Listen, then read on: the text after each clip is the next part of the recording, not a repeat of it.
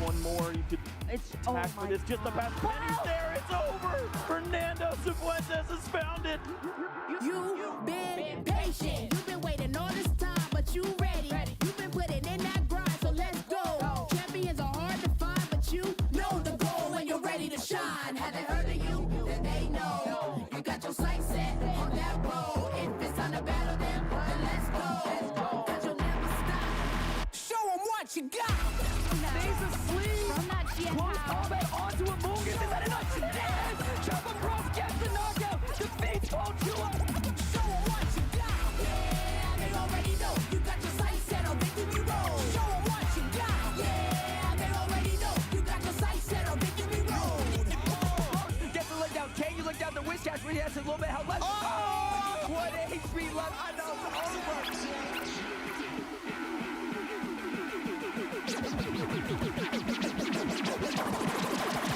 Show them what you got. Yeah, they already know. You got your sights set on victory road. Show them what you got. Yeah, they already know. You got your sights set on victory road. Put your hands up. Good morning, Pokemon trainers, and welcome to the penultimate regional championships here in North America. We are in Milwaukee, and we are ready to bring you some incredible action. It is a dawn of a new day, a dawn of a new regulation, and I am here with these lovely casters to bring you all into this new era of VGC. My name is Gabby Snyder. I'm joined by Rosemary Kelly and Jake Muller, and like I just said, it's a new day, and I'm excited to see where it's going to bring us. That was such an epic intro. Thank you. I worked very hard on it. I'm so pumped now for today. I know. I mean, I was already really excited, but now Gabby's got us in the mood too, and it's just going to be a great day. Thank you. I would like to dedicate that intro to the coffee I had this morning. It was very inspiring. And you know, what's also inspiring, honestly, is looking back on our regional schedule. You know, it's been a long time coming, and we're here. Like I said, you know, this is the second to last stop on our regional path to New Orleans, to the International Championships there next month.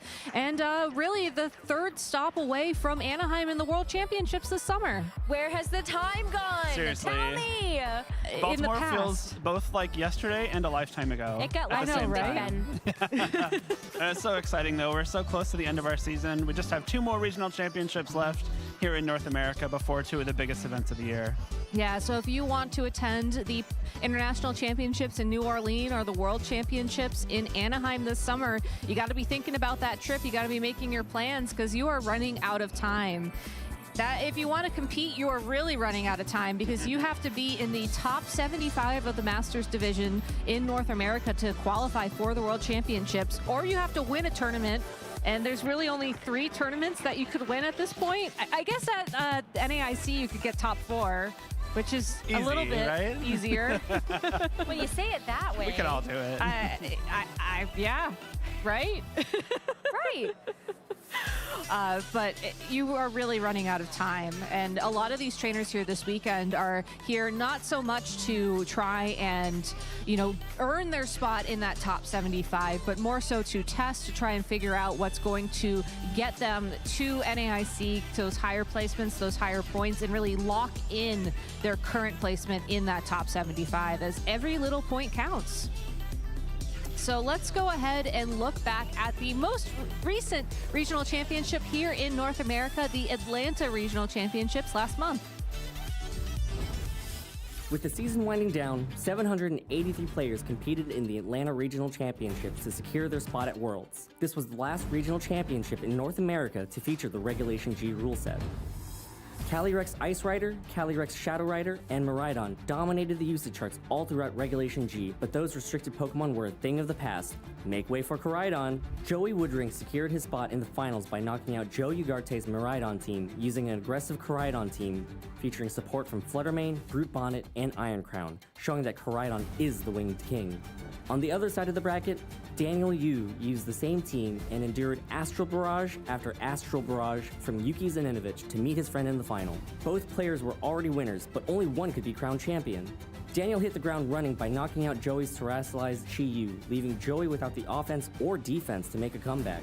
In Game 2, Joey fought hard to pick up the first KO, but that ultimately allowed Daniel's Koraidon to charge up and get knockout after knockout, securing the regional championship and Worlds invite for Daniel. And a final blow as Daniel Yu becomes your Atlanta Regional Champion. There are still chances to qualify for the World Championships. For more information on how to join the competition, go to Pokemon.com/compete to start your adventure.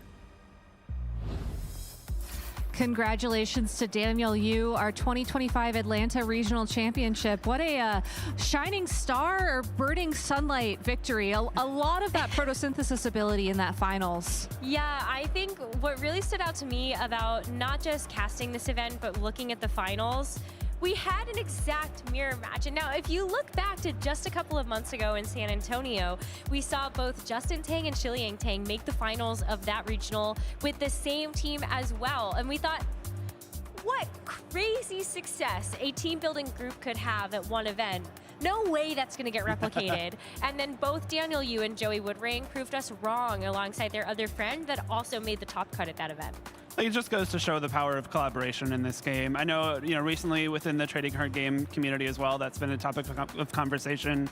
We have building and testing groups that are all doing very, very well at events together. So if you have some friends that you love to play with, you love to build teams with, practice with, you all trust each other to kind of guide each other down the right path with your team building. This is now the second event this year that we've had a mirror match in the final. So highly recommend pairing up with some friends and seeing how far you can go. I want to be more like-minded individuals that believe in the group bonnet. I would just want to celebrate the power of friendship. I feel like I grew up watching the Pokemon animation and hearing Ash and his friends be like, yeah, with the power of friendship, I can do anything. And now here we have Daniel and Joey truly showing us that with the power of friendship, you too can see yourself on the NA Regional Champions graphic at the end of the year. So congratulations to all of our regional champions from the year so far. We'll be crowning one more this weekend in Milwaukee and one more in Portland in just a couple of weeks. And that's it for the season. So you'll be seeing all of these faces compete at the World Championships this summer, plus two more. Unfortunately, Pikachu has not got enough championship points to compete at the World Championships just yet, but I'm sure Pikachu will find his way over there somehow.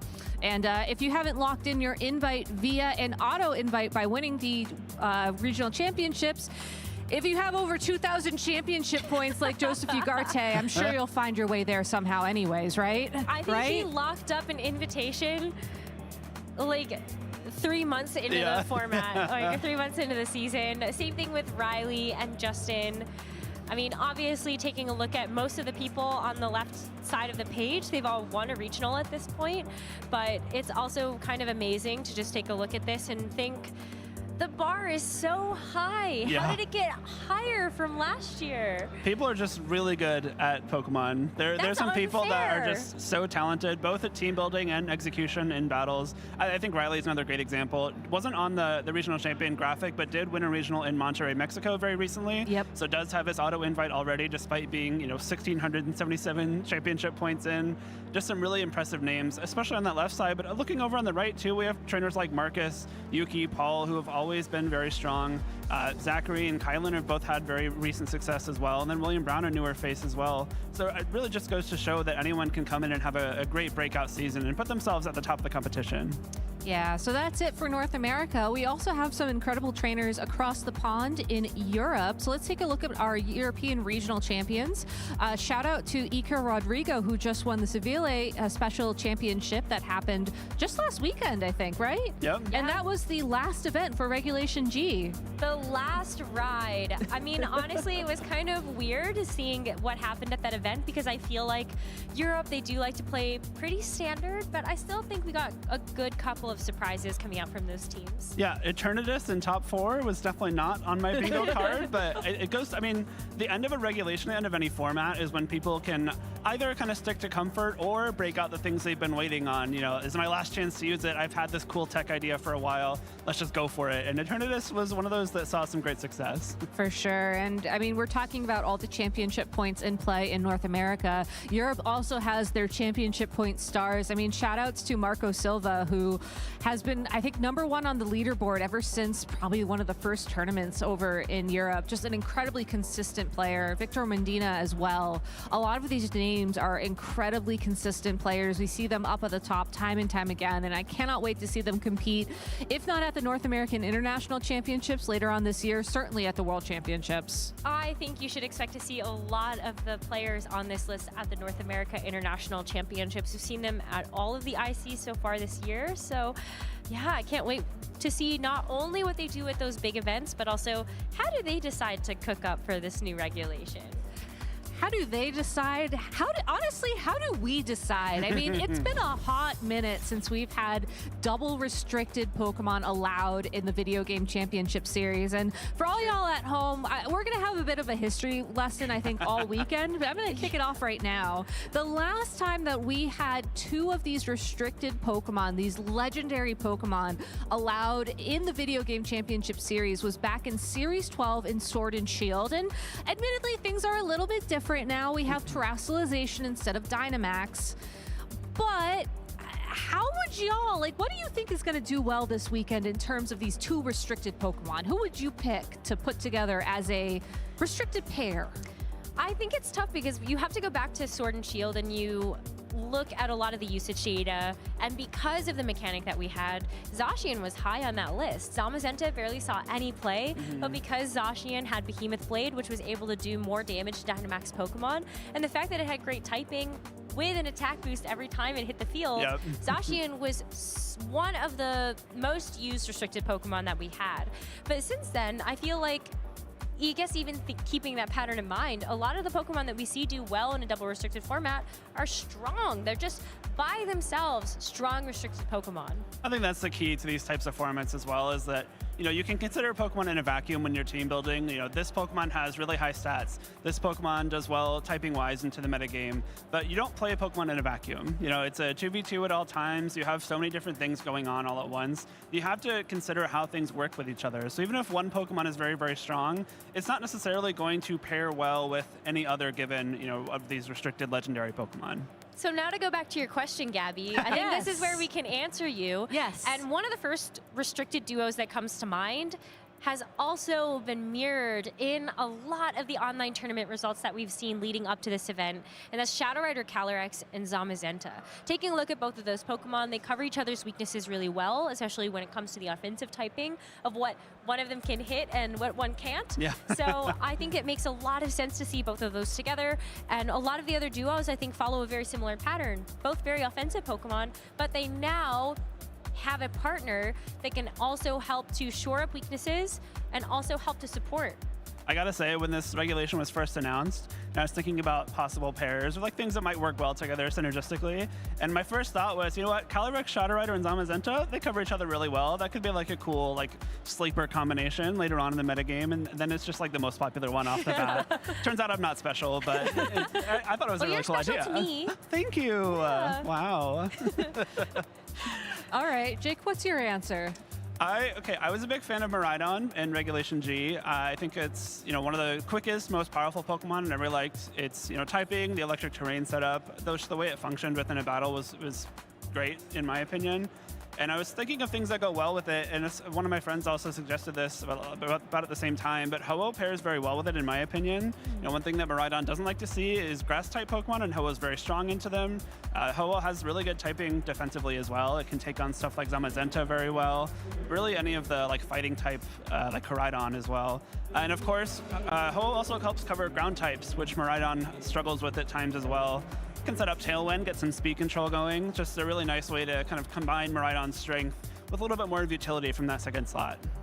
All right, well, I'm glad that you mentioned that because that's also your caster prediction for the weekend, which gives you the perfect opportunity to segue into my caster prediction, which is Calyrex, Ice Rider, and Miraidon, which some of you might say, Gabby, why does Calyrex Ice Rider support Miraidon? Where I'll say, no, you're wrong, because It's actually Miraidon that supports Calyrex Ice Rider because with the electric terrain, now my Calyrex Ice Rider can't be put to sleep. So we'll get more into those details later. I am a little bit curious why, Rosemary, you picked the Koraidon and the Lunala combination. If you could just give us a little quick lesson on that. Well, I would love to, Gabby.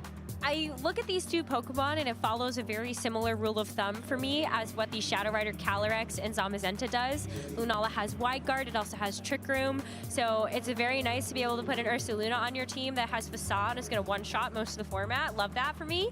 But then you also have Fluttermane, which is going to get activated by the sun that Koraidon sets. Photosynthesis just being so powerful. And, would you look at that? Dragon-type Miraidon? Another Dragon-type Miraidon on Jake's predictions? What are you talking about? Dragon-type Miraidon on Sierra's? I love Fluttermane. It's great. I will say there has been this resurgence of photosynthesis everywhere, and it's really interesting to see how that's carried over from Regulation G into Regulation I already. Whether or not there'll be more Kyogres in the field to sort of counter that, we'll have to see this weekend. I'm sure Joe Brown will be able to answer some questions about that as we throw things over to the caster desk. But before we do that, I would like to remind y'all that if you're enjoying the show already this morning, I'm really glad to hear that. We worked hard on this introduction, but you can always go to Pokemon.com/broadcast to figure out where we'll show up next. It'll probably be Portland. It may be Utrecht before that. I don't know. If you want to know, check out the website. We have all of our broadcast information there, and you can always check out our YouTube channel /Pokemon or over on Twitch to get notified when we go live. There's also a new Play Pokemon YouTube channel where you can specifically see videos from past tournaments and more, so we'll be talking a little bit more about that throughout the broadcast, so stay tuned for that. And of course, you can always just hang out with us here whenever you want when we're live. So now that that's all said and done, let's go ahead and throw to our lovely casters to get this tournament started. All right, thank you very much, Gabby. It should be a very exciting time, as Gabby said, the dawn of a new time. Regulation I, 2 restricted and 2 casters behind the desk to start the day. I am Joe Brown, joined by Sierra Dawn. Sierra, a little nostalgic as we get back to a double restricted format. That's the first time that we really casted together. In that Worlds format. I can't believe you remembered. Oh my goodness. Yeah, it's actually kind of crazy. It's like the more things change, the more things stay the same. Exactly. And the fact that we find ourselves in a double restricted format, it's going to be our Worlds format, and we're just learning so much about this new regulation while making parallels to the old, like 2022. I don't know. It's a lot of fun. Yeah, we find ourselves in a familiar format. We find ourselves with Oko going to Milwaukee. That's right, having a little fun here. Gotta represent for the fans at home, and I'm very excited for it this weekend. Obviously, there's a lot of new information because there were certain, definitely, we were in London, Sierra, and there was no Miraidon on any teams. There was no Koraidon. There's no Chi-Yus or Fluttermanes out there last time we had this format. So even though we have some understanding of how these restricted Pokemon work, it's a completely different ballgame now. Yeah, though there is still some Pokemon that were super strong then that are going to be super dominant now. You're talking about a Calyrex Shadow Rider and how well it pairs with those new Pokemon. There's a lot to get into, but as well as our competition. So before we get too into the nitty-gritty with that, a quick format video to get you all up to speed. This weekend, the 2025 Regional Championships are bringing the electrifying action of Pokémon Scarlet and Pokémon Violet to the global stage. Top trainers from across the world have gathered to compete for a share of over $125,000 in cash prizes, travel awards, and the all-important championship points that could secure their spot at Worlds 2025 in Anaheim, California. The journey to the top is a true test of skill and strategy. This 2-day event kicks off with Swiss rounds, where trainers face off in best-of-3 matches using an open team list format. In this format, each Pokemon's Terra type, ability, held item, and moves are fully visible to the opponent, making every decision crucial. To advance to Day 2, trainers need to rack up total match points to exceed the threshold for their division. On Day 2, the competition ramps up as trainers continue through more Swiss rounds until the top cut is determined. Then the battle reaches its peak in a single elimination bracket, where only one trainer will emerge as the regional champion. who will etch their name into the history books this weekend, and who will punch their ticket to Worlds 2025 in Anaheim. Don't miss a minute of the action. Stay tuned all weekend long to watch the battles unfold live. To stay up to date on future Play Pokemon events, visit pokemon.com/play. All right, so now you're all caught up on how our tournament structure is going to work this weekend. We can take a look at the prizes on the line here. First place can get you a lot of booster packs, $6,000 as well, and of course that guaranteed qualification towards the World Championship this summer.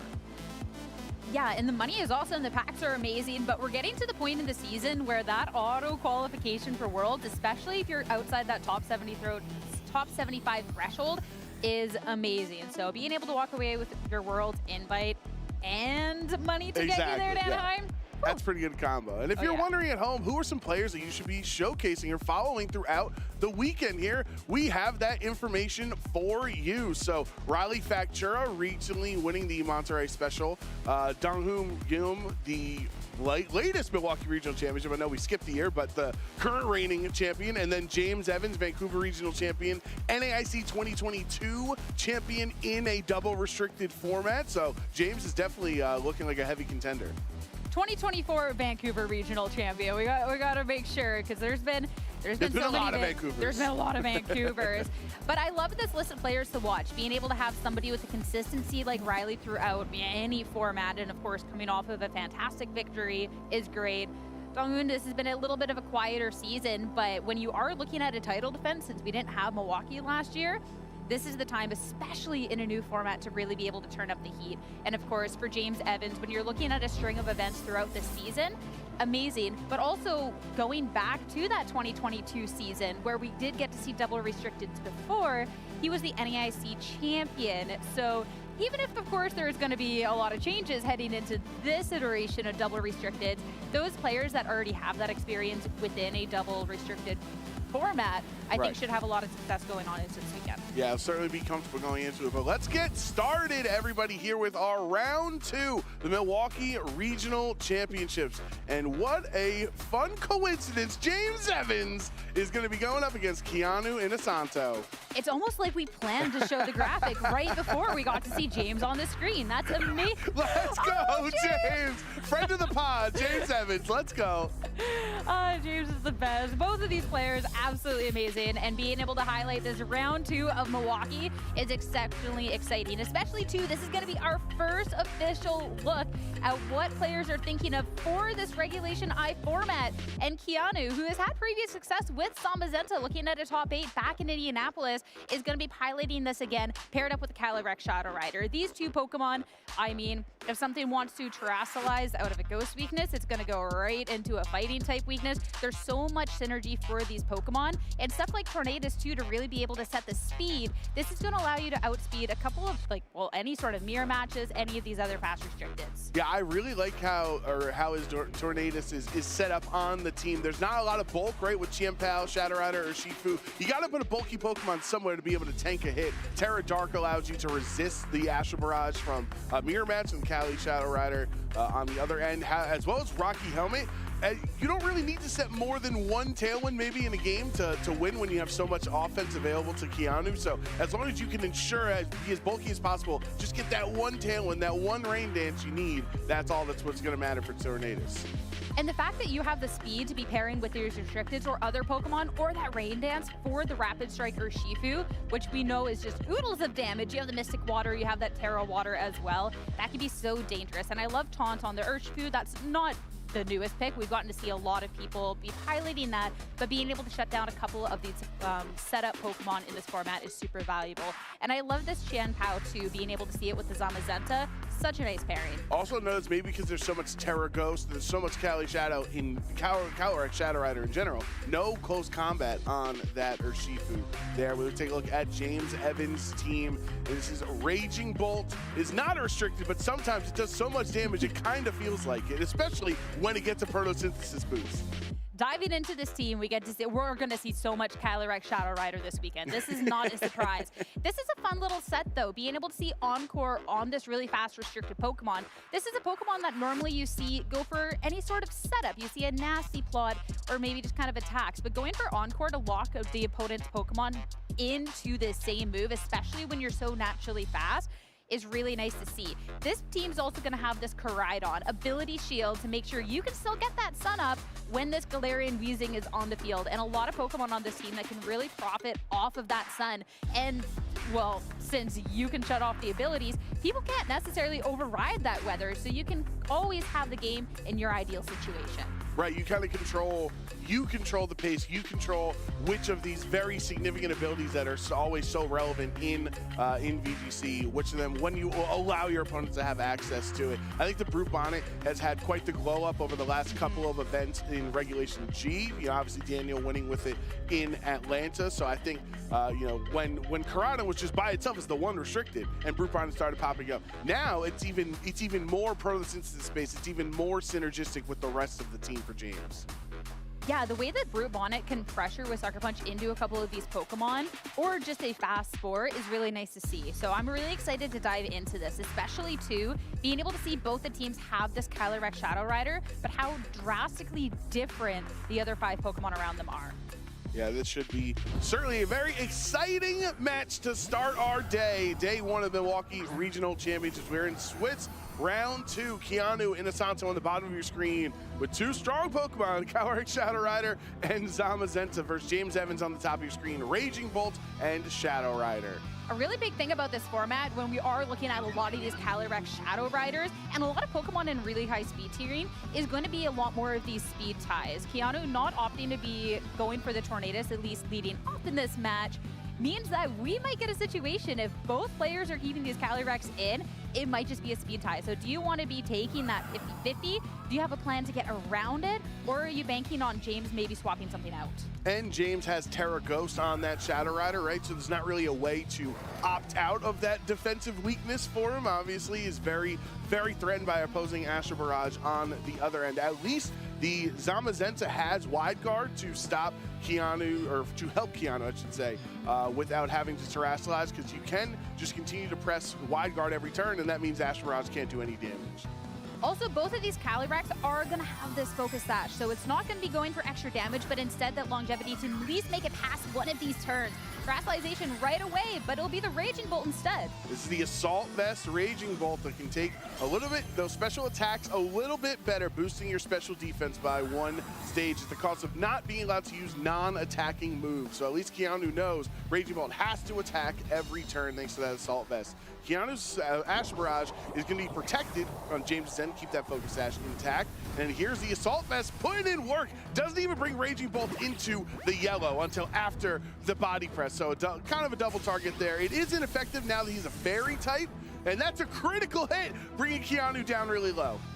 Yeah, and that's going to be Sash broken as well onto that Calyrex Shadow Rider. So even just going back into this, hey, are you wanting to go for this 50-50, assuming that they are going to be the same speed, which I think a lot of them are going to be in that position. You do not want to have the slower Calyrex here. And it's also going to be the pressure, too, with something like that Thunderclap. So you have to be so careful. That critical hit doing a lot of work there. And even if the Raging Bolt does offer something different, it's still in a really precarious situation. So the Zamazenta Wide Guard, maybe be good past one Pokemon, but you can't be good past both. Yeah, and I think at this point, Keanu, with that Focus Sash broken, has to be very scared of Raging Bolt on the other end with access to Thunderclap. Essentially a electric type version of Sucker Punch would have boosted priority if Keanu's Shadow Rider goes for an attack. James is going to swap out his own Shadow Rider, revealing his second restricted here in Koraidon with that ability. Going to set up the sun, activating Raging Bolt's Photosynthesis ability, boosting its special attack by 1 stage. So now you have boosted special attack and special defense on the Raging Bolt because of the Assault Vest. So really strong and very bulky at the same time. But there is the Thunderclap. So Keanu did go for an attack, and that is Shadow Rider down. And that's one of the restricteds lost. And for James Evans, that sash is still intact on his own Calyrex Shadow Rider. It's now hiding in the back, and you have another really powerful threat out onto the field now, and a Raging Bolt that can still pressure a lot onto this turn. So that's one of the dangers with these restricted formats. The double restricted is one of those turns wrong, and you can lose a really powerful threat on your team. I think, too, that it was just so safe from James to go for something like that Thunderclap. And if Keanu wanted to go for something like that Encore instead, the move wouldn't have worked. But you're also taking a really big risk there because it could have just been a Thunderbolt to punish you anyways. I think what's really scary for Keanu here is Tornadus here. It might be bulky. It might not be able to take the Photosynthesis boost and the Koraidon damage as well. You can't click Tailwind and Rain Dance on the same turn, right? So is it more important to get rid of the Sun, to get rid of that Photosynthesis boost, or to give your team the additional speed? Those are the tough hitting questions, especially too if you are anticipating the Raging Bolt, maybe going for a Thunderbolt into it. The fact that your focus sash is elsewhere, the Tornadus is not going to appreciate the hit. So Protect also super viable is Terrestrialization onto the opposing end. Try and make sure that you are way better up against those two Pokemon, now being the Dragon type, and you will resist a hit from either of these two Pokemon. Right, either the Electric attack or Fire attack coming into this. Now, Dragon typing on Zamazenta. Collision Course goes there. That does just not really a lot of damage whatsoever. And here is resisted damage from the Body Press. Raging Bolt's just able to hang on, and he called the Terra. James knew that Terra Dragon was coming out, so swaps to Dragon Pulse instead, ignores the Tornadus, and goes for the Zamazenta as the big threat for a second KO. Looking into that, the double up in to the Zamazenta, knowing that the Tornadus would protect, so good. The combination of the two attacks, though, just makes so much sense. You either catch the Terrestrialization, which Dragon Pulse is going to do a lot, or Collision Course is just going to do heaps of damage there. So really smart double up into that, not really picking out this Tornadus as a threat now, and Keanu down to final two Pokemon, and both restricted's gone. Jianpao now onto the field, but when you're looking at all of the Pokemon on the other end, Keanu hasn't really made a dent, and, well... Right, I mean, James's Shadow, the Focus Sash is still intact. So even if Raging Bolt goes down at this point, it's done more than enough work to help try to secure this game one for James. Yeah, and if you're looking at a Tornadus, even if you want to go for an attack here, well, then you're susceptible to the Raging Bolt maybe trying to go for the Thunderclap, and if you go for a setup move, well, then Qianpao's not really going to do enough momentum on this turn when you still have all four Pokemon to get through on the other end. So big decision there. So gonna click the attacking button, but again, a Thunderclap here would just completely stop it in its tracks. And it was so smart of James to just terrestrialize early with the Raging Bolt, not play any mind games, because if he took neutral damage from the first Body Press, it would have knocked out. There is the Thunderclap, showing Keanu went for an attack. That's a one-hit KO. This Photosynthesis boosted Raging Bolt has just been absolutely monstrous so far in game one. Now for the Collision Course into this Jianpao. And you know the Focus Sash is not there since Shadow Rider's holding it. So two one-hit KOs is going to give James game one here in round two. What a strong victory as well coming out from James. Not utilizing that Calyrex Shadow Rider at all, but always having that threat of it, and so well preserved. The Raging Bolt, you had commented beforehand that Raging Bolt kind of felt like a restricted at some points, considering just how strong it was. And it really just did feel like it was a restricted instead of the Calyrex Shadow Rider there. The choice of the Terrestrialization so early on, so you're never really pressured, and the amount of damage output you were able to do, even just from that first turn, breaking the sash on that Calyrex Shadow Rider and having that Thunderclap pressure. If you get that wrong, you're still going to be fine, because the Zamazenta is not doing the most damage. And, well, if it's you can just punish the next turn, right? So difficult situation that James put Keanu into.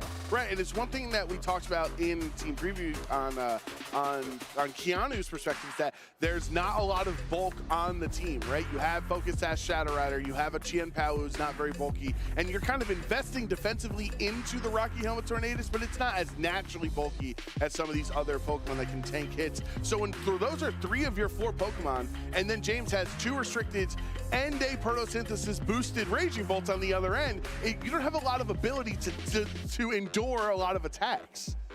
And one of the phrases kind of going into this was the amount of, I won't quite say the phrase, but it was, these Pokemon are going to do a lot of damage, which is all great and dandy until the Pokemon on the other side survive, and then you're like, oh, well, now what, right? Which kind of feels like the case when you see the Raging Bolt here, because now Keanu, even if you try and set up speed so you're good. If you try and go for another option, the Raging Bolt is still going to have that survivability and be able to punish here. So Keanu needing to make a switch up will make that here in game 2. James going for that same lead that worked so well. So now we get to see the Tornadoes out onto the field.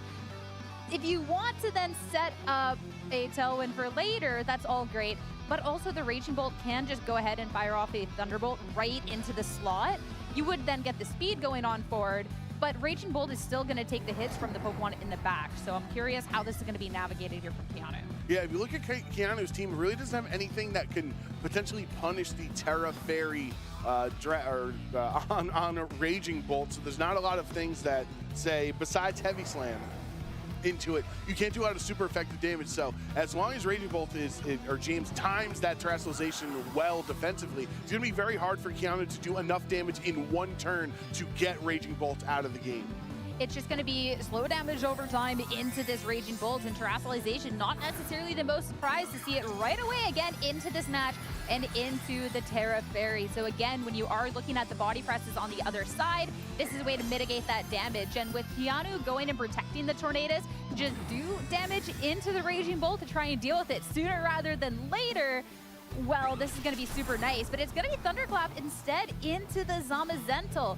The Astro Barrage just going all out offense here. Yeah, and no wide guard means this Astro Barrage is going to hit into the Zamazenta. How well is it trained? It's going to take, it looks like it might be able to take at least one, or definitely at least one more. I'm not sure if it can take 2 more there. It's an incredibly bulky Pokemon, but as we saw with that Terra Fairy resisting the body press, I was sitting here thinking, you know, from Keanu's perspective, you can't, if you go for the body press and Terra Fairy, whether you go for Heavy Slam, if you keep trying to focus on Raging Bolt, that's exactly what James wants, because then his Calyrex Shadow Rider is completely unaffected. He can just keep clicking Astro Barrage if you want to attack into Raging Bolt.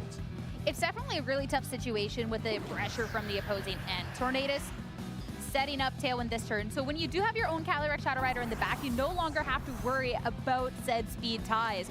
Going and just breaking the sash onto the Calyrex Shadow Rider is going to ensure that on the next turn. As another Astro Barrage, Zamazenta no chance, Tornadoes brought down to half. Yeah, not able to actually take that second Astral Barrage on the Zamazenta. That's going to be the first Grim Neigh boost for James, boosting its special attack. And then Raging Bolt is going to clean up the Tornadoes on the other end. So Keanu already down to his last 2 Pokemon as we just start turn 3 of this game. Hey, when you're looking at all of these super powerful Pokemon, I think we might be in the lounge a little bit more than some people would want over this weekend. So these matches have the potential to go fast.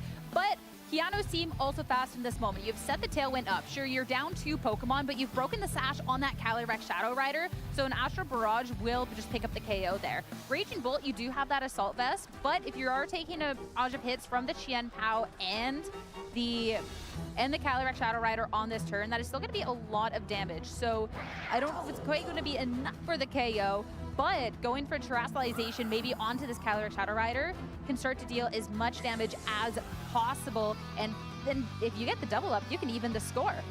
Right, it's all very difficult decisions. You can see Keanu mulling it over in his head right now. He knows his back is against the wall. No more room for error in this game 2. Down to your last 2 Pokemon. James deciding to swap out the Shadow Rider on his end to preserve that Focus Sash and save it for later. Maybe later on when that Tailwind has expired on Keanu's end. For now, Koraidon will switch in, setting up the Sun, activating Raging Bolt's ability there, boosting its special attack. So if the James went for a Thunderclap with Raging Bolt, I should say, it's going to do even more damage after the Photosynthesis boost. James nodding his head as Keanu decides to Terrestrialize his Shadow Rider into a Terra Ghost. More offensive damage as a Ghost type, doing even more with Astro Barrage. Tailwind's on your side. The Thunderclap, though, into Shadow Rider doesn't even do half at this point. Here's a Terra Ghost boosted Astral Barrage into both of James's Pokemon. It's an Assault Vest on the other end, so it does not take out Raging Bolt. And you're gonna have to have the Icicle Crash. It does connect, and now Raging Bolt's down. Now you have 2 turns of Tailwind left and no Raging Bolt. the Astro Barrage with the Assault Vest. You're not getting the KO there, but the Ice Cold Crash Connect is pivotal as well. A lot of damage into that Koraidon, which is something that you can be pressuring out onto this turn. Now, Calyrex, you re-hit the field, but again, you've taken so much damage. That Sash is broken, and Keanu has the speed, which would be an easy double KO in this situation. Yeah, at this point, with no Focus Sash, James cannot comfortably have this Calyrex on the field right now, knowing that that with that Sash broken, any amount of damage, pretty much since it's such a frail Pokemon, would be enough to knock it out. Koraidon is in the red health as well here, so Koraidon, just another attack, will be able to take it. Chien-Pao has taken some damage. I think if James can find a way to get through these last 2 turns of Tailwind, then that would be his best chance of winning this game. Then you better start clicking that protect button and hoping that you get to roll it not once but twice in a row. Calyrex, Shadow Rider, the first to protect on this turn, Koraidon shortly following. So a little bit of a just check situation on this. Keanu will just go for 2 attacks, get the information, not necessarily going to be a surprise, and just have to hope that you hit that 1 and 3 with the Pokemon on the next turn. And if so, well, this game could be yours, but the odds are definitely against James at this point. Yeah, I think that's all it is right now. It's just, you kind of know what is happening. You know, James is just trying to make it back post Tailwind, and then you're going to be able to try to just hope to win that speed tie. James has 1 Pokemon in the back that he's not revealed yet. Obviously, you'd like to have one of your 2 restricted still on the field when that 4th Pokemon comes out. You don't want to be down 2-1. No, especially not when it's a Calyrex, Shadow Rider, and a Chien-Pao on the opposing end. So, all right, first protected attempt, and it's gonna fail. Now Koraidon, Koraidon didn't even go for it. James is saying, I don't need Koraidon in this match. So the Astro Barrage will go off and claim 2 KO. That's gonna be 2 Gramenet boosts for Keanu. So even when James brings his 4th Pokemon into the battle, he's gonna have to face down a boosted, essentially a free Nasty Plot, if you think about it, with the boosts there. And the Chien-Pao has a lot of damage too with the Sword of Ruin active. That's gonna be Tailwind gone now too, so we'll have to see what the final Pokemon is for James, but Chi-Yu. This is where things can get interesting, because looking at this Chi-Yu, this is the Choice Scarf. You're looking at things that can pressure these fast restricted, these fast Pokemon a little bit more. This is it. And with the Focus Sash broken, that's going to be a dangerous one, especially too when you do have this Heat Wave that can hit so much damage into both. So it's going to be a double protect on this one and get the opportunity to see what Chi-Yu locks into. And of course, it's the Heat Wave. Exactly. Just take that protect just to force James to lock into his attack. Now, I don't know where you put a scarf on a fish, but apparently Chi-Yu has figured out how to wear that Choice Scarf, boosting its speed. And now with the Beads of Ruin, with the Sun active, with just how strong of a Pokemon is, a Heat Wave, and both of them connect, it's going to be the double KO. And James sweeps with the Chi-Yu at the end, and we'll start the day 2-0 with this 2-0 over Keanu. What a match. What a attempt at a comeback from Keanu, because it looked really close. But Chi-Yu, that perfect Pokemon in the back. And one of those things, when you look at all of these fast Pokemon that can really pressure with that Choice Scarf, having that Sun set up, that was really the only marker on the battle that Koraidon got to have for that one. But really nice to make sure Chi-Yu's gonna get all of that damage. You have the Choice Scarf, you outspeed.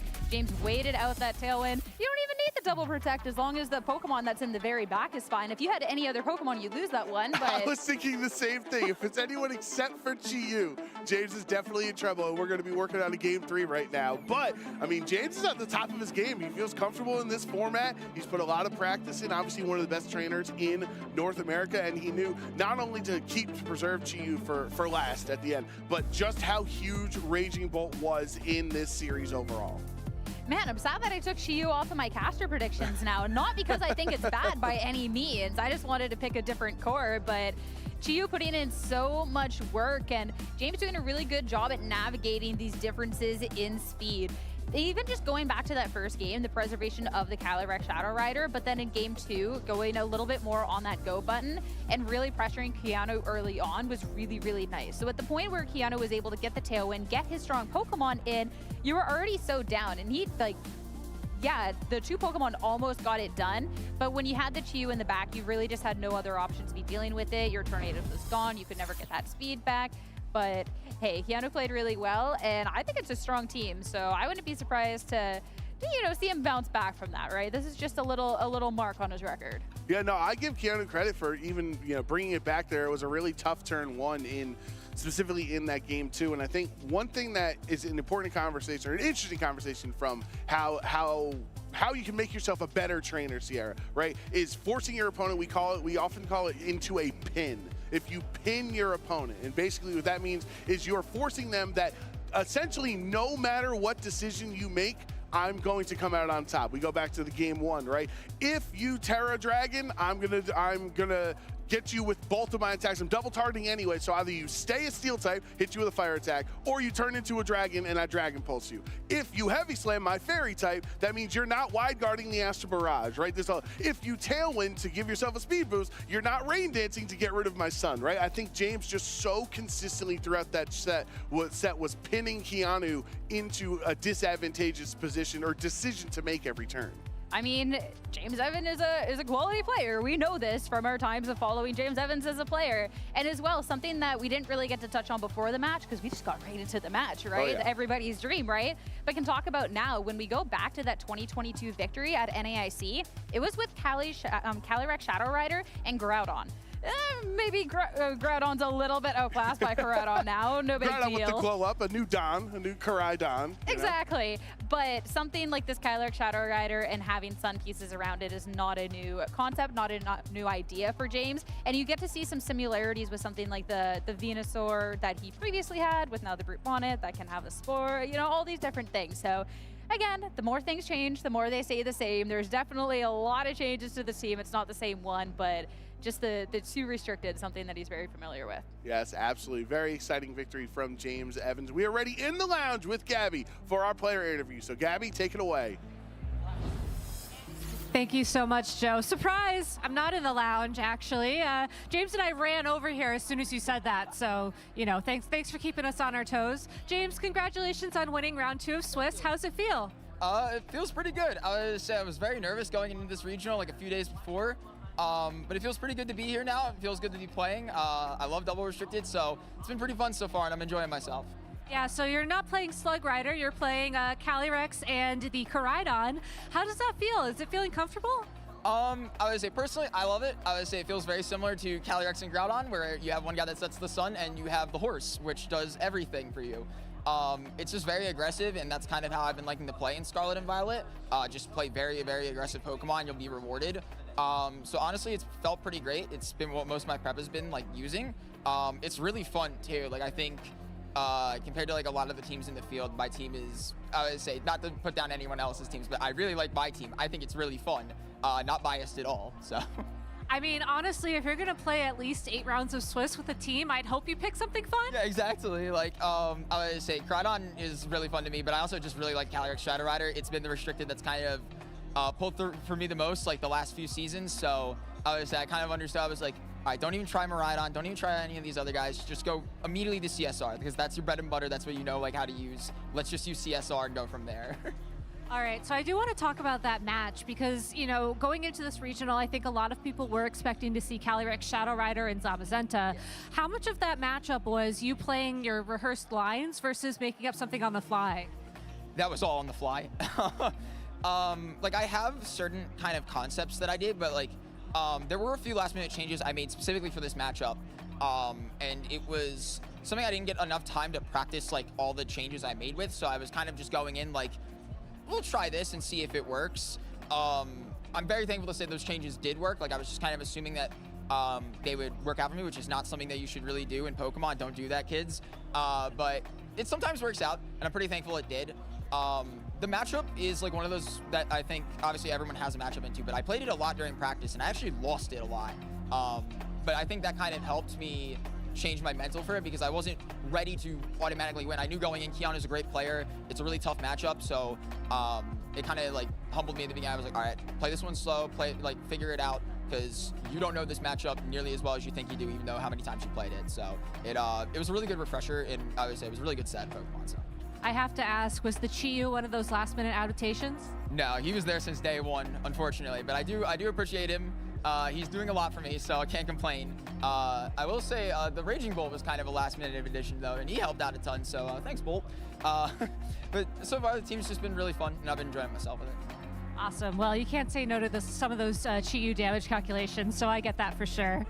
James, do you have any shout-outs you want to give to anybody at home? Absolutely. Shout-outs to my mom and dad who are watching, and my entire family. Love you guys very much. Shout-outs to all my friends at school. I texted them before I was going on the show. I'm like, guys, you finally get to watch me like on stream do something.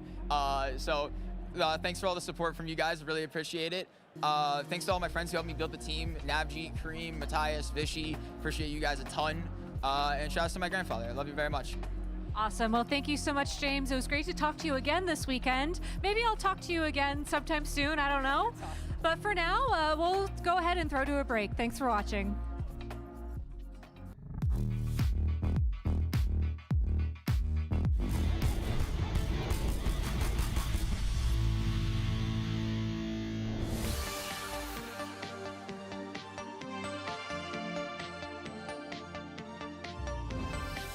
I think for me, one of the best ways to handle pressure during matches is to really think about what I've been doing at home. So trying to simulate the home environment, trying to block out any outside distractions, and then just imagine that it's very low pressure and then go from there. My best advice is to just breathe and remember that it's just a game. Because at the end of the day, yes, we're here to compete, and obviously, we want that prize money and, brag to all our friends how good we are at the game. But like at the end of the day, it's a game. I try to find out what my best and worst routes are, and if both of those are highly unlikely, then I try to find a way to meet in the middle. And that usually is able to relieve pressure just because I know that I was making an informed decision, no matter what. I think the best ways to handle pressure are to drown out everyone else and kind of go back to what you've practiced, hopefully, all season. Also playing some of the Pokemon that you're used to. You learn everything about the ins and outs of the matches, and you just go back to your practice. So one of the best ways I handle pressure during a match is putting on my headphones while I play and just kind of like jamming out to the music. I like to just kind of move around a little in the seat, and it just makes it a lot more fun. It makes me feel like I'm there in the game. I may not win it all, but I'm gonna have fun while I'm here. Hey there, Pokemon trainers. Gabby Snyder here. When preparing to compete at a Pokemon tournament, it's important to ensure that you choose the moves, items, and stats that best suit a Pokemon on your team. But what are these stats, and how do you ensure that you're training them in a way that unlocks their maximum potential? Let's break it down. Pokemon have 6 individual stats that determine its performance in battle: HP, attack, defense, special attack, special defense, and speed. Each species of Pokemon has different stat potential. Fully evolved Pokemon typically have higher stats when compared to the Pokemon from which they evolve. To determine a Pokemon's primary role on your team, take a look at its stats. An attacker will have an attack stat that's naturally higher than its other stats. An example of a physical attacker is Rapid Striker Shifu, and an example of a special attacker is Fluttermane. Support Pokemon typically will have higher HP, defense, or special defense when compared with their attacking stats, but that's not always the case. Examples of support Pokemon popular in VGC include Amoonguss, Tornadus Incarnate, and Cresselia. So how can you optimize a Pokemon's stats to best fit its role in your team? Start by picking a nature that aligns with that role. Most natures will boost one stat while lowering another, so attacking Pokemon should pick a nature that raises its favorite attack stat while lowering the other. For supporting Pokemon, raise your chosen defensive stat while lowering its lowest attack stat. And for speedy Pokemon, a boost in speed is best offset by dropping its lowest attack stat. Next, maximize a Pokemon's potential by training their individual strengths, which are the innate affinity each individual Pokemon has for each stat, ranging from no good to best. A Pokemon with a higher individual strength and attack will be able to reach a higher maximum attack stat than a Pokemon of the same species with a lower individual strength and attack. To examine a Pokemon's individual strengths, complete the main story of Pokemon Scarlet or Pokemon Violet and talk to the nurse at any Pokemon Center. This will unlock the judge function, which allows you to check a Pokemon's individual strengths in your boxes. You can maximize a Pokemon's individual strengths by talking to the hyper training trainer in Monte Nevera in exchange for a bottle cap, which can be purchased from Delibird Presents. Now it's time to train a Pokemon's base points, which help determine the growth of its 6 stats. Each Pokemon begins with 0 base points in each stat. There are limits to how many base points each stat can earn, as well as the combined total of all 6 stats. So you won't be able to train your Pokemon to have the best possible stats in every category. These limits allow you to either hit the maximum in 2 stats, with a tiny bit left over for a third, or spread your Pokemon's training more evenly amongst a greater number of stats. The simplest way to start base point training is to refer to your Pokemon's role. Attacking or speedy Pokemon should maximize their chosen attack stat alongside of their HP or speed. Supporting Pokemon should maximize their defenses alongside of their HP. You can earn base points by defeating Pokemon in battle or by using vitamins, feathers, or mochi. To maximize base points for an individual stat, you'll need 26 vitamins or mochi or 252 feathers. For more information on base point training, make sure to check out Pokemon.com. A Pokemon's stats are only one aspect of its effectiveness in battle. Champion Pokemon trainers pay close attention to a Pokemon's abilities, moves, and overall team composition to come up with their winning strategies. Testing your team and how your Pokemon are trained is an important step in figuring out your team's strategy. Make sure to practice online via Battle Stadium or in person via your local Play Pokémon League. Looking for inspiration? Check out Pokemon.com for more information on past events, upcoming tournaments, or ways to train your Pokemon. Until next time, trainers, see ya!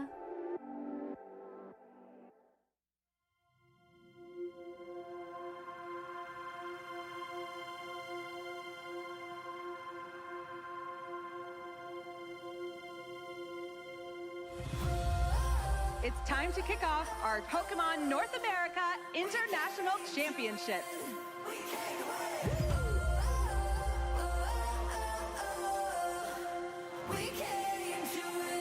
And we're about to kick things off across Pokémon GO, and we dream bold. Unknowns and heroes among us, going for the ultimate goal. Pokémon UNITE. We came from all over, every one of us with a different story. Competition unites us. Now it's time to claim your glory. The Pokémon trading card game. We have the same mission, so let the games begin. And the Pokémon video game. Gonna give all it takes, 'cause we came to win.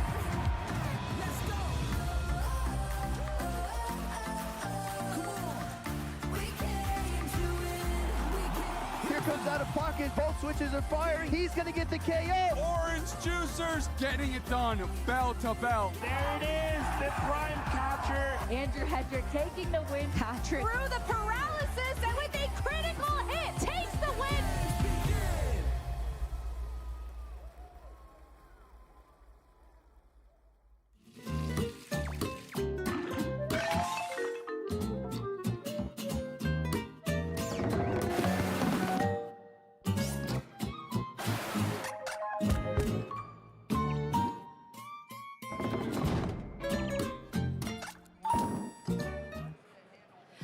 Welcome back, Pokemon trainers. We're still here in Milwaukee, and believe it or not, we're actually only about 1 round or 2 rounds of Swiss in of this lovely video game championships, regional championships tournament. My name is Gabby Snyder, and I'm here with Julio Elech, who just won the VG Professor Cup the other day, and we'll get into what a Professor Cup is a little bit later. I actually had a great interview the other day about what that means, but Julio, why don't you tell me about what team you built for this Professor Cup and what Pokemon were on it?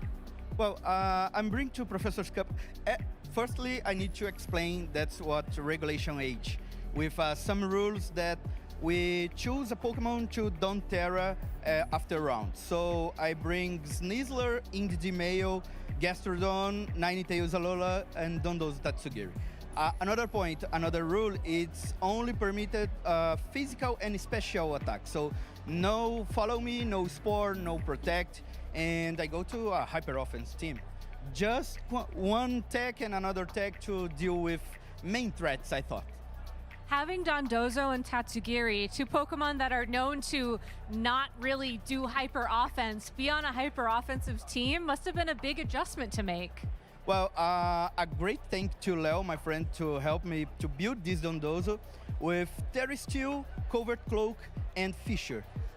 Terry Steel to avoid any clear smog, sport I don't need to care about, and Fisher was the main move at the tournament because 3 of the 4 top 4 are using Dondozo Terry Steel Covert Cloak with Fisher, but I connected first.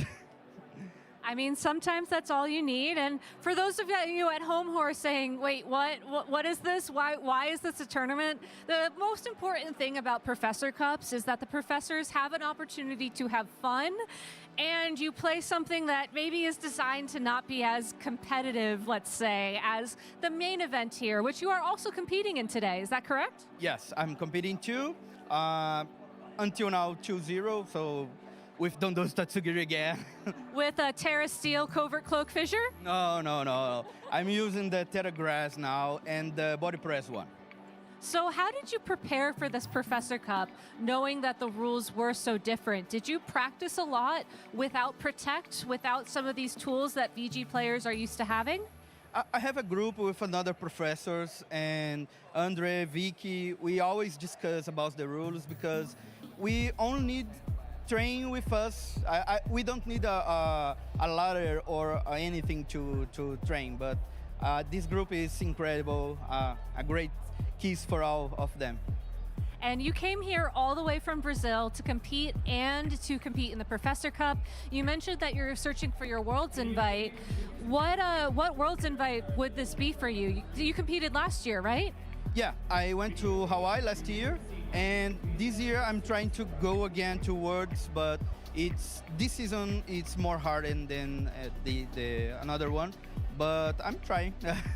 The most important thing is to improve the travel, know another countries. But if I get CPs, it's good too. I mean, it's incredible that you're balancing getting a World's invite and being a professor in your region. So thank you so much for being a professor, of course. Can you tell us a little bit about how you chose to become a professor? I chose to become a professor because at Brazil we have a large community and we need great persons working on Pokemon. So I think I could improve this community and help newer players, older players returning to compete. So, and I like to help anyone. So I choose be professor, and I can balance between compete and be a professor. So for me, it's so good. When I'm not competing, I'm professor. So it's okay. Awesome. Well, Julio, thank you so much for your time. Do you have anybody you want to give a shout out to at home? I need to shout out to my team, Zero to Rio, that's supporting me, and anyone in Brazil. All right. Well, thank you so much. Best of luck in the rest of the tournament today. Casters, back to you.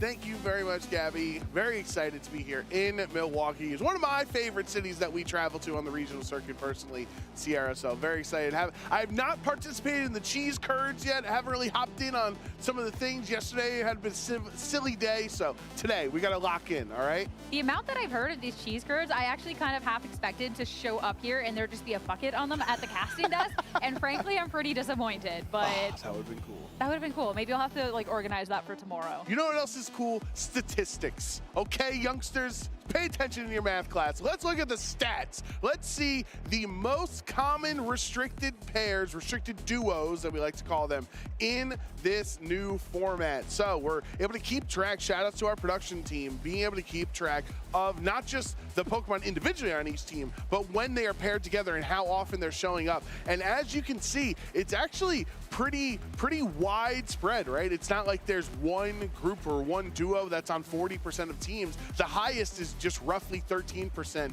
in this Calyrex, Shadow Rider, and Zamazenta, the core that Keanu was using, compared to 12% usage, the Violet restricted Pokemon with the Miraidon and Calyrex Ice Rider at 12%. When I look at these Pokemon, I just really am not surprised by any of this, if I'm going to be honest here. I think if anything, the Koraidon Lunala might be the most surprising, and I say that hesitantly because I'm still not necessarily the most surprised by that. I think that there's definitely going to be a little bit more nuance with the restricted pairings going into this event because it is the very first event, right? There's a lot of people here. You got to kind of test the waters, test things out. I think, actually, I'm going to take back my most surprising comment. I thought Calyrex, Shadow Rider, and Zamazenta would have been higher. I agree. I thought it'd be like 20%, just from some of the online conversations, Sierra, beforehand, and some of the, you know, just trying to, like, people trying to learn the metagame and just seeing what synergies work well together. I really did expect that the Zamazenta and Shadow Rider being higher. Is there anything that you're surprised isn't necessarily here yet? I'm trying to think through all the well, pairings. it's tough when you're combining stats, right? Because there could be something else that we're not seeing here. I think it's just good to see what's at the top, like what is the real big heavy hitter duo combinations. And this graphic's really telling us a story, as there's what, 8 spots total, but there are not 8 restricteds, right? You have 2 Koraidons on the screen, you have 2 Shadow Riders on the screen, so like it's showing that the high crop of Pokemon, the higher crop of restricteds are the ones that are pairing and dominating as either, let's say, the 1 restricted or the 2, right? Usually you kind of build in terms like that where you say, okay, this is my main restricted. Let's say my main restricted is Calyrex Shadow Rider. This is the one that James Evans absolutely swears by, is the best Pokemon, uses it on every team that he has available. And then I have a more supplementary or supportive restrict in the other spot like Zamazenta. That's why I love, personally, Koraidon Lunala at 11%. I think that's huge news for the format as this metagame develops, because as we know, in 2019, a different Lunadon won the World Championships with Naoto using Groudon and Lunala. And we knew, if you want to talk about Lunala real quick, I've personally been very much anticipating this day when we got 2 restricted, so that Lunala can now be like the best, you know, the best supplementary restricted to help out the main attacker. Yeah, Lunala doing well in Regulation I, Astricon doing well, because we actually don't really know as of quite yet, because we're still way too early on in the format. I don't think that was something that was necessarily going to be the most surprising. That was what some discussions were around in Regulation G, was what Pokemon will have glow-ups once we get to Regulation I, and I think Lunala was on top of that list, and the more surprising thing was the fact that it won Vancouver, right, in a single restricted format. But being paired with some of these bigger, badder restricted, I think for Lunala to pop off, it just kind of makes a lot of sense. And it'll be really interesting to see as Regulation I goes on, what other restricteds that have maybe been a little underrepresented in that Regulation G will be able to really pop off now that they have a different Pokemon to really be able to help out with some of those weaknesses, especially too, since it kind of feels bad sometimes to have a restricted that's a little bit more supportive or has supportive options. That was kind of something that was a little criticized sometimes with Zamazenta was, well, your restricted is wide guarding, so you're kind of missing out on damage, right? But now being able to have 2 of them, you can have a supportive option with your heavy attacks paired up to something just as heavy, and it can just be so crucial. Yeah, and I think my last note on this before we take a look at the field in general, just looking at this duo pair, first is let's talk about Calyrex Ice Rider and Miraidon. These are 2, you could argue, like I don't want to go event for event looking back at the old stats. Most people would probably say those were the number 1 and number 2 restricted Pokemon in Regulation G. Statistically, usually it was either Ice Rider or Miraidon really performing well until maybe the last couple months or so. But for most of that metagame, those are the 2 best restricteds. And now people are like, hey, they work so well independently, why don't we just smack them together and just have the quote-unquote 2 best restricteds on the same team? But to me, Sierra, it's so interesting to have them because their speed tiers are so drastically different. Miraidon's super quick, and Ice Rider is very slow, likes the Trick Room. So it is surprising that they're on the same team since they don't seem inherently like they have as much synergy when that speed comes. I think it might be the pairing that I'm the least keen on out of all of them for that reason, especially too, Calyrex Ice Rider is nice because especially with Terrestrialization, there is a decent chunk of survivability there, but I'm looking into what Glacial Lance kind of pressures into other parts of the format, and I'm looking like, oh, Koraidon, oh, except wait, it likes to Terrestrialize a lot of the time. It's a fire type, yep. Okay, Miraidon, oh, it likes to Terrestrialize a lot of the time, and I definitely think that there is utility here. I think that out of all the restricteds, I might be the worst player ever with Calyrex Ice Rider. So of course, I'm not going to see the vision as well as somebody who's very acclaimed with it. Like, it's probably good for the mirror too, right? With Miraidon as a dragon type. Yeah, so I definitely think that it'll be interesting to see how it shapes up throughout the day. It might be one of those teams too that with the other Pokemon on it really kind of round it out, but I'll be intrigued to see how, like, the percentage of specifically that pairing going into tomorrow. Because like I said, I just don't see the vision, but again, you could just be blind. Blind as a bat. I do blind have, as a crow bat. I do have a pretty strong, like, contact lenses prescription. Like, yeah. I also just like the fast Pokemon, and you click the powerful move and you go first. That's fair. The Calyrex Ice Rider doesn't go first, so it's a tough one. I think I'm very excited to see how this develops out throughout, not just this weekend, right? We'll obviously compare our day 1 stats to day 2 tomorrow, but as Regulation I unfolds really all the way through Anaheim, through our World Championship format, we might be looking back on Milwaukee like we were a bunch of crazy people thinking that this certain Pokemon was really good by the time we get to Anaheim. So definitely going to be an exciting time. We're going to take a quick break so we can get prepared for our round 3 matchup. So don't go anywhere. We will be right back. Hey there, Pokemon trainers. Welcome back to the 2025 Milwaukee Regional Championships. And as you may know, these formats come and go. And one format that has come back around finally is this double restricted format. Now I'm joined by James Evans, who won the 2022 North American International Championships, which was back in Sword and Shield in Series 12, which was our last double restricted format. So James, why don't you tell us a little bit more about Series 12 and your historic run?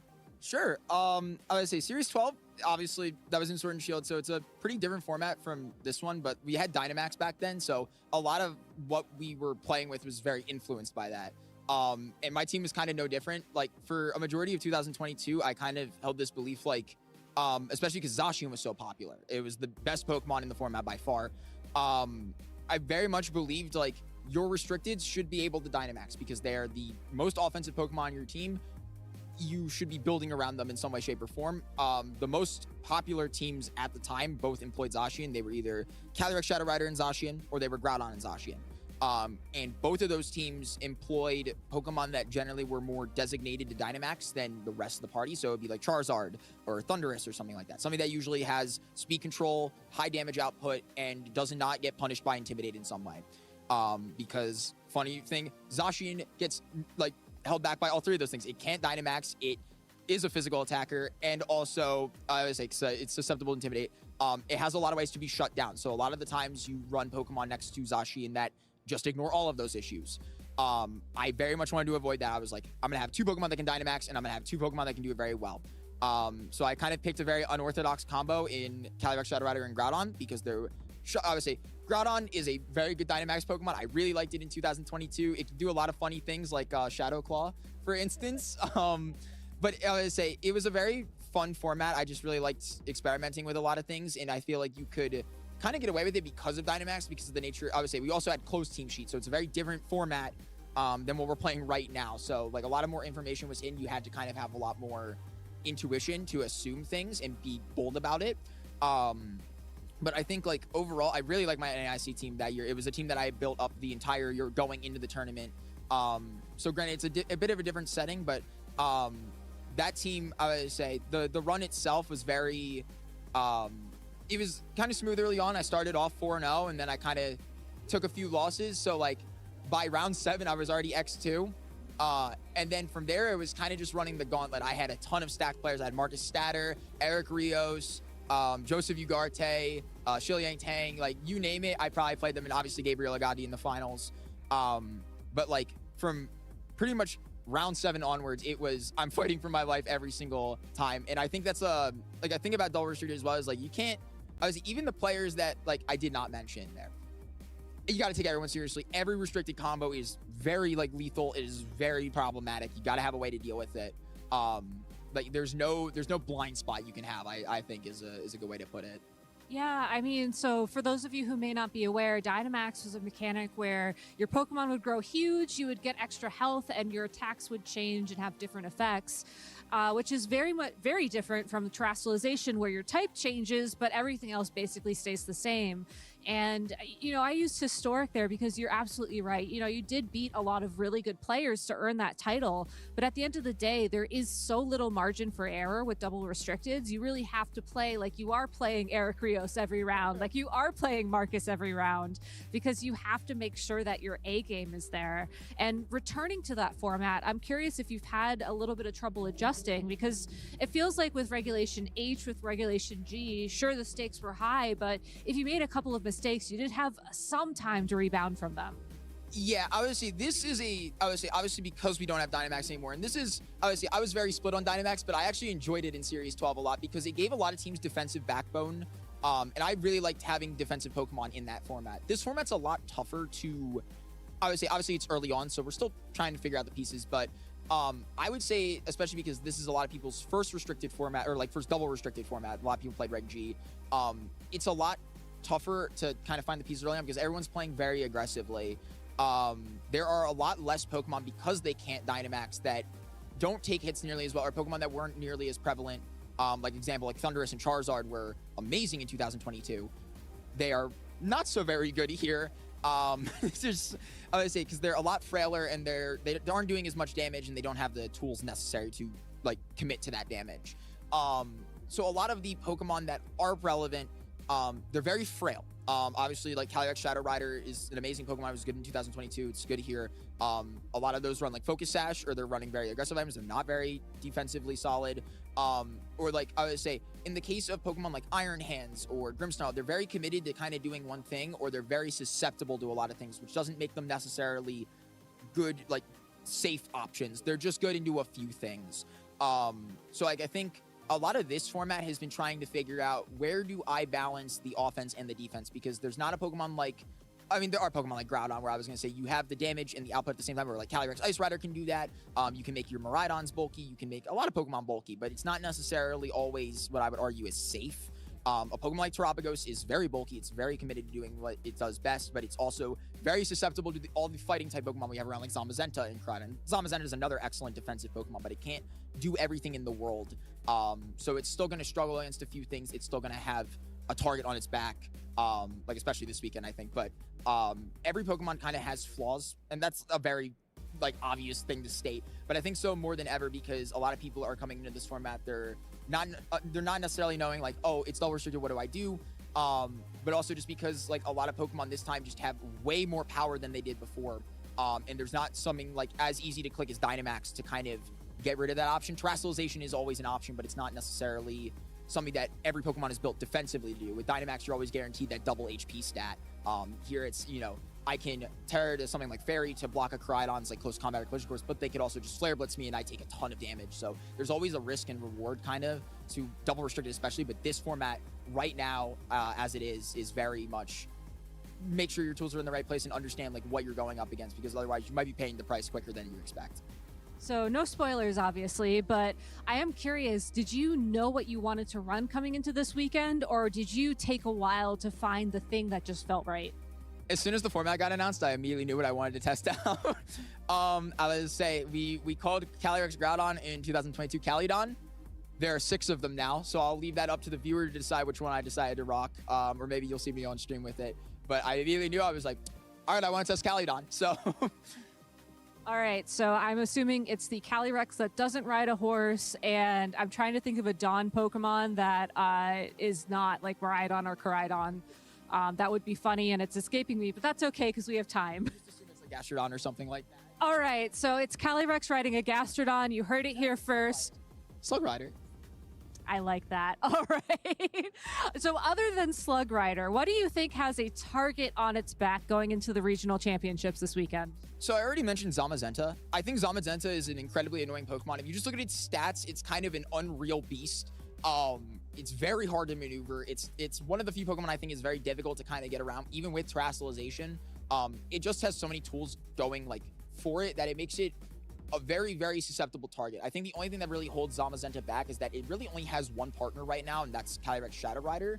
A Pokemon that is similar though, and this is my more like obviously this is my take on it. A Pokemon that is very similar but has a lot of partners going for it right now is Lunala. Lunala shares a very similar, not stat spread, I guess, but like very similar archetype to Zamazenta, where it's a defensive legendary that oftentimes finds ways to like boost its attack in some way, like Meteor Beam versus like Dauntless Shield, excuse me, I almost said Intrepid Sword. But like it has a similar toolkit to Zama. It's got Wide Guard, and I would say Lunala is a little better because it's got speed control either through Tailwind or Trick Room or Icy Wind or something wacky it can do.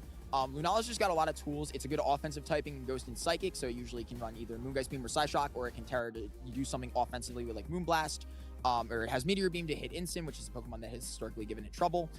It just has a lot going for it, and I think people have started to experiment with that in terms of like Koraidon Lunala or Miraidon Lunala, or even things like I ran into like Lunala Calyrex Shadow Rider on like in ladder before or on tournament. There's just a lot of Pokemon that it can apply to, and there's a lot of dangerous Pokemon that it can surround itself with that it's not necessarily the most offensive threat, but it can enable a lot of offensive threats. Again, like that Koraidon Miraidon, or like a Pokemon that I played a lot in practice, Ursaluna, is a very scary Pokemon because it's good defensively with it. It's got that normal type synergy, so it can block ghost type attacks. Lunala has Wide Guard to block things like Earthquake from itself. Just a very, very scary Pokemon in general. So I think a lot of people this weekend, if Zamazenta is not a Pokemon that you have an answer to, obviously you want that. But I would say Zamazenta is a Pokemon that I feel like is a lot easier to build for in just a broader sense. Lunala is very much a Pokemon that I'm like, especially when I was talking to my friends about it, I was like, we need an answer for this Pokemon or else my team is not going to do very well this weekend. I've been having the same problems with my own team. So that's very validating to hear, James. Thank you. And thank you so much for all of your insight as well. Do you have any shout outs you want to give to anybody at home? Yeah, obviously, shout outs to my family for supporting me. Mom, Dad, Fee, Noan, love y'all. Shout outs to my friend at school, actually. I would say, obviously, they've given me a lot of support over the years. But recently, I feel like more than ever, I would say I've been very stressed out lately. Obviously, college is a very stressful thing.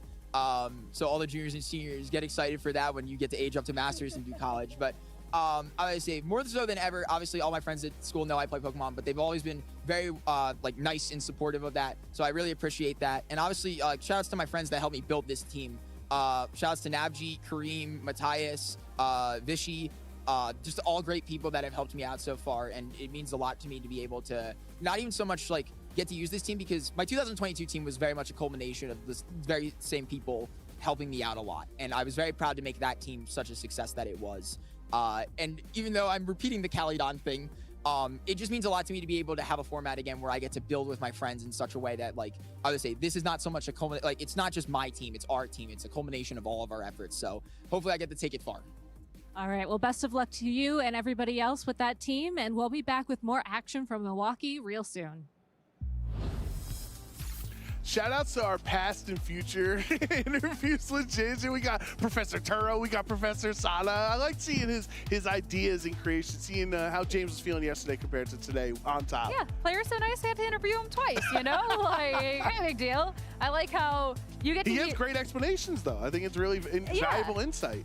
I mean, obviously, we couldn't have known to like play that before because like, we don't see into the future, right? But it was cool to hear a lot of the things that he was saying about the team and be able to see them kind of come to life today and kind of reiterating it afterwards too, especially with like the Calyrex Shadow Rider and then the Koraidon, Cetagrodon, all of that. Like, it's great insight. Yeah, personally, I have future sight. I don't know, maybe it's just a skill issue. I don't know what's going on over there on Sierra. She can't even see the value in Ice Rider and Miraidon. Hopefully, we'll be able to see that throughout this weekend. But honestly, I think there's a lot of my question for you in this moment, as we're getting ready for round 3, is there's 2 different ways you can really go into a new format, right? It's the first time we're here. You can either go stock standard, simple, I'm just gonna choose 6 like solidly strong Pokemon and hope it works, or I'm gonna try to break the meta, even though there's no established meta at this point, right? Like, you're gonna go off the wall. So if you were playing here today instead of commentating, what type of strategy you think is the best successful way to win in Milwaukee?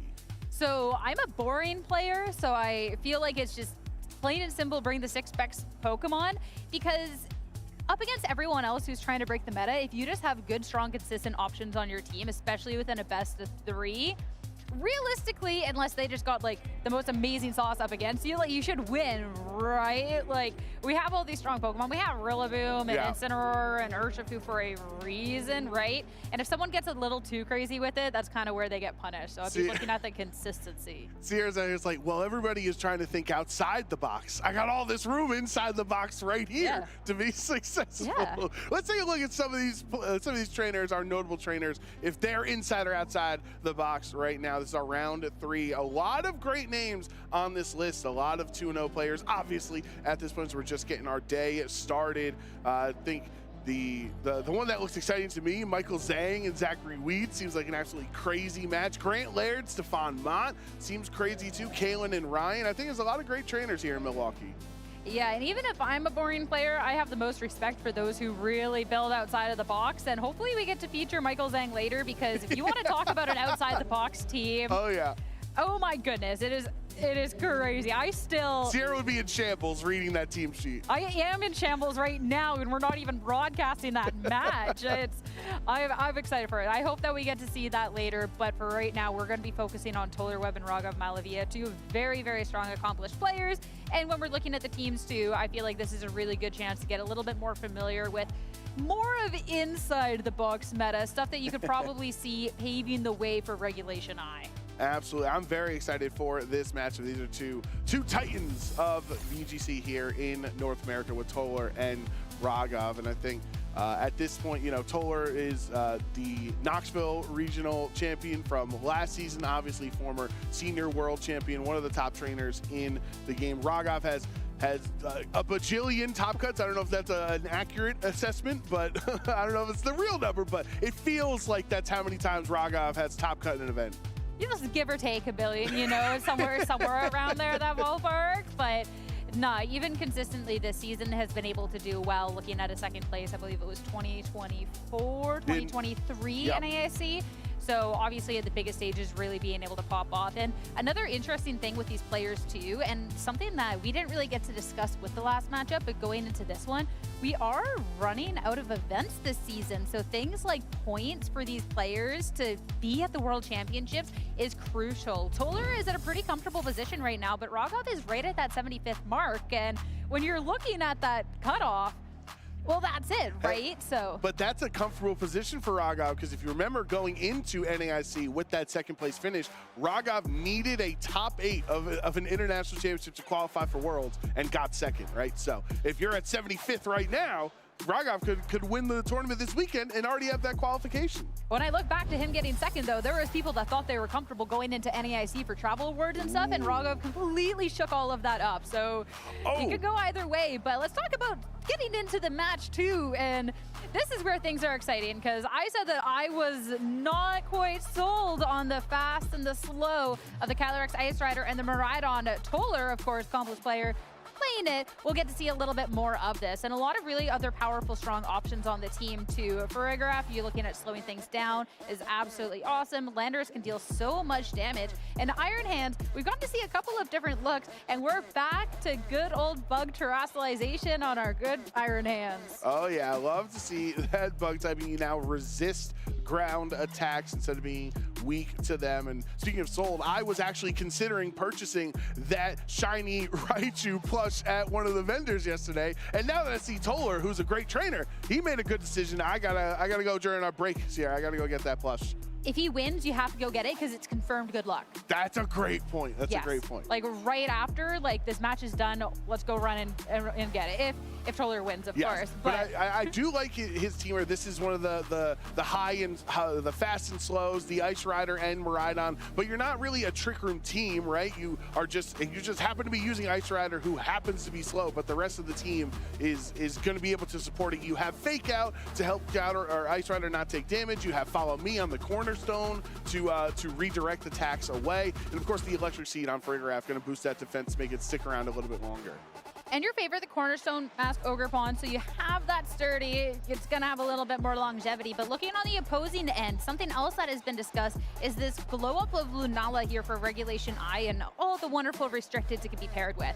So we also are going to have a faster and a slower, but Lunala, you can have two supportive ways. You can go for that Trick Room mode or the Wide Guard to really be able to shut something down like that Dazzling Gleam or the Glacial Lance from the Calyrex Ice Rider on the other end. And this is like the classic Zoom Room team. You get the Whimsicott that can set up a Tailwind and go fast, or you have the Lunala that can twist those dimensions and slow things down, which means that Ursaluna, which is something that can threaten a lot into this format, can thrive in either modes, but something that can't slow that Ursaluna down. Again, we get to see the return of the Bug Terrestrialization, this time on the Incineroar for this team, making sure that, again, it's not going to be taking a super effective hit from a ground type attack, which is going to be great when you're staring down the Landorus on the other end. Yeah, and if you're wondering, oh, why is Ursaluna doing well? Well, clearly we're seeing Terra Bug adaptations on both of the Terra trainers teams here, so there is a lot of ground damage in this format that can threaten these Miraidons. Another notable thing about this team too, when you're looking at things like a Choice Band, Assault Vest, Choice Specs, etc., Lunala having a Trick Room and a Wide Guard, is you actually lack Protects on this team. The only Pokemon having that is the Ursaluna. Oh. That one's kind of a given. And he kind of has to, right? Yeah, because you need to have that Flame Orb activation. So if you don't switch it in the turn, you have the Protect. So there is definitely, keep an eye on that if we get into a tricky situation that there's not really ways to get past that. I also do like the Electric Seed Lunala as an adjustment. Usually you'll see the Power Herb to boost the special attack, but because of those lack of defenses, the lack of protects, Raghav understands I need a little more bulk on this team and gonna boost its defense there. So Raghav Malvia versus Toller Webb here, round 3 of Milwaukee Regional Championships. Raghav gonna lead with Lunala. Has the confidence knowing Toller was gonna lead Miraidon to activate the Electric Seed for Raghav. I think it's even just a safe start regardless. Either you get that Electric Seed, a lot of people are going to be bringing both restrictions to their match, so you could have it for later. This situation, you're good against the Ogerpon at this moment, so it definitely works out. But what you have on this board right now is you have an Incineroar with some fake out pressure, and you have an Lunala that can either start to pressure some damage here, or can go ahead and go for the Trick Room. And if you think that Toller is opting into faster speed modes, that could be great.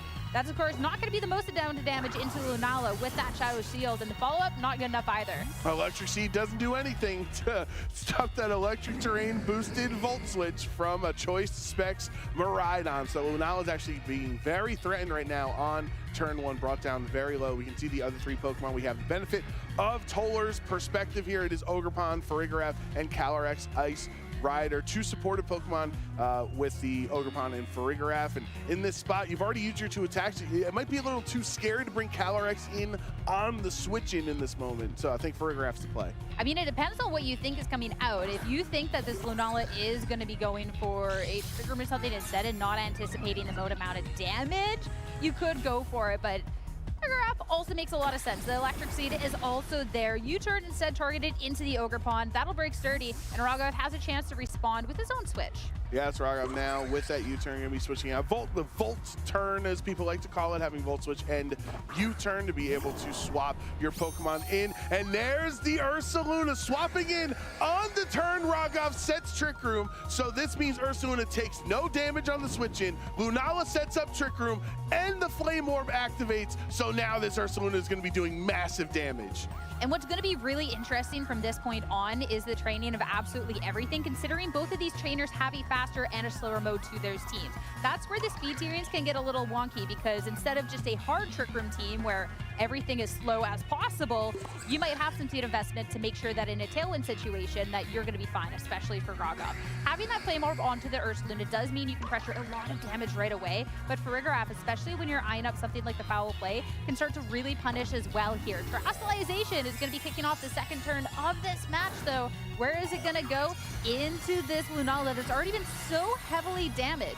Terra Fairy for this Lunala. That's going to boost the damage that it can do. It's going to change its matchup or change its typings here as well. Spiky Shield from Ogerpon in this turn to keep itself safe from any damage that this Ursaluna wants to go for. The Facade goes right into Farigiraf, but with the Electric Seed boost, it only does half to it. And now a response with Psychic into the Ursaluna that really does not do a lot of damage at all. But it's a double up from Raghav into this Farigiraf with the Fairy boost. Moonblast gets the KO. Toller Spiky Shield not helping that turn. Yeah, the Ogerpon stays safe, but at what cost at that point? Now, a Pokemon that could have been okay in this Trick Room is gone, but it is going to allow you a free switch into something like the Calyrex here. The Miraidon, when you're not, this Pokemon has almost never had Protect a day in its life. It has that choice specs. It's not going to be good in this situation. If it was thrown in, it would just be a sacrifice. So the Calyrex Ice Rider, I think you take a second, you think about what you want to be doing from this point on, and then you throw that horse into the battle. Right, because it's one of those tough spots with how teams are trained, where Ursaluna and Calyrex Ice Rider, they're relatively close to each other in speed tier, so depending on how you opt to invest in speed, or the lack thereof, I should say, is really going to swing this match. You could assume that since both these teams have Miraidons, they're actually probably speedier Ursaluna or speedier Ice Rider than the normal versions.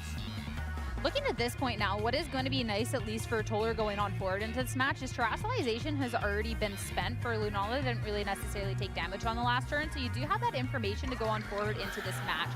Ursaluna does have access to Earthquake, so something like a Follow Me isn't going to keep it safe from that spread damage attack. But of course, it would be less damage than, say, a Headlong Rush targeting into that Calyrex. So you can go ahead and go for something protective if you want, or if you think it's a Headlong Rush, or you can kind of anticipate, but a Miraidon swapping into something like that would not appreciate it either. No, definitely not. There are 3 turns of Trick Room remaining, so Toller, if he wants to use his Miraidon effectively, gonna have to make it through those turns. Swapping right into the Miraidon now on this turn, maybe a bit of a sacrificial motorcycle on this turn, but no, Lunala with a wide guard instead of going for any damage, gonna stop a potential Glacial Lance. The Earthquake with Ursaluna also protects your teammate from the Earthquake as well. That's why Lunala and Ursaluna have so much synergy together. Miraidon's just straight down for the count. 1-hit KO, swaps in. Toller understands, I'm going to knock my own Pokemon out on the switch in just to try to take out Lunala, but the Electric Seed boosting the defense is gonna help Rogov survive that hit.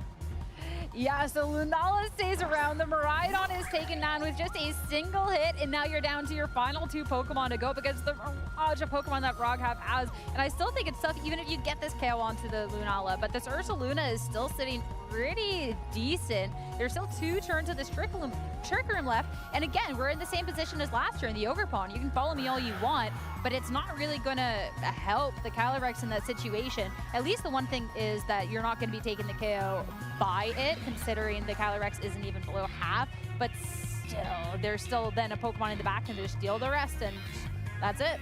Yeah, I think Toller, it's such a tough call for Toller, who makes the right prediction. He's gonna wide guard, so I cannot Glacial Lance, but then going for the single target attack, getting damage, but not enough. Ogerpon with the Spiky Shield gonna protect itself from this Ursaluna damage. Lunala going for wide guard at this point. Why not? If this Lunala has done so much work in this game, just stop your opponent from ever clicking Glacial Lance. The Earthquake is going to keep Lunala safe and do some solid damage into this Ice Rider, but how much will it be? It's gonna bring it down, but not low enough. The high horsepower goes into Lunala, but it avoids Lunala. Such a wide target, completely dodges that and continues to stay on the field with access to wide guard. Oh, there is some inaccurate moves where it misses and you kind of just accept it because you knew when you clicked the button.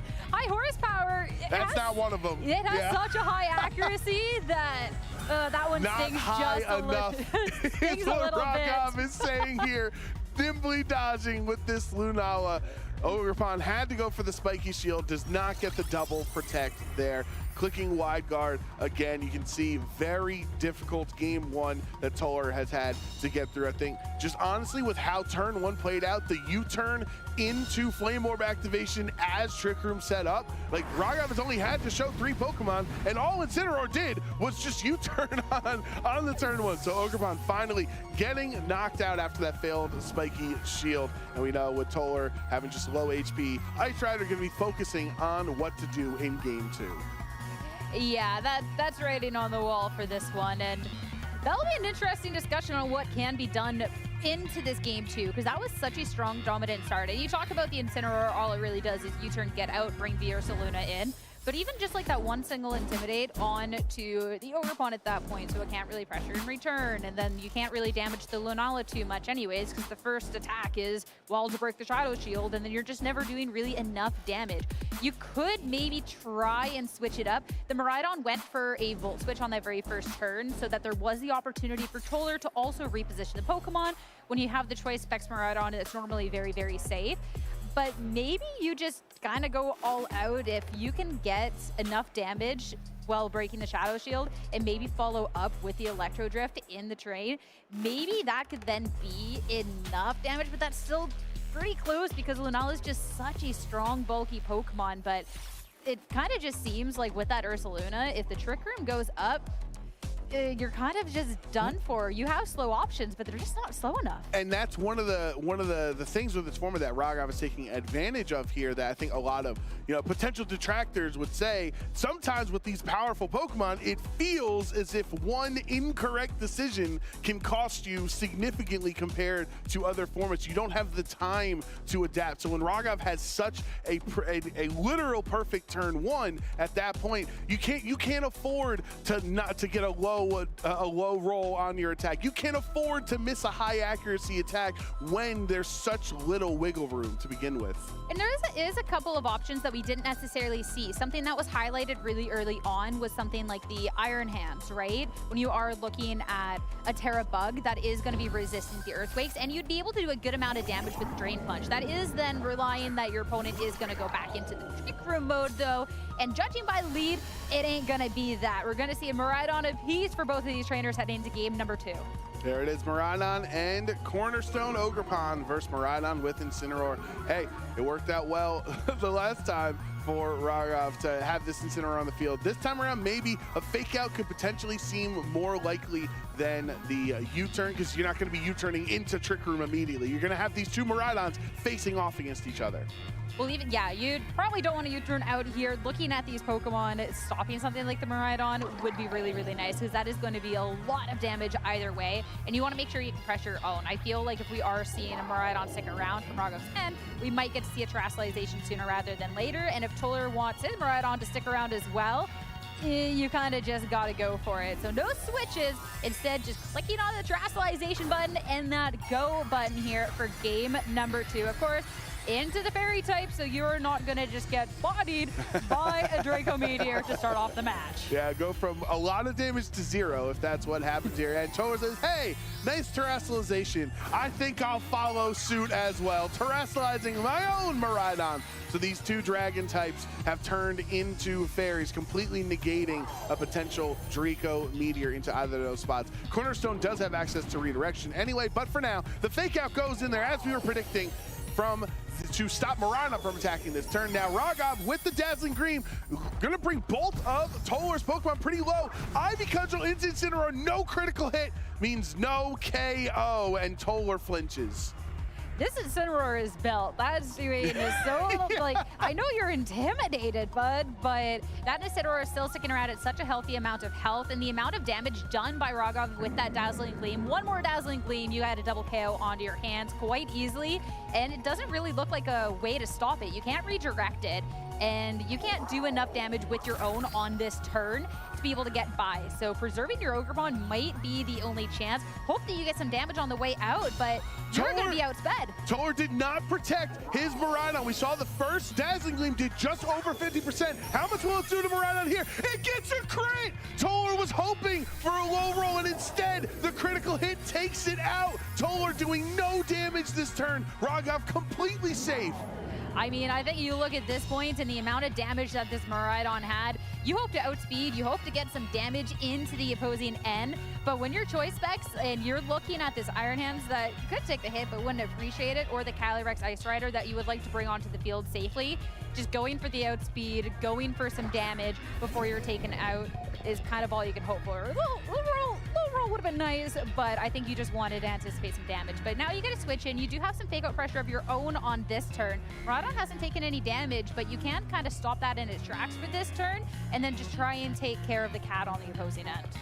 Yeah, with Iron Hands here, first time we're seeing it in this set. A very strong Pokemon. Obvious synergies with Miraidon, as even though they're both electric types, you have the Iron Quark, or the Quark Drive, excuse me, ability boosting his attack and do more damage. You do have access to Terrestrializing, although all it does is make it so that you don't take 100% damage as a fighting type into Dazzling Gleam. As a bug type, you're still going to take a lot. It's not resisted. Terrestrialization, when you have to use that onto your Miraidon. Already, right? Yeah, so you can't even get out of this weakness. That's right. Yeah, Miraidon must be like the biggest Terrestrialization. Like, I need it all for myself. Yes, that's right, yeah. You no longer have a way to get your Iron Hands out of that. The Assault Vest should work out nicely, but the Miraidon, again, just isn't taking that much damage. You turn now into the Iron Hands. Now Rogov has a chance to pivot into another Pokemon and a chance to see what other two he brought into this match. Since last time we saw the Lunala lead the charge, it will be there this time around, but more so hidden in the back. Yeah, and Lunala still has that Shadow Shield intact with the Electric Seed boosting it. There's really not much damage that Iron Hands can do to the Lunala, especially after that defense boost. Yeah, and you have the Shadow Shield. Lunala is not going to be taking the most on this turn anyways. The Iron Hands that would have looked so good into something like that Ursaluna now kind of struggles against Pokemon, and sure, you're not really looking at a one-hit KO onto the Iron Hands on this turn with that Assault Vest, but a Dazzling Gleam and a Moonblast is going to do so much damage. Dazzling Gleam to pick up Ogerpon at this point. Like, it's a pretty tough one from this point forward. Ogerpon, there's the Spiky Shield, so again, a lot of preservation focused onto the Ogerpon, but we're going to see the barrage of hits now, and the first one, Dazzling Gleam, of course, the first hit into the Iron Hands. Yeah, this Dazzling is going to be super effective with the Assault Vest is going to help the Iron Hands survive that hit, but not the Moonblast on the follow-up. Iron Hands goes down. 2 fairy attacks into the fighting type. I don't care if you have an Assault Vest, you're going to be in trouble there. Yeah, when you're so slow, like surviving the first hit, it doesn't matter at that point. If anything, it would have been if the Lunala tries to do anything else other than to target into it. But when you know the Dazzling Gleam is going to pick off this Ogerpon at some point. At such low health, yeah. When is just the question. It's just such a safe turn coming out. You just have so much momentum. Now the last Pokemon hits the field. It's going to be that Calyrex Ice Rider. But again, you're going to be taking damage from this Miraidon, then the Lunala hasn't been damaged. If you're trying to avoid a hit from the Lunala and you just follow me, then you're not really outputting damage. It is a tough one. And I think Rogov, when you talk about the importance of leads, that's huge. A double Spiky Shield is nice, at least. With that, you'll take whatever you can get. It doesn't make up for the Stomping Tantrum miss from game one. Absolutely but, not. You know, it makes you feel a little bit better in this set. Here's the Dazzling Gleam into Calyrex Ice Rider, bringing it down to about 60%. But the Moongeist Beam from Lunala. Lunala is naturally faster than Ice Rider, so it's going to knock it out, and it's just this double protecting Ogerpon Cornerstone remaining. Rogov, at this point, a very commanding, never had to reveal more than 3 Pokemon in either match in this set. Commanding is definitely the word for it. At no point did Rogov really look like he was in trouble for either of these 2 matches, just with how this team was piloted and the adjustments made from game 1 into game 2. Go for the triple Toller. You can try and end on style, but not a towel thrown in. Rogov 2-0 set. And these 2 trainers have known each other for 9 years. They've been friends for a long time. So of course you have the spirit of a battler inside you. You want to have the victory, but you know it's at the cost of one of your good friends having to get their first loss of the day. It's early on in the day. It's your first loss. It'll be fine. So we didn't necessarily get to see the Miraidon and the Ice Rider, but obviously Toller has won the other matches. And I think this one was just an exceptionally hard matchup to go up against. The Lunala just really not getting KO'd from anything in that first one. And the Ursaluna, of all things, I mean, it makes a lot of sense that it would be really strong. And then seeing how that came to life there was amazing, especially too, with the Terrestrialization having been spent onto... If the Ivy Cudgel gets a critical hit, which has the increased critical chance, it might have been a different world, but I don't know. Unfortunately for Toller, there's the crit that that Toller was looking for in the spot. And I think one of the things in this matchup, Sierra, what makes Miraidon get so much help from Lunala, one with the boost to its defense with the Electric Seed, but Lunala being a naturally fast Pokemon. Now, is it like the speediest thing in the world? No, but it's sure faster than the other Trick Room Pokemon like Ursaluna, like Calyrex Ice Rider, that you can just naturally, you don't need to set up Trick Room, you can just one-hit the Ice Rider with a Moongeist Beam. I think that's the thing I have with the restricteds here in this format is like the fast restricteds are just, they're so fast and they do so much damage while being faster that even some of the slower options, when you're comparing them up to the Ice Rider, sure, it'll survive one hit. Yeah, it'll survive one.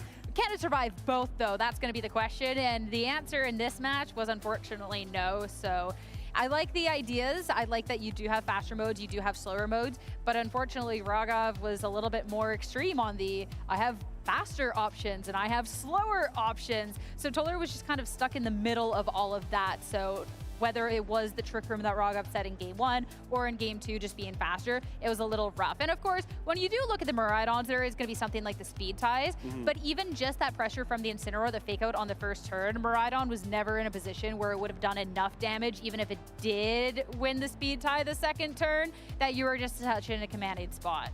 Yeah, it's almost like you can hope to rely on speed ties to give you an advantage, but if you are in that point, you're already at such a detriment that if your only way back in is to hope that you're going to get the speed, you're in it's a tough call. Especially too, if you win that, again, you already took so much damage from the first turn when you couldn't do anything with the Incineroar, which is why, love it or hate it, Incineroar is always going to be around because that fake out, a one turn of fake out just sets so much momentum. Absolutely. Great job by Raghav. Fun match between Raghav and Toller. We are ready with our interview. So Gabby, take it away.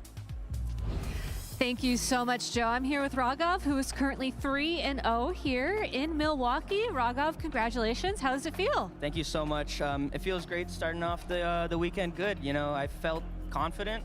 And it's good to get a win against a really strong player like Toller. Sucks it was so early against my friend, but I mean, I'll take the win. I mean, I'd never say no to a win either. So you mentioned though that you were nervous. Did you feel uneasy about that matchup? No, actually, after I saw the matchup, I felt a lot better because I think, you know, with Miraidon and Lunala, I have a pretty good matchup into opposing Miraidon and Calyrex Ice Rider.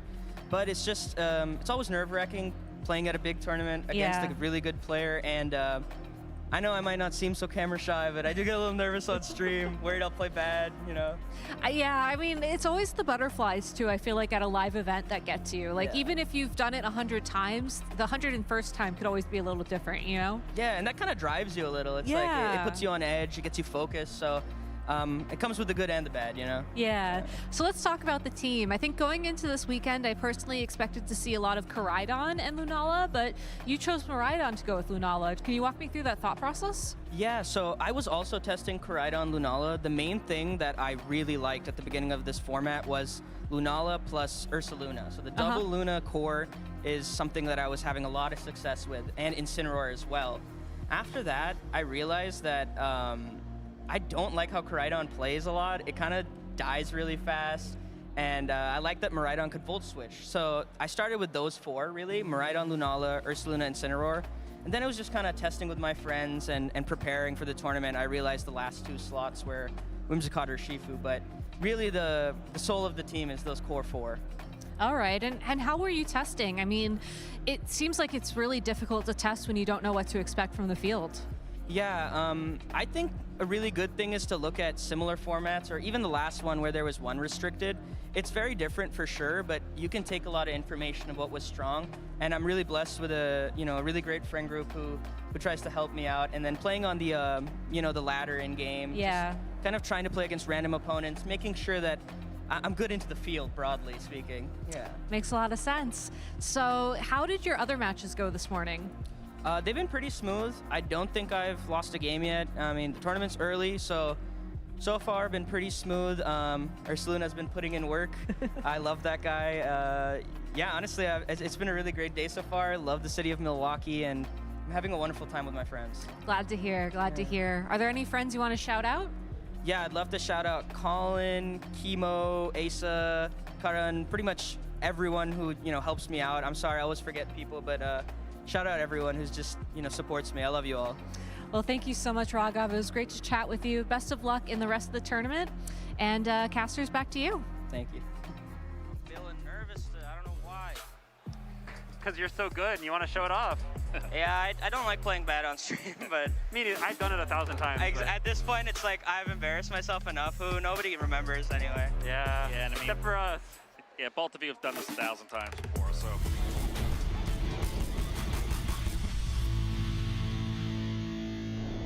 Hey everybody, my name is Gabby Snyder here at the 2025 Milwaukee Regional Championships, and while there's an incredible competition going on upstairs, what you might not know is downstairs there are some incredible competitions going on for the professors. Now I'm here with AJ Schumacher, who is our head tournament organizer and judge of the Professor Cup going on this weekend. So AJ, can you tell our viewers at home a little bit more about what this is?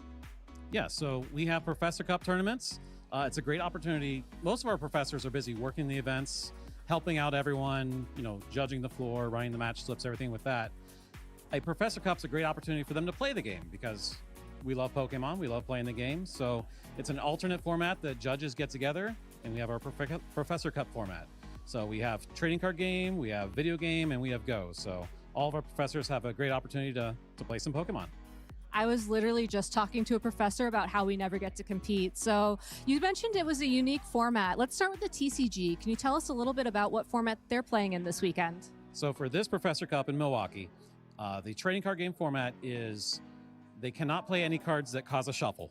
So they cannot play an attack that shuffles, cannot play an ability that shuffles, and you can't play any of the super common trainers like Ultra Ball or Crispin that cause a shuffle. So anything that plays a shuffle cannot be played. And addition to that, every odd round starting in round 3, they have to remove 10 cards from their deck, and they have 1 fewer prize cards. So it's something unique. It's something that makes you build your deck a little differently, and then you also have to be able to change on the fly when the rounds change. And being able to do something a little unique is common, because in VG, you were telling me that you can only use attacking moves, right? Correct. We decided to change up for the video game and Go as well. Everything's a little different. So video game, attacking moves only, so you won't see any protect or trick room plays. Just go do some damage. And then we also are doing something fun with that. Every other round, they remove one of the Terra from one of their Pokemon and cannot Terra that Pokemon. That is really, really stressful, honestly, as a video game player. Surely the Go players have a little bit more breathing room, right? So Go, they actually they weren't able to build their own teams coming into the events. We gave them a pack of cards, and they drafted the cards to choose what 10 Pokemon to choose from, and they had 20 to 30 minutes to build their team using only the Pokemon they drafted from those cards. So if they managed to get a Pikachu and a Ceruledge and a Sableye, they wanted to they had 30 minutes to make sure their team was ready to go. Okay, so still very stressful, but still fun. I mean, you can see behind us, there's a lot of laughter, there's a lot of smiles. I'm sure this really means a lot to the professors to have these kind of opportunities. Yeah, as I said before, we're always so busy preparing for events, doing everything we can to provide an excellent environment for our players, that having this opportunity to say thank you to our professors, thank you for all you do. Let's play the game and have a good time together. Let's win some cool prizes. It's what we do. We love it. Tell me about those prizes now. Surely it's more than just a promo card. So we do have promo cards for everyone, but we also have special top 8, top 4, and champion promo cards for the professors, which is super cool. And we're unveiling a couple new playmats that are available in the Professor Store soon, and we're going to raffle off a couple of those to some of our professors.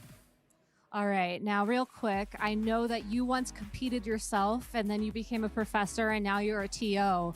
Tell me about that journey. What inspired you to go from competing to now sort of running all this?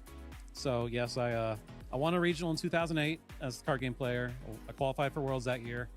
And I saw some of the frustrations that sometimes players feel when a ruling doesn't go their way. And they're like, I think I could do this better. And so I said that, and I'm like, okay, I'm going to do that. So I became a judge, started judging events, started running events locally, and just kept going. And, we do what we do now and love it. It's great. Well, AJ, thank you so much for all of your hard work as a professor, as a TO, your future hard work at the Play Lab at PAX East next weekend. I want to see y'all there. But also thank you to all of our professors out there for making these events possible. Now, AJ, do you have any shout outs you want to give to anybody at home watching? Just shout out to my team, Round 3 Events. They put on a great effort, makes Play Lab fun, makes all of our events great. So couldn't do it without you guys, Mikey, Patrick, and Jimmy. And just to all the professors that have helped out our events, let's keep it rolling, guys. All right, thank you so much, AJ, and thank you all for watching. We'll be back with more Pokemon action soon. My name is Behzad Muntazir, and I'm from San Francisco, California. What a breakthrough performance. Behzad, this is a little bit of an unknown quantity to us. I would be a water type because I'm fluid yet strong. If you underestimate me, I can be a dangerous force. I discovered competitive Pokemon in 2019 Moon Series, and I watched the streams and I played very casually on ladder, but it wasn't something I took seriously until the start of 2024. There's, I think, clearly something like magical about this game, something that really draws me, I think, deep down inside. Once I accepted that, I think that desire is when I really started competing seriously. A favorite experience of mine was my first day 2 in Indianapolis in 2024. I had never day 2'd or gone super far in the regional before, but I think that was the first time that I felt really confident in a team because my prep was very good. After attending San Antonio Regional Championships in January, I wanted to pivot. I really liked my Calyrex Ice Rider team that I was using, but I felt that psychic terrain-based strategies were in a really good place in the meta. And I identified that making or constructing a Lunala team with Tailwind and Trick Room could be really strong. The atmosphere and the feelings inside me when I was up on stage for the finals of this regional championship, it was something completely new for me. I don't recall ever being that nervous, that excited. I had never been on stream before this event. To do it here and to make that debut such a big one is more than I ever thought possible. Behzad Muntazir showcasing the power of Lunala will be your Vancouver Regional Champion. I had one top cut at San Antonio, but this is my first major win. This was like a dream of mine that could have taken years. Other trainers should consider me a threat at the World Championships because I think I will out-prep them. I'll know the matchup into them better than they know the matchup into me. Winning Worlds would be, I want to call it a dream come true, but it's more like a dream of a dream, I think. I really didn't think that I could even win a regional championships, especially so soon. I think the thing that I've learned the most about myself from playing competitive Pokemon would be dealing with failure. This is something that takes a lot of like my time and my energy and just my passion and enthusiasm. There's been ups and downs, but it's been really rewarding for me to develop myself in that way. I'm just chasing that kind of ideal of being the best player that I can be and see where that takes me.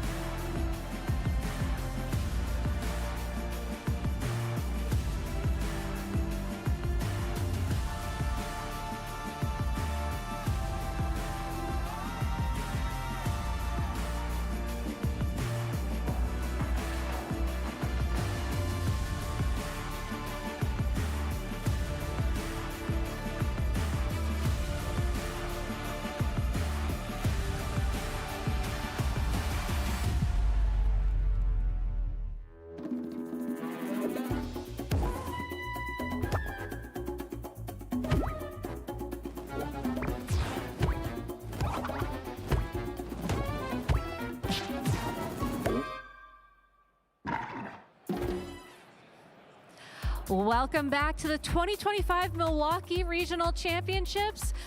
It's been a beautiful day. We've had some incredible video game games played so far, and actually a lot of origami out in the hall. I keep seeing these metapods everywhere. I saw them on the TCG stream a little bit as well, which is kind of cool. But right now, I'm here with one of my incredible locals, actually, Anthony Londergan. And while I've had the honor of knowing you for, I think, a couple of years now, you've really taken off recently in the Video Game Championship Series. So why don't you take this opportunity to introduce yourself to the audience out there? Gotcha. Hi, everybody. My name's Anthony Londergan. I've been playing VGC since about 2011. My first regional, I want to say, was Secaucus 2011. Single Elim, not fun. But yeah, I've been playing for a long while. Took a break for academic reasons back in 2018 to 2022. And since then, I got back into VGC around 2022, right at the end of Sword and Shield.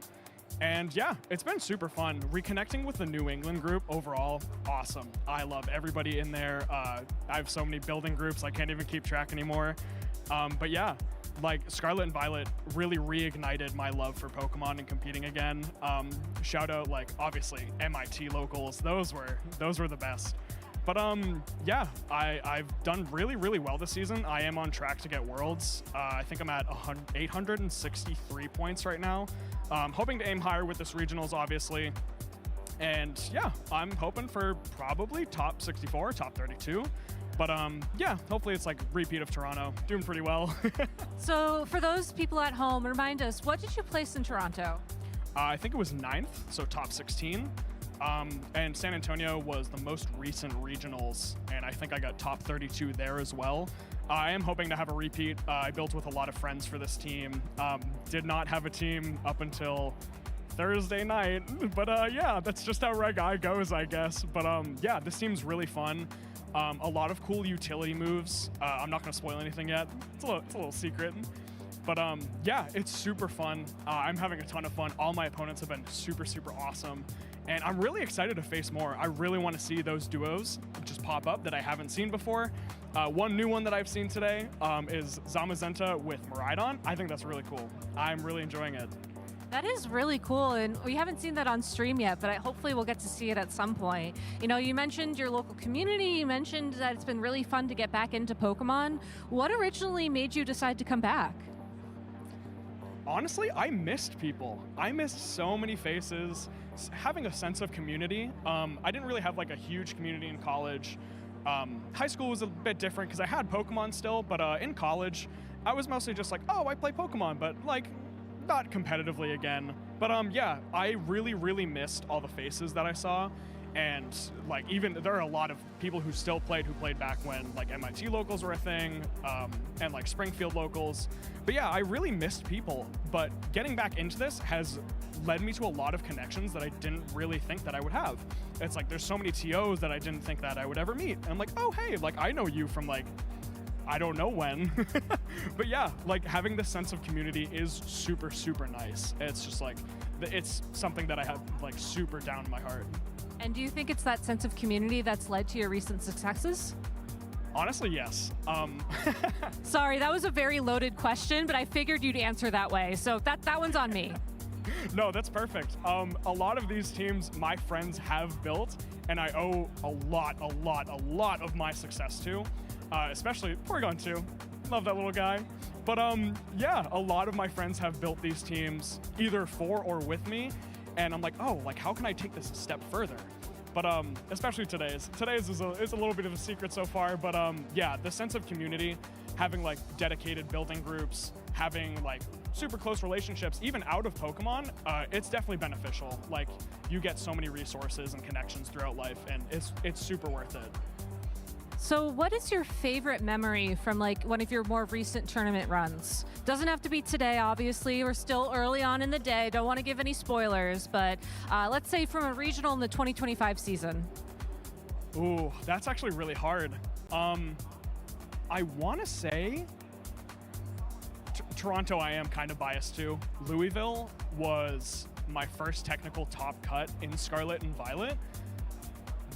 And a lot of my friends supported me on that. Like I had people coming over that I hadn't seen in like 5-6 years, and they're like screaming. They're like, oh my gosh, wow, this is insane. What are you doing? Like, are you okay? I'm like, yeah, I'm fine. But yeah, like having so many memories from just the past like 8 months is honestly super fulfilling, because I can say this was a really good season. And if by some chance like I don't make Worlds, I can say I still had a successful season, I had fun, and I'm with my friends. That's the most important part. I'm having fun with my friends. Awesome. And I do want to ask a couple more questions. This is going to be like a rapid fire round. What's your favorite Pokemon? Luxray. What's your favorite Pokemon game?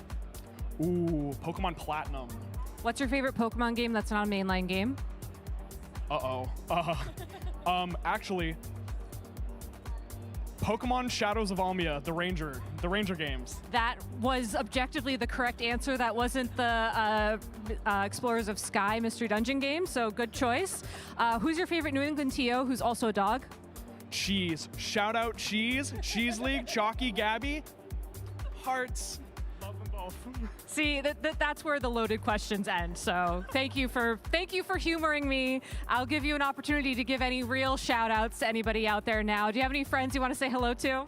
Yes, actually, huge shout out to VGC Cats. Huge shout out to New England. Huge shout out to, I'll single a few off. I won't take up too much time. Chase Matteo, Zach Weed, June Littner, Keon Sion, Chris D'Entremont, Sam Pletcher. I do want to leave 3 special shout outs. 1, my dad.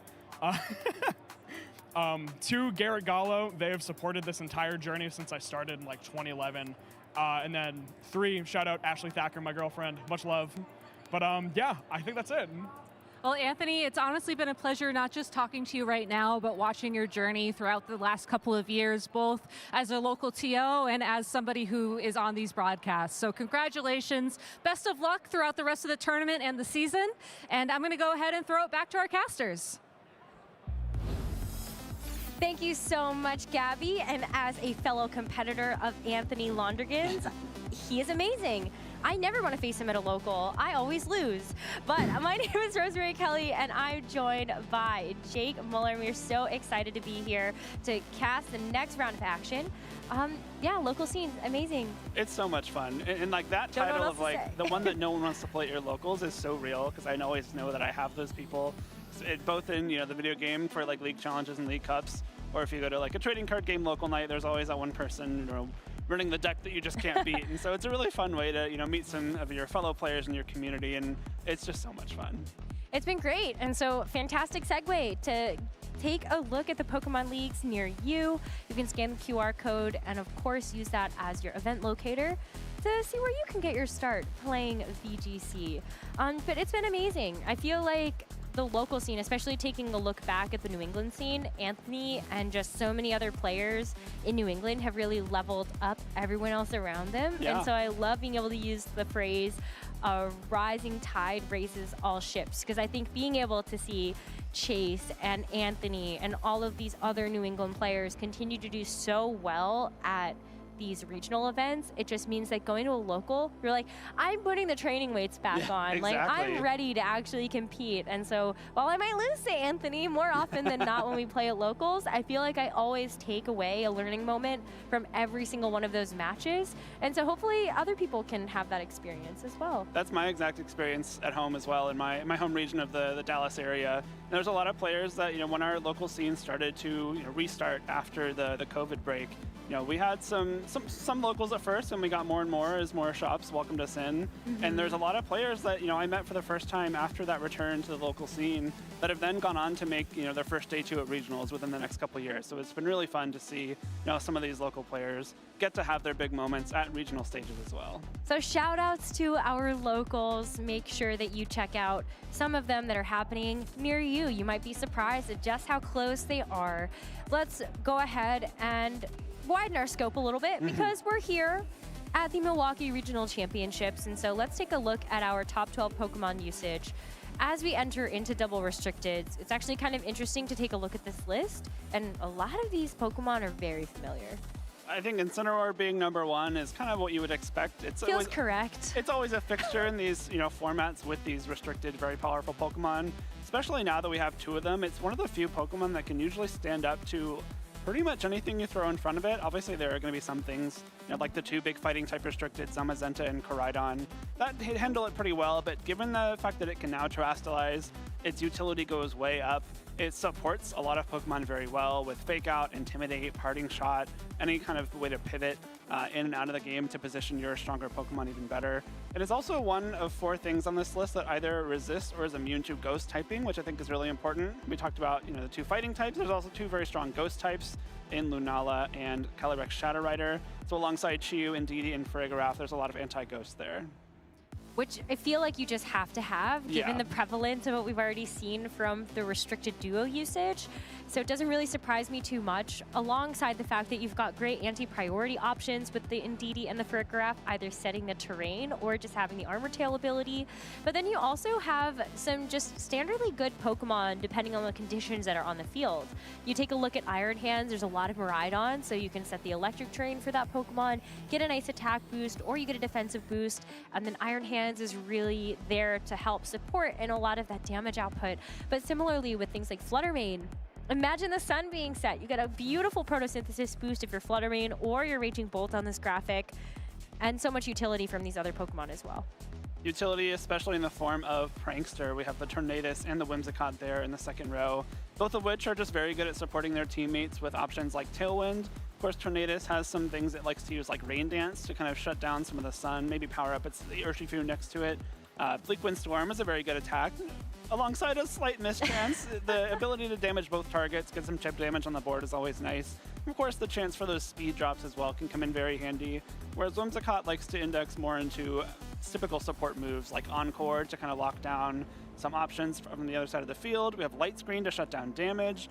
There's things like Helping Hand it can even run to boost damage itself, and always gonna have a little bit of chip damage with that Moonblast too. But a lot of these Pokemon are kind of either like ways to support your restricted Pokemon or things that can stand up to the restricted Pokemon, like something like Fluttermane or even Raging Bolt. Neither of them are too support-oriented themselves, but they have both the offense and the defense to trade very well with some of these more powerful Pokemon.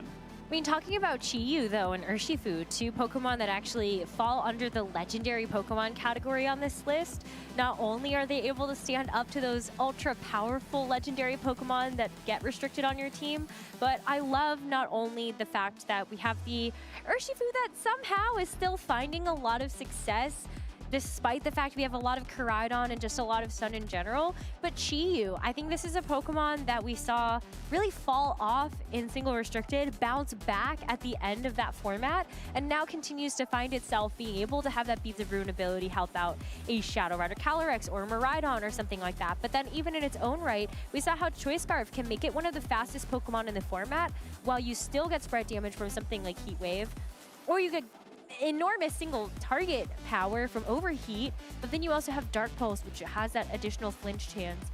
And just no matter how you slice it, I think Chi-Yu has a really good fit in this format as well. I think Chi-Yu is definitely a product of the metagame. There are, again, 2 very, very strong Ghost-type Pokemon, and Dark is one of the few types that can resist all those Ghost attacks. So it's a really nice defensive piece in a lot of teams to be able to handle Lunala and Calyrex Shadow Rider well. But at the same time, it also pairs very well with them because of that Beads of Ruin. You can set up your own Pokemon to do even more damage, because of that ability. While Chi-Yu itself puts out a lot of damage with its own attacks, you can even run Snarl and Taunt. Those are always 2 really great options on Chi-Yu for some support alongside the offense. So I think just given the things that are popular right now, Chi-Yu is a really great pick. Speaking of Snarl, I've actually seen a lot of Raging Bolt in my time actually playing this double restricted format. And I love it because not only do you have an Assault Vest, which is just going to make sure that that Raging Bolt can really stand up to the power of a lot of these special attackers, but then sit there, Snarl, it has a lot of natural bulk itself, while being able to pressure with priority Thunderclaps or even just go for some big damage with Draco Meteor or Thunderbolt. I think this is such a powerful Pokemon, and also one of my favorite designs. So I'm really excited to see Raging Bolt still find a good niche in the format too. It also has access to Electro Web, which is a really powerful move. It's like Snarl in that it hits both targets, but instead of lowering special attack, it lowers speed instead, which can be really nice for setting either itself or its partners up, for a bit of a speed advantage later on. Of course, like you said, Thunderclap is always a really good move. Draco Meteor and Thunderbolt are great damage output. You can run Volt Switch for some more opportunities to get your restricted Pokemon in safely. Like, it's one of those Pokemon that has the stats, it has the tools to stand up to some of these powerful restricted Pokemon and not only survive, but, you know, kind of thrive in that environment. Speed control is such a great point to bring up because you talk about the Electro Webs on Raging Bolt. What about Icy Wind on Fluttermane? Trick Room on Indeedee or Fergarath? Tailwind, as you already called out, on the Tornadus and the Whimsicott? There's speed control options on half of these Pokemon that we see on this page. And that extends even further when you look outside of the top 12 usage, because it's going to be such an important aspect. Even outside of just looking at general speed control and moves, what about in terms of priority? It's why Fergarath actually finds itself so high, but you've got Grassy Glide on Rillaboom, Fake Out Pressure from Iron Hands and Incineroar, Sucker Punch if you are the Dark Urshifu variant. I realize it doesn't actually make any sense because it's Water Urshifu. Like an Aqua Jet But instead, yeah, Aqua you Jet, know. exactly. So there's a lot of different ways that I think having any amount of speed, especially in such a high octane format where a lot of the Pokemon are trained super fast, it's really going to help you out here. A lot of times in these restricted formats, especially now that we have 2 on each team, a lot of the way that you play your games, you know, after you're done team building and you know, figure out how you want to support these 2 Pokemon the best, a lot of how you play games is trying to get the most value out of those 2 restricted Pokemon. And a lot of times, if they're attacking first, that's going to be able to maximize their damage output. And if you're attacking first, maybe you're able to knock out your opponent's restricted Pokemon before they can attack. So that's, you know, eliminating a lot of their, you know, value from their team and making the most out of yours. And speed control is a really great way to just make sure that your Pokemon attack first. Yeah. You know, a lot of the times, not a lot of the times, every time, games come down to who can do the most damage in the quickest amount of time. And if you're setting up your restricted Pokemon, the ones that typically are doing the most damage, to be able to swing first, that's a really great way to get ahead. A lot of that you have to call back to Shadow Rider Calyrex being one of the fastest Pokemon in the entire format, and how that has warped the rest of the metagame. Fluttermane, when it activates photosynthesis, typically gets a speed boost just so it can be faster than Shadow Rider Calyrex. Having the Tailwind will help make sure that your speed is faster. Choice Scarf Chi-Yu to be faster than Shadow Rider Calyrex. There's so many amazing examples of why you need to have that speed. And it comes back to that one Pokemon that really does change the way that we see the speed interactions in this game. The 2 most common Trick Room setters that aren't Calyrex Ice Rider are also normal types. They're both on the screen here, Indeedee and Farigiraf. And not only are they good at setting Trick Room, they're bulkier, a little bit slower. They're immune to Astral Barrage, which is one of the things you want to set Trick Room against anyway. So again, just kind of a product of what we have to deal with in this metagame, making Pokemon like that Indeedee, like that Farigiraf, much more valuable because they're able to be on the field at the same time as something like a Lunala or the Calyrex Shadow Rider and not be afraid of them. In single restricted format that we just came from, we saw Shadow Rider Calyrex as one of the more relied upon options alongside Ice Rider Calyrex. Still saw a lot of usage for Kyogre and Groudon as well, but it all revolves around those signature spread type attacks, which kind of left us in this weird area where Zamazenta, it was pretty good. That started to fall off a little bit. Having Wide Guard was amazing. Lunala really struggled to find its footing until we saw Bayside win with it in Vancouver. It also has Wide Guard. Right. So now in a double restricted format, you have the Wide Guard option available, being able to tech in Zamazenta or Lunala onto a lot of these different restricted duos to deal with Shadow Rider Calyrex. That's, I think, a nice bonus of the double restricted format as well, is that I think Pokemon like Lunala and Zamazenta were both good in their own rights in a single restricted format, but sometimes they just lacked a little bit of the firepower or the utility to be good enough to be your one restricted Pokemon. Now that we get 2, they slot in very, very well with a lot of different things, especially thanks to that Wide Guard access. There's no Pokemon in this non-restricted list that carry Wide Guard, so a lot of trainers might be relying on that Lunala or Zamazenta paired with a lot of these Pokemon to handle some of those, you know, Astral Barrages, the Glacial Lances, some of the more powerful spread attacks instead. I was going to say Pelipper sort of falls on that list, but I think given you need the focus faster on something else, we probably won't see a whole lot of Pelipper, but, you know, just keep it in the back of your mind. Maybe it'll make an appearance at some point. But we are going to take a short break as we get ready for our next round of Swiss, so don't go anywhere. Hey Pokemon trainers, welcome to Pokemon Championships History, a series where we showcase important matches throughout the history of competitive Pokemon. It's time to flash back to Championship Sunday at the 2023 North America International Championships. Welcome to the finals in the junior division of the Pokemon video game. Most iconic moments in Pokemon come from trainers in the Masters division, but this time around, the juniors stole the show in Columbus. The trainers in the juniors division often show the purest form of passion for the game of Pokemon. I've just got a couple questions about championship. I've never been to a championship. Oh, this is a national. Whatever.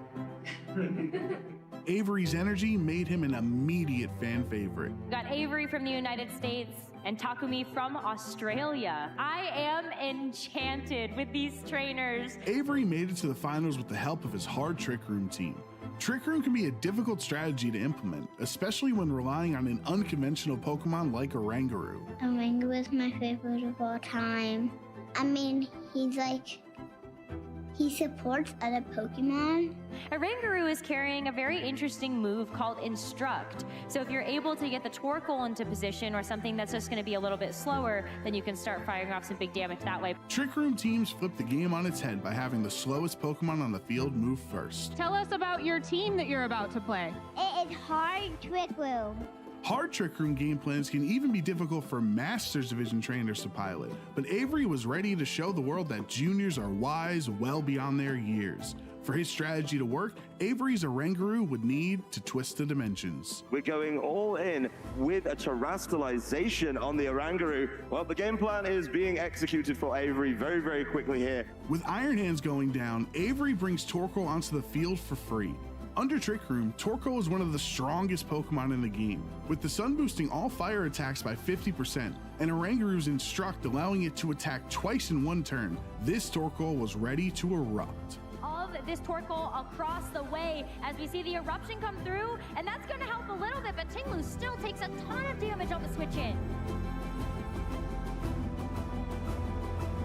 With the momentum in Avery's favor, Takumi's savvy defense turns the tides of Game 1 and punishes Torkoal, putting the Australian youngster in a winning position. Despite properly setting up Trick Room, Game 1 got away from Avery. But even if Oranguru didn't work the first time, it was important for Avery to trust the process and rely on the strategy that got him to the finals. This one is going into Game 2 with Takumi up 1-0. After the exact same turn 1 play in Game 2, Avery's Torkoal was ready to take over, which meant it was time for Oranguru to do it again. Avery once again has the opportunity to bring in the Torkoals. Let's do it again. Yep, there's the Instruct. Learning from his mistakes against Tinglu in Game 1, Avery made an adjustment to keep momentum on his side. This was where last game got a little bit different because he went for the overheat into the Protect. Let's see if Avery goes for it again. It is an Earth Power! See you later, Chi-Yu. Although it didn't have a single attacking move, Terrifier Oranguru was the star of the show. The ability to instruct your teammate to attack again would lead to more offense than Takumi could handle. Does it hit this time around? It's going to be another overheat from the Torkoal. Avery's confidence was back, taking down Takumi's team one by one. This championship would be decided in Game 3. The crowd became enchanted with Avery and Oranguru. It was incredibly amusing to watch such a simple yet repeatably effective strategy from a junior. With the first two games playing out the exact same way on turn 1, there would be no surprise what these two trainers would do in Game 3. This is 3 games, 3 identical turn 1s. If it ain't broke, don't fix it. With Trick Room set up, the crowd was chanting, "Do it again," knowing another Instruct was on the way. Avery's bravery, relying on a 90% accurate overheat to connect twice into Chi-Yu, would put him into a commanding position. With Takumi's back against the wall, he would put all his hopes into Terra Water Fluttermane, but Avery's Oranguru had one final instruction: become champion. We know what's coming, and even with that defensive Terra, Avery is getting another bite of the cherry. Avery will be a well-deserved champion, showing a crazy strategy. I think people had forgotten about it too. Avery is immortalized in Pokemon history as a champion, captivating the audience's heart with his charming personality. As for the Oranguru that clicked Instruct 13 times in the finals, Avery summed up its role on the team perfectly. So, tell us about your Oranguru. How do you use it? It it doesn't do any damage. Who knows what the future holds for Avery, and who knows what Iron Hands is going for in all 3 games. But we can be sure that Avery's future will be bright in Pokemon as long as he remembers to do it again. Thank you for watching, and let us know some of your favorite competitive Pokemon moments by using the hashtag #PlayPokemon. A Ringaroo do it again. That was one of my absolute favorite moments I think I've seen in quite some time in the juniors division, but let's go ahead and bring it right back to the masters division action here at the Milwaukee Regional Championships. We're getting ready for Swiss round number 4, and so Jake and I are back on the call for that. And I'm excited to see kind of where we go from here. Of course, it's still early on in the day, but we do have quite a number of trainers that are sitting at that undefeated 3-0 record. Yeah, still plenty of trainers that are yet to take their first loss in the tournament, and all of them hoping to be the last one standing. But unfortunately, for a lot of them, that cannot be the case. Still, very early in the tournament, though, we are playing 8 rounds of Swiss today on day 1. To progress to day 2, you got to win 6 rounds. So if you're undefeated so far, you are halfway there. Great start to be in the beginning of the day. I love that you're looking at that very half glass full. Or glass half full. Oh, whatever. Whatever order. I wasn't going to say anything. The half of the glass is full, ladies and gentlemen. But yeah, it's very exciting. I think, especially as we start to get towards the later rounds of the day, I'm super intrigued to see which of these restricted duos are going to be the most successful. We've already seen a couple of very good iterations of these restricted duos on stream, but I think it also has to fall back on what are the surrounding partners to be able to round out those teams. And, you know, is the smart money still Shadow Rider, Calyrex, and Zamazenta? That's the main question, right? That's kind of the one that everyone had their eyes on the most coming into this event. And that's my favorite part of the first event of a new format as well, is that you get to see how people iterate, you know, on that kind of consensus first best idea, both in terms of how using it themselves or finding ways to beat it.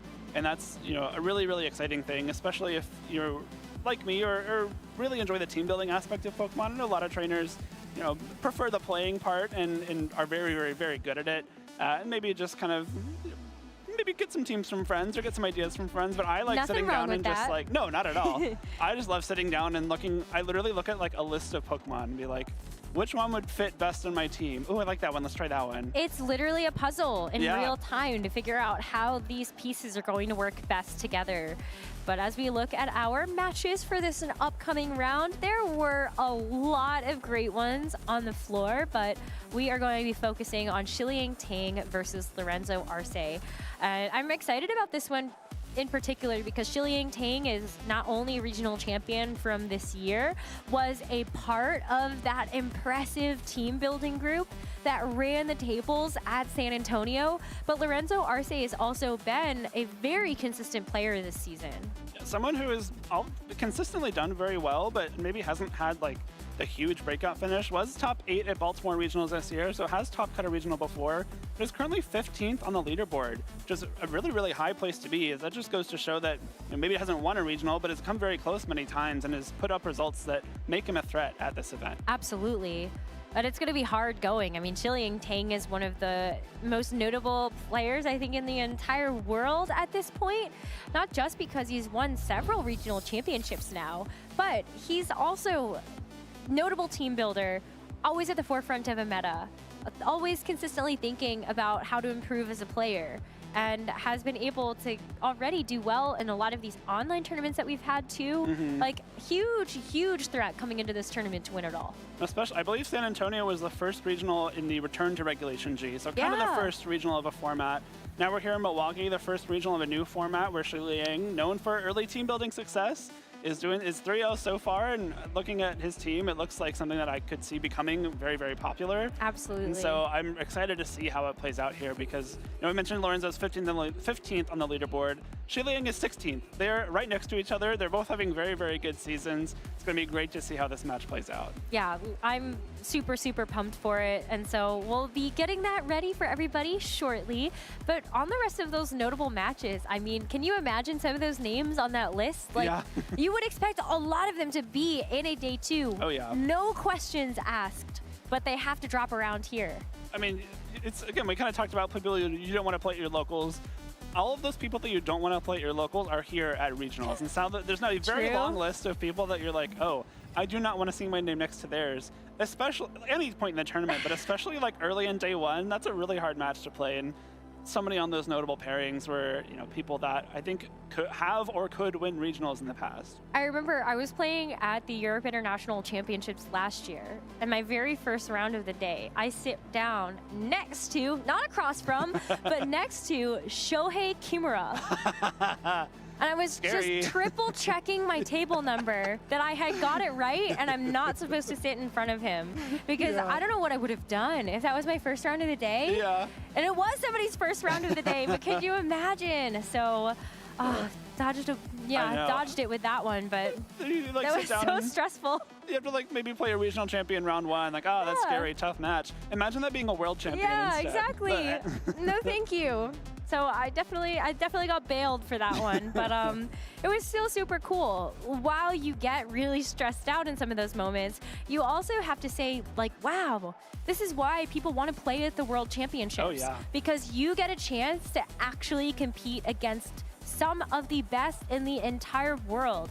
And those are the matches that a lot of people remember. When you think back fondly on some of the tough matches that you've played, Jake, oh yeah, I feel like a lot of them do include former regional champions, former world champions, because the matches are just that competitive and they stick out to you in that way.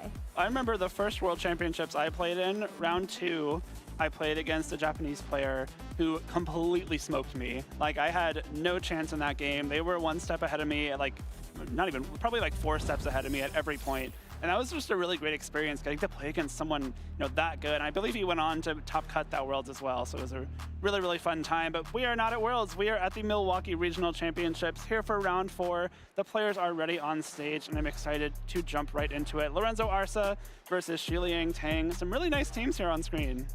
We do have the Zamazenta and Miraidon duo for Lorenzo, and for Shiliang, it's going to be one of the Lunala Miraidon teams that we've seen.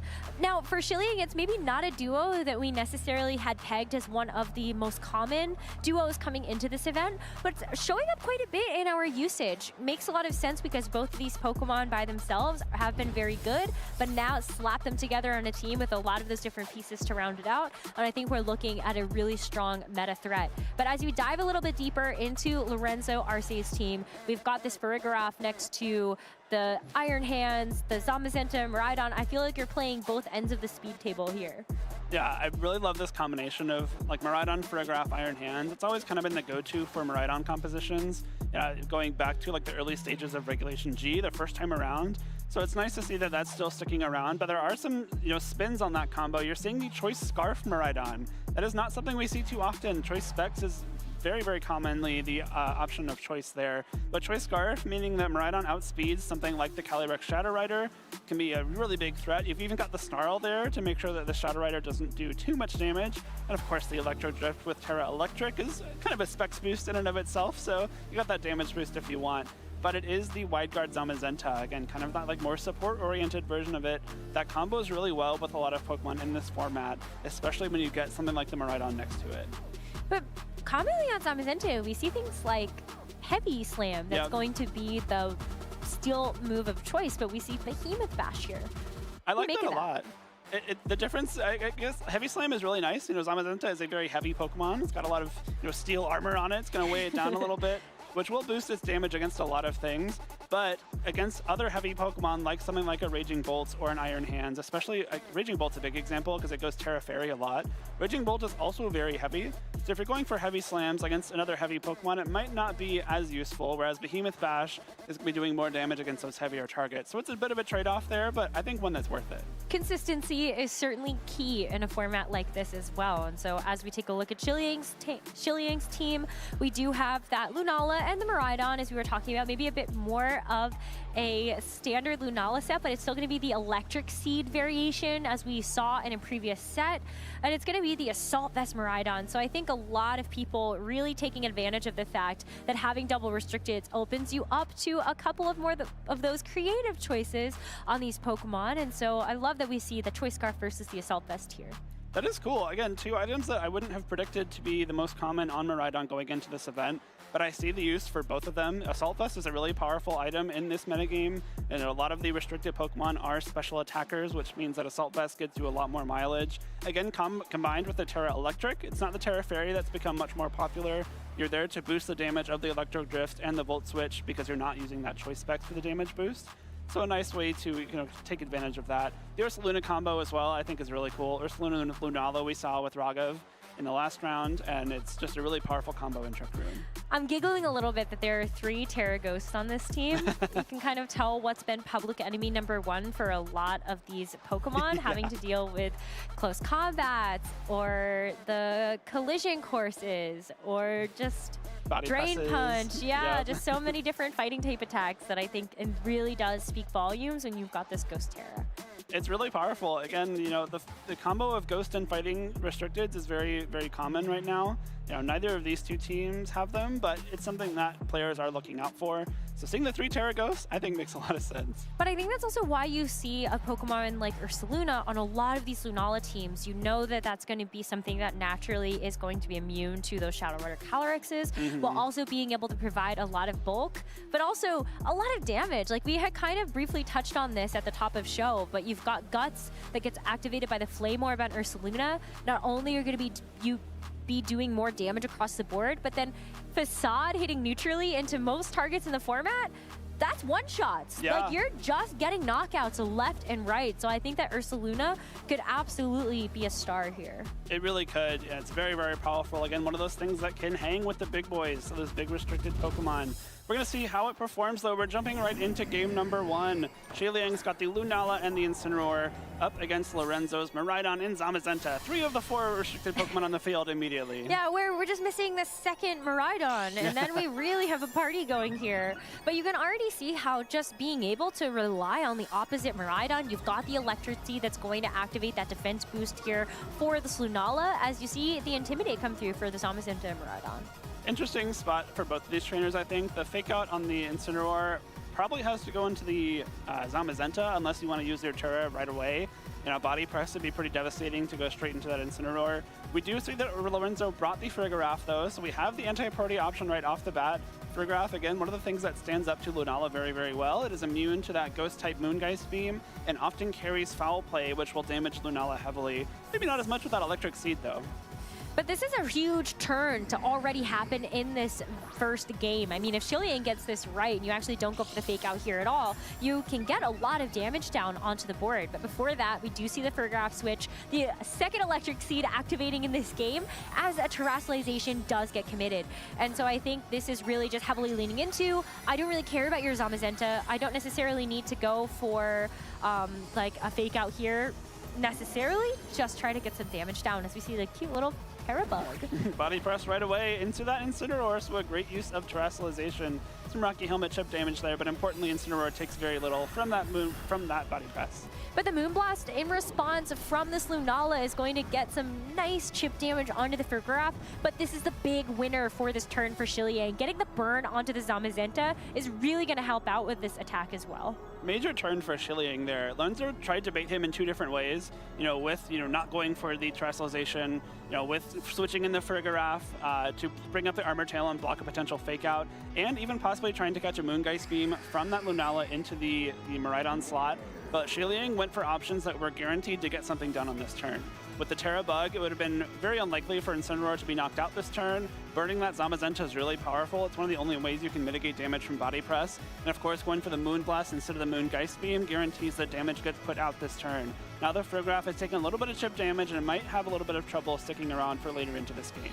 It's tough too because I think the Zamazenta isn't going to be doing much else besides just trying to go for damage, and you can see how pitiful that looks. With the burn and the Intimidate on top of that Behemoth Bash, you just aren't going to be able to get much done with the Zamazenta. So at least you can break the Shadow Shield on the Lunala. You get a good bit of damage down with the Foul Play, but you can really see how this Lunala, with something like the Electric Seed in tow, can withstand both of these Pokemon's attacks. That's another huge Will-O-Wisp. You might think often that Will-O-Wisp being a Frigoraph, a special attacker, isn't really a big deal. But the way that Foul Play works is that even though it uses the target's attack stat, the burn on the Friggraph is still what has the damage from the foul play. So Friggraph is now doing even less damage to Lunala. We even saw the foul play after Shadow Shield was broken do less than half, despite being, double resisted thanks to that defense boost, and now it's going to do even less. So I don't know that Lunala can possibly be knocked out on this coming turn. We saw Moongeist Beam do a huge chunk there as well. It's a really good start for Shiliang. Oh, Wow. this Zamazenta is trying so hard. I mean, even just going for the body press into the Incineroar, I think at this point, Lorenzo's like, I kind of want to knock my Zamazenta out, take that recoil from the Rocky helmet, and hopefully I can get this Zamazenta removed off the field when the burn chip happens at the end of the turn. If there wasn't enough insult on this Zamazenta, you've got the parting shot from Shiliang Tang as well, just to pivot out this Incineroar, and now you get a chance to bring in something a little bit better, and that's that Ursaluna. So I do wonder if we were going to see a Trick Room come out from this Lunala, and sure enough, we do. I don't think this could possibly be going better for Shiliang. You got all the damage mitigation coming through. Your Pokemon have taken very little damage. Now you get your Ursaluna on the field to activate Guts with the Flame Orb. The same turn Trick Room goes up. This is a fantastic position to be in. You're in a spot where, like we kind of saw with Raghav earlier on in the day, you can go for those Wide Guard plus Earthquake combinations to get some big damage out. You can also just go straight for like Facade into Friggraph and Moongeist Demon to Zamazenta, and that's probably 2 KOs right on top of that. You are in the driver's seat right now if you're a Shiliang, because you've set up this board so well. You don't have to go for the damage right away if you can put yourself in a position where taking the first couple turns to set up, maybe slow Lorenzo down enough, is enough to get yourself to where this Ursaluna now, not one of their restricted Pokemon, is the biggest threat in the game. Yeah, I know at least the Terrestrialization has been burned already from Shiliang, getting invested into that Incineroar. But look at how much this Ursaluna is going to do. Friggraph doesn't even get a chance to try to reverse the Trick Room. And once both of these Pokemon are knocked out, you have a Choice Scarf Miraidon that's going to be coming back in on the field, which is going to be the last thing to move in this Trick Room environment. And then Lorenzo already has to reveal that 4th Pokemon for this first game. Unfortunately for the Miraidon, I don't think it's going to get the chance to attack this game. Even if it goes for the Terrestrialization, this combination of Ursaluna and Lunala is going to be more than enough to knock it out before it can attack. Xing Qianpao is the 4th Pokemon there. One of the last things you want in Trick Room as well. So it's not a really great spot to be in. It does have Sucker Punch, so it's not the Ice Shard set that we saw earlier on in the day. It does carry Sucker Punch, which will knock out the Lunala despite that Electric Seed boost. But if you're Sucker Punching the Lunala, you're not doing anything to this Ursaluna, and now you're in an even rough spot. Even just going for the Facade here, and a critical hit, I am not gonna lie, I don't know if that matters. I think you're just able to get so much damage down with the Facade regardless, and even if it wasn't going to be the Facade, you've got the Moonblast to follow it up. Qianpao does get a chance to actually attack because of the Focus Sash, and you're gonna be able to get that Icicle Crash into the Ursaluna, but it isn't even enough to actually knock it out by itself. You need to have that burn at the end of the turn to help you out, but there's still Trick Room. This Qianpao has to deal with 3 more Pokemon by itself. Qianpao's good at a lot of things, but unfortunately damaging 2 Pokemon at once is not one of them. I don't even know if it learns any spread moves. It certainly doesn't run any of them with any kind of regularity. And we still have a 4th Pokemon revealed, or not revealed, by Shiliang in the back there. So it's a really, really well-played game. I'm also willing to bet, Rosemary, that critical hit Facade probably didn't matter. Yeah, see, I'm saying Ursaluna is just that bulky. Yeah. Lorenzo decides to not go for the Terra. Makes a lot of sense. I mean, you get the Sucker Punch to at least KO the Lunala, but there was always going to be some type of attack from this Incineroar in response. And so Shiliang Tang taking game 1 of this best of 3. Incredibly well-played game from Shiliang there, especially with those leads. That could have gone a lot worse. It was the Zamazenta Miraidon. Those are 2 Pokemon that, I mean, they're the restricted Pokemon, right? They're there to be the main points of the team, do a lot of damage, but not getting, tricked by any of the possible plays from Lorenzo, making sure that you're playing to kind of the late game instead of to an early lead. And that's exactly what Shiliang did. Despite not doing much damage on the first couple turns, as soon as the Ursaluna hit the field in Trick Room, if you're Lorenzo, you're like, oh no, oh no, what do I do? And what you do is lose. Just unfortunately, that was kind of too far gone at that point. Yeah, it really is the player dream to be able to maximum utilize your Trick Room turns, and so Chilean really just expertly putting on a display of how you can utilize this team to play on both sides of that speed coin. Fast with a couple, well, okay, not really that fast, I guess, because we didn't see the Urshifu or something, or like the Miraidon, but you still have that option to lean into the slower mode of the team. And so I think for Lorenzo, when you look at adjustments, I wonder if it's an overcorrection to think about something like the Entei. Like, just knowing that you have a safe switch to be able to bring in to eat up something like a Will-O-Wisp, that might be something. But again, that maybe that's course correcting a little bit too far, and maybe you just need to lean in a little bit more into making sure that you can actually reverse the Trick Room. I don't know that Lorenzo needs to like completely switch up the Pokemon he selected. I think the more the changes Lorenzo can make, I think, are more strategy based. Maybe not get so fancy with it on that first turn. Right. Maybe go for some more consistent options instead of trying to, you know, catch Xiliang out. We're going to see the repeat leads from Xiliang there. May as well. You know, you managed that first turn very well in that first game, but instead of the Zamazenta, we've got the Farigiraf next to the Miraidon for Lorenzo. And I like that a little bit better because I think it just eliminates a couple of extra options you have to think about for the first turn. You already know that the Armor Tail is up, so this Incineroar can't go for a fake out here. You can just kind of start to play your own game, maybe double into the Lunala or something like that. I like this too a lot because you have the option to go straight for like a big Electro Drift if you want. You can also go for like a Volt Switch, you know, maybe reposition to, you know, better suit yourself for what Xiliang might be doing on this turn. But no switches so far. It's going to be that Electric Terra right off the bat for the Miraidon. We are not using choice specs, but the Terra Electric boost is all the same. And Electro Drift is still going to hurt a lot when Electric Terrain is active, but we do see a second Terrestrialization committed from Xiliang, and it's going to be the Lunala this time around in the set to get that Fairy Terra. Fairy Terra to resist the foul play, which I believe we saw Lorenzo select. So a really smart shot here. Because Miraidon is so fast, the Shadow Shield will be broken first, and then the foul play will not be mitigated by the Shadow Shield, but it will be by the Terra Fairy. Yeah, I mean, like, you're still taking so much damage, though. That's even with the Shadow Shield helping you take that a little bit better. But I love that you're also going to be able to get a boost to your damage coming through from the Moonblast as well when you do have that Fairy Terra. But with the foul play, yeah, so sad.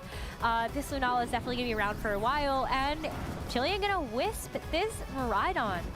Not really that impactful, but you're still getting some chip damage.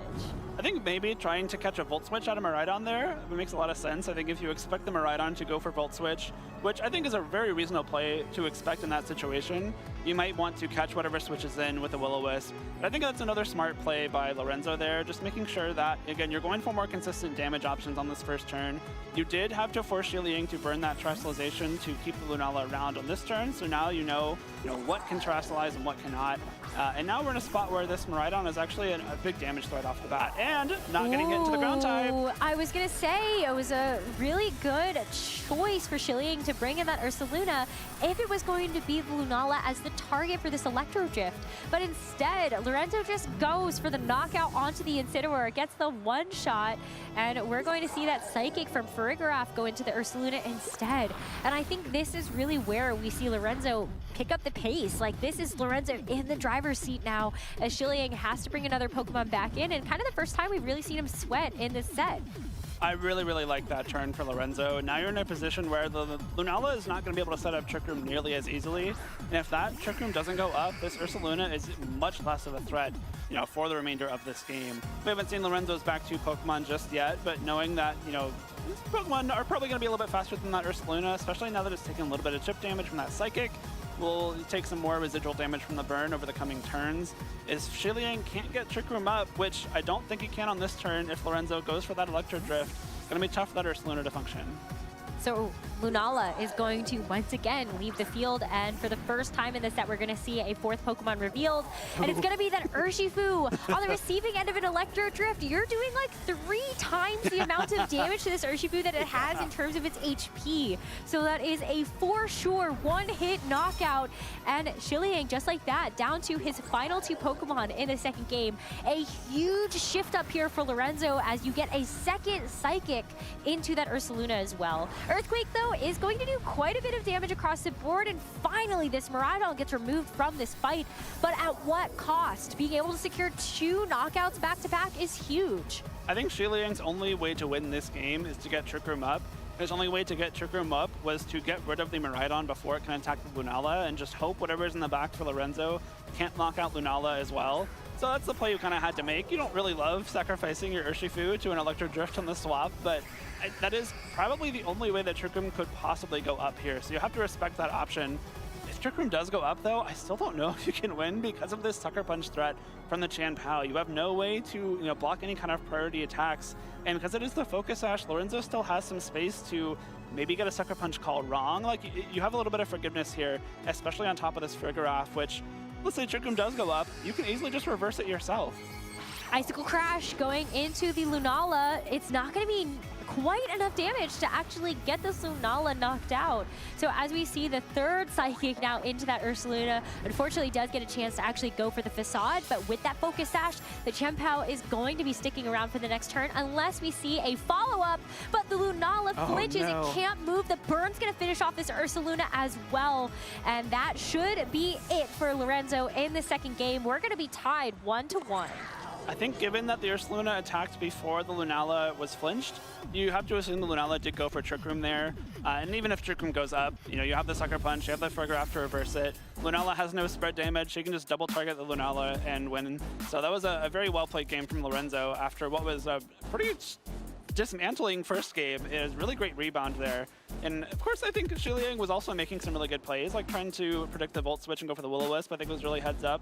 And of course, swapping the Urshifu out in an attempt to set up the Trick Room later on, which to his credit would have been set up had it not flinched. Just unfortunately wasn't enough after losing so much ground early on. I mean, look at that though. Miraidon on the electric terrain with the electric Terra did a one-shot to Incineroar, obviously a one-shot to Urshifu, but the fact that it was able to get such a clean one-hit knockout onto the Incineroar, you don't have that bulk anymore, you don't have the pivot. It makes these manual switch outs even more punishing when it's the Lunala that has to consistently leave the field, and really just a great example of Lorenzo making sure that for him, this game was about reaction from Shiliang. Yep. He was able to play a much more driver's seat game. I love that. The making the game more about reaction from Shiliang is a really great point, because Shiliang was really controlling the entire flow of game one, but making sure that you were able to get more of offensive threats going in that first turn of the first game, going for those Electro Drifts right off the bat, not even going for any kind of support moves with the Frigoraph. I think it only attacked this game with either Psychic or Foul Play. Just get damage on the board and make sure that Shiliang doesn't have the kind of control over how slow the game is moving, especially in the early stages of that game. It was a really nice pivot for Lorenzo, and I'm really excited to see this third game. One, we get a game 3 on stream, and 2, because the first 2 games have been so one-sided either way. I think both trainers are going to find ways to try to spin it more in their favor. But we do see the run back of the leads we saw from game number 2. So now it's about the decision making heading into the remaining parts of this game. Does Shiliang again decide to maybe just try to get the Trick Room up and running now? Use the Incineroar in a different way. Because the Frigoraph has hit the field and the Armor Tail ability is active, you can't go for Fake Out, which would be the only way to stop this Miraidon from moving this turn. You have to wonder if Shiliang might try and sneakily get that Ursaluna on the field once again, maybe even go for something like a Trick Room setup. That was the way that he was able to take control offensively of that first game after a more slow, methodical Will-O-Wisp kind of setup in game 1. You see Lunala swap out immediately though. Once again, Shiliang is giving up not only the Electric Seed boost, but also the positioning. But here is the big difference. It's going to be Miraidon that actually comes in, and I love this choice from Lorenzo because it's a double switch. Incineroar's going to leave the field for this Ursaluna instead, but there is no Electro Drift. It's just a helping hand on top of a Draco Meteor, which can miss, but it's going to hit its target into the Ursaluna. A one-shot, huge knockout, and a big lead for Lorenzo in this third game. I love that play, kind of like Shiliang did in game 1, where he wasn't getting baited by any kind of swaps or terrestrializations. Lorenzo said, I'm not going to let you try and catch an Electro Drift or a Volt Switch with that Ursaluna. I'm going to go straight for this Helping Hand Draco Meteor. With the Frigoraph's Armor Tail, you cannot possibly fake out Miraidon, so I know that damage is guaranteed on this turn. And taking that Ursaluna out is really, really major for, I think, 2 reasons. One, huge damage source from Shiliang's team. We saw it, be the main source of damage in that first game. But 2, the Electric immunity is gone. If you swap out Miraidon and bring it back on the field, you're able to Electro Drift and Volt Switch freely without wondering saying, am I going to get caught by this ground-type Pokemon? So a really, really big turn 1 for Lorenzo here. But it's at a -2 now. This is a turn where he doesn't have much offensive pressure. Shiliang now can try and re-exert control over this game, especially given you have the Miraidon and Lunala on the field, both of which are capable of starting to turn the tides. Ooh, well, it's not going to be Shiliang only that's going to have an adjustment for this third game. Lorenzo as well, as we see the Iron Hands revealed. And so you're going to get a Quark Drive boost. Looks like it's going to be an attack that's going to get heightened from that boost. As we see now, we're going to have a terrestrialization, and it kind of makes a lot of sense to lock into the Draco Meteor as well. You know that this Miraidon can't actually terrestrialize to Fairy. It's only on the table for that Lunala, but it's going to be the Draco Meteor hit, and that's a little sad given that you've got the -2 plus the Assault Vest, but it's still an amount of damage. It's going to be relevant, I think. With that Assault Vest Miraidon, any kind of chip damage you can get is going to be valuable. A nice swap into the Iron Hands there. You're going to be able to resist that Volt Switch. Even with the Terra Electric, not doing too much damage here, but this Lunala is going to get the chance to attack. And if it's a Moonblast into that slot, you could be in a little bit of a rough spot here. I wonder, though, is Shiliang going to actually set up the Trick Room? Obviously, we get an answer to that now, but I was very curious if that was still something that he would look at, knowing that there isn't... Well, he actually didn't know, I guess. He selected the Trick Room before he knew that there was an Iron Hands at play here. A very aggressive Iron Hands swap there. I think maybe even predicting that Trick Room, especially knowing you have not revealed Iron Hands in either of the first 2 games. It might be something that Shiliang doesn't expect to see. And now that Trick Room goes up, it might depend on how the Incineroar and the Iron Hands are trained, but you might expect Iron Hands to be slower than Incineroar most of the time. Now that Trick Room is up, you have a really strong threat of these fighting type attacks into this Incineroar that cannot terrestrialize into a bug type. Both Drain Punch and Low Kick will be super effective into that slot. I think Drain Punch especially is a great choice because you're able to recover a lot of that damage that you just took. But I like Lorenzo also playing it safe here. You get the swap with the Miraidon, you get the Armor Tail ability back in, you can block a Fake Out from the opposing Incineroar, and you also get to play it quite safe as the Iron Hands is going to take that defensive terrestrialization to grass. No more threat of something like a Moonblast from that Lunala, and you also don't have to worry too much about this Incineroar either because it does not actually have a fire type attack. It's just knockoff. But the Moonblast goes into the Iron Hands. It's going to do an amount of damage. Special attack drop does not matter for this physical Pokemon, but you also block, you faked out the Incineroar. Now you know that maybe, okay, you gotta worry a little bit about a Will-O-Wisp, but at least you didn't get to move this turn. I also like the Farigiraf swap because you have the option of a Helping Hand fighting type move into the Incineroar as well. Now that's a nice way to guarantee that you're doing as much damage as possible. Even if Drain Punch doesn't knock out Incineroar here, I think the only thing Incineroar can do in return is go for a Will-O-Wisp, which wouldn't be great, obviously, on your physical attacker, but Helping Hand gives you a chance to go for an even more boosted Drain Punch before that Will-O-Wisp can possibly come through. And the Iron Hands is faster, so the fact you're able to get such a huge amount of damage, you're right. With how much HP that Incineroar has left, doesn't really matter what type of follow-up you're going to see after, even if you get burned. But the Will-O-Wisp actually goes into the Farigiraf. I wonder if that was an intentional choice, just for the foul play damage into something like this Lunala, as we see the Moongeist Beam now come out from it.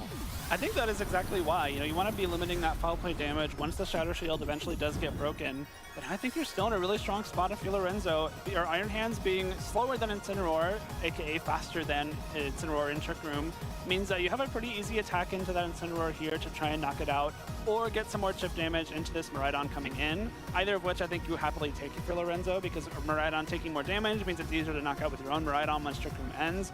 And we still have a 4th Pokemon from Lorenzo that hasn't been revealed to Shiliang just yet.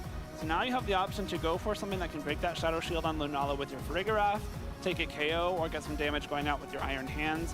Especially because it didn't get burned, it's in a really strong spot. Yeah, I mean, Low Kick, plenty. Yes, you take that recoil from the Rocky Helmet, which would put it into range of getting knocked out by a second Moongeist Beam here from this Lunala. But not before we see this Farigiraf break the Shadow Shield with the foul play, and it does significantly less than what we've seen it do before, but this Lunala is still going to stick around to at least get the KO onto this Iron Hands.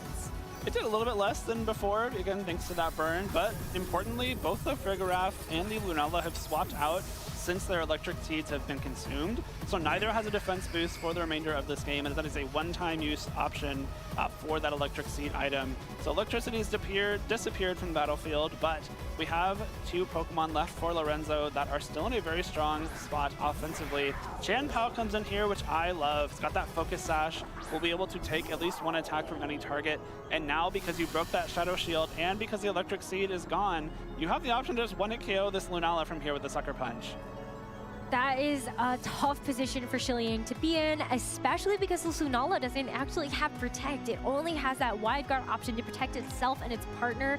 And since that Sucker Punch is a single target attack, it's not going to save you from that particular move. So Lorenzo, what a showing in this 3rd game. Even decides maybe we're just going to save this Chien-Pao with this Trick Room expiring soon. I believe this is the last turn of Trick Room, so again, this Protect on Chien-Pao makes a lot of sense. Just safe. Exactly. You don't want to maybe lose to some Sucker Punch mind games, which could be one of your only possible losing options here. But for now, we see that it's just the Moonblast selected. This Chien-Pao gets to stay at full HP and keep its Focus Sash, as it was going to take the Electro Drift as well. So an even better turn outcome here for Lorenzo, as we see the Farigiraf healthy, the Chien-Pao is full HP, and we see the Trick Room expire. Just a really, really safe Protect there. Now that the Trick Room has ended, Lunala is pretty much a sitting duck. A Throat Chop will be able to cleanly knock it out. You don't have to worry about possibly the speed interactions between Miraidon and Chien-Pao combined with an attack from the Lunala being enough to knock it out before it can attack. Throat Chop is a clean KO on this Lunala here. Yeah, I love that, being able to just completely ignore that Sucker Punch mind game. But we see the Snarl, Miraidon's kind of last-ditch effort here to at least drop the special attack of this Farigiraf, make this Psychic hurt a little bit less, but you're still just up an enormous mountain here if you're Shiliang with only this Miraidon left, and you got a critical hit from the Psychic as well. And so that just anything here is going to be able to finish it up, and that's Lorenzo with an amazing pivot in that second game, being able to take this set. It's a really, really strong position here. Again, of course, you know, you just got the 1 Pokemon left. A Helping Hand Sucker Punch should be able to clean up this game and send Lorenzo to 4-0 after a really strong rebound in Game 1. What a great set between these 2 players, but I love that Lorenzo really stuck to his guns. He said, okay, I knew that this was going to be a good strategy to at least make sure that I can rely upon my own Miraidon, but it's about supporting it now. Zamazenta, definitely not the Pokemon of choice to make sure that you can actually operate that strategy. So to see the pivot to bring that Farigiraf out for that second game and then also have the Iron Hands in the back, I think that shows you not only smart gameplay from Lorenzo, but also that conditioning. After seeing what happened in that second game and then bringing out Iron Hands, being like, good luck. Yeah. No, not only bringing the Iron Hands to the battle, switching it in on the turn Trick Room got set up while Incineroar was on the field. Just like really, really aggressive and paid off very well, especially after this. Again, huge Draco Meteor play on the first turn of Game 3, eliminating that Ursaluna, eliminating one of the biggest damage threats on the team and the only thing that will block Electric-type moves, set up Lorenzo for a really, really strong Game 3. That's the conditioning right there, knowing, okay, I showed off Electro Drift, and now I'm just going to Draco Meteor that slot, and either I'm going to get good damage into the Incineroar, or I'm going to at least be able to get nuclear damage into like Miraidon or Ursaluna, whatever decides to switch in there.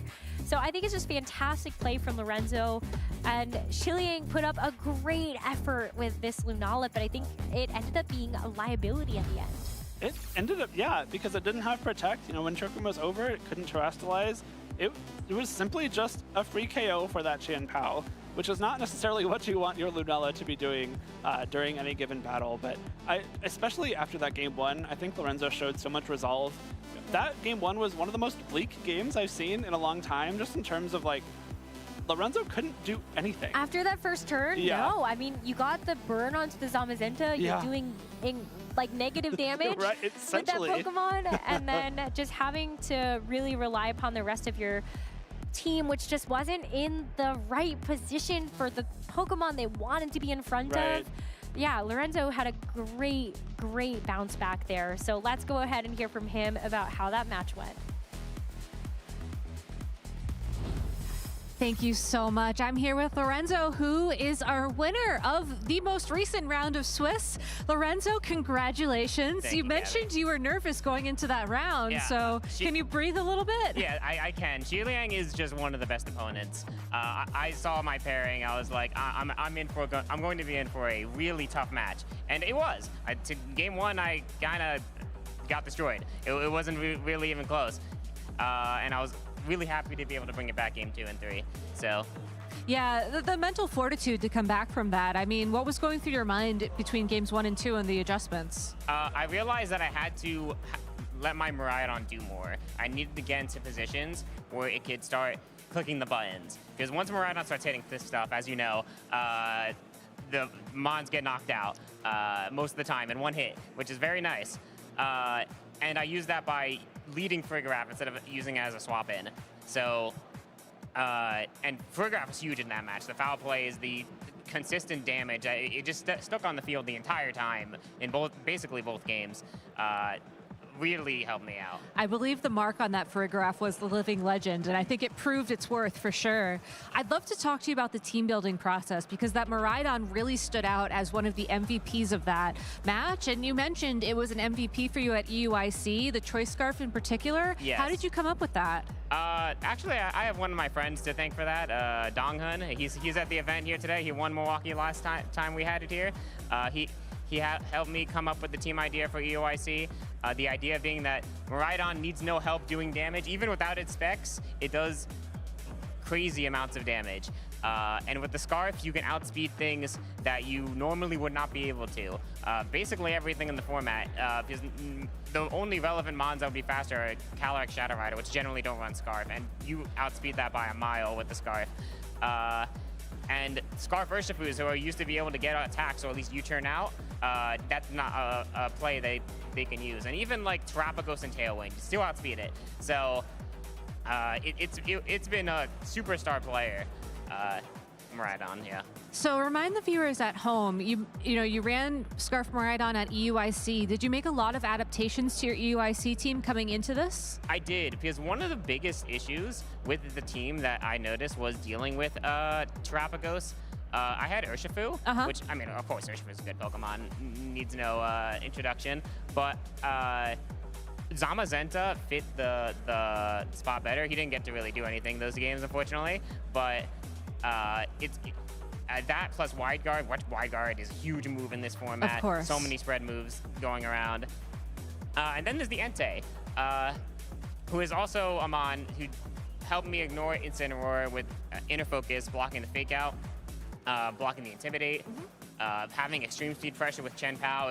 It's incredible match for the team.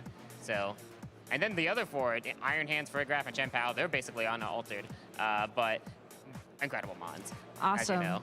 How have you been finding the transition from single restricted to double restricted? It's been very interesting. I'm having a lot of fun with this format.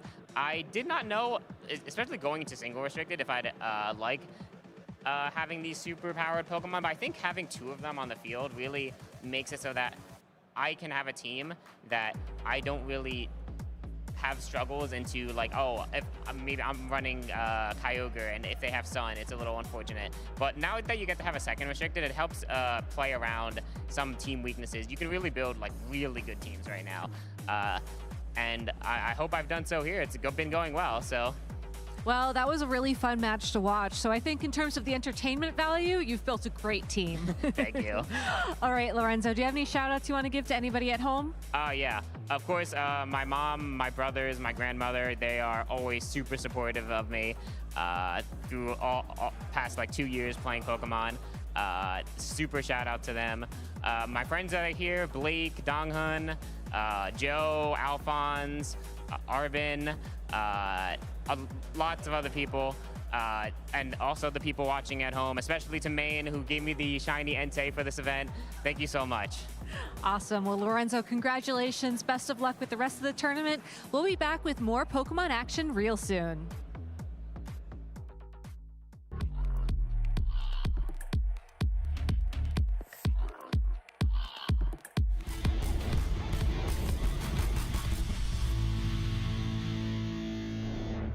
Welcome back, Pokemon trainers. I'm here with Paul Chua, who is one of the most decorated Pokemon trainers of all time. But today we're going to be focusing on his 4th placement at the World Championships in 2022. And for those of y'all just tuning in for the first time, this was the last time Worlds was the double restricted format. So, Paul, why don't you take us back to that year and tell us how you arrived at that incredible placement?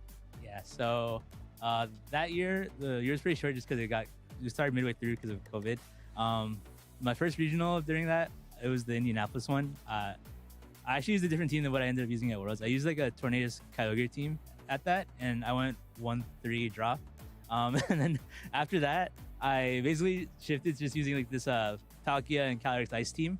And then throughout the year, I just kept changing different parts of it. Like the first event after that was the New Jersey regional. I used Tapu Fini and Regieleki on the team. And then the next one was Milwaukee. I switched the Regieleki to Porygon 2. I kept the same thing for NAIC, and then when Worlds came around, I switched the Tapu Fini to Regieleki. And this is something I've noticed that you've done for a while. You know, you'll find an archetype you like and just make small adjustments. How have you made that work for you throughout the years? I think it's more just like once you find something that you just like really enjoy, you kind of just want to keep sticking with it. That's kind of why I stopped using the Kyogreization team at the start, just because like it didn't feel right after using it a little bit more. And the style that the Calyrex Palkia team had with like the whole Trick Room and kind of like position a little better. You have Incineroar Moongus to kind of help with that. I think that fit the way I like to play a little bit better.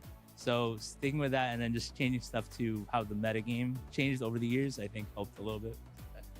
So what were you looking for specifically in your restricted Pokemon that year? Because not only did you have Dynamax to contend with, but you also had to manage, you know, 2 restricted Pokemon at once. I think like one of the things with the Dynamax metas was the attacks were like definitely a lot stronger than usual. So having Pokemon that were pretty bulky helped a lot. So Pokemon like Calyrex and Palkia, they both had like pretty good like HP and defense stats. So they're able to take the hits anyways without having the Dynamax, which I think was really important if you're able to waste the time of your opponent's Dynamax, so that when their Dynamax is done, you can just hit back and they can't really do much about it. All right, now let's talk about the World Championships itself. How did your run go? Was it a tough weekend? Do you feel like you just had the right team at the right moment? Yeah, I mean, that weekend, it was definitely pretty stressful. I started in day 2, so I had like that extra day to just like relax and go around. During like the actual day, like day 2, it was definitely kind of scary. Most of the games I played, they were 3-game sets. I think that's usually what happens when your team's like really slow paced like this. Sometimes they'll just take a while. I played a lot of strong players. I know I played Gabriel Agati near the end of one of them. Like near the end of the day, we were both X2, so I had to win that to keep going. I played a lot of unique teams. I played David Kutesh. He was one of my losses. He had like the Dialga Yveltal team. That one I was not really expecting because that was the thing with like starting in day 2. I kind of assumed that some teams weren't gonna make it through. And stuff like that, Alga, I thought was gonna lose in day 1. So like when I saw he made day 2, I was like, I hope I don't face him. And I got him. So that was that. Yeah, so that's how day 2 went. And then the cut went a little more smoothly. I think like most of the matchups I had were definitely more in my favor, just because I feel like most of them they were like more aggressive, like from what I was talking about before. So most of the time it was like once I set up Trick Room, I was able to just both go through their teams. Like for example, I know I faced Nils Dunlop in my first round of cut. His team was a little scary, but some of the things that he had, like his Amoonguss was really fast. So that meant under Trick Room, I was just able to outspeed it with my Calyrex, which is usually something that doesn't happen, but that helped a lot in terms of like winning that game a lot easier. Makes sense. Now let's fast forward now to Scarlet and Violet. You know, obviously with Terrestrialization, it's a very different mechanic compared to Dynamax. Did you know what you were looking for in the double restricted format going into this meta, or are you still trying to figure it out? That one I'm still trying to figure out, just because I think, especially with Terra, unlike Dynamax, where Dynamax you could basically only use it offensively. Terra you can use it both defensively, so I think like Calyrex Shadow is a good example where it's like you can give it the Ghost Terra to make it offensive, but you could also give it like a Dark one to make it also like better in the mirror or something like that. Makes sense. And I'd also want to ask, but no spoilers, like if you had to guess how you're going to do this weekend, are you feeling confident, unconfident? I don't really feel that confident with this team. I definitely had, it was definitely hard trying to find a good team. So yeah, I don't really have like too high hopes for this weekend, but I mean, usually I'm like that for any tournament. So. Me too. It happens to us all, clearly, but that's okay. It's nice that you're here, and I think that one of the fun things about a tournament like this is that nobody knows what to expect, right? Yeah, I think so. Awesome. Well, when you were preparing for this tournament, what do you think was the strongest restricted pair that you were worried about? The one that you were looking at and thinking, I have to have an answer to this no matter what? I think it's just Calyrex Shadow Zamazenta. I think just because like type-wise, they both cover each other pretty well. Also, just like Calyrex, the Shadow Rider, it's pretty strong with the Astral Barrage and the weakness of like Dark. That's covered by Zamazenta, so those two like together, they just make like a really good like defensive pair. So I think it's like even like online tours, it's still doing pretty well in. So I think it's like the duo that I think is definitely pretty scary just because of like how good they work together. All right. Well, I'm certain we're going to see that pair together this weekend. Paul, do you have any shout outs you want to give to anybody at home? I mean, usually I just give a shout out to my friends and family. That's usually the way it goes. I guess like the only new ones I'd have to say were like people that I met recently online that live in the Philippines. They've been pretty supportive of me recently. So yeah, shout out to them, I guess. But yeah, that's all. Awesome. Well, thank you so much for your time. Best of luck in the tournament. And we'll be back with more Pokemon action soon.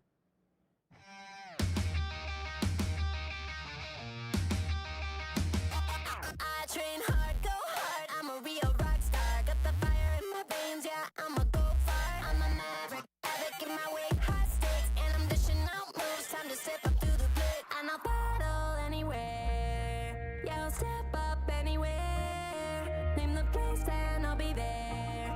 Anytime, anywhere. And I'll battle anywhere. I'll step up anywhere.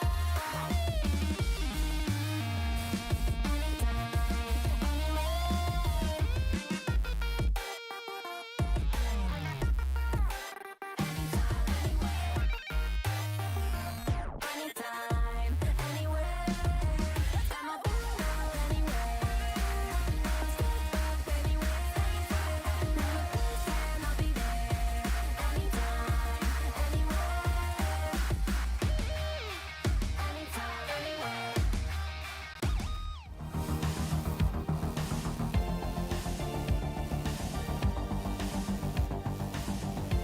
It's a lot of practice and getting a lot of games in with your team, feeling comfortable with it, and it really helps to have people alongside you to help with the team building and also helping you get more games in so you know what to play when.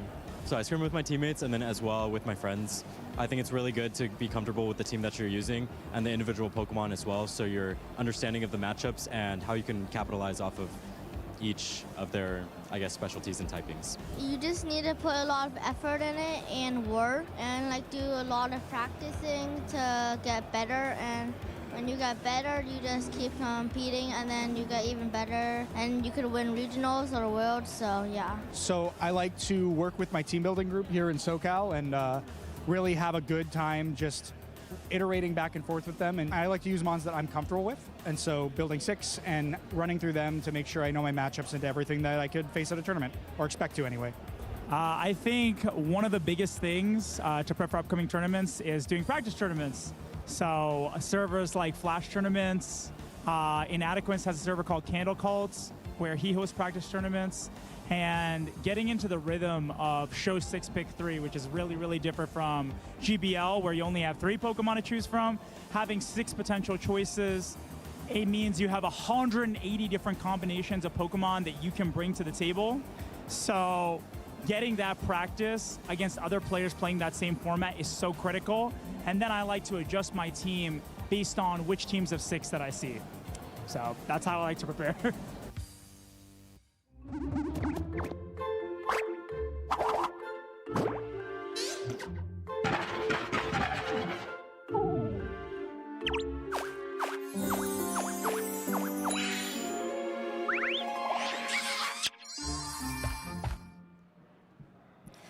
Welcome back to the 2025 Milwaukee Regional Championships, and as you can see, the tournament is still underway here, and as we're looking at some shots from early this morning and at some other undetermined time with those lovely play mats, we're getting ready for our next round of Swiss here. And while we're waiting, I figured, why not bring back a nice little game to pass the time? So my name is Gabby Snyder. I'm joined here by Sierra Dawn and Joe Brown, and I know y'all love to have some lovely, maybe debate is the best word for it on your podcast. Healthy debate. Yeah, I know we're all friends here. This is meant to be a healthy debate.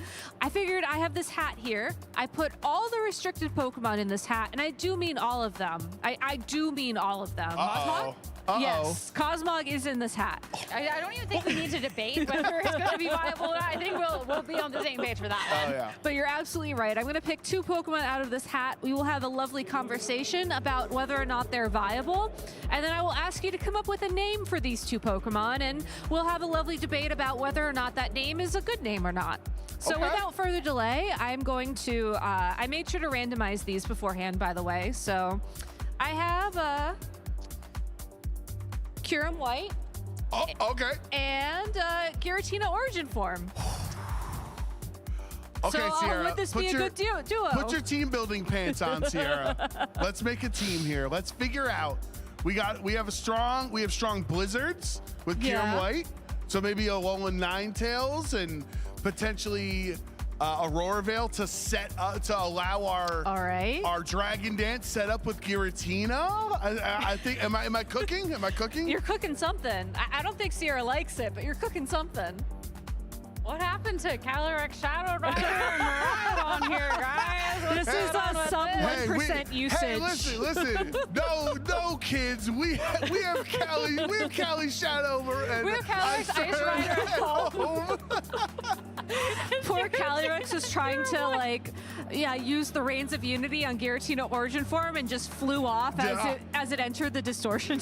Oh my goodness! I would not. TLDR, I would not recommend putting those 2 Pokemon on the team together. I think there's a world for Giratina. I think you could make it work. Okay. I've seen some grassroots events where people are using Giratina, obviously as somewhat of a counter to the Shadow Rider, right? It's 4 times a week to go. So you leave the plane of existence so you can't get hit by Astral Barrage. That's true, and you can break through Protect, so that's kind of neat.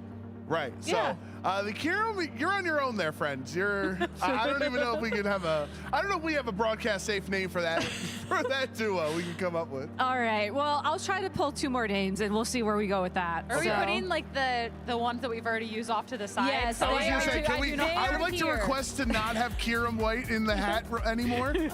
Just for you 2, I will do that. Thank you. Thank you. All right. So we have. Couldn't start off any better. Koraidon. Okay. All right.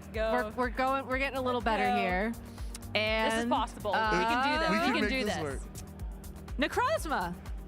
Just normal Necrozma. Just regular Necrozma. What no does fusion. Necrozma even do? It's the Battle Prism, right? Where it takes reduced. I think it's 3/4 damage from super effective attacks. So I believe that's correct. It's a bit of a setup sweeper. Again, we have a lot of these restricted Pokemon that you don't see as often are really focused on trying to set up with that legendary Pokemon and finish it. However, I don't know if Shadow Rider is going to allow this Psychic type Necrozma to set up. That's why we have Terrestrialization. That's little true. Terra Dark action, resist the Astral Barrage. Or Terra Normal, just ignore it entirely. That's a great point. Okay, so what do you think? What are your thoughts? I've been so much more focused on trying to think of a name for the duo rather than the viability of them. I'm not gonna lie. I'm sitting here let's be real. Naming is like 3/4 of the battle. So it's like the most fun part. Yeah, it is. I'm kind of stumped, but it's the fun part. You know how we always we always attribute team names to the builder, right? It's like, oh man, are you playing the Sierra Crozma team? Like, it's gonna be yours. This is yours. You're allowed. You can have this one. There's Arubega Miraidon, there's Rinya Sun. This is the Sierra Crozma. Can I pick a different Pokemon for that one? Sorry, that's how the hat works. All right, that's how it works. I'm sorry. I mean, obviously. Maybe we just throw 4 past Paradox Pokemon on the squad. Ooh, You could. okay. You could just turn it into proto spam. Yeah. And just ignore the Necrozma portion of it. Okay, terrible name, but if that's the way we're building out the team and All everything right. else, instead of just Sierra Necrozma, you know, it could be like, so you have when the Necrozma merges, right? Like, stick with me, guys. Like, it's Stick with her. Okay. It's, She's it's a cooking. little bit, it's a windy road, but we'll get there. You got like the Necrozma, like you got the Duskmane Necrozma, Yeah. you have the Dawnwing, so Yeah. it could be like past main Necrozma, because it's all the Okay. past paradoxes, including the Koraidon, which Past is also main, the okay. past Yeah. legendary. It's pretty bad, but It could work. I respect it. Hey, listen, we're stuck dealing with what the hand we're dealt from the That's hat. true. So I think you did the best that you could. Thank you. In terms of viability, I mean, Koraidon is just going to have to do a lot of carrying. I don't think that when you're looking at all the other Pokemon, I just think, like, if you're looking at setup Pokemon, it's maybe too fast of a format to be putting a setup restricted anywhere. I think it's just going to be a little bit outclassed at this point in time, unless we have a big kind of meta redevelopment into, we're going to bulk out all the restricteds and we're going to allow everything to set up. But I don't think it's really going to exist with Calyrex Shadow Rider That's around. a tough call. Yeah, I mean, eventually we'll get there if we play this format long enough, because people will just, you know, get there eventually, probably. So Are 3 we years walking from there or now, are we driving there? Because we might be walking to No, the finish line. we're taking the bike, the Koraidon bike. I was gonna say, I mean, we have Miraidon and Koraidon in the field. So if That's you're fair. walking, I mean, I guess you could also take a Calyrex too. So if Yeah. you're walking, you're not doing Saddle it up. right. All right, I think we have maybe time for 1 or 2 more, because I did hear that matches were called. Okay. So we do have Shadow Rider Calyrex this time. Okay.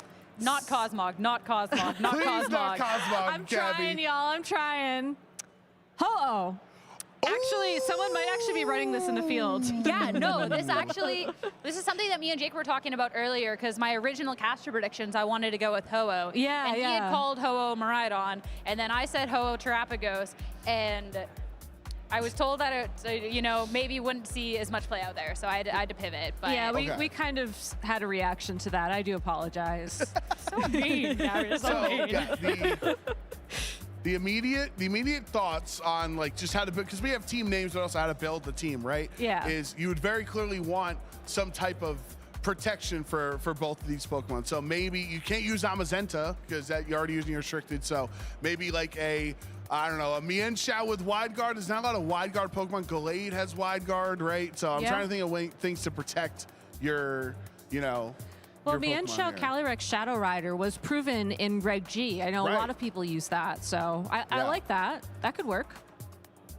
What are your thoughts on Shadow Rider and Ho-Oh used together? Is it viable? It's not just about the names here. It's about the viability of the two Pokemon. The viability leads to a good name, you know? All right. I think, depending on how the Ho-Oh is built out, but I do think for Calyrex Shadow Rider, there's just going to be partners with naturally a little bit more synergy. I think both exist. Obviously, Calyrex Shadow Rider exists in its own lane because it's Calyrex Shadow Rider. Yeah. How is it not going to exist? I think Ho-Oh maybe just with different partners. I'm thinking of, like, the Miraidon's good because you can kind of swap out into it, whereas the Shadow Rider, I'm not really thinking of too much that you would want to switch your Ho-Oh into to tank the hit, which is then kind of where it's going to be, like, a little bit weirder. Okay. But I think it just depends on how it's built out, you know? I think the partner Pokemon would really determine that one. So I'm going to give Joe an opportunity to think of a name, because I did actually want to ask you this. What were you thinking when you originally had Ho-Oh on your predictions? Like, what prompted that to be on there? I just really like Ho-Oh. That's fair. When I started playing VGC, I was like, I really want to play a Ho-Oh team, and everyone laughed at me, and they said Ho-Oh was a no-go, and I was like, okay. And then I missed when Ho-Oh was good, and I joined in when it was a little bit outclassed, because that's when the Calyrex Shadow Rider and Ice Rider came around. I got it. I got it, Gabby. Okay, you got it? We got Calyrex Shadow Rider, and we have Ho-Oh. Yes. Rainbow Rider, baby. Oh, that's actually really good. What? Holy. What? Yeah, Off that's the top of top my head. tier. That's top tier. The cogs are turning up here, all right? That's a good name. You have to build this team now, Joe, if only for that Well, name. actually, we do with our community. I am forced against my will to build a Ho-Oh team with our community, so I think we just figured it out. Rainbow Rider, chat. That is a really good name. Make sure to publish that team code once you finish it, because I kind of want to go on a rainbow ride myself right now. I am so much more sold on this duo now that it just has an amazing name. That's, I know, that's right? the power of a good name. Yeah, that's crazy. That's a good one. All right, but on the thought of wanting to see Ho-Oh exceed or succeed, excuse me, and exceed expectations even, I want to give a shout out to Tom, who I know is watching out there. Tom has been the Ho-Oh believer in my life for a very long time. Let's go, Tom. Let's go, Tom. Go. All right, we have time for one more. So real quick, let me just mix these up a little bit more. I realized I wrote these in order of generation that they were put in, and I probably shouldn't have done that. Yeah. So, we're going to keep shuffling them. We have Dialga, just normal Dialga. Okay. And then we this have... I'm feeling this one. Calyrex, no fusion. No. Okay, well, I already know the name of this that I would pick, but someone else came up with it. So. I still want to hear this though. Calyrex Time Rider. Time Rider. Time Rider. That would be funny seeing the little Calyrex on the big dial. Exactly, right? It'd be funny if Calyrex he can just fuse with any legendary. Like you just hop. The just Reigns hop of on Unity Lugia. are an incredible item. You look at the Miraidon and the Koraidon. It just kind of fits the lore. Calyrex by itself, it's is it the Celebi typing, right? I believe so, because it does get access to grass moves. Right, so Psychic Grass, I'm trying to think what type of viability you could put with Dialga. I do actually have a lot of faith in Dialga, more the origin form than the original. We can pretend. We're using both versions of Dialga here. It's obviously a Trick Room core, right? Oh, 100%. So I would use a fully supportive Calyrex, because I don't know how much damage it's going to do by itself. Now it is going to take a U-turn from Incineroar and have a bad day, but I don't know your thoughts, Sierra. I think you would just have a fully maybe if Calyrex learns Light Screen and Reflect, Trick Room, Psyshock or something like that. I'm not sure.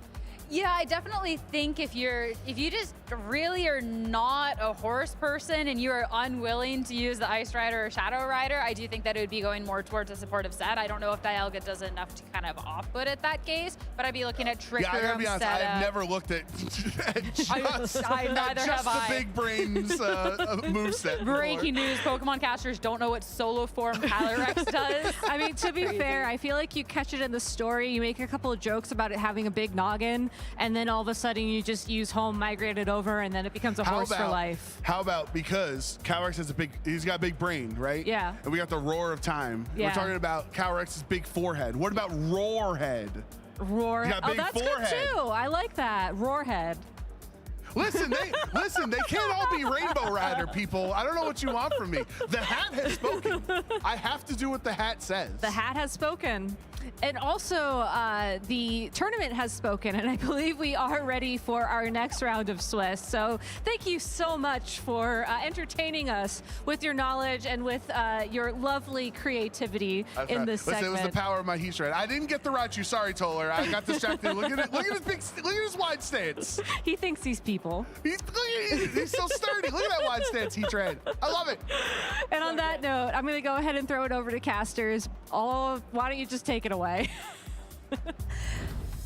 New emote, wide Heatran happy. That was some great names. I hope we get a chance to put our hat in the ring later. I don't know if I can top any of those. Well, we gotta come up with something a little bit better than Heat Head. Wait, what did he? I don't know. I thought Rainbow Rider was great. That was a masterpiece. That was amazing. But where did we land on? What did we end on there? I don't know. Yeah. Hey, good talk. Anyway. Roarhead. Oh, Roarhead. Yeah. What did I say? It was because I was thinking of Heatran, so I was like, oh, Heat Head. But then. I don't know. Okay, moving on. We've got another round of Swiss coming up at the Milwaukee Regional Championships. But before we get into that, let's take a look at our undefeated players heading into this 5th round. A lot of familiar faces here, I think, as we look across the board. Of course, one that I really want to shout out is Jeremy Parson, who I think last season was some crazy 30-2 in Swiss across a bunch of regionals that he attended. So seeing him at 4-0, continuing his run through incredible Swiss stages of tournaments is great. I know there's some other great players as well. Of course, Cedric, Joseph, Paul, Colin, Raghav, all people that we've seen up at the top tables a lot. But another nice mix of trainers that maybe haven't made day 2 or a top cut stage of a regional championship just yet. Only time will tell if they can continue to stand the test of the tournament and actually make it into those 6 rounds required to move on to the second round of Swiss tomorrow.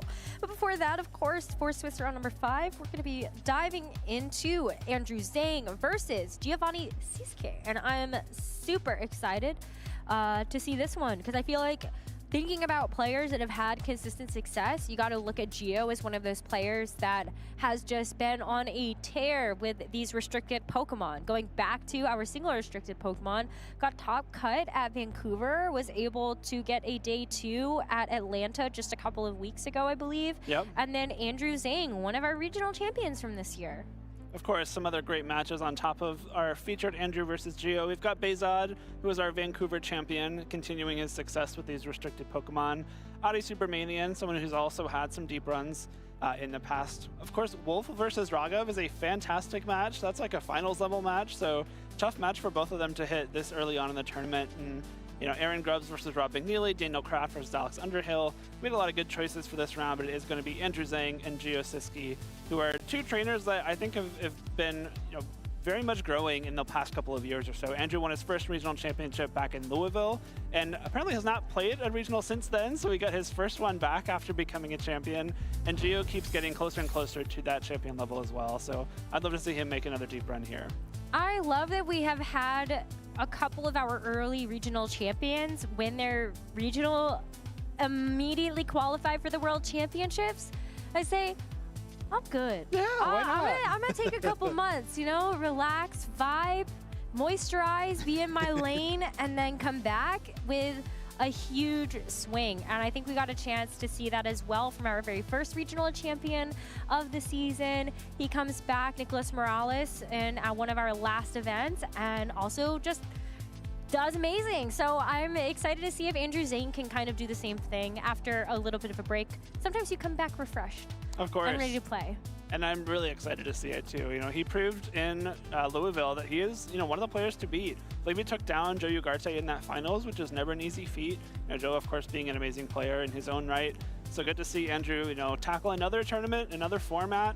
You know, we didn't get to see him play too much in Regulation G, I believe. So it's going to be fun to see how he tackles, you know, this restricted format on top of the double restricted too. Yeah, is it going to be something where he just decides to go with a classic that's already been proven and tested online?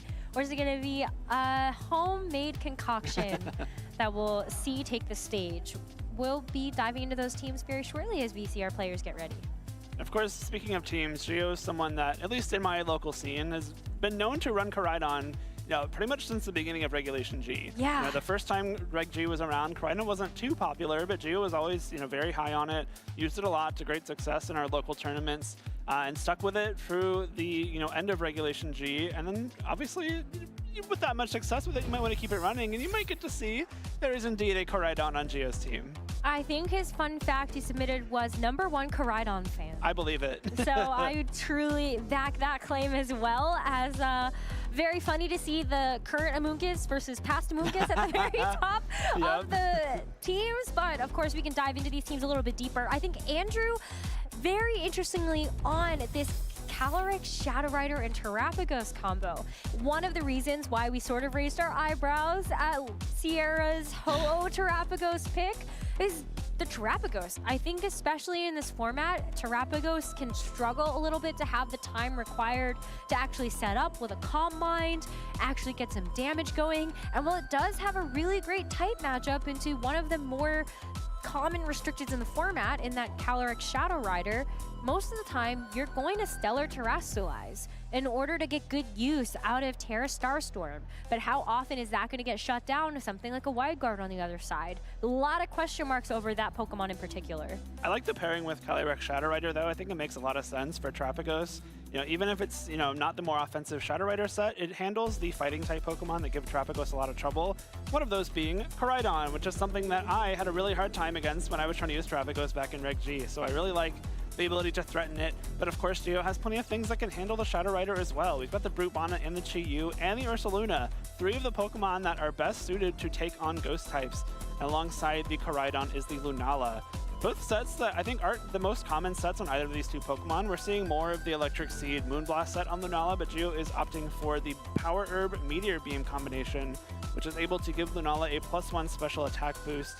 And Koraidon is running the Life Orb Close Combat set, the kind of set that we saw win the European International Championships under Wolf's control. So a nice mix-up there from Geo, who tended more to use the Clear Amulet set back in Reg G. But no Koraidon just yet. We're jumping into round 5. It's the Chi-Yu Lunala for Geo, facing off against the Terapagos and Fluttermane for Andrew. So the anti-Lunala duo from Andrew's team is on the field already. Not only do you have this Fluttermane that's going to get a booster speed boost, which is going to be much faster than this Lunala, I do wonder how it stacks up against this Choice Scarf Chi-Yu as well.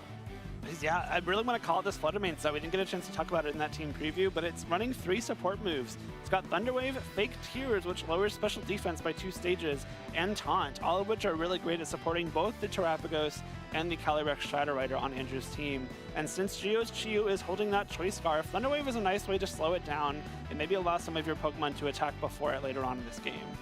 I think it's a great option, and so we're going to see Andrew go for that right away. Thunderwave, of course, going to hit its target in that Chi-Yu. We'll see if it actually does get paralyzed here, but it's going to the Moongeist Beam from this Lunala to follow up shortly after. Not going for the Meteor Beam just yet, but it's super effective into that Flutter and a one-hit knockout nonetheless. So it's just going to be that one Thunderwave that Fluttermane gets to do, but gives plenty of room for this Terapagos to actually get a Calm Mind boost. In front of these 2 special attackers, you love that you get that special defense boost as well as the Chi-Yu goes for the Snarl.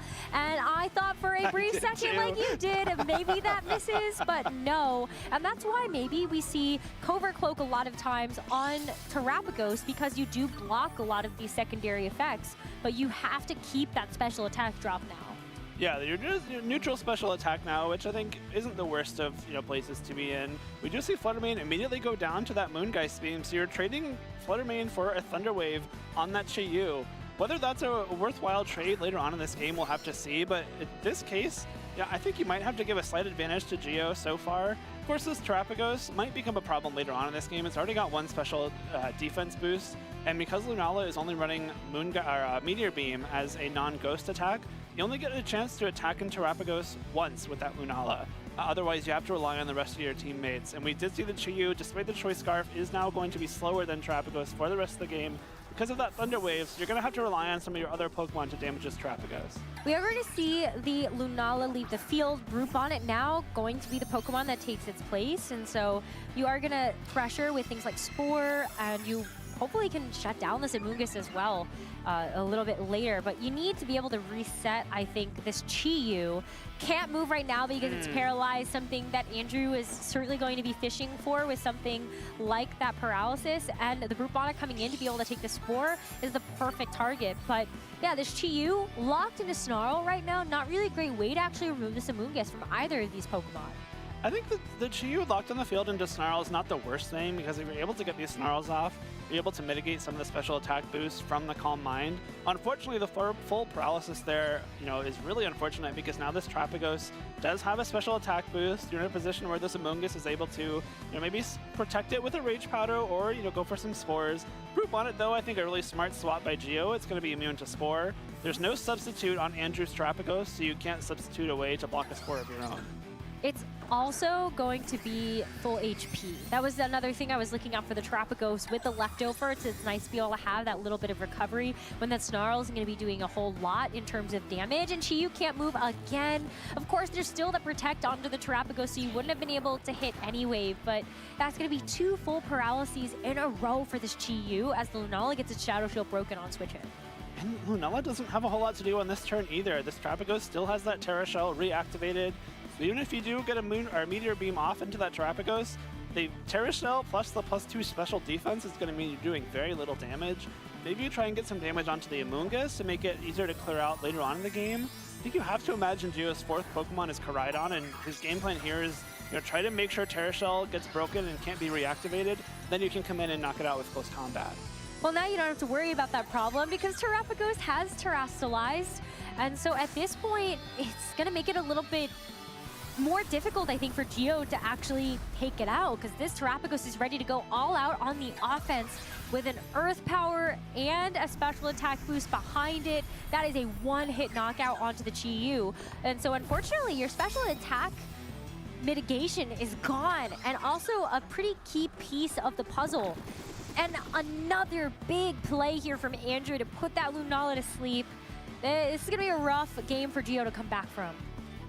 I'm wondering why the Terrestrialization came through in this stage of the game for Andrew. Now the Terra Shell is just gone. You know, of course, there's no more, you know, reducing that damage from full HP. I don't know that you needed the special attack boost from the Terrestrialization or the Terra boost on that ground type Earth Power to knock out the Chi-Yu, and maybe you could have saved the Terra Shell for later on. Regardless, though, still a very strong turn. You got rid of the Chi-Yu, which is going to be, you know, no more Beads of Ruin to lower your team's special defense. Of course, the Lunala is now asleep, so despite not being able to damage Terrapagos much at all, it of course cannot for at least one more turn because it has to take that mandatory sleep turn. Koraidon comes in, but Rage Powder is on the field. Rage Powder is there. Amogus is going to be able to take those close combats a little bit better. You still have a third, you still have a fourth Pokemon in the back here if you're Andrew. And a lot of these Terrapagos, if you think back to even just our previous format with single restricted, they were all basically guaranteed to live a life orb close combat from an Urshifu. So how will the Terrapagos fare even into Koraidon with life orb in close combat?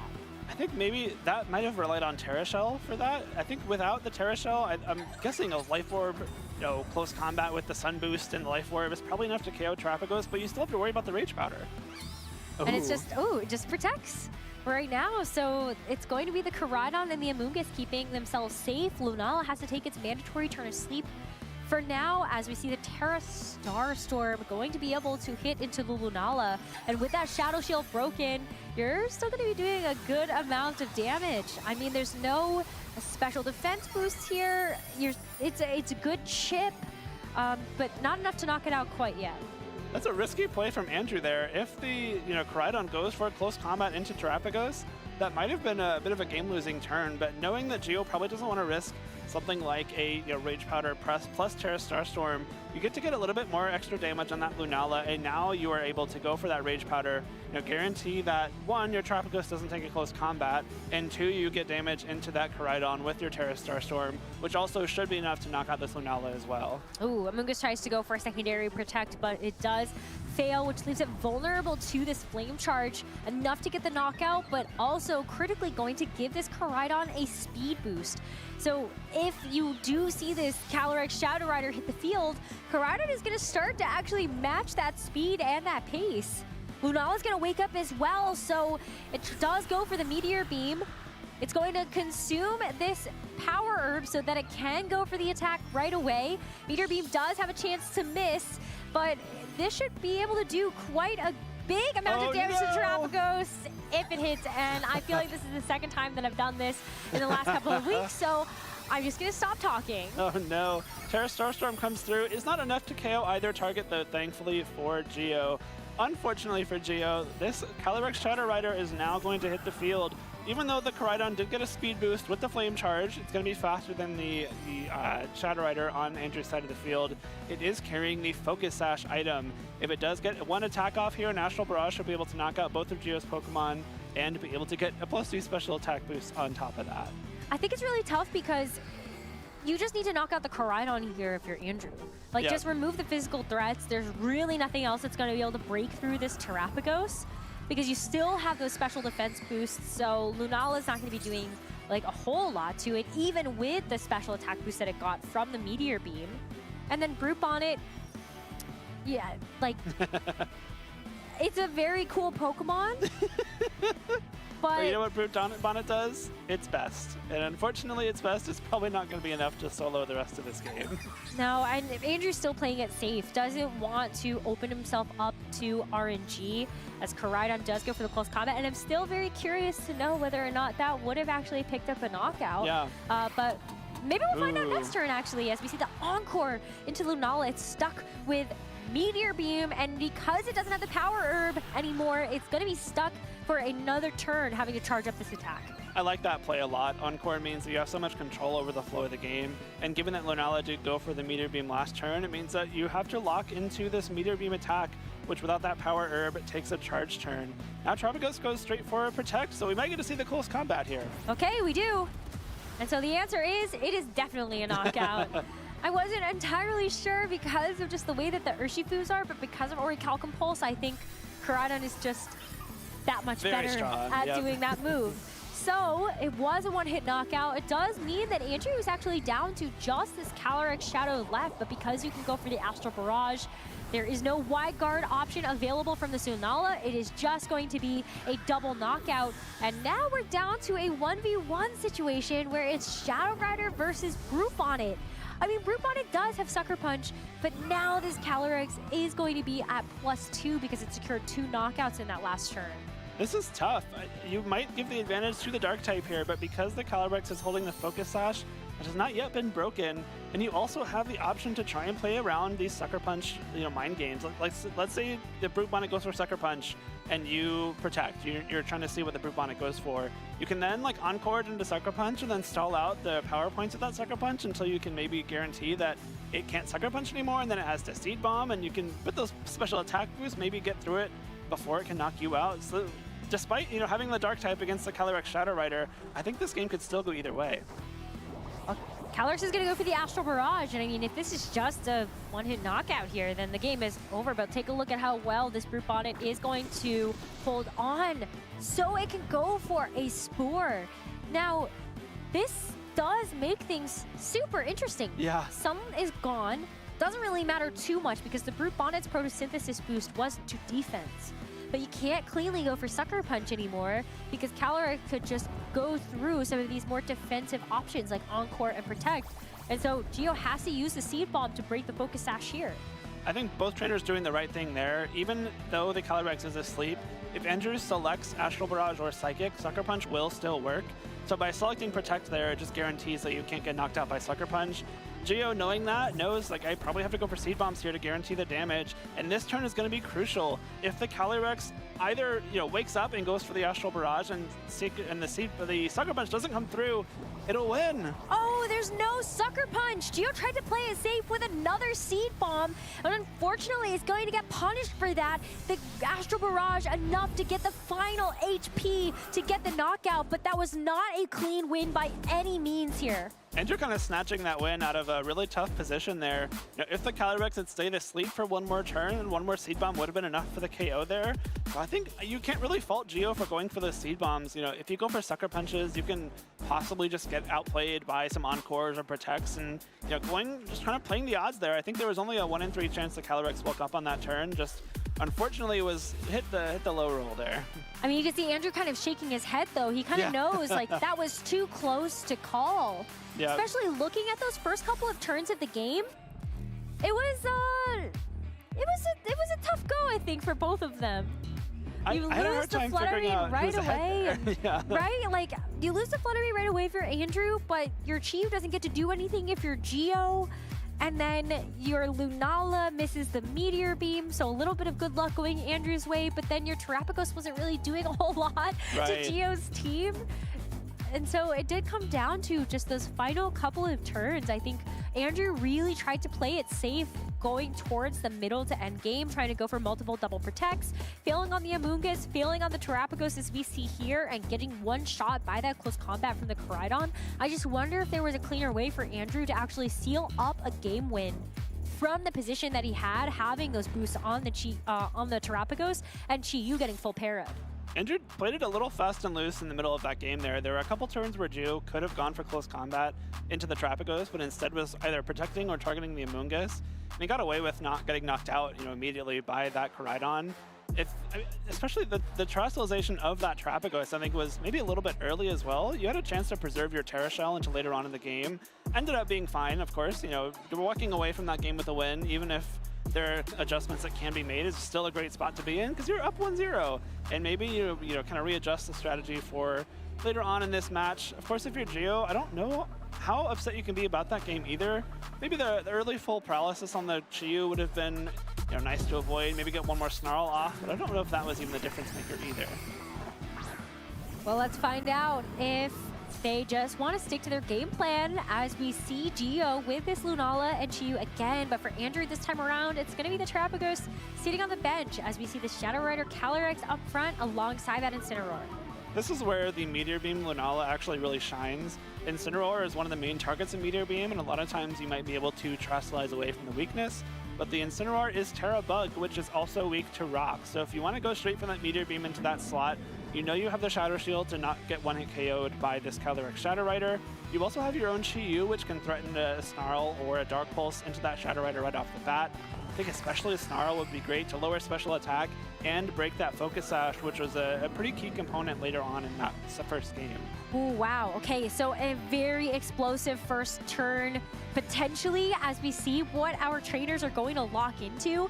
Is it going to be something where we see this Chiyu go Terra Ghost and maybe it doesn't get faked out? Or do we see a defensive Terra come through? Or do we see Andrew just really go for it and actually land the mark with these Astral Barrages?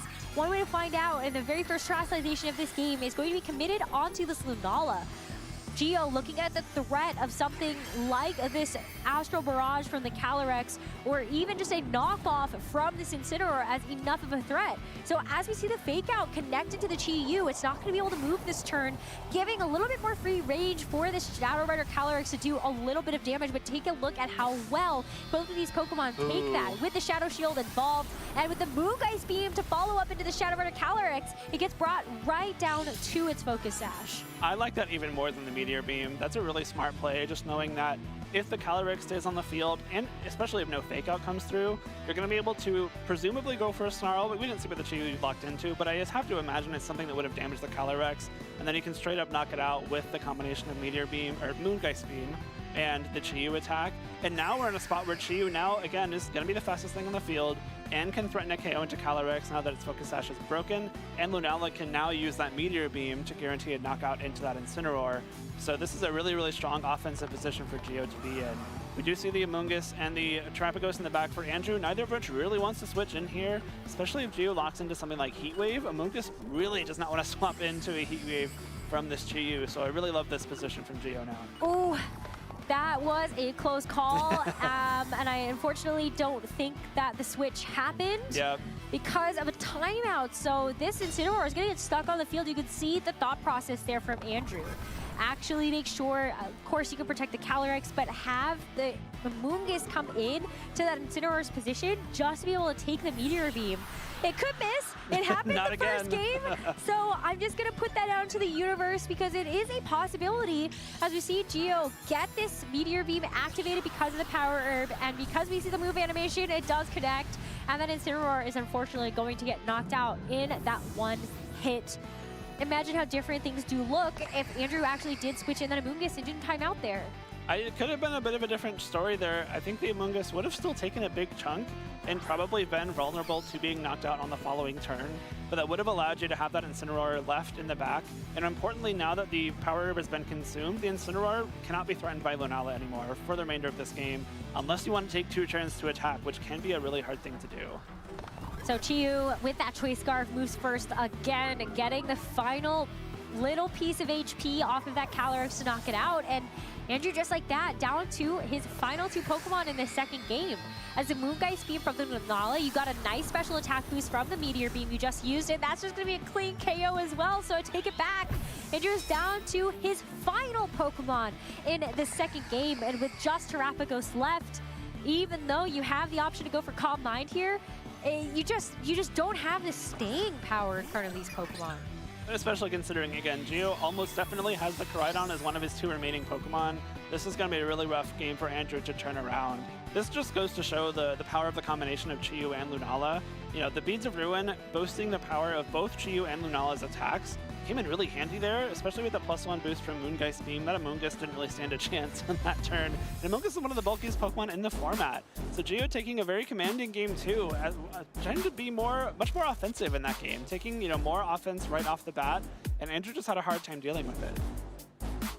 Terapagos can be passive. I wonder if there is a world where Andrew instead decides to actually bench the Terapagos in favor of bringing something like the Urshifu.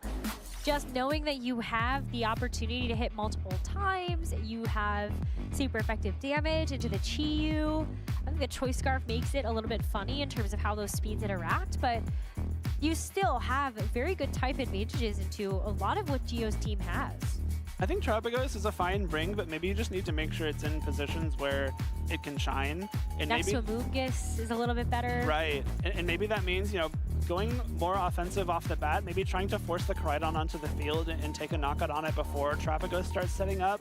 It's going to be a little bit difficult because the beauty of this Koraidon Lunala combo is that similar to Calyrex Shadow Rider plus Zamazenta, they just cover each other's weaknesses very, very well, both offensively and defensively. So I think what Geo was able to show in that second game was, even without the Koraidon hitting the field, the threat of it was always there. And the Chi-Yu is also just a really good way to enable that Lunala. Yeah, it's true. I think just right off the bat, I think we need to see different leads come out from Andrew for this third game at the very least. Especially if Chi-Yu is going to be led again by Geo, that lead was not very conducive to kind of handling that Chi-Yu. You don't really have anything that could damage it more than the Astral Barrage. That's why I said maybe Urshifu. Yeah, I could see it. Urshifu, especially since it's not like Moonblast Lunala, you have to use Moon Ice Beam to damage it, and maybe with the +1 and the Chi-Yu, maybe that's still enough for a KO, but it's not necessarily as free of a matchup as you would have with the Moonblast or something like a Psychic type attack too. Yeah, there's not really a lot that can actually switch in to take the Surging Strikes. No. It is hard to bring because that there's the threat of the Koraidon in the back. Yeah.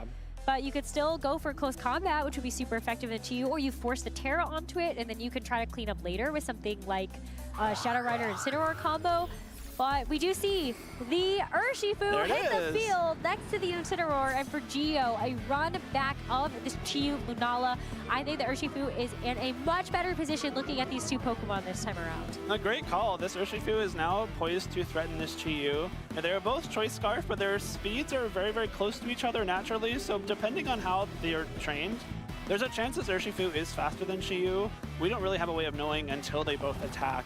But also this Chi-Yu, having the Choice Scarf means it will attack before Lunala. It has the U-turn option to maybe kind of pivot out into a more favorable matchup. You have the option to go straight for the attempted one-hit KO on Chi-Yu as well, but that can be mitigated either by Koraidon swapping in and lowering the power of Surging Strikes, or by Chi-Yu terastallizing into a Ghost type and removing the weakness entirely.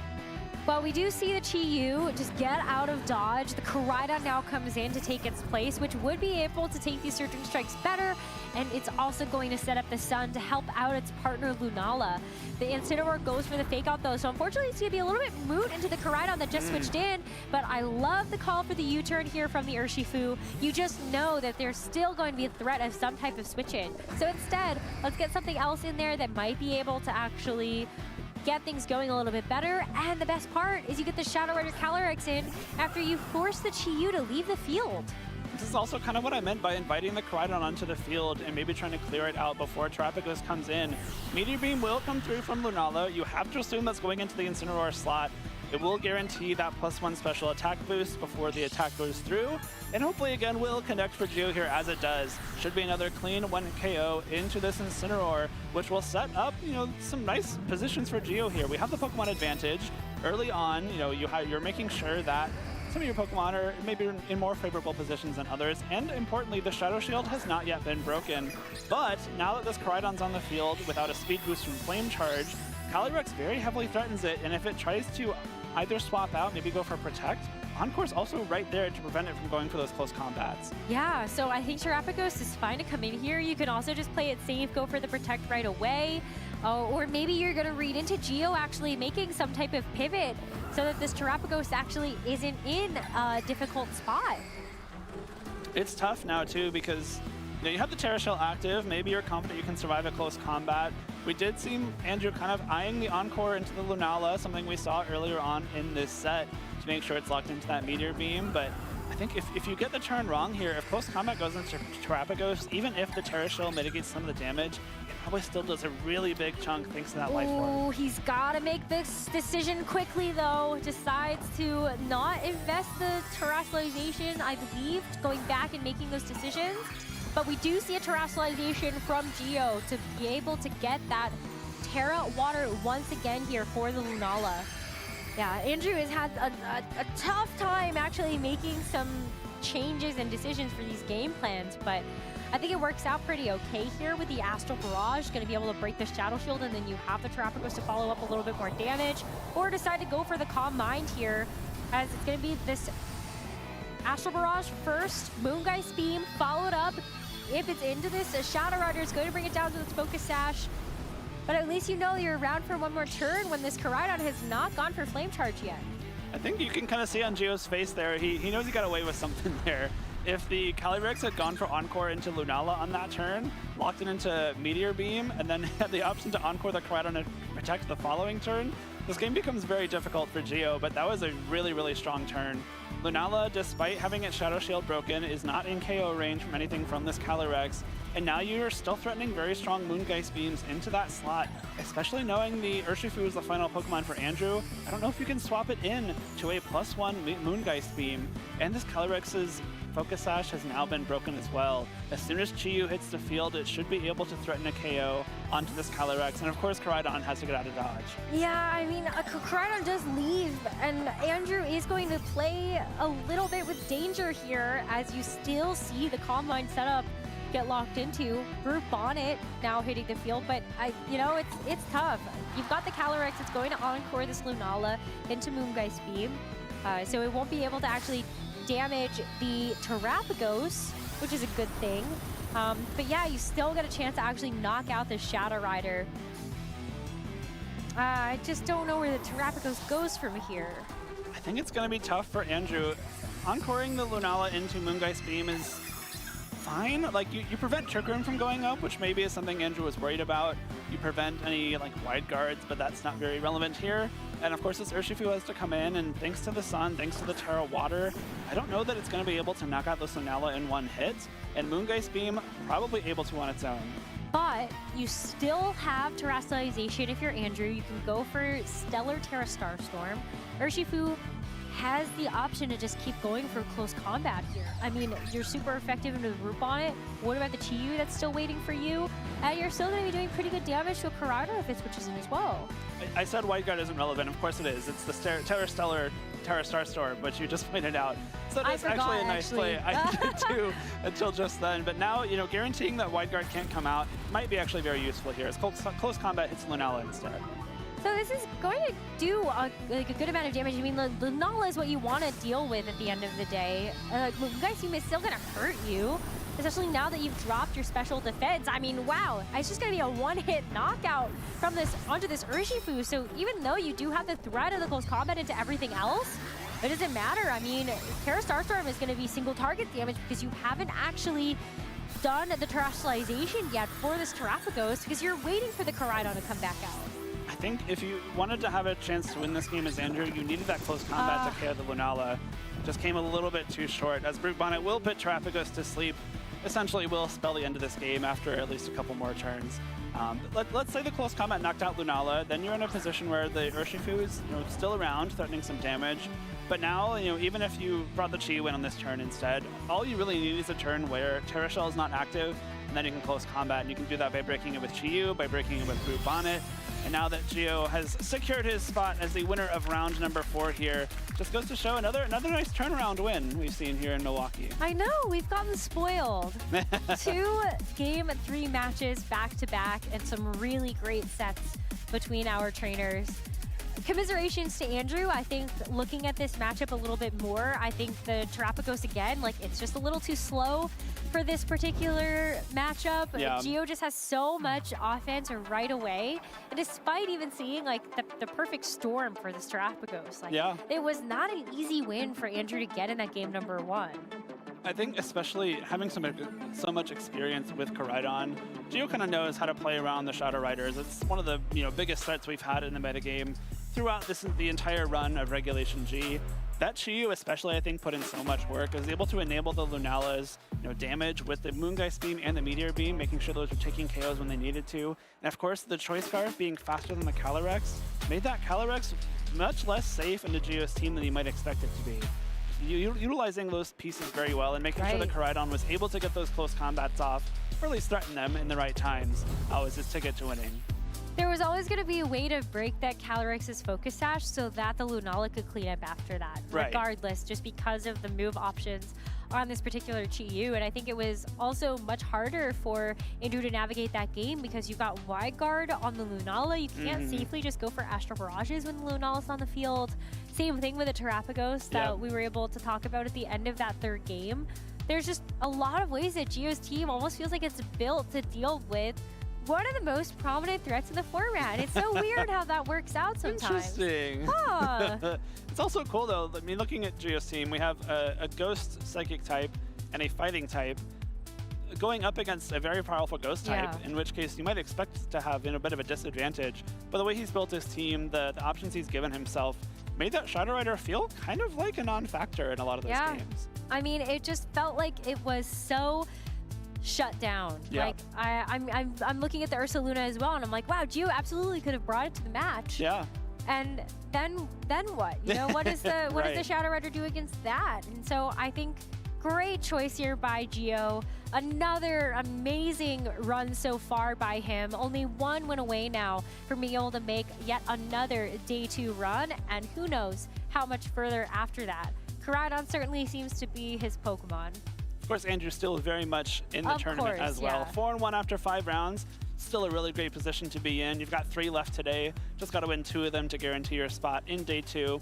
Maybe even win all 3 and put yourself 1 win closer to that top cut stage of the tournament. But I think a player like Andrew, who's got the experience, has a regional win under his belt, very capable of continuing on despite this setback. Of course. I mean, it takes a lot of resilience to be a regional champion, and you have to face a lot of difficult team matchups along the way sometimes to be able to achieve that goal. So I have no doubt either that Andrew can definitely claw back from that one. And I'm still skeptical of Terapagos. I think this matchup was not the right matchup for it, just given how well it was actually locked down. But maybe hope for those Terapagos fans out there.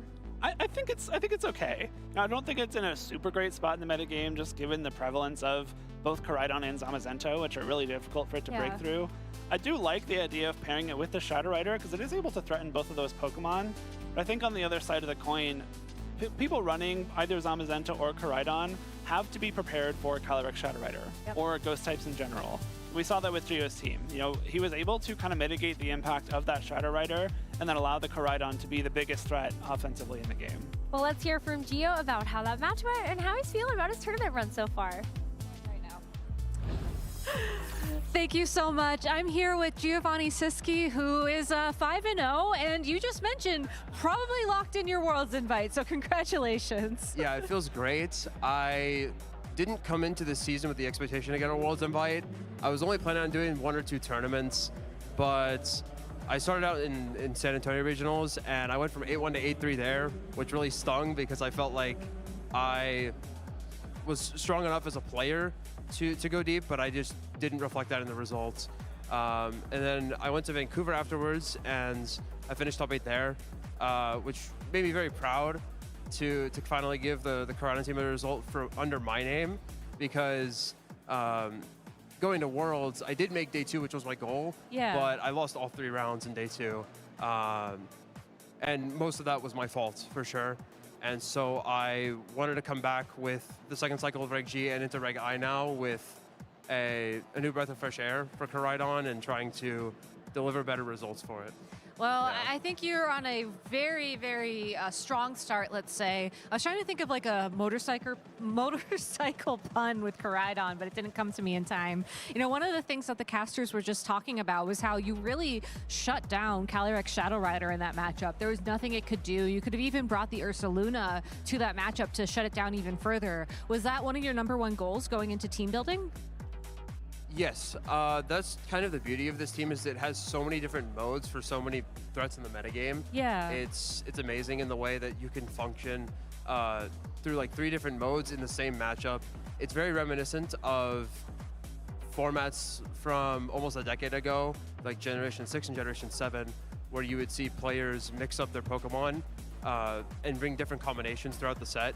Of course, I didn't really reflect that in this set here, but this team is really dynamic in the way it plays, and it makes it really fun to play. How have you found those combinations? Has it just been trial and error? Have you done a lot of theorying? Well, for this team in particular, Yeah. it was mostly just a conglomeration of ideas that I'd seen from other players, Okay. specifically Latin American players. I believe a Puerto Rican player originally constructed this team of 6 about a month ago, and Latin American players found it really fun to play. And a few Italians also picked it up as well. And so it kind of started to go global, at least in the best of 3 metagame in the Western world. And I found it very appealing because I used Lunala throughout Generation 7, and I used it some in Generation 8. Koraidon I've been playing at every tournament that it's been legal and that I've attended thus far. And I've used Fluttermane Chi-Yu since 2023 when I went to European Internationals then, and I've used it ever since. And so it was just, and as well, Ursaluna I brought to Worlds in 2023 and Pittsburgh the month after. So it had just a lot of my favorite things, and I just saw no reason not to try it. And so far it's been relatively successful, so I'm happy with it. That's awesome. And it sounds like you're having a lot of fun with it too. It's great. It's So fantastic. let's go ahead and talk about that matchup. So you mentioned, you didn't get to really showcase the different modes of the team, but, that was a best of 3 match where we saw all 3 games. How did you have the confidence to stick to the same mode throughout all 3 of those games? Well, originally I wasn't sure what to do for the longest time when I was looking at it. I know it looked very confident using the same plan at all 3 games, but for the first minute I was looking at the team and thinking to myself that I didn't have a super consistent way to play it. But then I realized that through Chi-Yu and Lunala, I could cover a lot of the team and utilize Brubana and Koraidon in the back to fill in the holes with what I wasn't able to cover. Okay. And with any problematic play that was threatening to me on lead, I could always switch out and cover that play. And there wasn't a lot to stop me from just attacking with both Pokemon until I forced a reaction out of Andrew.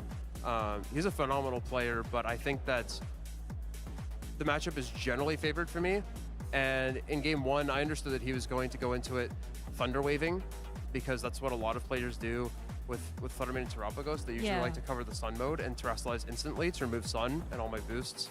And they'll be able to spread Thunder Wave and then Astral Barrage later in the game. That's usually the game plan that they go for.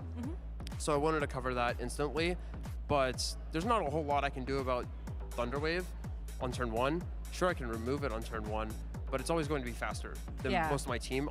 Under very specific conditions, I guess it's Fluttermane in Sun, of course, but Terapagos Terastallizing removes that speed boost, so I can't really reliably go with that either. Yeah, it's certainly a very complicated board state, and dealing with a player who's as comfortable with it as you are with your team makes it more complicated as well. But it was a really fun match to watch for sure. So moving forwards in this tournament, are there any matchups you're kind of dreading to see? Not really. I want to play everyone here, honestly. It's such an interesting format, and I've loved it so far. I know some people have had mixed opinions, but I think as the format develops a bit more, we'll see a lot more reception to it. Of course, any format at the very beginning is going to be awkward. Yeah. And there's going to be things that we just haven't figured out because of meta developments that are yet to come. But overall, I think it's going to be a very, very fun format. Give it a couple months with North American Internationals coming around the corner and the World Championships. And I'm really interested to see what kind of teams people bring, not only to the day 2 of this tournament, even though I'm not locked into that yet, but also to upcoming events as well. I'm glad you mentioned NAIC and Worlds, because you mentioned that you're in contention for some of those travel stipends, the travel awards. How has that changed your mindset going into this tournament? I don't think it's changed it much at all. Okay. I believe that ever since I kind of got to the comfortable point of more or less locking my invites for Worlds, I've started to have, I think, a little bit more fun with the game for every tournament I go to. Of course, I've enjoyed it a ton for every tournament I've played this year, but there's less, I don't want to say that I feel pressure, but there's less expectation of myself to perform at these tournaments, and it makes it, I guess, a little bit easier to enjoy than it would otherwise. Awesome. Well, Gio, I'm so glad to hear that you're having fun both with the team and at the tournaments and all that stuff, because, that's what we're here for. We're here to have fun. So do you have any shout outs you want to give to anybody at home? So many, actually. There are so many people around the world that support me. So I would like to say thank you to all of you, because like even at my lowest points in tournaments, I still get overwhelming support from people, and it's incredible. You know, the amount of friends that you make through this game across the world is nothing short of just spectacular. Like, it's really something that you don't see in a lot of other spaces. And then specifically for the team, I would like to thank Alex Arand, Isabel Lee, and Jesse Romolo for making it a bit more aesthetically pleasing. I'm sure that some of you guys appreciated the shinies and the marks that were there. That is not my doing. Those Pokemon are not mine. The rest are. The rest are mine. But the shinies are not. But they look very cool, and I hope that people liked looking at those on stream. I mean, I always appreciate a good mark. So shout outs to the friends that make it happen out there. Gio, thank you so much for your time. Best of luck in the rest of the tournament. And we'll be back here on stream after a short break, so please stay tuned.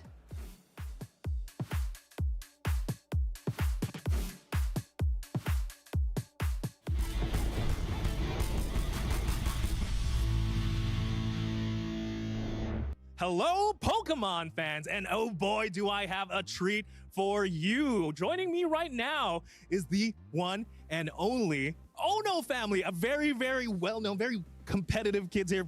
They're absolutely amazing. How about you introduce the kids? Hello, my name is Annabelle, and I have won 2 regionals. Double regional champion Annabelle. And how about you? My name's Kenji, and I have 6 top 8s. 6 top 8s, and we're winning this regional, right? Milwaukee. Yeah. Of course, we have the parents, Steve. Hello, everybody. And Lynn. Hello. All right, I wanted to get an insight, really, of what it's like to be a Pokemon family, a Poke family, if anything, because it's so nice to see, like, all of you here coming to a competition together. I have a question for the parents first. What does it take to be a Poke parent? Ooh, a lot of practice. I think testing with friends, testing with, masters, seniors, like anyone you see. I think it helps when you know the different decks that are out there, and just like practicing, putting the time. Okay. And for Dad, we all know it's tough being a parent sometimes. Are there any sacrifices you've had to make to be a Poke parent? Yeah, I'd say we sacrifice every weekend. Pretty much every Wednesday and Friday, playing Pokemon. All our vacations are now in convention centers. And it's pretty much all consuming, but it's amazing. Yeah. It's worth it, right? I mean, you say convention centers. I mean, last year we were just in Hawaii, right? Yeah. There's, there are trade-offs to this, right? Yeah, absolutely. Amazing stuff. And for the kids, Annabelle, you've won 2 regional championships. Are you feeling good about the season and whatnot? Yes, I'm feeling very confident, and I'm hoping I can catch up to Henry Chow. Watch out, Henry Chow. Annabelle Ono here could be the next, big player. And what about Kenji? You haven't won a regional just yet. Can you tell us about like what you do, how much you practice? I practice a lot, and I've been just trying to get that gold medal, like with my sister. Oh, with your sister. So who do you think is gonna, you already have a gold medal. Who do you think is gonna get the next gold medal? I'm not sure, but hopefully it's me. Do you think it's gonna be him? Yeah. Yeah, all right. I believe in Kenji. Can you tell me what your favorite Pokemon are? My favorite Pokemon is Alolan Raichu. Ooh, that's very specific. Alolan Raichu, not regular Raichu?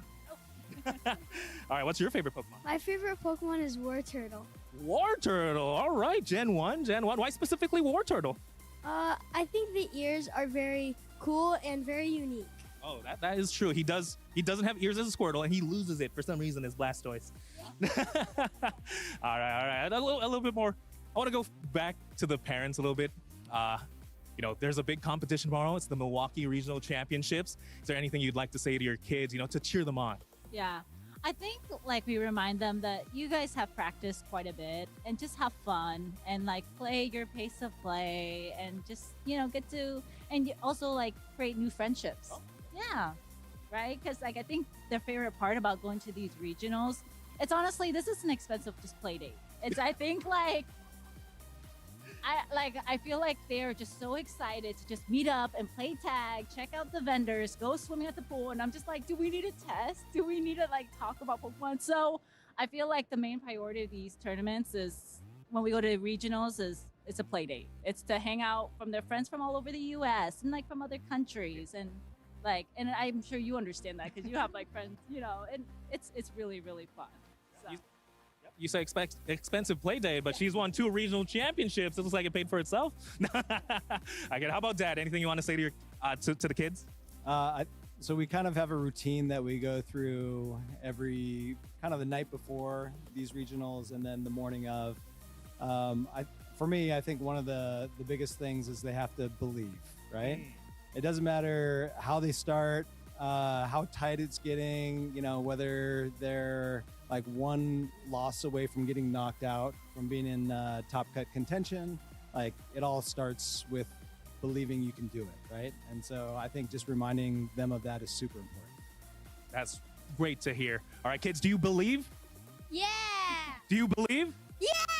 Let's go. All right. With that, thank you so much. Oh, you know what? Is there anyone you guys want to shout out? To my family, to Jeff for supporting me and helping me play, and also Nassif and all my friends out there for helping me test too, and my brother.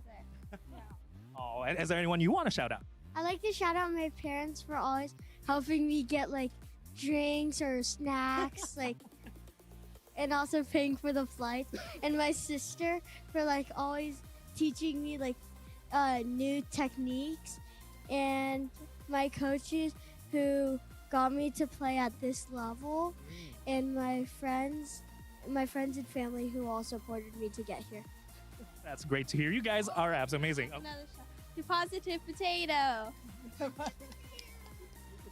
She has a little potato, and it has a smiley face on it, and it's named Positive Potato, and she carries it around with her now. So. Oh. Well, thank you, Positive Potato. Definitely leads to a couple of regional championships there. But again, thank you so much, Ono family. This was a lot of fun, a lot of good insight about what it takes to be a Pokemon family. With that, we're going to throw it back to the action at the Milwaukee Regional Championships.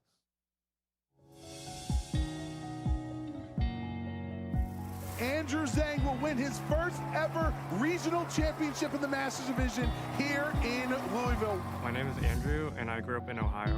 I actually started pretty late by VGC standards. I didn't buy a Pokemon game until Scarlet, actually. Once I played the game, I grew in love with it. I found out about VGC, and it took off from there, and I haven't looked back since. This season, my #1 goal was to qualify for Worlds. I knew that it was going to be harder than last year, and then last year I didn't actually make it, so knowing that in a more challenging season, I still made it to Worlds definitely gives me a confidence boost going forward. One of the biggest lessons I think this game has taught me was actually learned over this weekend of Louisville.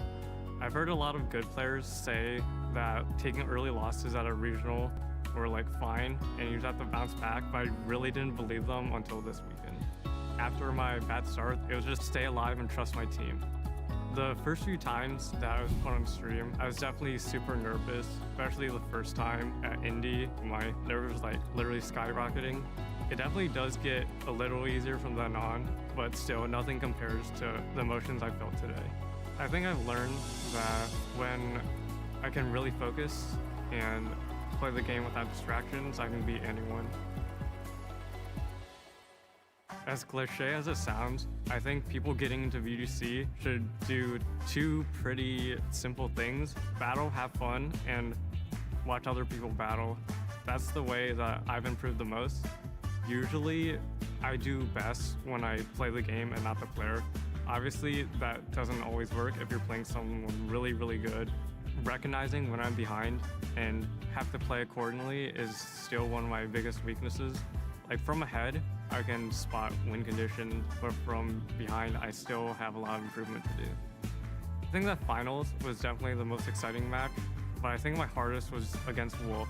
We both recognized that our best game plan was to bring 3 of the bulkiest Pokemon on our teams and just play long game. An iconic matchup against Wolf, which lasted, I believe it was like 54 in-game minutes. Just trying to navigate that was really challenging, but in the end, super rewarding. The first people in this community that I felt like really believed in me are Toller Webb and Aaron Trailer. They're like first top players that I met in this community, and they've been super supportive. I had some really good coaches to help in my growth. Sempra and Chua Cross really helped me understand the game more. Without all those people, I wouldn't be where I am today. I've definitely reached my biggest goal today, which is to win a regional, and from here, who knows, but I am looking forward to it.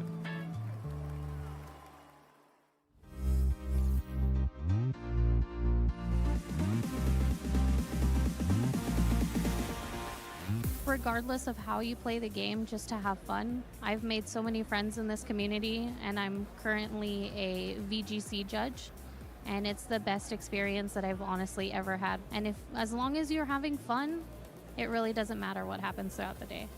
The best piece of advice I was given from my friends is just to relax and believe in yourself. It's just tapping on a screen, you know, like don't overthink it.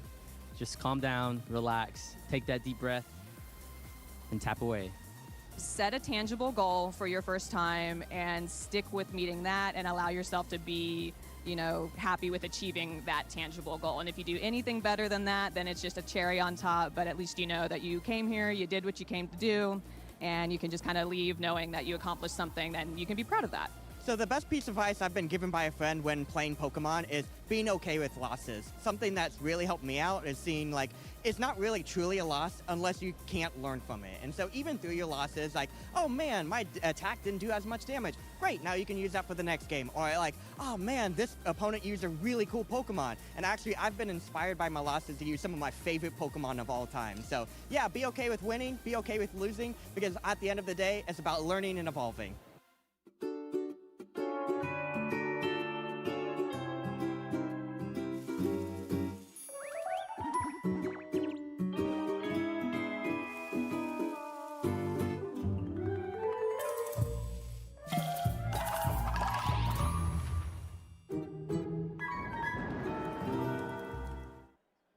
Oh, the classic shenanigans from our pal Day and first partner Pokemon. Hello, everybody. We are back here at the Milwaukee Regional Championships. Day one coverage, and what a day it has been so far. We've had a brand new format here in Milwaukee. 2 restricteds, double the fun when we can add more restricteds on to our team, and I think today should only get even more exciting as we get into the later rounds. These are the scarier rounds, Sierra. These are the more stressful times. Players are 5-0 right now with the chance of getting that spot into day 2 tomorrow. This is really, obviously every round is very stressful of Pokemon, but this is where it gets really interesting.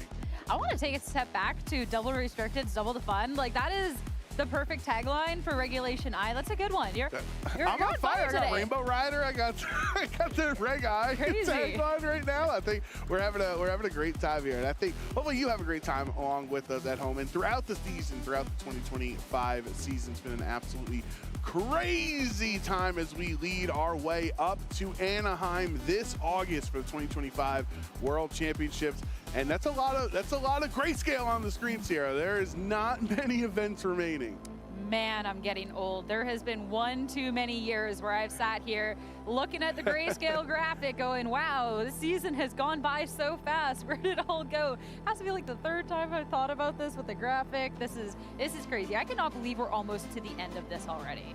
Yeah, absolutely. And if you are interested in attending any future events, we have things throughout the local level, throughout, obviously those regional, international levels. But if you look at our screen here, use this link, rk9.gg/events/Pokemon. That is where you can register to compete at events, you can come here and you can become the next regional champion, or you can come as a spectator. That's what I try to get my friends to do, Sierra. If they want to dip their toes into competitive Pokemon and maybe they live close to the regional state, you know, go as a spectator, you know, play some side events, watch the streams, buy some plushies, you know, that's what we did, right? So just have a little fun as a spectator.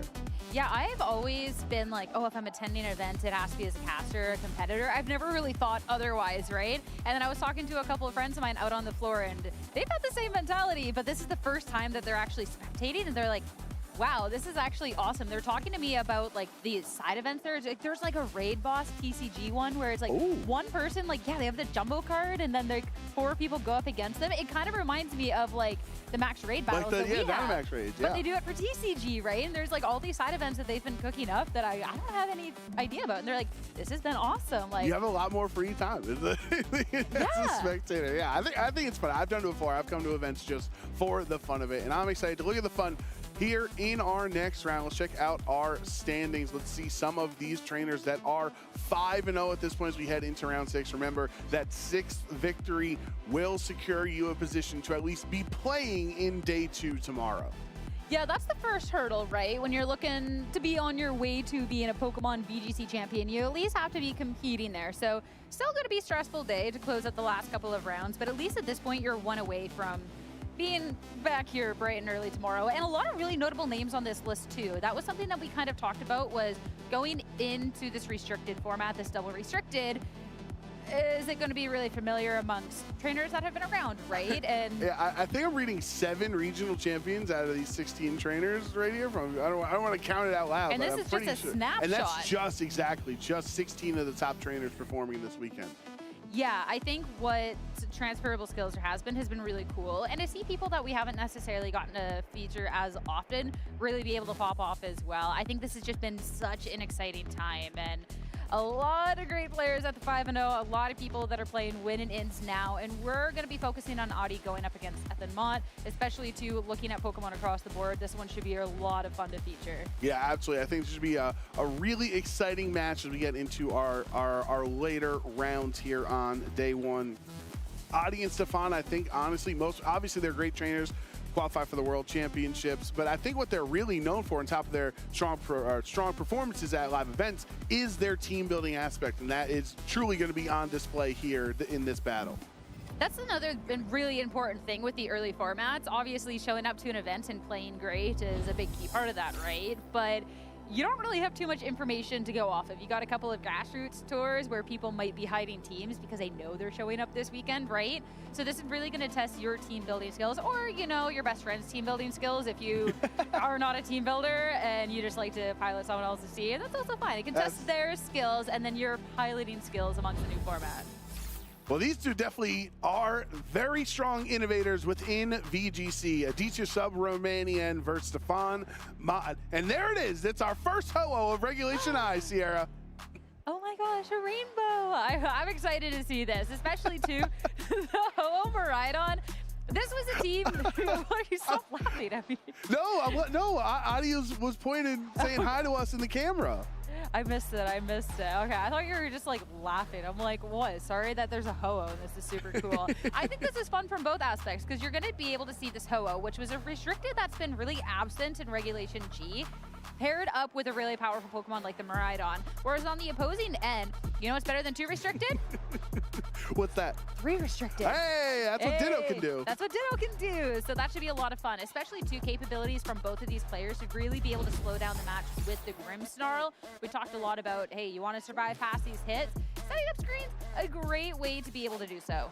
So let's take a look at Adi's team here with his Ho-Oh and Miraidon as the 2 restricteds. But obviously, what we saw Ursaluna do earlier on stream a couple of rounds ago shows that just because you're a restricted or not a restricted doesn't mean that you can, you know, be taken lightly. You have to be worried if you're Stefan about this Ursaluna. Yeah, Ursaluna has been putting in work this format and other powerful options on the team as well. Miraidon can do a lot. Ho-Oh Sacred Fire might not be the most accurate, but it's definitely a really powerful attack when it lands. Brave Bird as well. I think just the fire and flying can pair up so well into a lot of this. a lot of the other options on this team kind of a little bit good on slowing things down, right? Specifically looking at this Grimmsnarl, not only the double screens, but you have the parting shot instead of something like a Thunder Wave or anything else. So a way that you can set the screens, mitigate the damage, even more so slow down the game with parting shot. And Ho-Oh can do a lot of damage, but something that's really cool about this bird is regenerator. So like Amoonguss, swap it out, swap it back onto the field, you're gonna get some HP recovery on top of having leftovers. So Audi, when you look at this, yes, you have some powerful options to really just break through some of the opponent's team, but can also just really slow things down and out-survive. We'll see if Ho-Oh can fly high in this series, but on Stefan's end, who's no slouch, regional champion from a few seasons ago, many top cuts this season, including the last couple for Stefan. And it's a pretty interesting team here on his own, just going incredibly fast with Calyrex Shadow Rider. Miraidon is very fast as well, and might as well throw a Choice Scarf Ditto onto the team. Did you see that he said, like, I heart you? That was to you, Joe That was Brown. to That was me. to you. That was to me, yes. was to He knew you. I was casting. Thank you, Stefan. I heart you back. He knew you were watching. This team, I think, is just exceptionally strong into the format. You have two of the strongest restricted Pokemon in the Miraidon and the Calyrex Shadow Rider. As well, you have a double fake out option to really be able to have those go off. The Grimmsnarl, this one is going to be the Thunder Wave. So instead of having to worry about any sort of speed ties, you can try and just stop them. Or if you really hate a speed tie, what's better than stealing your opponent's restricted Pokemon by sending in Ditto, Imposter to turn into that Pokemon, then outspeeding on the next turn with Choice Scarf? Yeah, I think Stefan's team is really, we used to, in Regulation G, call it the Protect the President comp, right? You were building a team around your one restricted Pokemon. Now that you have access to two, it's like, all right, Grimmsnarl is going to help me out. I'm going to have Fake Out support from Iron Hands, Intimidate Fake Out from Incineroar. Ditto's going to help me with certain matchups. It really is about Miraidon and Calyrex sweeping and using the rest of the squad to help facilitate that success. Even more with like okay, we're setting up the big bad restricted to be able to sweep through the game. Incineroar with Helping Hand is not one that we get to see. This is instead of something like that parting shot. I think this is actually quite a unique Incineroar set. You get to see the Covert Cloak instead. You have the Terra Fairy and no parting shot in sight. Instead, knock off Helping Hand and then U-turn as the way to pivot out with just like dealing some damage. A good way to then break a sash or to be that last little bit of damage. And I guess if you're not really worried about damage mitigation, then that's just fine. Well, and I think that Terra Fairy has probably been very helpful for Stefan. You don't see it as often on Incineroar, right? Usually you see Terra Ghost to avoid a fake out, or maybe Terra Grass to ignore an Amoonguss. But Terra Fairy is probably very helpful into all the Zamazenta in the field, right? Because you go from being weak to the fighting to now resisting it. And you can't go Ghost since there's so much Astral Barrage out there. So maybe Stefan might be leading the charge in the Incineroar meta development with this Terra Fairy and Covert Cloak. But let's get into it. Round 6 of the Milwaukee Regional Championships. Audi with the Miraidon and Grimmsnarl. Stefan with a Grimmsnarl of his own paired next to Incineroar. Reminder, winning in and both trainers bleeding for this Grimmsnarl. This is a way that you can just go ahead and set the screens out. So Stefan, assumingly it's going to be at least one, if not both restricted, hidden in the back. It's a good way to just kind of slow the pace, get the screens up, and Audi can do the same. The thing is, though, for Audi's end, you can also input a little bit of damage if you would like to on the turn, since Miraidon has that capability, but you do have to worry about the potential like a fake out on the other end, which obviously you don't have Protect to get past.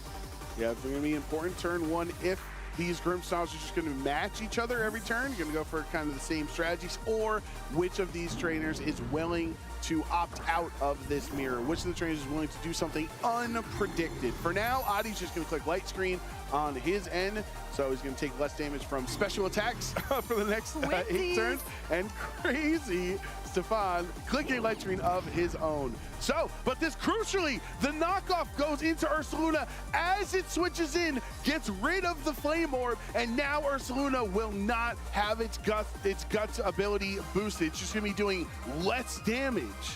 That is crucial. This Ursaluna has just been suppressed for the rest of the match, and there's not really going to be a way to get that attack back. And when you look at the options on the team and you already have the support of Grimmsnarl, you really kind of needed the other Pokemon to be doing that damage here. And Ursaluna is definitely one that can just run through teams, now no longer. So At this point, you might as well start doing some damage so your other Pokemon can kind of sweep in the back, but that one definitely hurts. What's at least nice is when you are looking at the synergy, you can click Earthquake, and when you have a Ho-Oh next to it, well, no damage. And Reflect, oh, you're already talking about a sad attack. You'll take super effective damage, but it will not be as much thanks to the Reflect, negating or limiting, I should say, the physical damage on Stefan's end for the next 8 turns, thanks to that light clay held item. Incineroar is going to switch out. You don't often see Incineroar being the first attacker, but that's just how slow Ursaluna is. And Iron Hand's going to go into that slot. However, as an electric type, it is still weak to Earthquake, since Earthquake will be super effective, not hitting Ho-Oh since it's a flying type. And that's pretty solid damage considering Reflect is up and there is no Flame Orb Guts boost. And the spread damage, but I'm just eyeing up the fact that Iron Hand's hitting the field now means that we have seen 3 out of 4 Pokemon for Stefan, and spoiler alert, none of them have been restricted Pokemon, so notably the last one has to be restricted. I would be so shocked if not. If it's Ditto. But that is a decision to be leaving behind one of the restricted, but having enough faith and capability in the rest of this team. Iron Hand, considering the spread damage, reflect, and no guts, that is still a good amount of damage, and it's also going to be susceptible to maybe even another Earthquake and then a follow-up from this Ho-Oh. Grimmsnarl switching out, bringing something like the Incineroar back in could be a way to drop the attack on both, and that's where we've kind of seen Ho-Oh struggle before, since it is a physical attacker. But that is one of the downfalls with Grimmsnarl. Once you set up Light Screen, once you hit Reflect, there's not much else you can do. So Stefan almost being forced to swap the Incineroar ear to intimidate both of these Pokemon. Earthquake, this is an intimidated Earthquake, but they are both weak to ground, so the more Stefan can just keep switching out and mitigating damage from this poor Ursaluna that can no longer get its Guts boots here in game 1. Audi, it seems he's okay just clicking Earthquake for the chip damage, and maybe at one point let Miraidon sweep through with a Dazzling Gleam. That might be an end game for Audi. Yeah, I feel at this point, like, sure, you're not necessarily doing the most amount of damage with the Ursaluna, but Stefan's not really outputting that damage either. Iron Hands, if he gets the opportunity to attack onto this turn, definitely is one that could be putting in a lot more. But with the constant switching and the fake-out pressure, since Stefan does have 2 of those options, that fake-out has almost always been on the table in some capacity. So going on into this turn, double tech from Audi makes a lot of sense. Yeah, you want to make sure you're safe. You don't want to take any fake outs here. You don't want to give the free access to a switch with the U-turn that Stefan has on this Incineroar as well, so not going to take any damage. It was Drain Punch there, but as we see this game developing, Audi has revealed all 4 of his Pokemon. Stefan still has not shown us that 4th Pokemon, as you crucially mentioned, most likely one of the 2 restricted, but the question is which of them is sitting in the back. And if it's going to be enough against Audi's team. Now on this turn, you've burnt a fake out on the other end, and well, both of the fake out users are in and no longer have access to that. The Iron Hands has taken a lot of damage. Sure, it's not necessarily going to be the most damage done from an Earthquake, but when you do have the Ho-Oh here, you can just go for something like an Earthquake Raver, be able to kind of break that down, or even see if you can do enough damage with the Headlong Rush. You don't have the Flame, or there is Reflect, and everything else, but it is just a direct hit as opposed to the spread damage, and it does have a really high base power, so that could be absolutely crucial in here. Incineroar, especially with the lack of parting shot, isn't really putting too much pressure onto this. If anything, maybe a knockoff into the Ho-Oh would slow down a little bit of that feeling from Audi's end, and still no restricted for Stefan. Yeah, you don't want it to switch into a Sacred Fire or an Earthquake, and that's where we're going to get the burn does come from Sacred Fire. Obviously a higher increased chance of burning there, so it's way more likely. Incineroar just going to knock off Ho-Oh's leftovers to stop that residual healing at the end of every turn. Earthquake going to hit into both of Stefan's Pokemon, but with the Intimidate and without the Guts, really not going to do too much there. Now Grimmsnarl's down to maybe around 30%. Now Incineroar under half of its HP remaining. It looks like even though Audi is not doing a lot of damage, it is starting to build up, because remember, Iron Hands is also under half.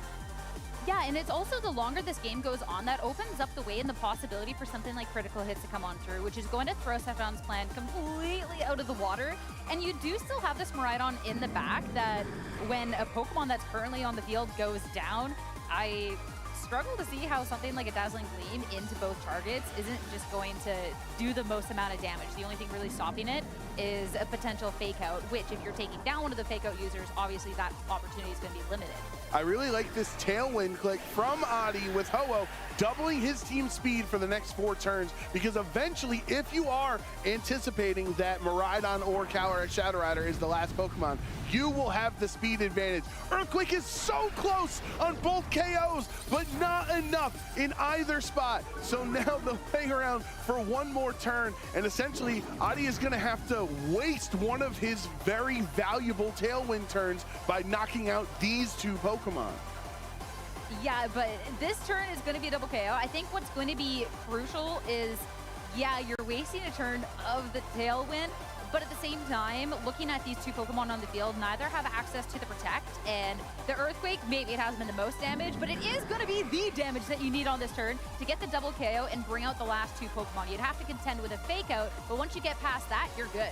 And you can, Grimmsnarl is swapping onto the field for Audi because Ho-Oh doesn't want to take any more damage. It's lost leftovers, imagine, to be even healthier right now if Incineroar did not knock off that held item a couple of turns ago. This means Audi's willing to take damage from his own Earthquake onto the Grimmsnarl. Grimmsnarl set up the screens. It's still at full HP, so you know it's not that in danger. And the Thunder Wave into Dark-type Grimmsnarl. Prankster does not work, so an absolutely beautiful switch by Audi. No Thunder Wave and a double KO. Perfect.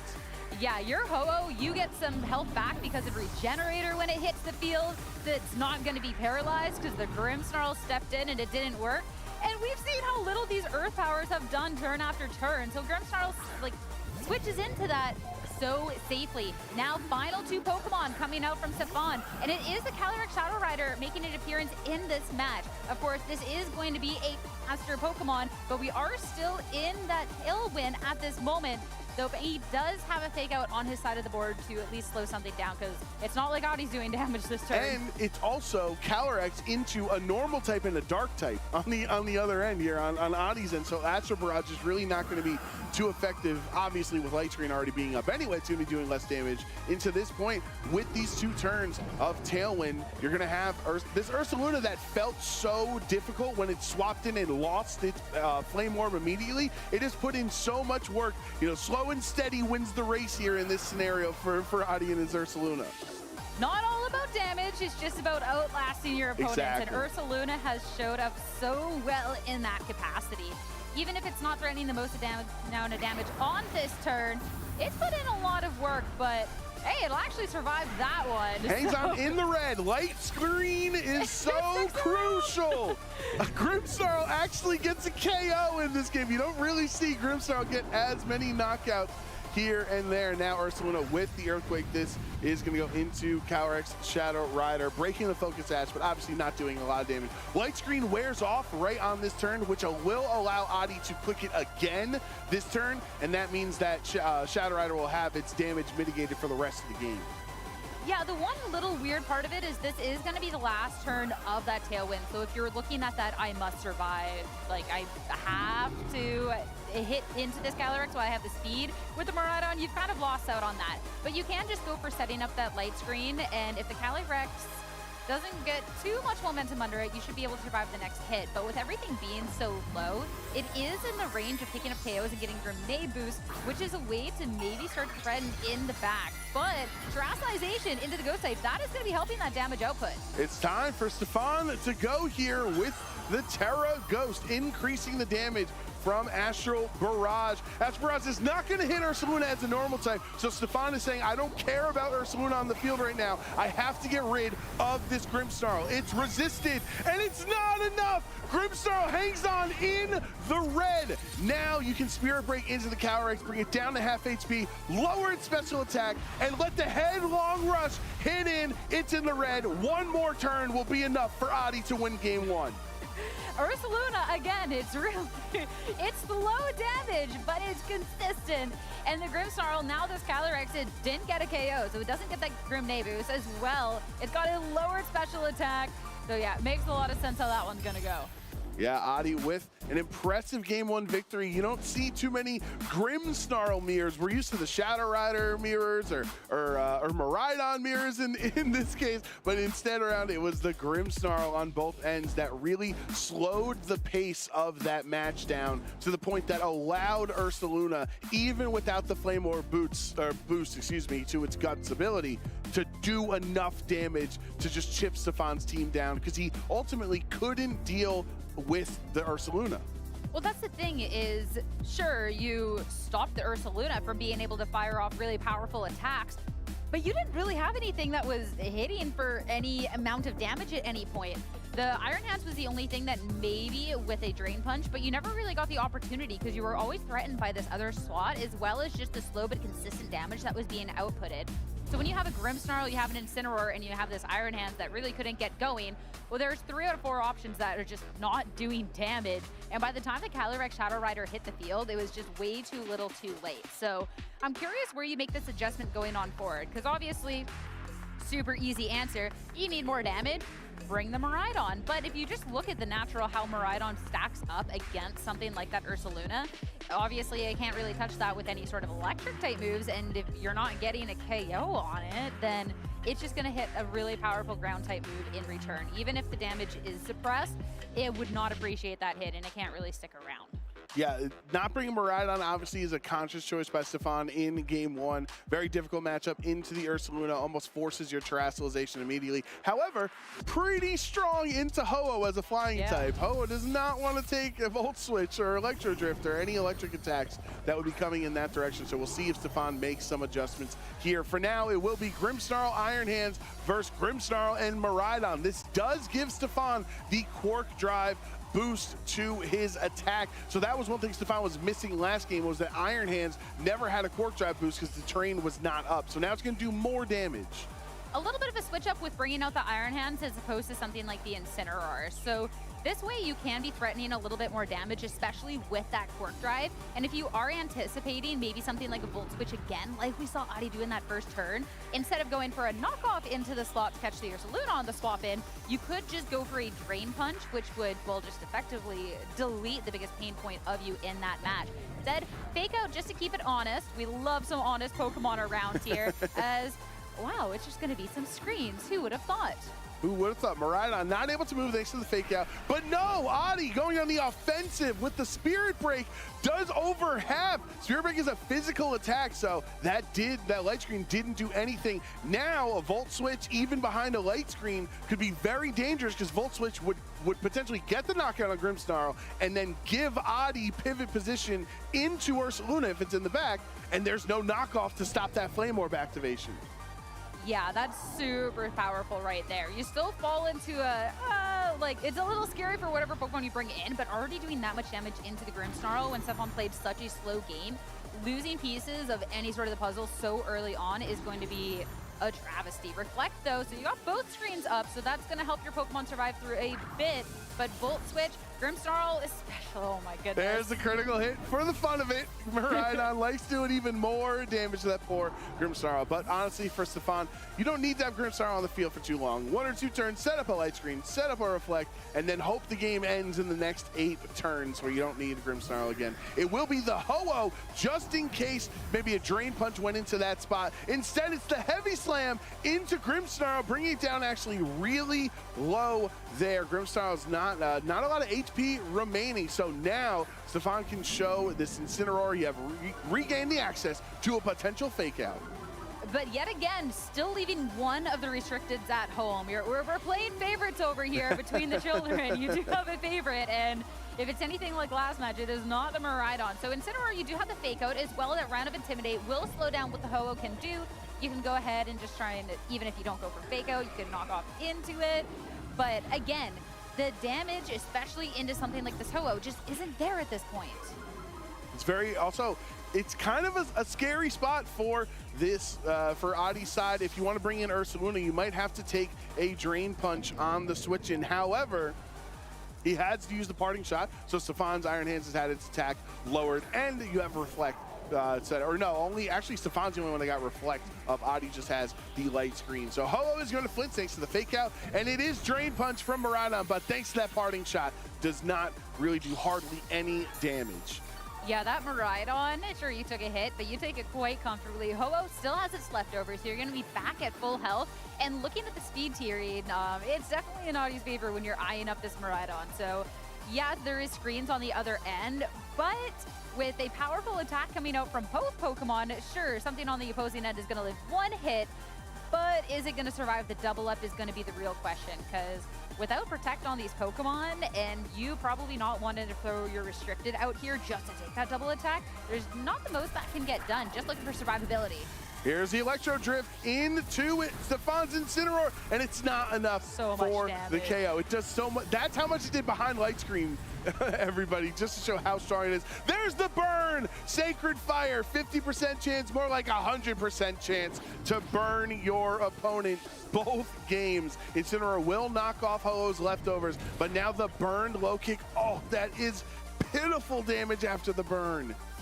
That hurts, and that's with an Iron Hands, you have the Spark Drive and everything else, and you're eyeing up low kick and the amount of damage that can do into a Miraidon, that could have been a lot, but now it's burnt. It's going to be burned for the rest of the match. The Incineroar, again, when you're looking at these moves, you have a knockoff. The Ho-Oh's already lost its item, and you have a U-turn. That's not going to do well into a Fire Flying type anyways, so at this point, this seems pretty safe. You can go for an attack onto both of these, or when you're eyeing up the fact that the Ho-Oh maybe wouldn't do the most amount of damage into the Iron Hands and you don't necessarily feel too threatened, you could set up the Tailwind, but you also just don't want to set it up too early, knowing that this can kind of dry off, because again, if you're eyeing up the Calyrex Shadow Rider in the back, you want to make sure you have the speed for that.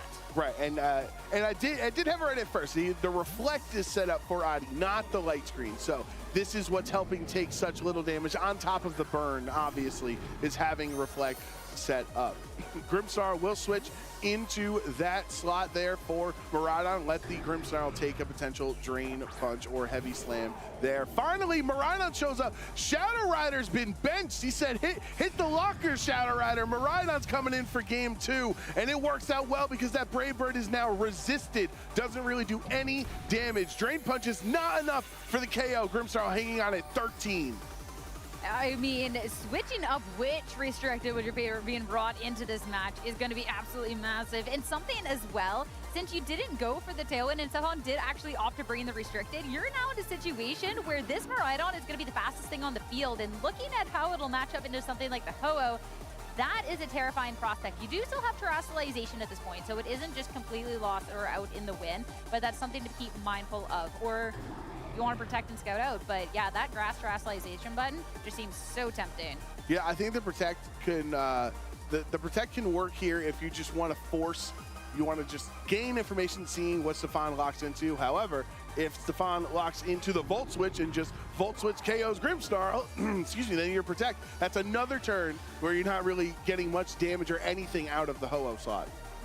And Protect, at least you can also just kind of scout out what's happening. So if it is into an electric type move, you can just go ahead and Terrestrialize next turn. But if it is something like the Draco Meteor, you have that information and can kind of just plan accordingly. Volt Switch will be the move of choice, though. Volt Switch does go into the Ho-Oh's Protect, so Audi protecting it smartly. Low kick into the Grimmsnarl, but fortunately for Audi, that Grimmsnarl survived for one extra turn to set up the Light Screen. Now has Reflect and Light Screen on the field. The Reflect's really not going to be as valuable for the rest of this game since, you know, the Iron Hands is already burned. But now with a fresh 7 additional turns of Light Screen, Stefan's damage on this Miraidon is going to be lessened. Yeah, and at this point, too, we still have quite a bit of decent options. And Ursaluna, if it does want to hit the field now, keep in mind it has the Flame Orb, but it will need to kind of sit and wait for a turn for that to activate, which could be a little bit scary, especially eyeing up the Iron Hands on the other end. And this is where it's going to be a little bit, where do you want to spare that Terrestrialization? The Iron Hands isn't doing the most amount of damage at this point, so you could be just safe to not Terrestrialize at Ursaluna, which would be the prime target for something like a Drain Punch, and instead maybe save that for the Ho-Oh or your Miraidon in the back if you are worried about that potential Miraidon that's Stefan's end, maybe switching out to reset that Volt Switch, or even just hitting into something like this Ho-Oh now. But Iron Hand is going to be the one swapping out. Not going to get rid of that burn, but you will at least get rid of the parting shot that was on Iron Hands here. So Incineroar switching in to intimidate both of Audi's physical attackers. Ho-Oh and Ursaluna are not going to appreciate that. And Volt Switch from Miraidon into Ho-Oh, even though that's super effective, one, there's no terrain at that point, but also Ho-Oh has an unbelievably sky-high special defense. So even though it's super effective, it takes that hit like a champ.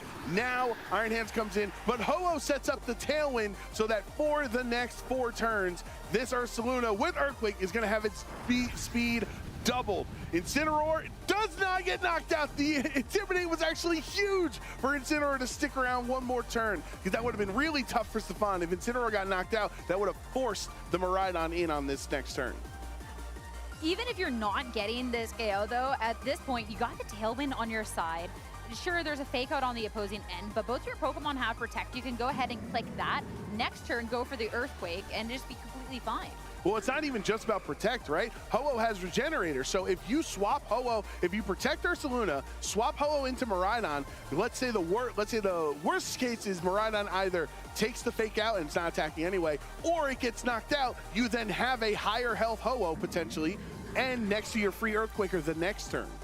If you want to go for the Earthquake, though, you might want to keep this Ho-Oh in for at least this turn, so you're not doing some unneeded damage into your Miraidon. Ho-Oh's going to stay in, though, and no Protect. Just go right on the offensive, Ho-Oh. I see you. I like it. A little offensive Ho-Oh from Audi here in this turn. The fake out stopped Ursaluna's attack anyway, so wasn't getting any attacks off to begin with. Incineroar will be able to U-turn out in this spot. We'll go back into the Miraidon. Facing in the right slot, Incineroar is going to go get another Intimidate, but just at this point, Ursaluna is just going to be doing so much damage with the Flame Orb boost in Tailwind for the next couple of turns. Yeah, of course, there's been attempts to kind of slow it down. There is going to be, you know, a Intimidate, etc., but you got the Flame Orb. There's still one more turn of Reflect up. But it again goes into situation that I talked about last turn. There's a fake out on the field. You can go ahead and just protect past this turn if you want, or you can try and call it, because the Ho-Oh going down at this point, you could then just have this free swap into the Miraidon onto the next turn to be able to threaten into the Miraidon on the other side, especially with Light Screen now being gone. Yeah, with Light Screen being gone at this point, there's no Grimstars remaining on either end, so not going to be able to mitigate any future damage in this game, and Stefan does not have a parting shot. Can no longer re-enter with Intimidate now that he's down to his final 2 Pokemon, so really tough spot. If Stefan wants to pull off this victory, wants to secure his position in day 2, he's going to have to win this game and force a game 3 somehow, but that's going to be against a speedy bear. This Ursaluna with its speed doubled in Tailwind right now might be tough to handle. At least you can fake it out for 2 consecutive turns. That's one way to handle it, and the Brave Bird into the low health Incineroar is obviously more than enough for the KO. So what does Stefan lock into in this spot? To go for a spread attack with Dazzling Gleam? That is the choice. Ho-Oh takes it. Ho-Oh resisting, and that magical special defense stat means that even the Dazzling Gleam cannot knock out, what was it, 24 HP onto this Ho-Oh. Reflect will wear off at this point, and now it is 3-on-1 with 1 turn of Tailwind left and no Protect because it's Choice Specs Miraidon. This Ho-Oh has been absolutely MVP. And the Miraidon being Choice Specs, I mean, you have to lock into something. An electric type move to get past the Ho-Oh, well, then you're just, you lose up against the Ursaluna. There's nothing you can do into it, right?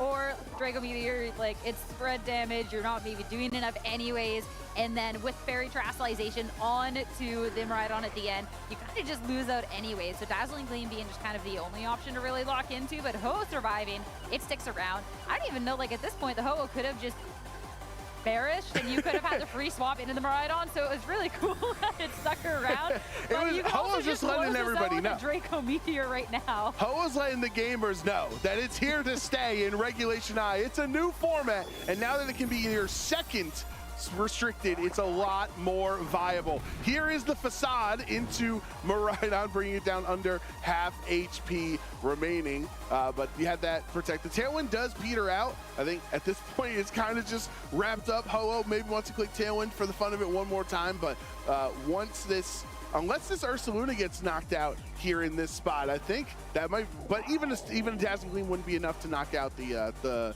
full HP on Audi's Miraidon. And that's the thing is, when you look at this, yeah, there's 2 Pokemon that are really low HP. Dazzling Gleam on this turn can pick them off. Then it's a 1v1. But we're still looking at a Miraidon in the back for Audi that should be pretty fine. Audi still has Terastallization as well, so you won't have to worry about a super effective hit. So even if it is more so going to be a speed tie situation, you should just be fine on that. Ursaluna protecting, Ho-Oh is going to faint. The spread damage is going to stay spread damage as well, so that's going to be another way that the damage is mitigated. Is Ho, the MVP, finally here. Oh, right, it was maybe half a little HP. Less HP than I thought, but I think still with the spread damage should be okay, especially with the lock and the Terastallization. Right, at that point, that was a really smart protect, because just in case, you never want to risk it. You never want to risk a speed tie, right? The Tailwind had went away at this point, so let's see what happens. Final turn, potentially, of this game. In this game, too, Stefan is going for Broterra Fairy, changing his typing, trying to do damage with this choice specs, with the Dazzling Gleam. Is he going to get the speed side first off? I guess we'll find out after Audi terastallizes too. I imagine a lot of these are going to be trained to be speedy, but Stefan's did go first on that one. We'll have to say if that stays true. Going on to the turn, you outspeed too. There's also possibly a critical hit. Like, it's not quite over. It's a not over one, yet. But Stefan might see himself in a game 3. His Miraidon goes first. How much damage is this Dazzling Gleam going to do? It'll take out Ursaluna, but not the Miraidon. Audi going to hang on. There's the handshake. And once Miraidon gets this return KO, Aditya Subramanian will soar his way into day 2 with Ho-Oh. And Miraidon for the final KO. What a match. It's hard to believe that that was just a 2-0 considering how long it's going to go on. But hey, the power of Ho-Oh, the power of Grimmsnarl. What a match though. And such nice decisions throughout that entire match as well to really be able to see that. Obviously there was so much damage mitigation, but even things like protect, make sure this is spread damage move to try and slow as much damage as possible from the Miraidon. When you know it's going to be that 1v1 and like essentially 1v1 end game between the 2 of them, right? So I think that was just really, really well done. And man, we have a Ho-Oh as the first team that we get to see locked into day 2. Yeah, absolutely crazy. And you kind of see the potential. This is the same. For any of our sports fans, I always call it like the Scottie Pippen slot, right? Lunala, Zamazenta, Ho-Oh, maybe like, that's like the second best player with Michael Jordan, in case you were wondering. The guy that helped support Jordan be the greatest player of all time. That is what Ho-Oh can do on this Miraidon squad for Audi. It does not have to be the main Pokemon to carry the team to success. It has to support the team getting there with Tailwind, with Sacred Fire burns. Don't forget how crucial getting both of those burns were in this series, as we see it right here on lowering that Iron Hand's damage was so huge because it let Ho-Oh stay on the field even longer. Gets a crit with a Brave Bird while we're at it. Yeah, this Ho-Oh put in absolute work. It hurt that there was a lot of conversation of where it was in Regulation G and why it never really got to make an appearance. So to see it like actually start to do well in Regulation I, especially with parrying super well, the amount of damage done into it was laughable as well. It took 17 damage. There was a U-turn from Incineroar that I swear just did 1 HP. 1 HP of damage. That is it. That is all that Incineroar gets for that.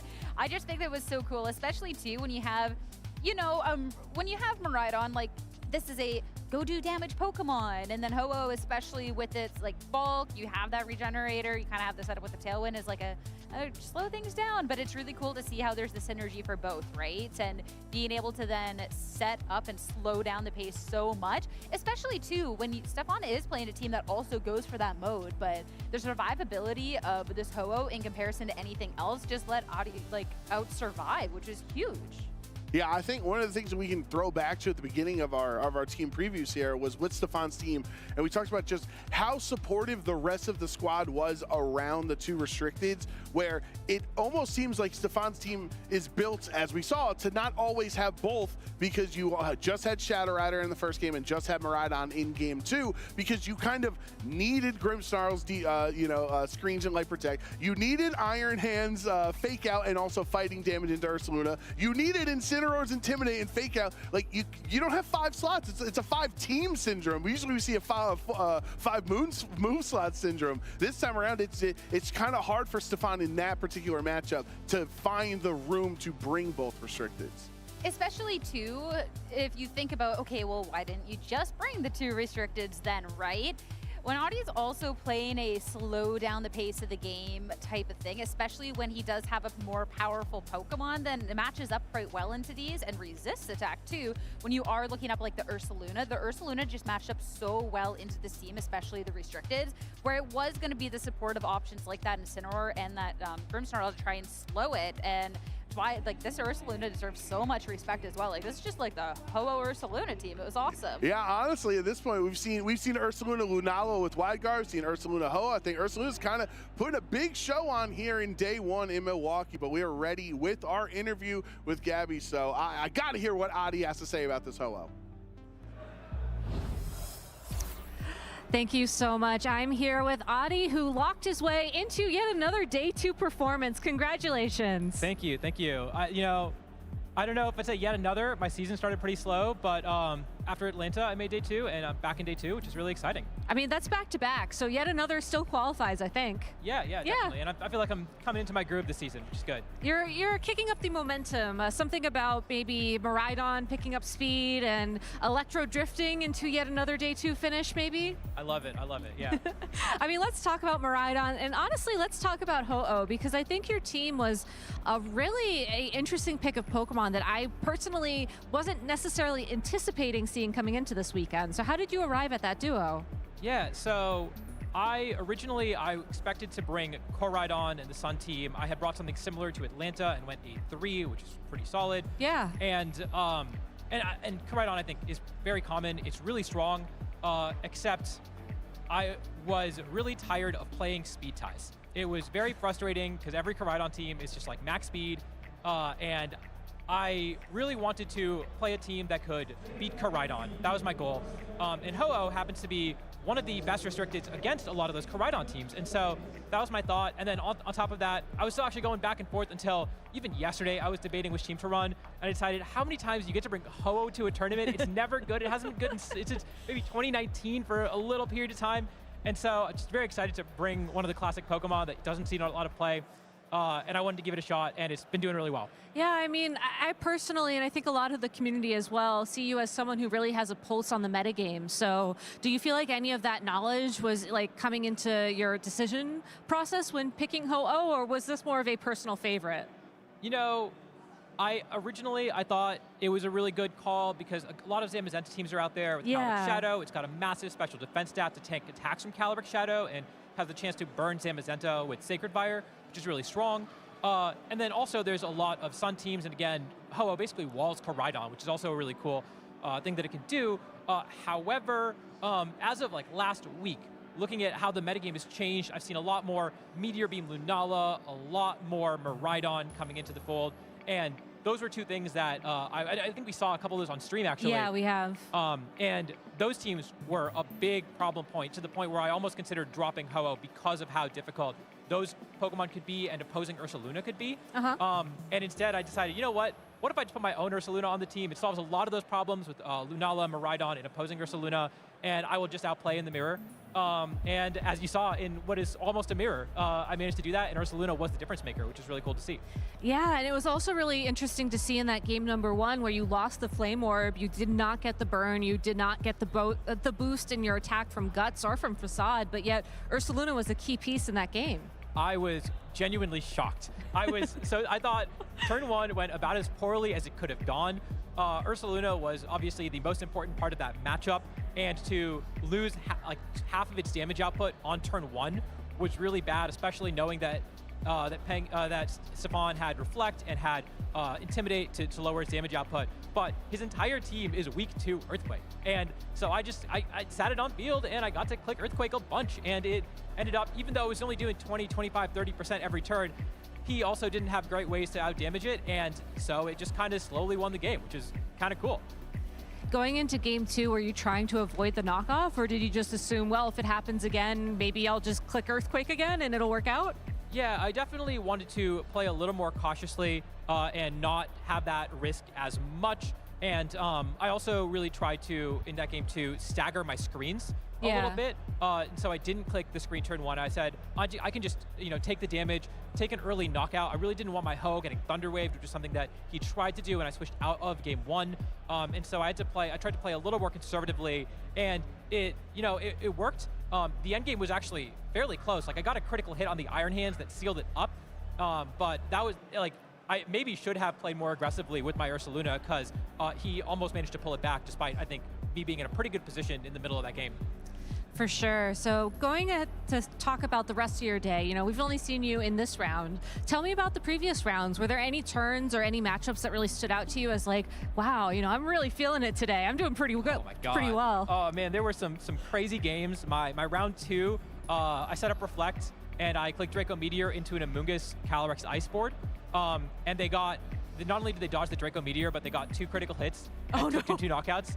And in game 3, almost the exact same thing happened, where they got through Reflect, they got a double critical hit, and they dodged the Draco, and I still managed to somehow win that game.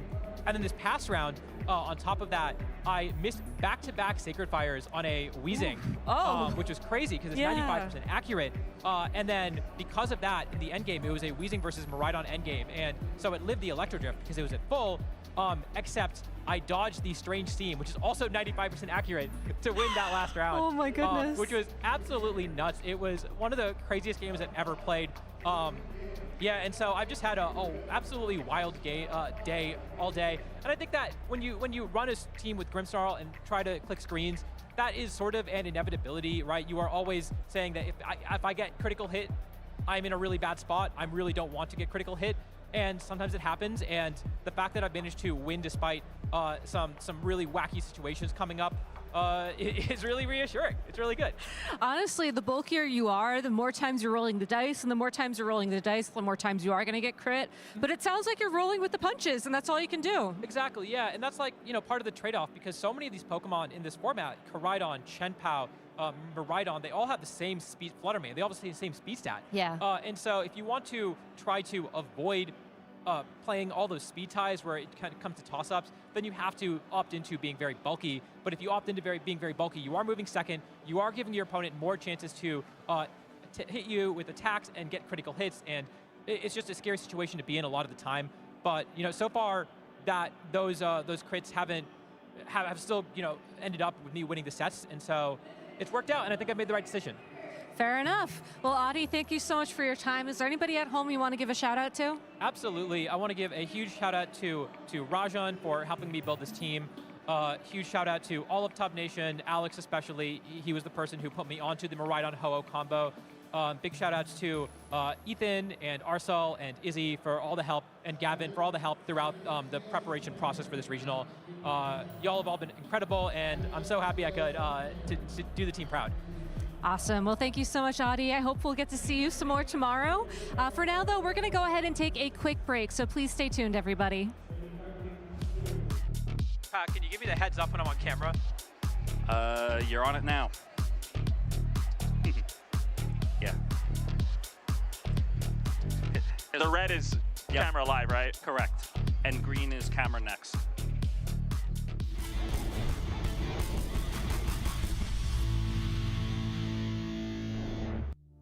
Hello, Pokemon fans. I'm in a very interesting part of the regional championships. We're actually at the fan experience area, and I'm joined by one of the organizers, Stacky. How are we doing today? We're doing great. It's a lovely day. That's awesome. Can you tell me a little bit about the fan experience area?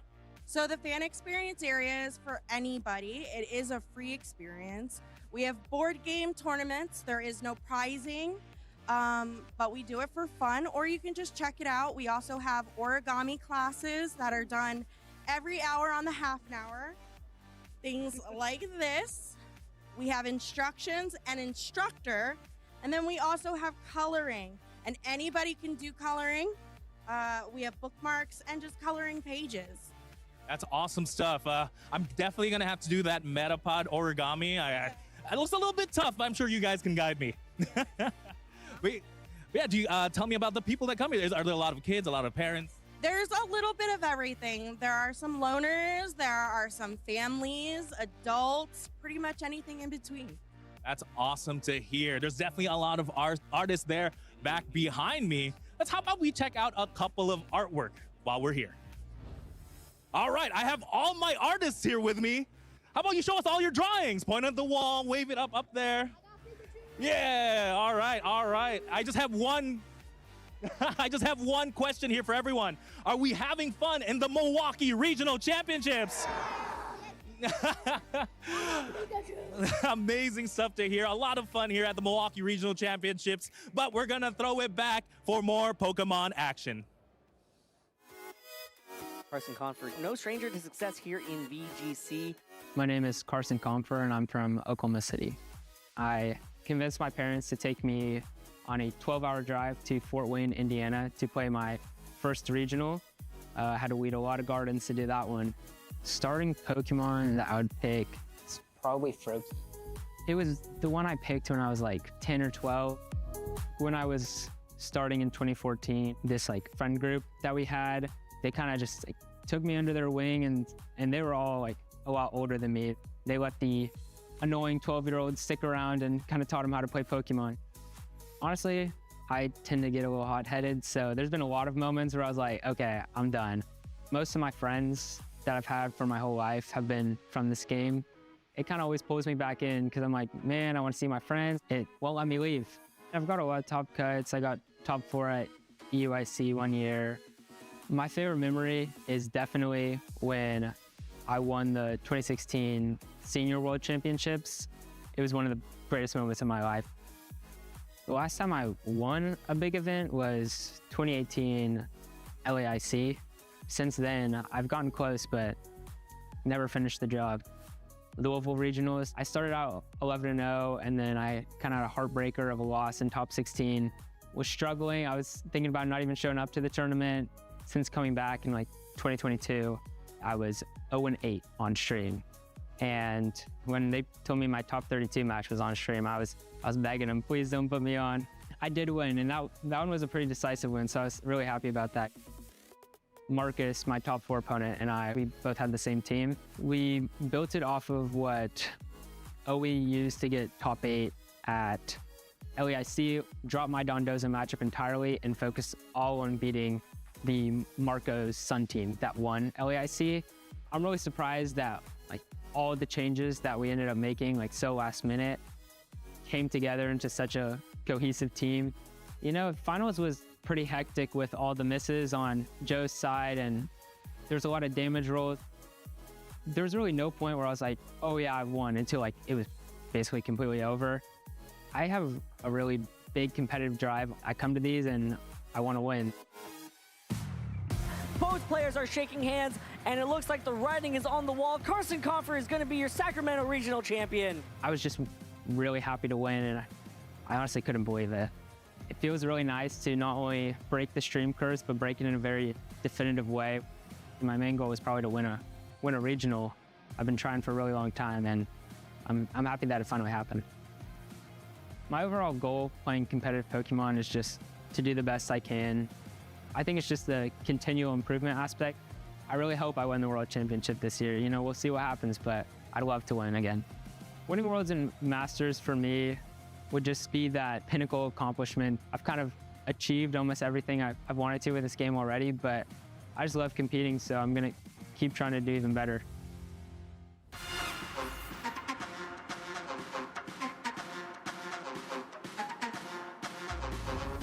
I would say a great trainer is someone who's like willing to work with other people and willing to like let other people help them be better. And also just someone who's nice to everyone, because I think it's really hard to be good at Pokemon if you're not willing to talk to other people and help them out. I would say being able to be humble in your defeat. You can't win them all, and how you handle your interactions with your opponent even during the match and after are very, very important. I think what makes a great trainer is someone who's passionate about it and motivated enough to learn. You gotta enjoy learning move sets, learning matchups, learning move counts and whatnot. And then the more you play and the more you do, the better you'll be. I think a good trainer is someone who is kind and open-minded and willing to share their experience with newer trainers so that the game can be more inclusive for others. I think what makes a great trainer is a combination of a lot of different qualities. I think it's about being honest with yourself when you maybe make mistakes, right? When you get unlucky, looking for parts of the game that are within your control. And also you just have to have this like certain eye for the game, right? Like you can look at a board state and you can kind of analyze a lot of possibilities. I think what really it takes is like kind of looking at a bunch of different successful approaches, finding what works for you, but synthesizing the things that are really good to carry over into your own prep and your own skill as a player.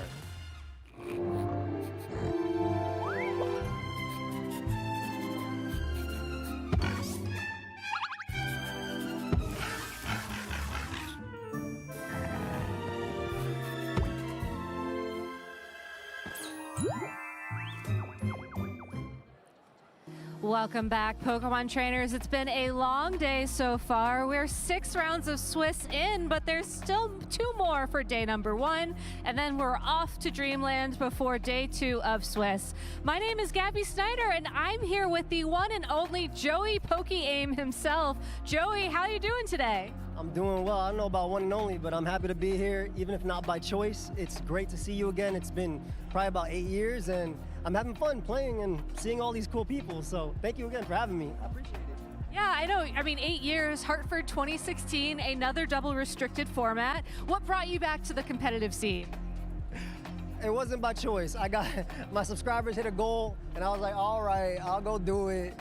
But then I was planning on coming here, you know, clicking double team and fissure, as a good VGC player would. And then they said, hey, you're gonna make day 2. Wolfie hit me up, hey, you're gonna make day 2. Aaron said, yo, you can make day 2. I was like, come on, guys. All right, I'll try. I don't know about day 2, but I'll try. I mean, I'm curious, you know, you're known for playing a lot of singles, a lot of draft league.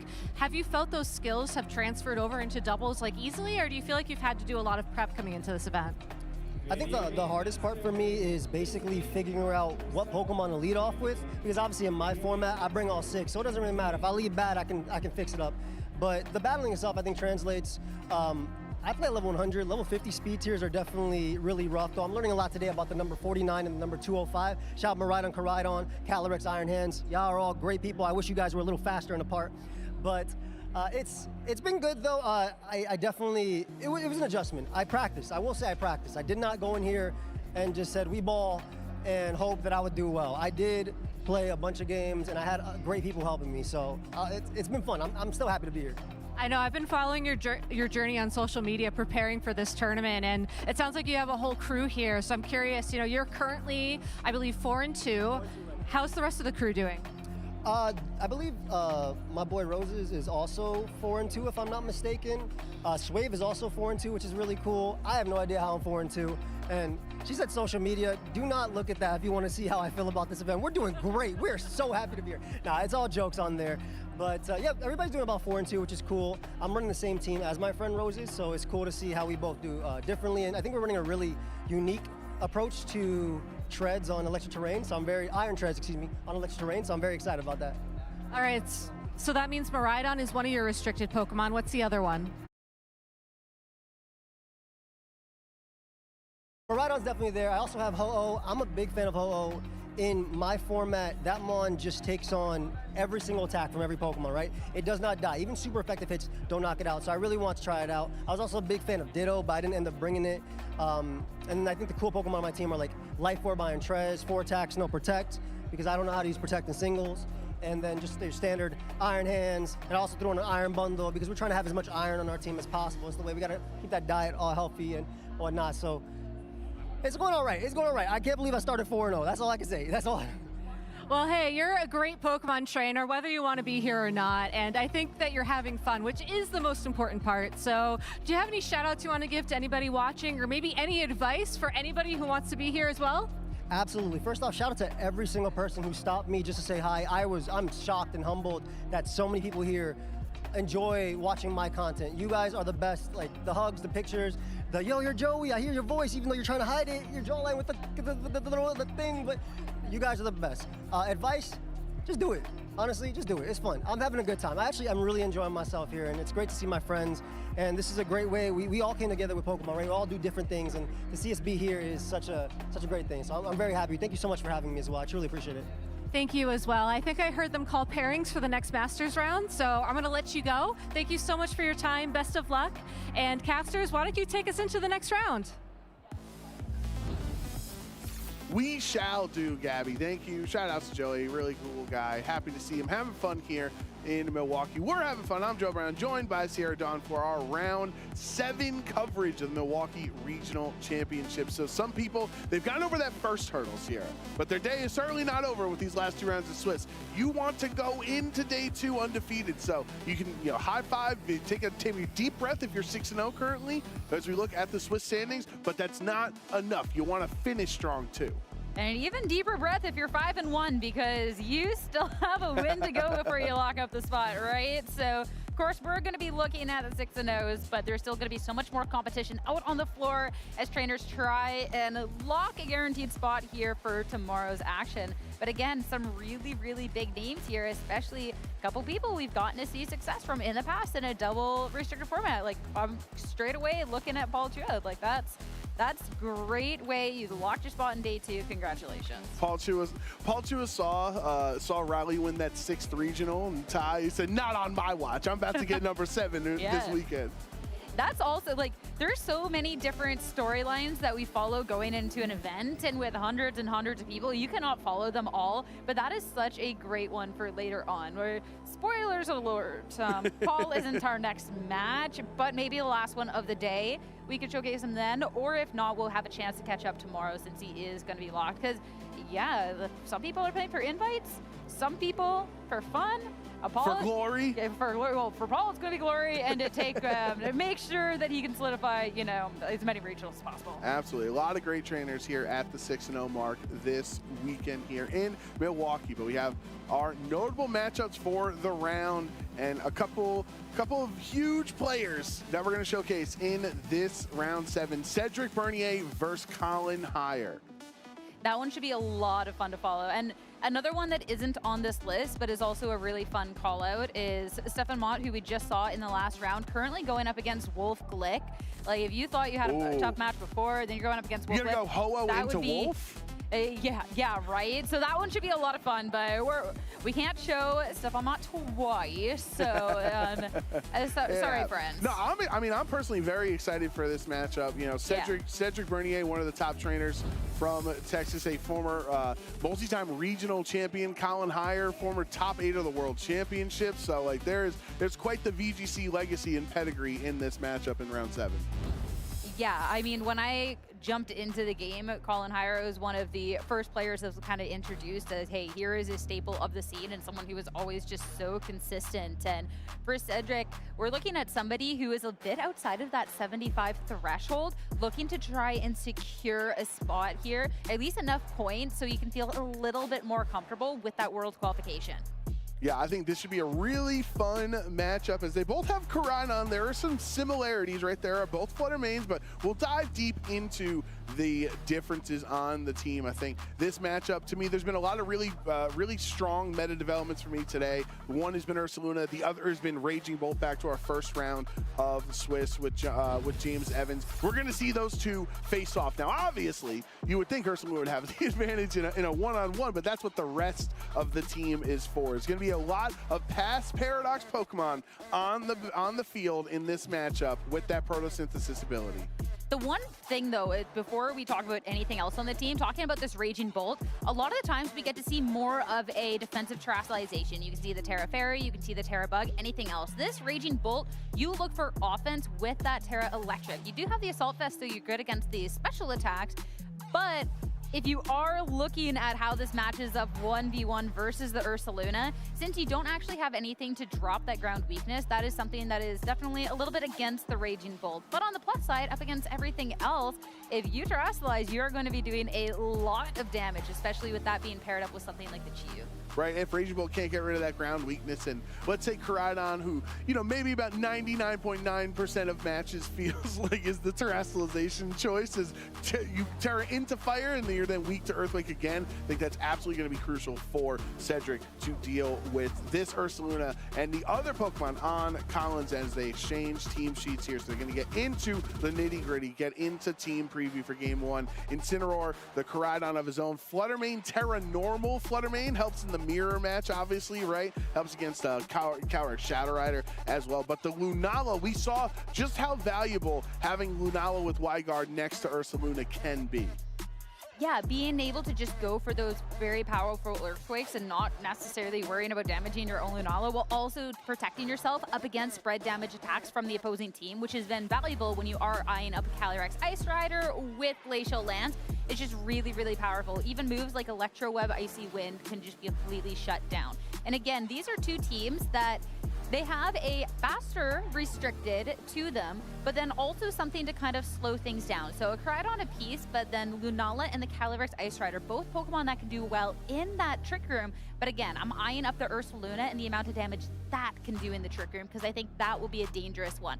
Amoonguss on the other end can pair well into it, but I think if you can get around that Amoonguss, which if you can get a powerful attack with the Koraidon into it, or even this Incineroar built like a more classic, well, then the Ursaluna could just go nuts. Yeah, I really like how these two teams are trained in kind of the matchup within each other. There are a lot of similarities, obviously the same Koraidon, but Raging Bolt and Ursaluna are kind of like the secondary sweeper of each of their respective teams. They both have a bunch of Paradox Pokemon. They both have Amoonguss instead of the Brute Bonnet, right? So I think this should be in a very exciting match between two trainers at 6-0. Colin Hire leading Lunala Incineroar versus Cedric Bernier's Fluttermane and Koraidon. And you were talking about the past Paradox and how can they be enabled? Well, of course, with that Sunlight. So Koraidon bringing that right away into the match. Though with this Koraidon, it is Life Orb for that additional damage, which means it is going to get intimidated and attack being brought down a little bit on this turn. Calling a lot more of a slower kind of defensive lead here. Lunala, you can go for maybe something like the Trick Room on the turn when you are seeing two Pokemon on the other end that are exceptionally speedy. And Incineroar can go ahead and just try and shut that Koraidon down. Of course, there's a pivot or a protect if you want, but that could still get around that. But something we didn't get to talk about, when you see that Fluttermane, we got to see a little hover. This one is built with Taunt, so that is a way to try and shut down to make sure the speeds don't get twisted.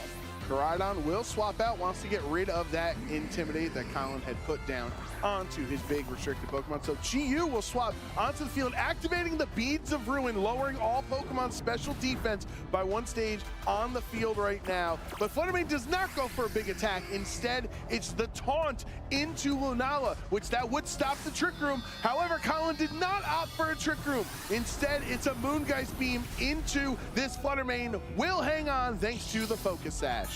So Fluttermane gets to at least survive past this turn. Lunala no longer has access to this Trick Room for the next couple of turns.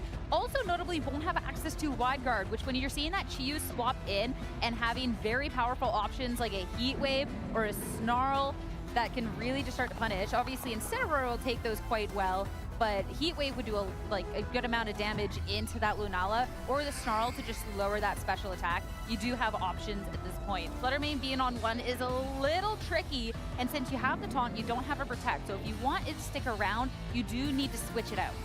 Or at this point, if you kind of just understand, hey, I have stopped Trick Room for the foreseeable future because it would force Lunala to swap out and then have to come back on another turn and then click the Trick Room. I think that could just be enough of a victory for Cedric and the Fluttermane. Lunala doing exactly that right now, switching out to get rid of that Taunt. Amoonguss will swap onto the field in that spot, but the Photosynthesis very fast. Fluttermane's gonna go attack first, and there's the Heat Wave.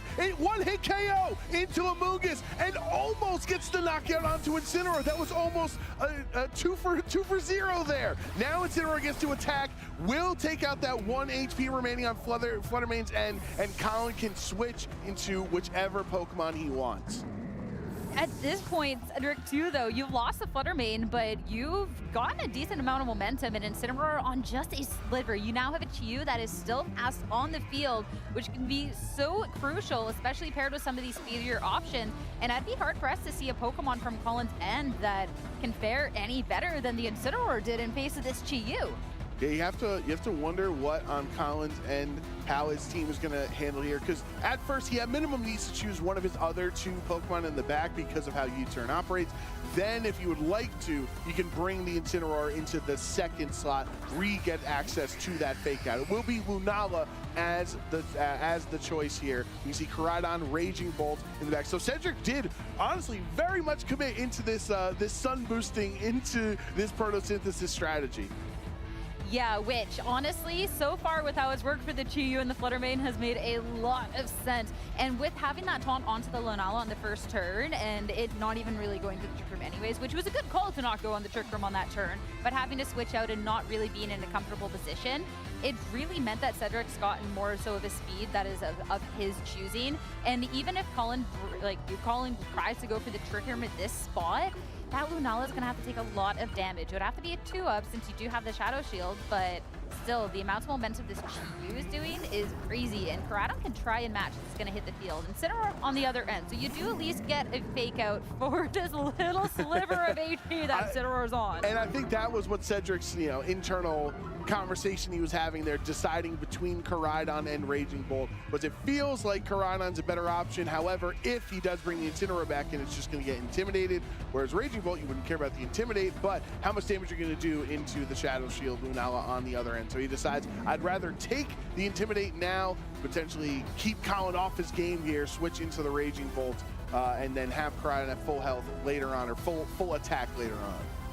That's going to be the weird one, though, because if you do want to swap out the Koraidon on this turn, and there is the fake out into the Chiyou, you lose a little staying power, and then that's where Colin can go ahead and try and get set up. We haven't gotten to see that 4th Pokemon yet, but again, Colin has a team that can kind of go on a little bit of a faster or a slower mode, so it depends on whether he opted for the double restricted with the Koraidon, or for something that we highlighted being super, super pivotal in this match potentially, the Ursaluna, but last second decision. Last second. Have to see if it pays off as Raging Bull hits the field. There's the Raging Bull swapping in. Now remember, one can get faked out, so you're not gonna mind that because you're not attacking anyway. Koraidon's protecting itself, so you're not gonna take any damage there. And it's holding an Assault Vest, so it is gonna take a special attack from Lunala a little bit better there. The fake out goes into Koraidon's Protect, so that's very good for Cedric. And finally, Trick Room has been activated for Colin. The Twisted Dimensions mean now for the next 4 turns, the slower Pokemon will be attacking before the fast Pokemon. Yeah, Chiyou getting out of there because with Choice Scarf, it is not going to appreciate the current situation at hand. And Raging Bolt, this is going to fare a little better up against this Lunala since you have that Assault Vest.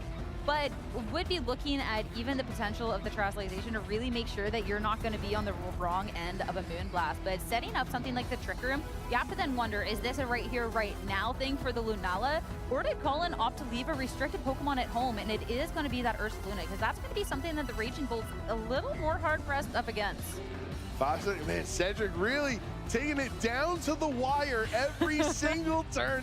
Hey, I get it. If I was 6-0 in a Regional 2, I would also be taking my time. You want to have as much of a thought process behind every decision that you can make. So Cedric doing the best that he can right now. Terastallizing this Koraidon into a fire type now, changing its typing here, going to do more damage with a potential fire attack. The knockoff will get rid of the Life Orb, so with an Intimidate and a lack of Life Orb, this Koraidon's going to be doing a lot less damage. That will break the Shadow Shield. Lunala with Moongeist Beam looks like targeting down towards the Koraidon slot, and that's not enough for the KO. The double target into that slot will not take out the Koraidon. However, the Flare Blitz recoil should be enough to knock itself out, but not enough to take Lunala with it. You get all the damage in the world, but not quite enough for the KO. And now Cedric has lost this Koraidon. Lunala sticks around for just a little bit, and you have lost that Terrestrialization. And good call, too, to going for the Moongeist Beam as opposed to the Moonblast. The Terrestrialization, I was so focused on this Raging Bolt, but making sure that Koraidon would stay safe past a fairy type attack then meant you took so much from the other. Now Chi forced out onto the field and is called out with the Choice Scarf. This is not about to be a great time. You don't have access to anything like Protect either. Colin's Pokemon are so low, but Raging Bolt with priority can only really handle one of them, and then Colin still has that fourth mysterious Pokemon in the back. Yeah, you have to try to anticipate if you're Cedric, which is the final Pokemon remaining for Colin. And you lock into Heat Wave and say it's Koraidon. Koraidon, might not turn into gonna resist a fire attack, right, as a Dragon type, or if it were Terrestrialized into the fire typing. If you lock into Dark Pulse, then you're not doing the spread damage to knock out both Pokemon at once. Very difficult decision for Cedric right now to decide what's that last attack you can go for. Now, Thunderclap does work actually onto Lunala. So, because of that increased priority, Lunala gets knocked out. Now, this Chi only needs to attack one target left. Incineroar, thanks to Trick Room, will be moving second, knocks off Raging Bolt's Assault Vest, and there is the Dark Pulse. Cedric selecting Dark Pulse as his choice attack. Double KO on this turn. Colin still has the Trick Room and just one Pokemon left. If it isn't restricted, it's going to be a little bit of a trickier time, but if it is something slower, this could be key. But Ursaluna hits the field. It's all by its lonesome, but this is a full health Pokemon up against two Pokemon that do not fare well up against ground electric type. Yeah, and Terrestrialization was spent on that Koraidon that didn't stick around. This Ursaluna is going to be moving first, and that's going to be a tough one. Sure, you don't have the Guts activation quite yet, but the only thing the Raging Bolt can do is a Draco Meteor, and that's going to be with the drop special attack after. And even at this point, you don't even have to worry about stalling out Trick Room, right? Because neither Pokemon can protect. They hold Assault Vest and Choice Scarf. So you know that Cedric's not going to be able to try to stall it out. This Protect will be able to to activate the Flame Orb. You see this very often where Ursaluna likes to protect the first turn it's on the field, because at the end of the turn, its Flame Orb item will activate, burning itself, which usually lowers physical attacks, unless you have the Guts ability, which is what Ursaluna takes advantage of, boosting your damage while burned. He does extra damage because he's extra angry that he's burned, and doubly so angry that you have KO'd all of his friends and he's here by himself. Let's say, you play Legends Arceus, it's an angry Pokemon, the Ursaluna on the other end. That's a double KO, and that's gonna be game one for Colin. What a match between these two, and leaving one restricted at home. But Ursaluna, just so much staying power, and that was so well played to be bringing it down to that. And from the get-go, Cedric really just stopping Colin's plan. You taunt into the Lunala. Even if it didn't Trick Room on that turn, it then has to switch out to get that capability for later on. And just slowly but surely doing damage. Chiyu just doing so much. But in the end, all you need is one turn of Trick Room remaining to get that last two KOs. And with Pokemon that are so weak into that Ursaluna, it was just planned. It was so nice, so scripted. Really great win there for game number one. I usually don't feel bad for Amoonguss for its crimes just committed in VGC for the last decade plus, but I felt bad for it on the switch in that turn. And we see just how small the margins for error are in this series, Sierra. Just how that little amount of damage that Lunala hung on with changed the course of this game. One turn, one Trick Room is all Colin needed for the Ursaluna to then come in and sweep. And you mentioned the lack of defensive utility that Cedric's team has. It's Stellar Terra for Fluttermane. It's Raging Bolt stays an electric type. You have Scarf Chiyu. You really don't have a lot of defensive capabilities that can help you withstand the damage output Ursaluna can provide. Especially, too, looking at Cedric's team, when I've tried to team build with Koraidon and Raging Bolt in the past, an issue that I've had is both of them really like and appreciate that Terrestrialization button, especially with so much power and threat from Fairy types or Pokemon that are picking up Fairy type moves, right? So you spare it onto the Koraidon, because Koraidon would not appreciate the Lunala. and it's just a bad time for the Raging Bull. But game 2, it's time to see where things are going to be changed up, and this is a very aggressive lead from Cedric. Yes, different this time around for Cedric. Instead of swapping Chi-Yu in on the first turn, just start the game off with the Beads of Ruin activated, lowering that special defense there. You have a Focus Sash for Fluttermane, can't be faked out as a Ghost type, right? So you're not really too concerned about Incineroar's fake out. And with the Chi-Yu, this is definitely something that it would get faked out.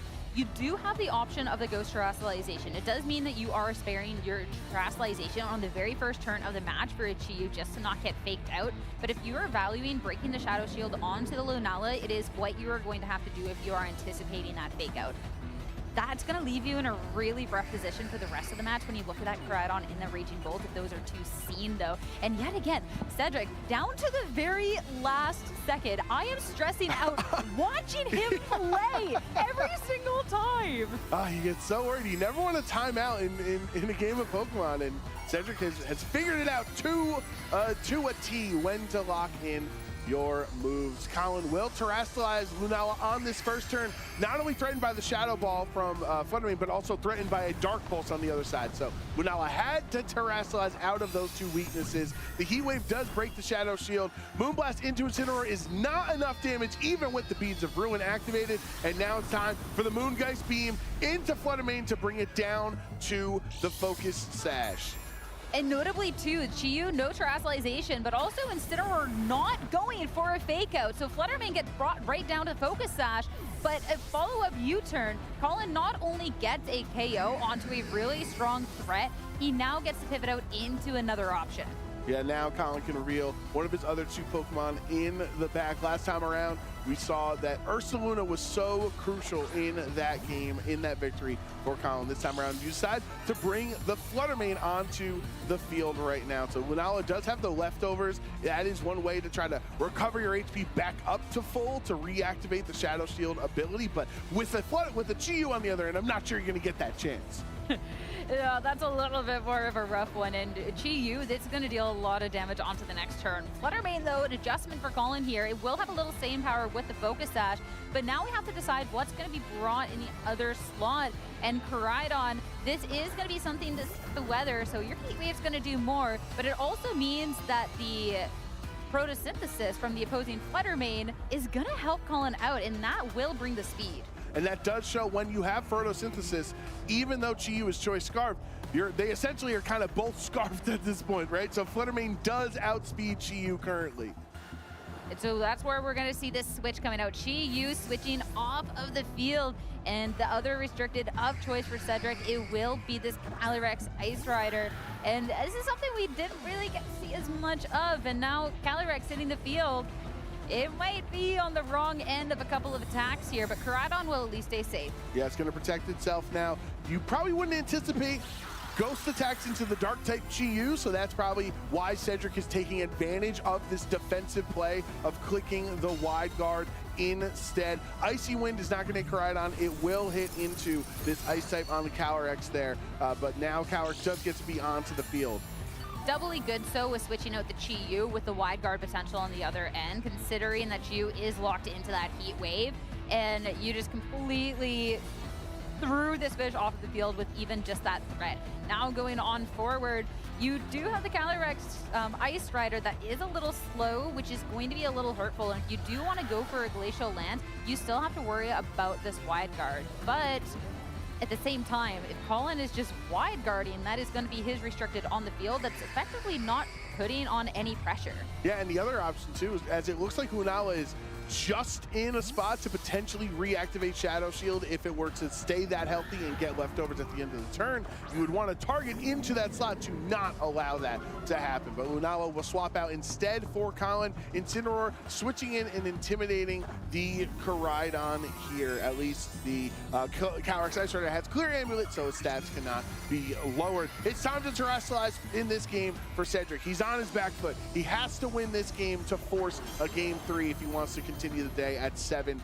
So we'll see what happens. Shadow Ball from the Fluttermane goes right into Calyrex. Not enough for 1-hit KO. Very bulky Pokemon, even though it is super effective. And now a sun-boosted Terra Fire Flare Blitz into the low health Incineroar. More than enough for the KO. More than enough, I think, is the biggest understatement of the weekend, with just a little bit of health. If that was maybe into the Fluttermane, if we actually looked at an attack, it could have been the potential of the double KO. But I guess then going into the Incineroar works. That was either a lot of damage into the Lunala, or the Incineroar is gone and we don't have to worry about Fake Out on this turn. So this does work out. Speed's twisted, Calyrex Ice Rider in a place to be able to pop off, but now Lunala hits the field again, and something like the Glacial Lance, it is still the, okay, if I go for this, there's the opportunity for it to do absolutely nothing here. And notably as well, Fluttermane does still have that Focus Sash intact. Yes, and it is going to be the slowest Pokemon on the field. Now that it's, it was already super speedy. Now with the Photosynthesis boost, it's going to be even speedier. And under Trick Room, this Calyrex Ice Rider is going to be attacking first. But what attack do you click? Because if you ever try to go for a Glacial Lance, there's always the threat of a Wide Guard from Lunala. Yeah, so you have to, sometimes just the threat of Wide Guard is enough to kind of stop a Pokemon in its tracks. So that's kind of something you have to be thinking about as well onto this turn. Fluttermane going for the Protect and no Wide Guard, so Glacial Lance will get to do this damage into this Lunala. And if Cedric can follow up with a powerful attack from this Koraidon in 2 to 3 business days after we wait for the animation from this Lunala, then it's something that can maybe get rid of this restrictive. But Moongeist Beam into Calyrex takes that down. Yeah, Calyrex has been knocked out here. Very sturdy Lunala does not take enough damage for the KO. Koraidon ignoring the Fluttermane, just gonna go into the Lunala spot with the sun up is enough for the KO. So now both of these trainers are down to their final 2 Pokemon. On Cedric's end, it's actually really fast Pokemon overall, right? It's a Fluttermane for Colin, it's a Koraidon and a Choice Scarf Chi-Yu on the other end, but Trick Room is up with all these speedy Pokemon. It's not something you get to see the most often, but hey, this is the game that we're playing now, and final Pokemon for Colin is going to be another fast Pokemon. So we have Speed Ties, we have really fast, we have Choice Scarves, we have Photosynthesis Speed Boosts, all under Twisted Dimensions. This would have been really funny if it was the Ursaluna by any chance, and it's like, oh, you set up Trick Room for me. Free real estate. Free Trick Room, thanks. Don't mind if I do. Now you have, for everybody, some really, really fast Pokemon, but at the same time, you look at the Koraidons and the Speed Tie and the Underspeed, and Collins gets to go first. The opposite Speed Tie in this scenario for the one-hit KO under Trick Room. Colin underspeeds and gets rid of the Chi-Yu. Now it's Cedric with the lower defenses onto the Koraidon that will take it out. So Koraidon has been able to KO its opposing counterpart. However, you're lowering your own defenses as well. Colin still has the Fluttermane with the Shadow Ball into the -1 special defense. Koraidon on the other end is enough, and Colin Higher moves on to 7-0 here in Milwaukee. Such fast Pokemon, such a powerful team, and the Trick Room, you get the Underspeed, and it's going to be enough with this Koraidon. 7-0 on the day here in Milwaukee, so we already knew he was locked for day 2, but now you just have even better of a shot at being into that top cut tomorrow, which if you can end the day at a 7-1 or an 8-0, which he has the possibility to do, absolutely, then you can definitely rest easy tonight, because you know that at least the first part of your day tomorrow should be a little bit easier. The rest of it, not so much. You know, it's always going to be tough, but yeah. I think also, from my memory, I believe Colin won a Madison Regionals back in the day, so might just feel comfortable in the state of Wisconsin. The VGC, the vibes are high for Colin. So we always talk about defending champions and the like, but if you're talking about comfort, this team definitely seemed that. Not afraid to be making changes throughout Game 1 and Game 2 as well. From that Game 1, we got to see that playing towards that Ursaluna endgame. You get the Trick Room, you're all good, fine and dandy, leave the Restricted at home. Bringing it into that Game 2, it would have been, of course, just the freest Earthquake in the world at the end if it was that Ursaluna, but you can't anticipate that from the team preview, right? But being instead in position where, hey, this Koraidon was fine, and even if you kind of get into hypotheticals and without the outspeeding everything else, it still could have been a little bit tricky because Colin did still have that Focus Sash intact onto the Fluttermane. So it could be a interesting hypothetical road to head down in the end, but hey, Koraidon, it takes KO, it's gonna be all great. Love it. Yeah, and obviously Cedric at this point should still feel some solace that you're already qualified for day 2, right? Going into this round at 6-0, you have that extra additional wiggle room. And maybe, you know, not everybody can go 8-0, right? It's just like the one player at the end of the day will be undefeated. So if if Cedric keeps his thoughts high, keeps his decision-making strong, he can finish, you know, win next round. And 7-1 going into day 2 is still an incredible record.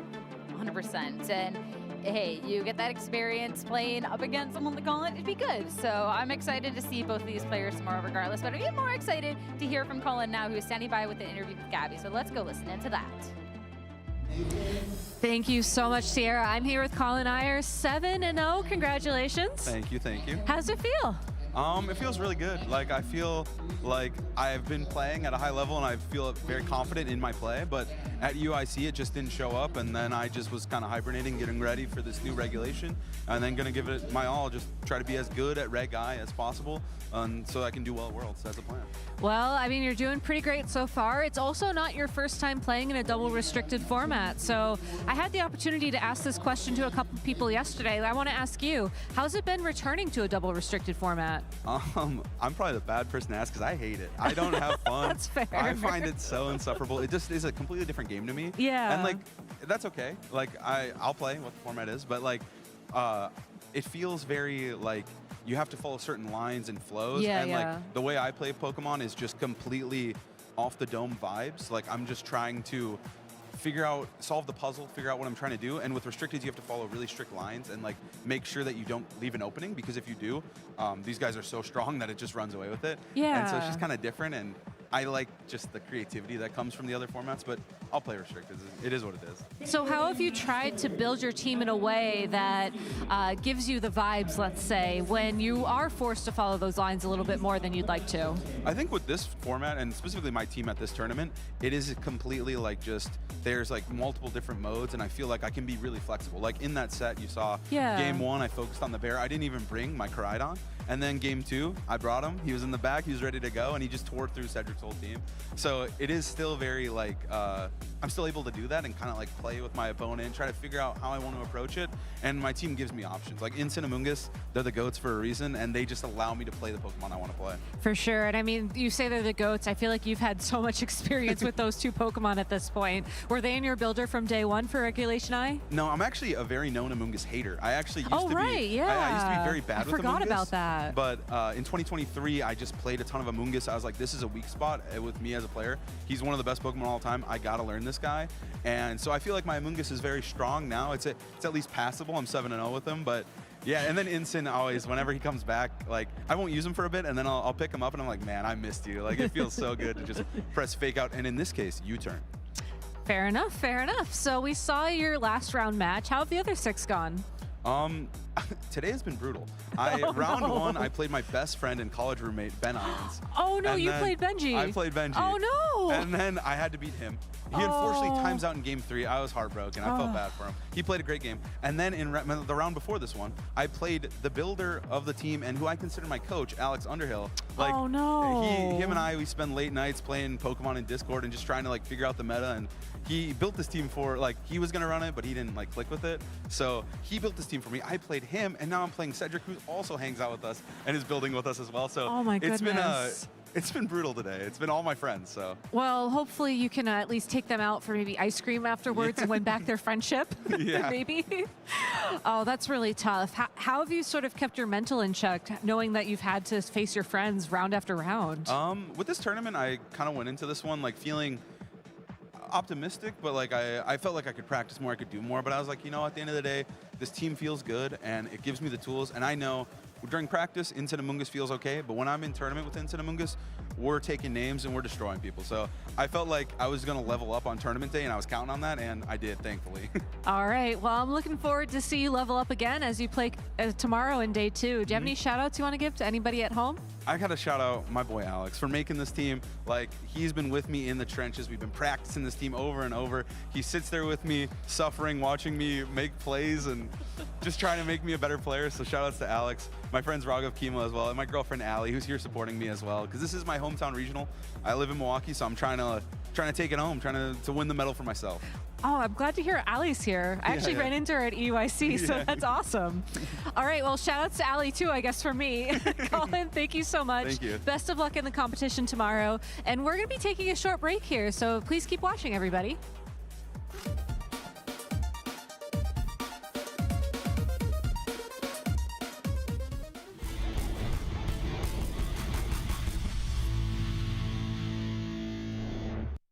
Hey there, Pokemon trainers. I'm here with Philip Miller, who has locked his way into day 2 of the competition here in Milwaukee for the first time. Congratulations. Thank you so much. Yeah, it's been a thrill. I wasn't expecting this at all today. I mean, the fact that you weren't expecting it makes it that much better, right? Oh, absolutely. Yeah, I've done better than all my expectations today. So.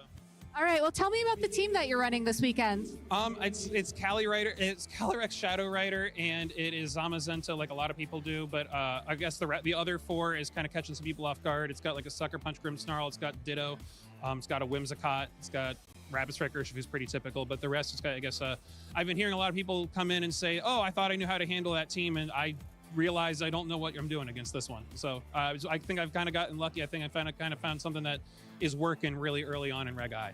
I mean, you say it's luck, but honestly, I think that's the trait of a good team builder. What led you to build this team?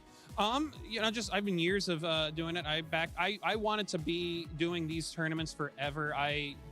10 plus years ago was trying, and I've been doing lots of team building and stuff with a lot of friends. Shout out to Team Most Bread for helping me with the team, all of that.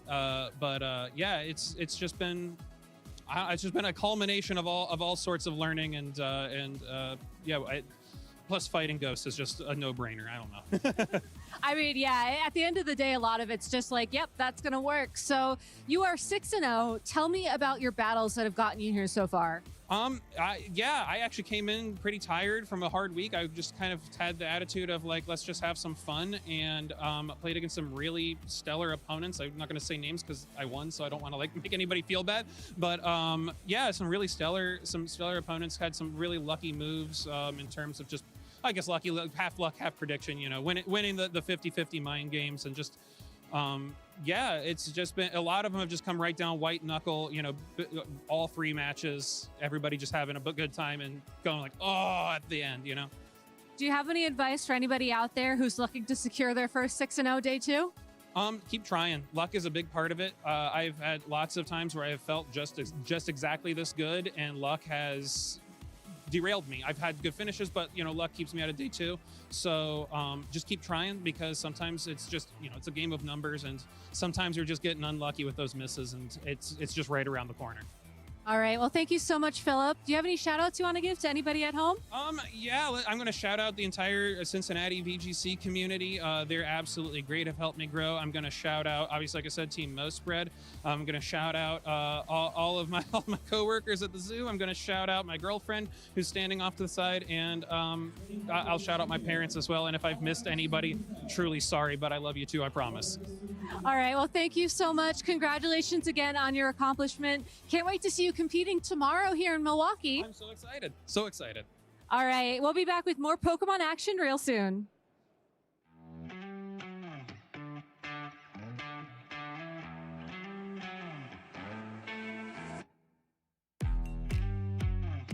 Yeah, I first started Pokemon in 2007, and I started VGC in 2019, and have been playing until now.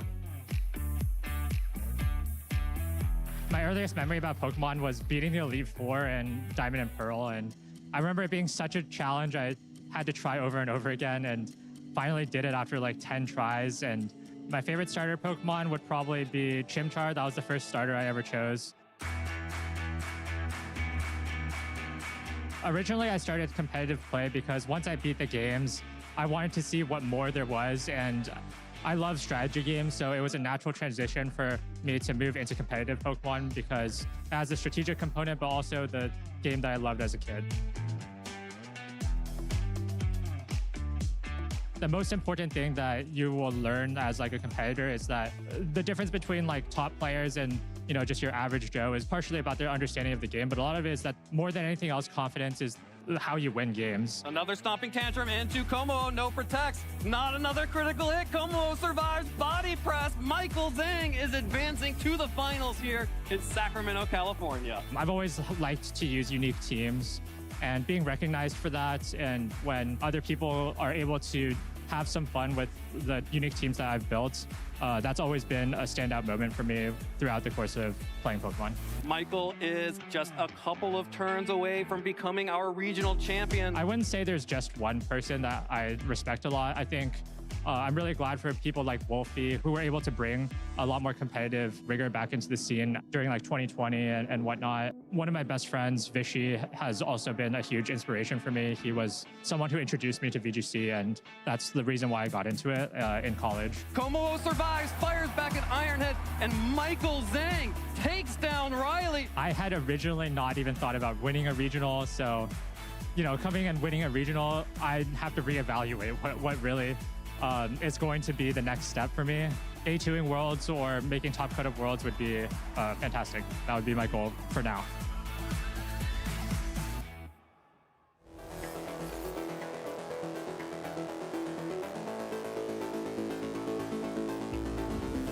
I think an area Pokemon trainers can focus on in order to improve is to just remember to work with others while playing. Sometimes when you're by yourself, it's kind of hard to tell maybe where you're doing well, where you're doing bad. And also just playing with other people makes it a lot easier to, feel confident, and it just makes it a lot more fun in general.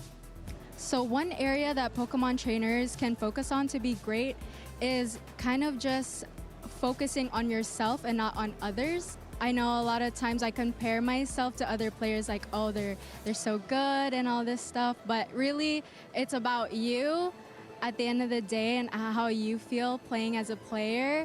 I think community building is probably one of the biggest things. You need a community, you need people to bounce ideas off of, bounce play styles off of, bounce all types of things off of, just to have really a successful career as a Pokemon trainer. One area Pokemon trainers could focus on to be great would be kindness. This is my first time at regionals, and everyone here has just been so kind and helping me out, giving me tips on how to make my deck even better and how to just play differently. Even just like supplies, like card sleeves and other stuff to just be a better trainer. Focusing on yourself in Pokemon Go is so important. A lot of players might play the game differently, but going at your own pace and finding your own play style, whether it's in grinding, in raids, Stardust, XP, or Go Battle League, or the Show 6 Pick 3 format, it's so much fun. And going at your own pace, learning it your own way, and playing your own way is the absolute best thing you can do.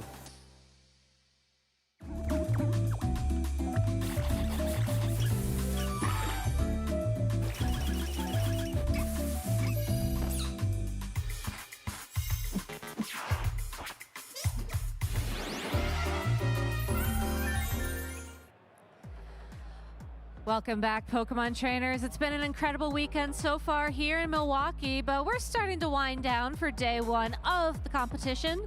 We've had some trainers lock in their ticket to compete tomorrow, and I've had the luck to talk to several of them. So my name's Gabby Snyder, and I'm here with Ian McLaughlin, who is one more trainer who's locked in their opportunity to compete in day two tomorrow. How's it feel, Ian? Pretty good, because I went to Atlanta Regionals a couple weeks ago, right, and it didn't pan out too well for me, so it's nice to have it locked in and ready at 6-1. For sure, and I mean, you've been competing for a very long time. I think I first ran into you in like 2011, 2012. I'm curious, have you been competing all season this year, or did you just recently jump back in? I've been playing a lot of the season, but taking it a lot more casually and just trying to focus on having fun at events. And how's that been going for you? Good. I'm not sure if I'm in contention for a Worlds Invite, but I'm surely going to try. Fair enough. So tell me about the team you're running this weekend. What two restricted Pokemon have you been focusing on? The two I'm running today are a little unusual combo. I have not Zamazenta, I have Koraidon and Miraidon, the double bikes. So, okay, I'm curious, what combo name did you come up for with them? Have you come up with a name for it? I think double bikes is just so easy to go with. It rolls off the tongue a little bit.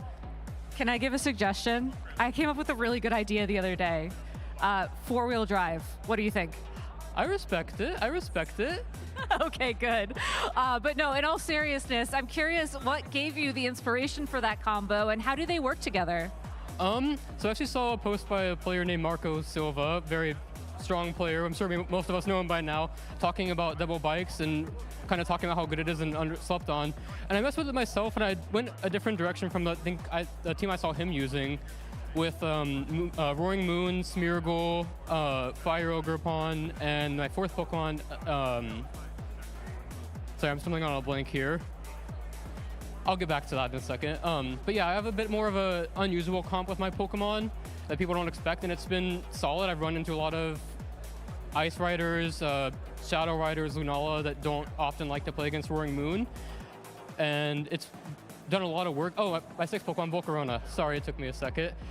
I've had a lot of games where Volcarona and Roaring Moon actually win the game almost by themselves, and I don't even use my bikes to secure position, because against some of the more standard stuff, right, like the Shadow Riders, Zamazenta as well, they don't like playing against the combination of Roaring Moon, Volcarona with the Rocky Helmet, Will-O-Wisp, defensive set, where sometimes they just can't have my Pokemon, right? That's awesome. And I have to ask, do you find yourself, if you do bring a restricted Pokemon, do you bring both of them at once, or do you typically pick one over the other? That's a good question. With the double bikes, they're a little less synergistic than most restricted Pokemon are, right? Like Shadow Rider, Zamazenta kind of just makes sense, right? Zamazenta beats the dark types typically that threaten Shadow Rider, Calyrex.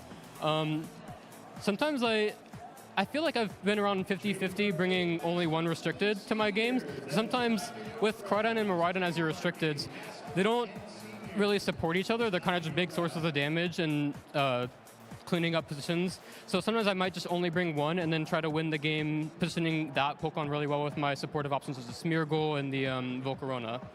So you've been around for a while, and you've played many versions of double restricteds, with Mega Pokemon allowed, with Dynamax allowed. I'm curious how you're finding terrestrialization as a mechanic alongside of two restricted Pokemon. That's a good question as well. I think terrestrialization is definitely more complex than some of the previous mechanics, such as Dynamax, where oftentimes you were just clicking Dynamax on your strongest Pokemon, like your Shadow Rider, or a big one in 2022 is Thundurus, the max Airstream users. But now terrestrialization has a bit more depth to it, I feel, where, like a lot of the games I've actually played today are won by abusing terrestrialization in a sense of, like, today I've won a set where both of the games I won, I electro-drifted a Groudon, right? Because I'll use my Fire Ogerpon to threaten a Woodhammer, right? So they Terra Fire, and now Miraidon can come in later and just electro-drift it and one-shot it. Makes a lot of sense. So I have to ask, what has been your favorite moment from your battles today so far? The electro-drifting Groudon twice in a set to win was pretty fun in itself. I think one of my favorites today, other than that, was when I played a Shadow Rider, Zamazenta, Tornadus, Rillaboom, Chimpao, typical kind of team like that, where I got the position to a position where my Volcarona and Roaring Moon are out on the field, both pretty healthy, with Smeargle in the back at full HP against a burned Rillaboom and a burned Zamazenta. And while I couldn't really damage the Roaring Moon because my Volcarona doesn't have a fire move, and my Roaring Moon has Dragon Claw knockoff as its attacks, I couldn't really damage it, right? But because they were both burned and taking Rocky Helmet damage, and I had all the support options to stall for time, I eventually just won the game. I mean, that's one way to win for sure. And honestly, to recognize a timer stall situation is a sign of a very strong player. So congratulations on that. Congratulations on making day 2. Do you have any shout outs you want to give to anybody at home? Always my family, right? They support me with my trips and always help me. And I told my brother right before I was coming on that I was going to be on an interview so he could watch. So definitely my family and just my friends. Awesome. Well, Ian, congratulations again. It's been so awesome getting to talk with you. Best of luck tomorrow. And casters, why don't you bring us into our final round of Swiss here? Thank you so much, Gabby. It was so great to hear from Ian as well after he has locked in a spot to compete in day 2 and also has started to beg some questions. Now we've got Miraidon, Koraidon as a restricted duo. I think we got 2 pretty good names out there. So, Twitch, we're gonna ask you. We've got double bikes. Gabby's got 4-wheel drive. I'm gonna put up tandem bikes to make it fancy. I was more playing on the fact that their names both ended in Don, so I was going with Don Don Noodles. That jumped into my mind. They sound good. I'm hungry. Okay. It's good. It's good. So Twitch, it's up to you. What do you think? true duo name should be for Koraidon and Miraidon? Should it be Don Noodles? Obviously. Tandem bikes, double bikes, or four-wheel drive, or none of the above? Put in your own answer in chat, and maybe we'll be able to get a good one from that. But yeah, up to you. So we're gonna get the result later, but feel free to vote on that while you guys are watching the stream. But yeah, my name is Rosemary Keller, and I'm joined once again by Jake Miller to bring you through the final Swiss round of the day. And we've already been in for such a treat. All Absolutely. of the matches that we've seen so far got a lot of 3-game sets, which honestly, we love. We love that. Hopefully we get a couple more for you so you can enjoy more Pokemon action at home. But as we get ready for our next round, or maybe you've missed in some of the action from the last couple of regionals, make sure that you check out our brand new Play Pokemon YouTube channel, where we're going to be featuring all of our streams, all of the previous matches from our regionals, our international championships, the world championships, other special things that are going to be happening there as well. So make sure you hit the bell, you like and you subscribe. Doing my YouTuber thing. It's a nice central location for all the Play Pokemon action. Of course, there's a lot of Pokemon content out there, but we'd love to have a spot for you guys to go to find some of the nice regionals and internationals and other competitive content that we love to bring you. So please go check it out. But of course, right now, we're still focused on Milwaukee. We have one more round of Swiss today, and then of course, a few more rounds of Swiss into our top cut bracket tomorrow before we crown our regional champion. And let's talk about a little bit more about the Pokemon we're seeing today, Rosemary. It's been a very varied field. Again, kind of the first regional in a new format. Always get some surprise toys out there, and these are kind of the main restricted pairs we've seen. But we've also seen a lot of iterations on these as well. It's kind of interesting to me because you take a look at the duos being at like 10% usage, 11, 12. Kind of doesn't seem like a lot in comparison to some of the individual Pokemon usage we've seen from the past couple of formats. When you think about the combos together, it's kind of amazing to think, wow, one duo is at 10+% out of the entire field of competition. Especially when you consider, maybe Calyrex Shadow Rider, is on a bunch of different duos. We've seen it with a few different Pokemon besides the Zamazenta and the Koraidon. But even then, just these two pairings of it are already 20% of the field.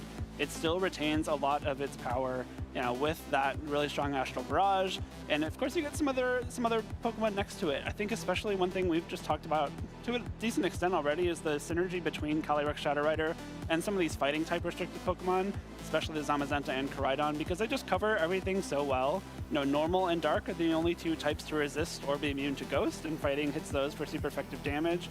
So it's a nice offensive synergy there, and then the fighting types can resist, Dark type moves thrown Calyrex's way.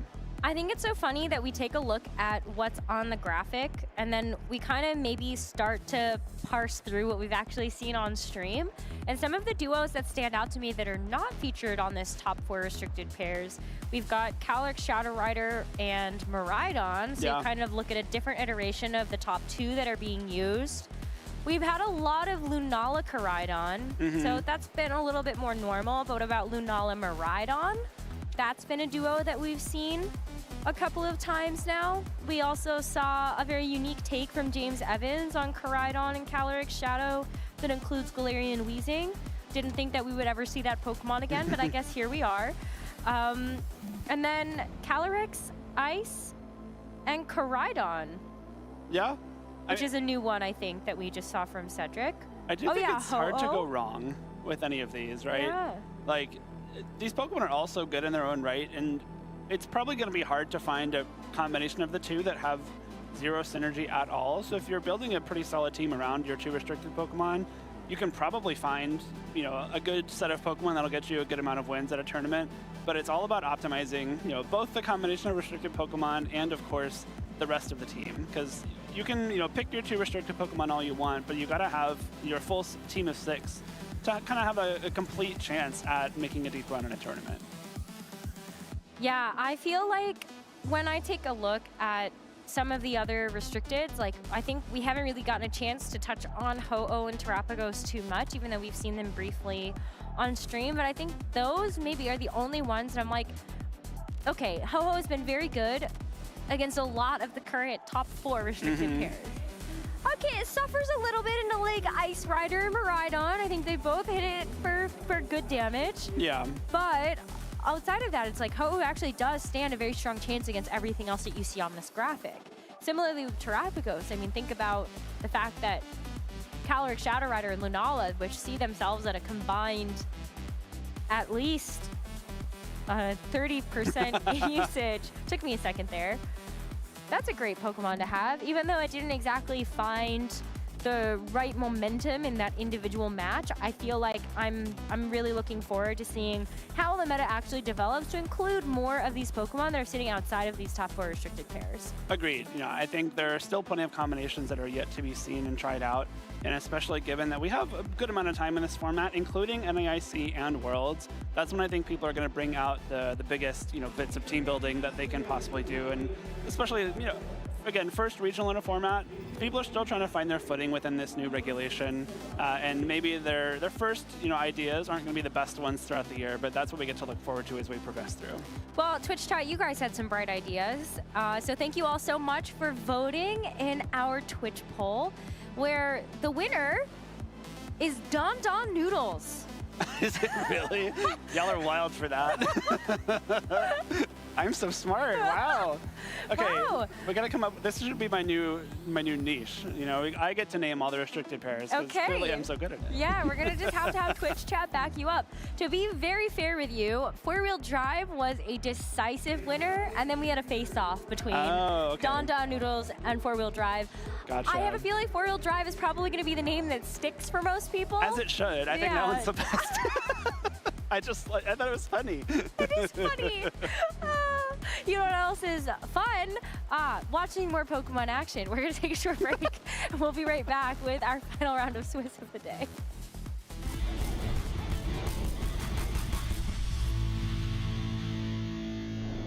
Let's hear it for Wolf Click!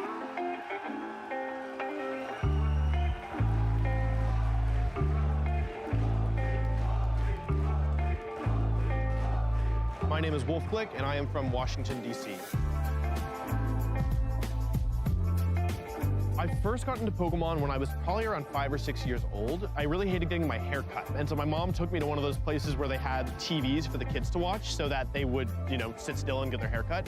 And they had an episode of Pokemon on, and, you know, my mom and I watched it. I loved it, and I was just obsessed. Like, I had the Pokemon cards, I had, you know, action figures, I had pretty much everything. I eventually was able to play the games when I was a little bit older, and I really fell in love. And yeah, I mean, ever since then, I've just kept playing, and it's just, you know, turned into something so much more than I ever could have expected.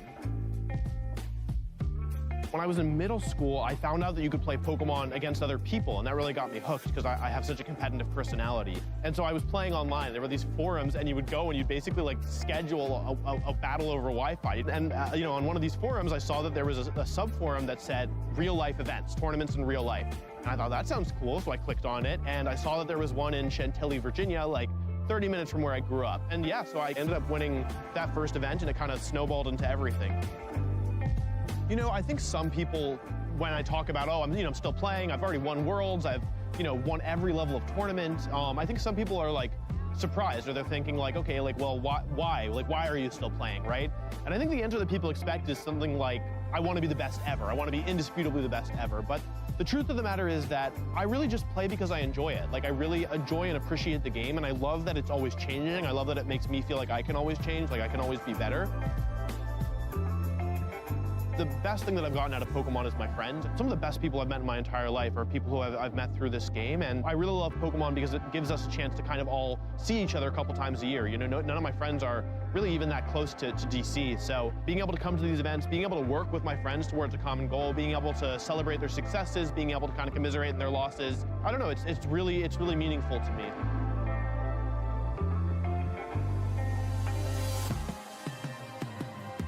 I think the game's also taught me a lot about failure, you know? People look at me and they see like, oh, all the trophies, all the accomplishments, right? But there's a lot more failures than there is victories. It's really hard to kind of truly try to be the best in the world at something, because when you fall short, like, been kind of told pretty directly, you are not good enough, you are not the best. And so one of the best things that I've got out of that is just the ability to cope with failure, to say I tried my best and I wasn't good enough, and I'm okay with that.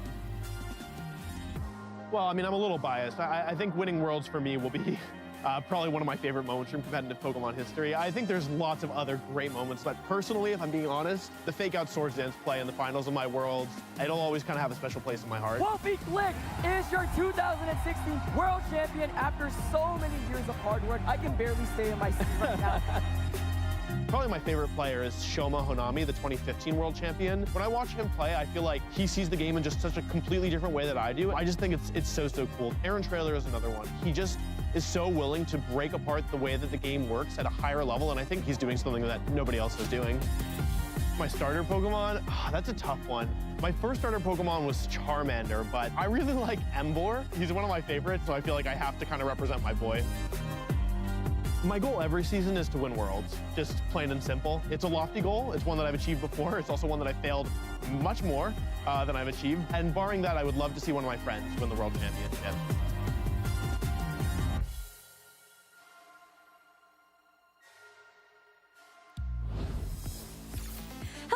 And welcome back to day number 1 of the Milwaukee Regional Championships for the 2025 season. My name is Rosemary Kelly, and I'm joined by Jake Muller to bring you through our final round of Swiss of the day. And so there's a lot on the line for our trainers. Not only are they taking a look at being able to finish up the day and make it into that day number 2, they're also trying to give themselves the best shot possible to make it into a top cut tomorrow. So let's go ahead and take a look at the standings to see who is in the best possible spot to do just that.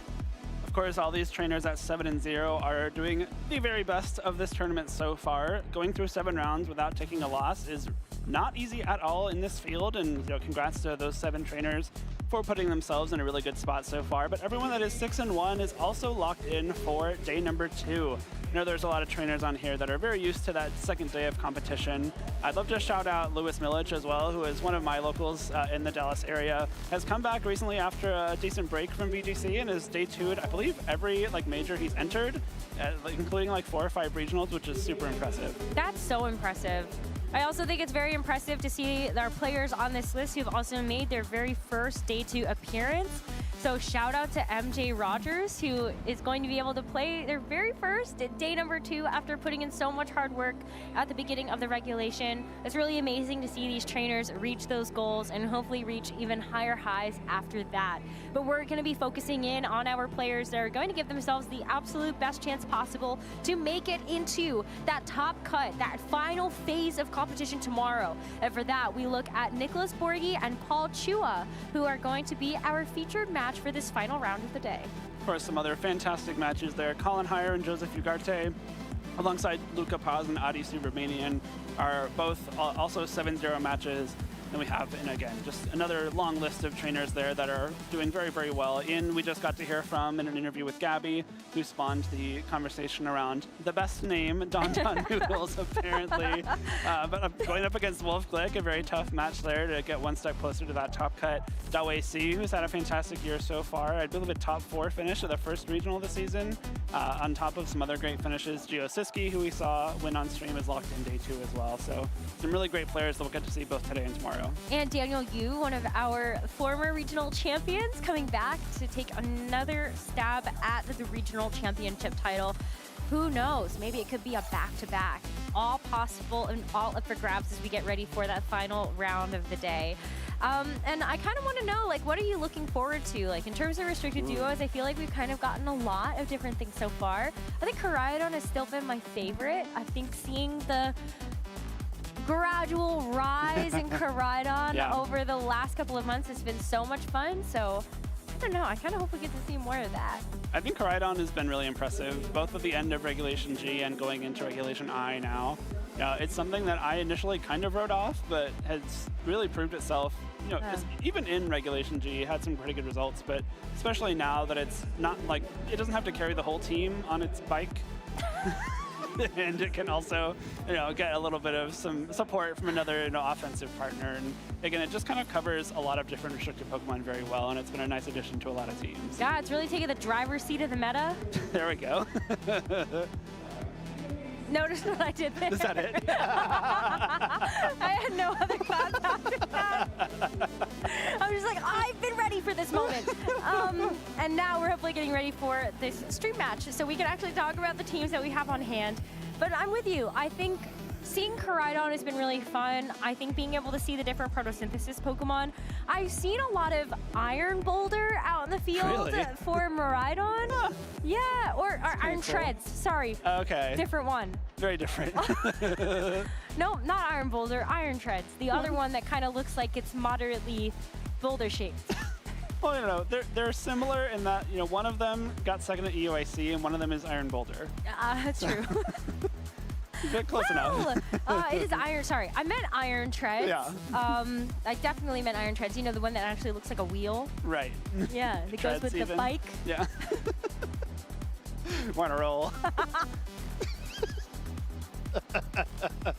Okay. We'll stop with the puns. I promise. No, I don't. Never. I can never promise that. But yeah, I think seeing something like Iron Treads alongside the Miraidon, I just kind of wonder what else we're going to see. Like, at Worlds, we saw Iron Valiant next to Miraidon. Yeah. And that was a huge surprise for a lot of people. Mm-hmm. I think that's one of the more fun things about formats like this is, you know, there's a limited pool of restricted Pokemon to choose from. There's only, you know, so many that you can actually use. There's a very, very wide pool of Pokemon you can use to support them. And finding these, you know, cool support tech kind of Pokemon is a really challenging part of team building, especially finding one that, you know, is good on its own, but also like specifically fills holes in your teams that you need it to without kind of losing too much of like a general matchup spread. So I think something like Iron Treads is really great for that because it does really well into something like Miraidon, but it's also not going to be, you know, dead weight in other matchups at the same time.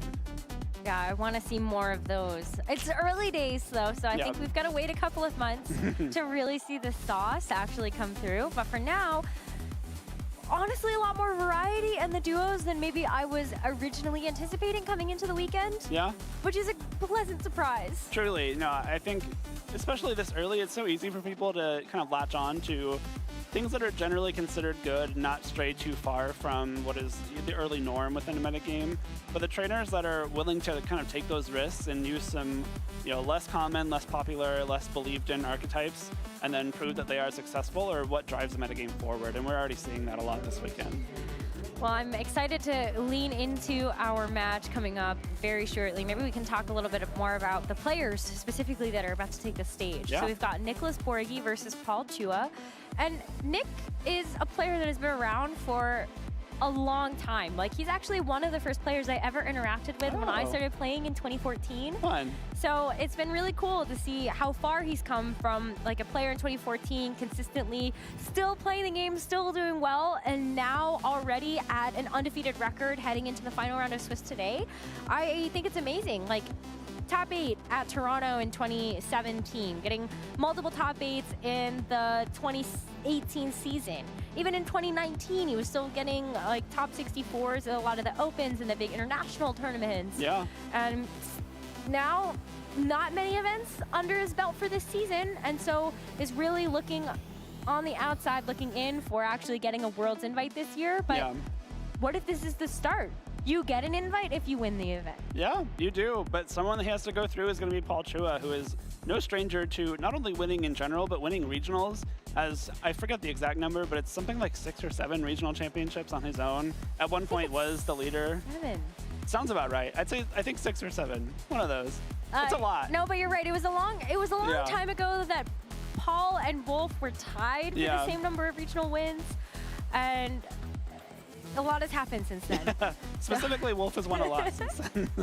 But Paul is still an incredible player in his own right, and never to take away from the fact that Paul Chua is an international champion. Yeah. You know, like, in a very recent year as well, like same as Wolf, like you have to take a look at him as one of the greatest players of all time in terms of his consistency and being able to generate results year after year after year. He's someone that if there was a VGC Hall of Fame, I think he'd be one of the easiest inductees into it. You know, again, across many, many years has always been, you know, a huge threat at any tournament he shows up to. He's also a player that can, you know, take a bit of a break and then come back and immediately be back at the top tables on his first event back. So I don't think Paul Chua is someone that you ever want to see yourself facing up against. But I also know that Paul and Nicholas are, you know, locals. At least at one point they were both, you know, Jersey locals, and I'm sure they've played each other a lot at a lot of different local events maybe even up to the regional and international level too. So it'll be fun to see how this plays out, because I would be shocked to know that this is the first time they've played each other, just knowing kind of the history of these two players. TJ actually just shared a very cool fact from Paul Chua.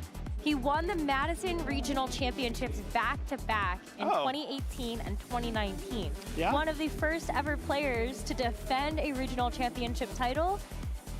And in the state of Wisconsin. How cool is that? Exactly. We're in Wisconsin, right? Yes.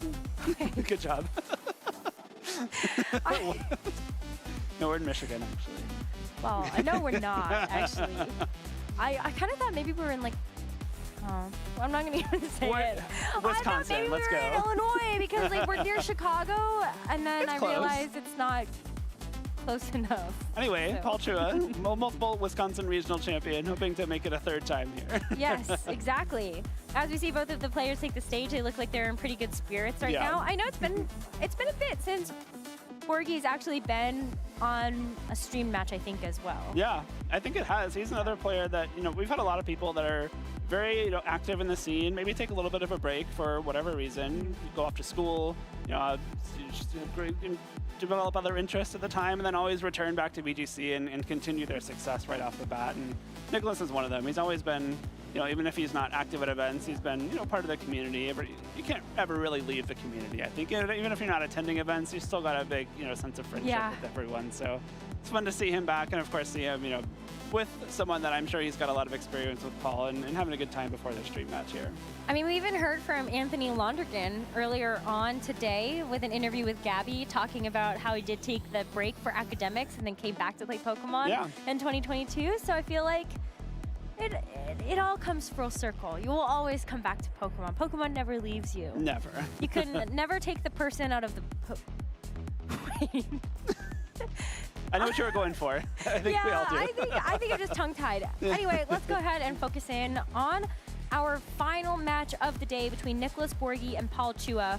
As we start to get a deeper dive into these teams, Borgi is going to be running the restricted duo of Calyrex Ice Rider as well as Miraidon. And for Paul, it's going to be Calyrex Ice Rider alongside Miraidon. Oh, we got a nice little mirror match here in terms of the restricted Pokemon. We got some different supporting cast, so we get to see kind of how they interact with each other. I think both of these teams are actually pretty cool. They got some pieces that we haven't really seen too much of yet today, alongside some of the staples. And of course, just to reiterate here, both of these trainers are 7-0. They are already qualified for day number 2, but the competition does not end at the end of day 1. Of course, you want to get as many wins as possible on this first day to put yourself in a spot where you don't need as many to qualify for the top cut rounds tomorrow after the end of day 2 Swiss. So this win is just as important as any of their other wins are today, because every win counts exactly the same. Going into day 2, 8-0 is a huge jump over going in 7-1, because it just makes that day 2 Swiss a little bit simpler. Well, yeah, because if you go even if you go 1-2 tomorrow, you're basically locked for top cut. Yeah, I believe 9 wins is traditionally you just been need the one threshold. more. Yeah, so that's always going to feel good. Yes, absolutely. So one of them is going to have that weight off of their shoulders as we look forward to that final day tomorrow. But yeah, I mean, so Calyrex Ice, Miraidon, is the same on both teams in terms of just there being that Pokemon choice. We have an Ogerpon on both sides. Nick is going to have Hearthflame. Paul Chua is going to have the Wellspring Ogerpon. But then a lot of these other pieces, I think it would look really familiar if you were looking at just the individual lens of a Miraidon team. You would be like, okay, makes sense. We have a fire type. Gotta beat the Incineroar or the Volcarona on both sides. I guess Nick technically has 2 with the Hearthflame Ogerpon as well. But then, everything else just makes sense. It does, and I really like kind of the choices both these trainers have made. Hearthflame Ogerpon is something that has been seen a lot, especially in Regulation G, paired with Miraidon. There's a very strong combination on one of the most popular Miraidon teams in the format. They combo very well for really strong damage, especially with the focus energy set that we do see on Nicholas's team, guaranteeing critical hits on Ivy Cudgel. But also Follow Me is just a very powerful attack. It takes some of the heat off of Miraidon, and in this case the Calyrex as well, which is never Melt Ice. It's not the clear amulet set which we usually see. It's going to be boosting the power of Glacial Lance by 20%, and when there's no Intimidate on the other side of the field, that can pay off very, very well. It can. I mean, you still have to worry about something like Flame Body on the Volcarona activating if you do actually hit it with some sort of contact move. I think High Horsepower actually is contact. Yep.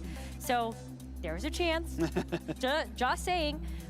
But outside of that, I mean, I feel like this either mode that you go for, whether it's going to be a little bit slower, trying to lean into the speed that the Calyrex Ice has, or just play the bulk when you've got the Grimmsnarl next to you. With Reflect and Light Green, you have your own version of speed control from the Grimmsnarl and the Thunder Wave, as well as being able to play on the higher end of the speed table with Miraidon and this Choice Scarf Urshifu. There's a lot of really cool interactions here that Nick can actually use to get the win here. I really like the options for the slower mode on this team, especially with the Never Melt Ice. You can make a lot of great use out of your Trick Room turns, whereas something like Clear Amulet, you can still do a lot of damage with those Glacial Lances, but making sure you're taking advantage of that limited time with the speed reversed means that you are getting so much more out of that investment. You know, you have to take a whole turn to set it up, and the only thing that can set it up on this team is the Calyrex itself. Nope, the Frigoraph. Nope, that's Paul's. It is just the Calyrex on Nicholas's side. So you got to make sure that you're taking the most use out of that Trick Room here. The Frigoraph now is on your screen under the control of Paul Chua.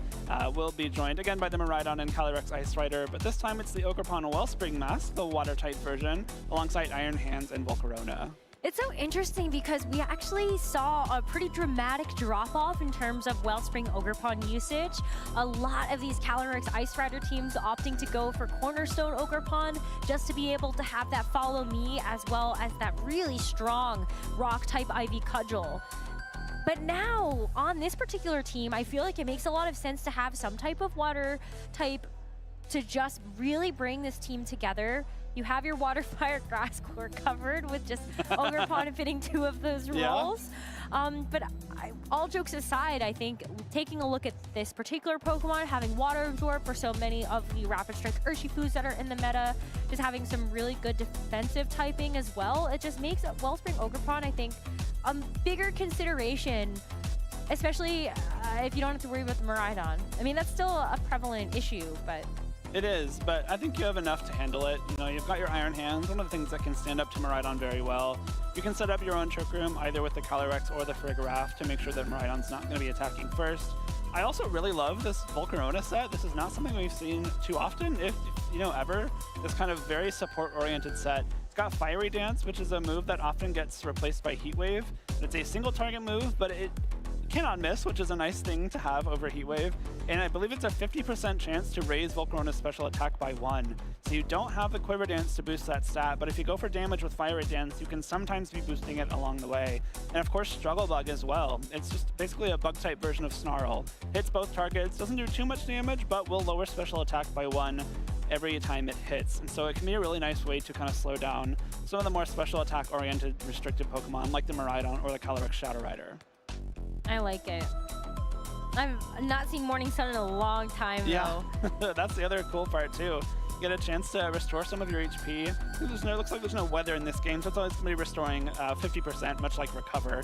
But if the sun's out, I think you restore 2/3 of your HP, which is a nice boost against something like a Koraidon. And there are a lot of Koraidon running around this tournament right now, so I think it makes a great tech choice to have on this Volcarona. Unfortunately, probably not going to be too relevant in terms of getting that increased HP recovery in this match, but still very nice to have, especially when you know that this Volcarona is set up to be so supportive, on top of the fact that it has Rocky Helmet, so you're less inclined to want to hit it. Now, speaking of where we think this match might go, there is that Trick Room available for the Frigoraph and the Ice Rider Calyrex for Paul. Nick could also lean into a Trick Room option if he really wants to. He also has that Calyrex Ice. But I feel like both of them are also fine. Like, I feel like Nick is fine to just play speed, play fast. You've got Grimmsnarl. You can hit those Thunder Waves into anything on the other side. You also have that Choice Scarf Urshifu. Maybe a Water Absorb Ogerpon you have to worry about, but not that bad. I think you just got to look at the differences between your team and your opponents. When you have very similar archetypes like these two do, especially considering they have the same exact restricted Pokemon, what are the differences in your teams that can possibly give you an edge? And like you pointed out, Rosemary Nicholas has the much better fast mode. You have the Choice Scarf Urshifu. You've got the Hearthflame Ogerpon, which is known for being able to deal a lot of damage, especially if you get a Focus Energy going. and you have the Thunder Wave on the Grimmsnarl as well. The only speed control from Paul is going to be that Trick Room, and there's 2 of them, so you have a better chance of setting it up. But I think it's just going to be down to which of these trainers can make use of their tools that the other trainer does not have. Well, let's find out how this first game is going to go as we see the leads. It will be the Ice Rider Calyrex and the Heart Flame Ogerpon for Nick, and for Paul, it will be the Miraidon next to the Iron Hands, which is going to get a nice Hadron boost. Hadron Engine immediately boosting that special attack. We're in a scenario where we have Fake Out next to something that doesn't really have any kind of setup moves, so wouldn't be too surprised to see a double protect right off the bat from Nick, just to make sure that nothing is taking too much damage. Kind of scout out what this Miraidon locks into. So once you know what Miraidon's doing, it becomes much easier to face it. Also denies the potential for a Fake Out coming through from the Iron Hands. Maybe even get a little lucky and the Iron Hands tries to Fake Out into the Ogerpon, who knows? But for now, it is just going to be that double protect from Nick, as we do see the Fake Out go into the Calyrex. So no recoil from Spiky Shield. And for the Miraidon, it is going to lock into Volt Switch. So you know that Paul, in this next turn, is going to be thinking about trying to get this Miraidon out of this position to switch something else in. I think you like that if you're Nick there. You know, Volt Switch, still very, very strong from this Choice Specs Miraidon, but knowing that it didn't lock into either Electro Drift or Draco Meteor, I don't think Volt Switch is threatening any one-hit KOs here, so you have the chance to maybe aggressively target that slot and maybe get some big damage off onto whatever comes in, or even focus down this Iron Hands and maybe try and knock it out before any damage is dealt. I think it's very safe to go for Follow Me here. So here's the Volt Switch, and then the Iron Hands will be able to double up. Look how well that Ogerpon's going to take that thanks to its grass typing. And we'll see what Paul decides to switch into its place. And it's tough because, as you said, there is a high likelihood that Paul's going to have to switch something in that's going to need to take an attack from this Ice Rider Calyrex. So it's going to be the Ice Rider Calyrex of Paul that will switch in for that Miraidon as the Glacial Lance comes out first. Really important to keep in mind that this Ice Rider Calyrex did move before the Iron Hands did, but a crit from the low kick. Looked like that might have mattered for the roll to actually pick up the knockout there.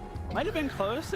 With the Quark Drive, it may have been enough for the knockout without the critical hit, but I think more importantly, that Glacial Lance is a 2-hit KO on Iron Hands, and that's the impact of the Never Melt Ice. Usually Iron Hands is able to take 2 of those attacks pretty easily thanks to its pretty good defense stat, but the boost from that Never Melt Ice means that now this Iron Hands is in danger of being knocked out this turn, which means that this Incineroar can then, target down the Calyrex with something like a Fake Out, maybe even a knockoff for Will-O-Wisp to try and get some more damage or damage mitigation there. And if Iron Hands wants to swap out and not be knocked out by Glacial Lance, we see the Miraidon. We don't know Paul's 4th Pokemon yet, but you cannot swap Miraidon in that slot unless you want it to go down immediately.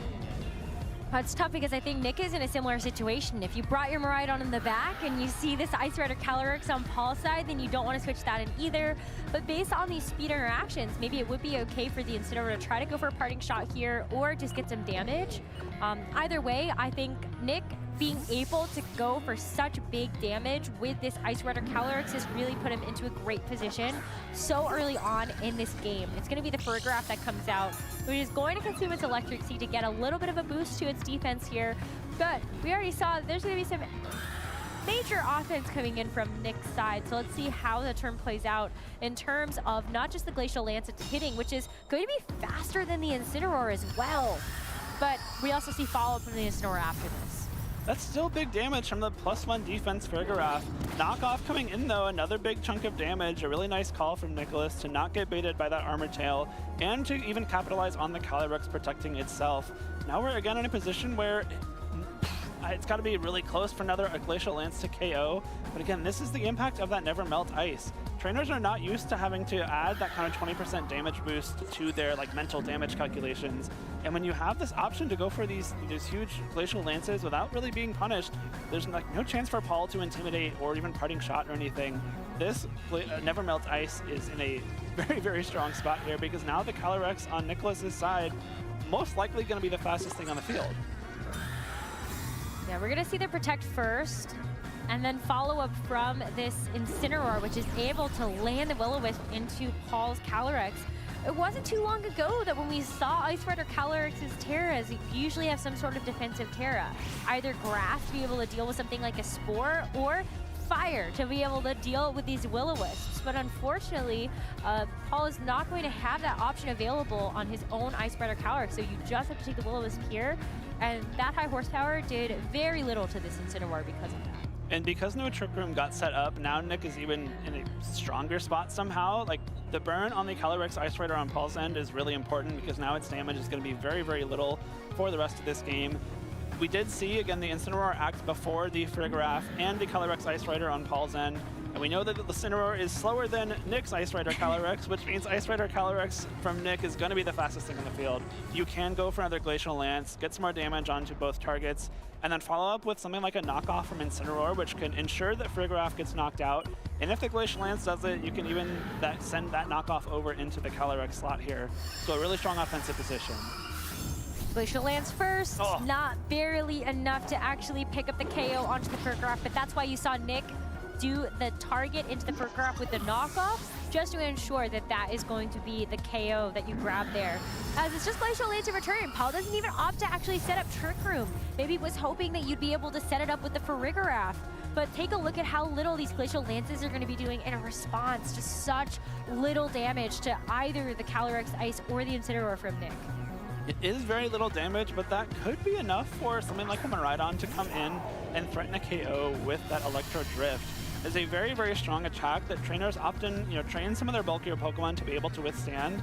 There's a decent chance that something like this Ice Rider Calyrex might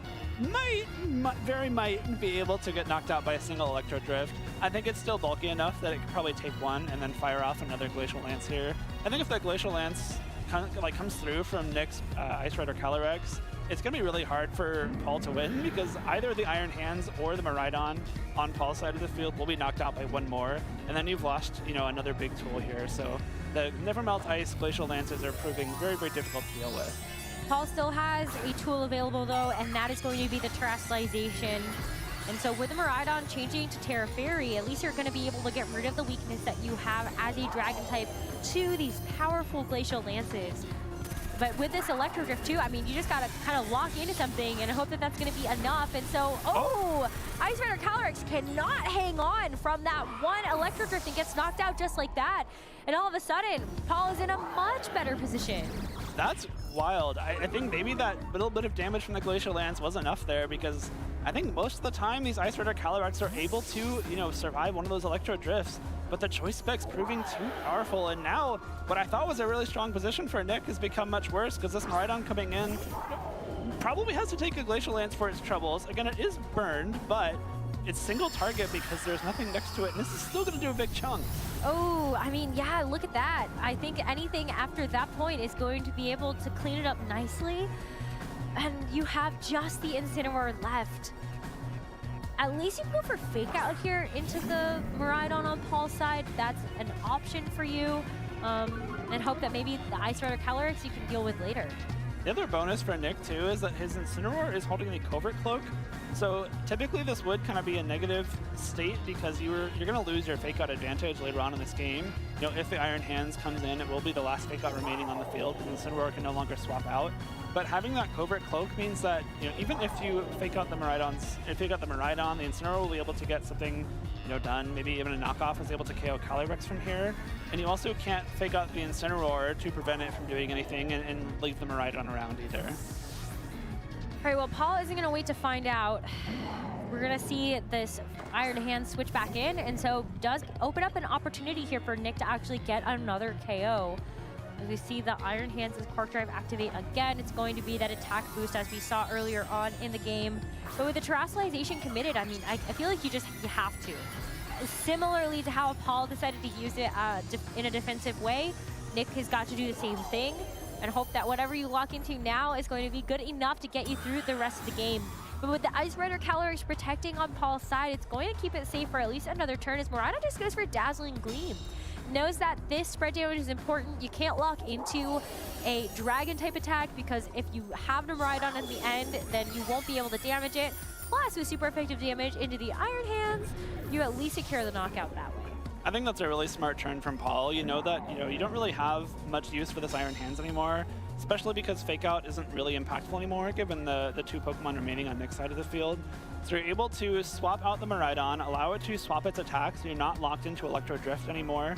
And now you can bring it back in, and I think it might come down, well, I don't even think it comes down to speed ties anymore. The Dazzling Gleam lock from Nick's Miraidon means that he's not going to be able to one-hit KO's Paul's Miraidon at all anymore.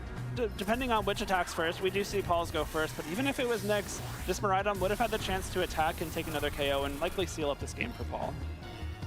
Yeah, there's just no way for the Incineroar to actually deal enough damage either with only the knockoff available. Yeah. So I think you have to look at, well, just kind of withstanding the rest of it. But yeah, that should be enough. Now you also knock off the Choice Spec, so like Miraidon could also pick a different move if it wants to. But that is just going to be another Glacial Lance for the Calyrex and one step away from Paul stealing up this game number 1. Well done by Paul there, especially just getting that chip damage onto Nick's own Ice Rider Calyrex. I'm pretty convinced, and maybe I'm just wrong here, but I'm pretty convinced that 1 Electro Drift is usually not enough to just cleanly one-hit KO a Calyrex Ice Rider, but it comes pretty close, and just that little bit of damage was enough to seal it up. I do think if one more Glacial Lance had come out from Nick's Ice Rider Calyrex, that might have been enough to swing the damage trades in his favor for the rest of the game. But Paul recognized that, put it in position where 1 Electro Drift will seal it up, and then you get the chance to just kind of close it out slowly from there. I think it really depends on how the Miraidon are trained. I think a lot of the Miraidon nowadays have looked timid. So I think you have to take a look at that and go, okay, well maybe do I have to plan around speed or do I have to plan around damage? And so, I don't know, like if you're trained a lot in special attack, then like does that actually get the knockout from 1 hit?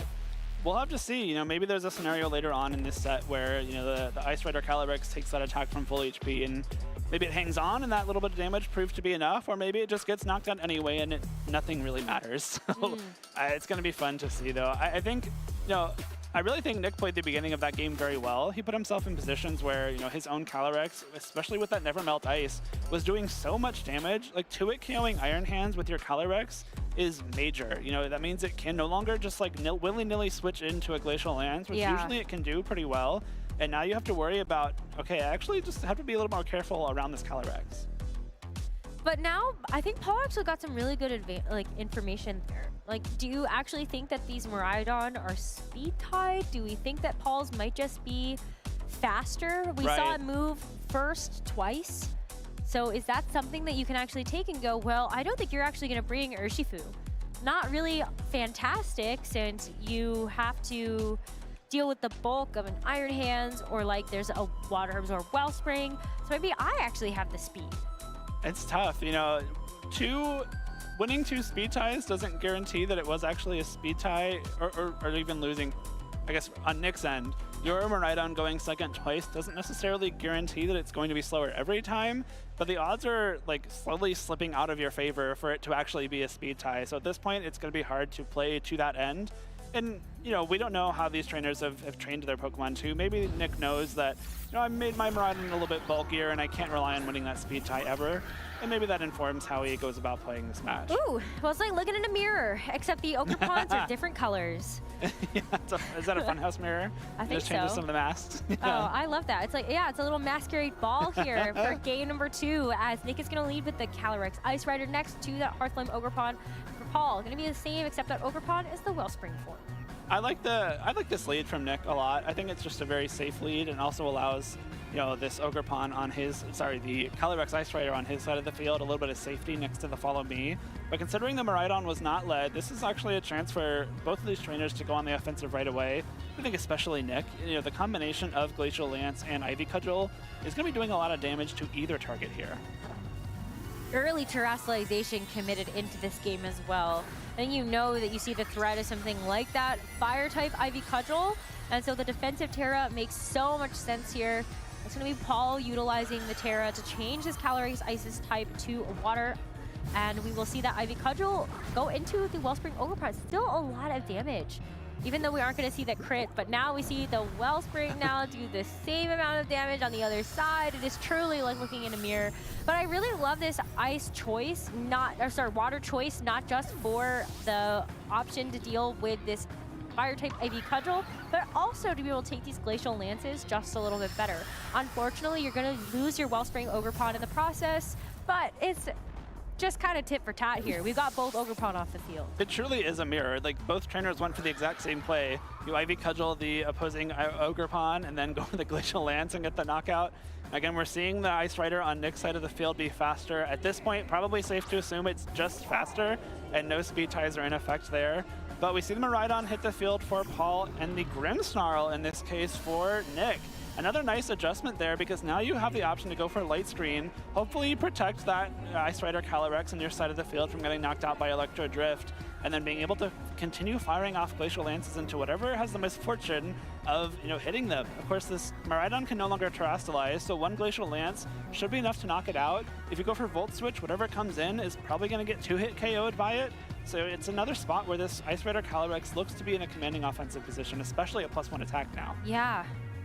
I wonder, though, how much Paul actually cares about losing the Miraidon here. Is this a world where you think, okay, doesn't really matter if I lose the Miraidon, maybe I just try to get the knockout onto the Calyrex Ice because I predict you're going to attack me with it. Because this is such a juicy target to hit. With the Volt Switch going into the Ice Rider Calyrex, even though we did see the light screen, I do wonder how much more time does Nick's Ice Rider Calyrex actually have in this particular game. Iron Hands is going to take that Glacial Lance a little bit better. Not much. I mean, it's going to be probably down to what, like 30 or 40% after this with this attack boost. Let's find out, shall we? Glacial Lance comes through. That's like 75%. Okay, that's a lot more than I originally thought. Glacial Lance back. I mean, it's still a lot, but this Grimmsnarl will round one more time to actually go for a Thunder Wave or go for a Reflect or something where we do get a chance to see more damage get traded. More damage could be traded, but also the fake out here on the Iron Hands is a really nice tool to have in this moment. You have the option to set up Trick Room now, I think, if you are Paul, knowing that you have this Iron Hands and Calyrex Ice Rider that are going to be slower and able to attack first. But the Ghost Terra from Grimmsnarl coming through to block any possible fake outs. Take out from the Iron Hands, but this Ice Rider Calyrex is still susceptible to getting faked out, and that's exactly what we're going to see. So we're not going to see this Ice Rider Calyrex go for another Glacial Lance, but this Grimmsnarl can finish off the Calyrex on the other side, using its attack stat against it with a foul play. What a huge knockout for this Ice Rider Calyrex, so no more Trick Room on the table here for Paul. I have a feeling this is going to come down to Miraidon versus Miraidon, Rosemary. Yeah, this Miraidon on Paul's side of the field will very easily clear out the two Pokemon left on Nick's side with something like a Dazzling Gleam. You have the option to set up Light Screen before you get knocked out, which could be very useful, but it's going to be tough. I think you're going to come down to which might be faster. Dazzling Gleam's going to be super effective. You're going to have the spread damage reduction and the Light Screen damage reduction, but is it going to be enough? We're going to see the Protect first, so maybe you do get away with just a little bit more, as the Dazzling Gleam is going to be what Paul decides to lock into. There is no Terra from Nick now either because he had committed it onto the Grimmsnarl. Maybe a decision he wishes he could take back, looking at how the rest of this game has played out. Wasn't Grimmsnarl that got attacked with the fake out? Maybe it would have been nice to have it for your own Miraidon sitting in the back. We also didn't see the light screen go up, I believe. The Grimmsnarl didn't attack before it got knocked out, so it had to have gone for the foul play when you get some damage down, but that might have been a missed opportunity for Nick to try and mitigate some I thought he set it up already. Did it? I thought the it first swapped turn that in. the Grimmsnarl was out? Didn't it swap into the Glacial Lance? Or am I just misremembering? Maybe I think you're right, actually. No, you're probably right. Anyway, I think this is still just going to be a matter of, which Miraidon acts first. Even with the light screen and the spread damage reduction. Oh, that's double big. Protect? That's huge. Wow, you definitely needed that in this situation. Still a little behind, but it is going to be the Miraidon on Paul's side that moves first yet again. With this Dazzling Gleam, Miraidon actually takes that quite well. So Dazzling Gleam back, and that is almost a full knockout onto the Miraidon. But take a look at how well Nick has now positioned himself in this next game. Iron Hands didn't get a chance to move. Should be a lockup here, I think, for Nick. You're definitely right. I think Light Screen has to have been up. The double protect gonna be the difference maker because it prevented the Dazzling Gleam from being a single target move with no damage reduction on this second hit. So Nick should be able to finish off game 2 with the Dazzling Gleam and send us to game 3. What a huge double protect there. It was like, I think you really need it in this moment, but hey, it comes through at the end of the day, and now we get a chance to see yet another Game 3 on the stream. Really well played from Nick there at the end. Of course, I mean, relying on the double protect to come through there, but knowing that was exactly his out and going for it, and getting rewarded for that decision making. I think just to kind of explain what happened there, when a spread damage move, like a move that hits both of the targets, actually does hit both targets when there are 2 Pokemon left on the field, they do a little bit less damage than normal. So the Calyrex Ice Rider not being knocked out by that first Dazzling Gleam meant that the second hit of the Dazzling Gleam was still getting that reduced damage, which prevented Nick's Miraidon from being knocked out and allowed it to stick around and fire off that final Dazzling Gleam for the win. So if the Calyrex Ice Rider, wasn't there, Dazzling Gleam from Paul's Miraidon would have won the game for him and sent us to, the end of this match. It wouldn't have sent us anywhere. The game would have just ended. But Nick, knowing that, just kind of went for the last thing he could have done. You're definitely right, the light screen did get set up there. I think just with the damage rolls there, had to have happened. But kind of a really exciting end to that game there. I'm so pumped that it was as close as it was. Yeah. But I think for both of our trainers, like, okay, whew, like, gotta shake it off. Third game now, clear our minds. Get into the right headspace to actually attack this game number 3, because now you're thinking I'm 1 game away from staying undefeated for the first day of competition. And that's a big deal. You really, really want to go into day 2 with as many wins as possible, just to lower the amount of games you have to win in that second day of Swiss. Every win counts equally, but when you're in that second day of Swiss, you've already cut everyone that's got 6 or fewer wins. So everyone left in the field is very good. Very, very good. It's harder to win matches on day 2 because you're just playing, on average, better players that have already been tested once. So if you can get more wins on this first day, it really raises your chances of making it to the top cut portion of the tournament, which is the whole goal of the Swiss brackets, really. Want to give yourself the best chance possible, not just to get the final championship points of the season, but to also claim the title of regional champion. And so for Nick, Borgi, and Paul Chua, they are 1 game away from making that dream a closer reality. As we enter into game number 3, for Nick, it's going to be this Ice Rider Calyrex alongside the Hearthflame Ogerpon once again. But for Paul, it is double restricted right out of the gate with that Miraidon next to that Calyrex. Nick sticking to this tried and true lead here, but Paul's been the one making some adjustments game over game. Again, I think this Miraidon you gotta wonder what it locks into. That kind of informs how you can approach, do I need to go for follow me? Can I afford to go for an attack with my Ogerpon? The unfortunate part is if you do go for a double protect here, now you have an instance where Paul can, capitalize on that. You can swap out Miraidon and go for Trick Room. You can try and make a more aggressive read against that double protect. Not gonna happen this time, no. Yeah, we do have the terrestrialization committed again here from Paul. It worked out wonders to be able to deal with those Glacial Lances on the other side. So maybe you are just saying, hey, if Nick had actually doubled into my Calyrex, then we're looking at a really difficult KO to actually take. But for now, just going to be that double protect from Nick as we see the Volt Switch get denied here. But what is this Ice Rider Calyrex going to do? Because I think that's where I have the biggest questions. It's not going to be a lock into the Trick Room. It's just going to be the Glacial Lance, and I feel like that's a kind of a sigh of relief.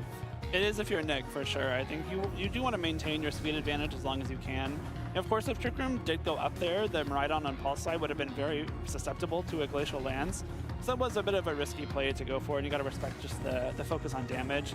The Terra Water on Paul's Ice Rider Calyrex is really nice here. A lot of times you don't necessarily want to go for Terra Water when you're facing down a grass type, but knowing that Nick's Ogerpon does not carry a grass type move, there's no Wood Hammer, there's no Horn Leech, instead it's the focus energy, you're going to be resisting any kind of attack that might be thrown its way.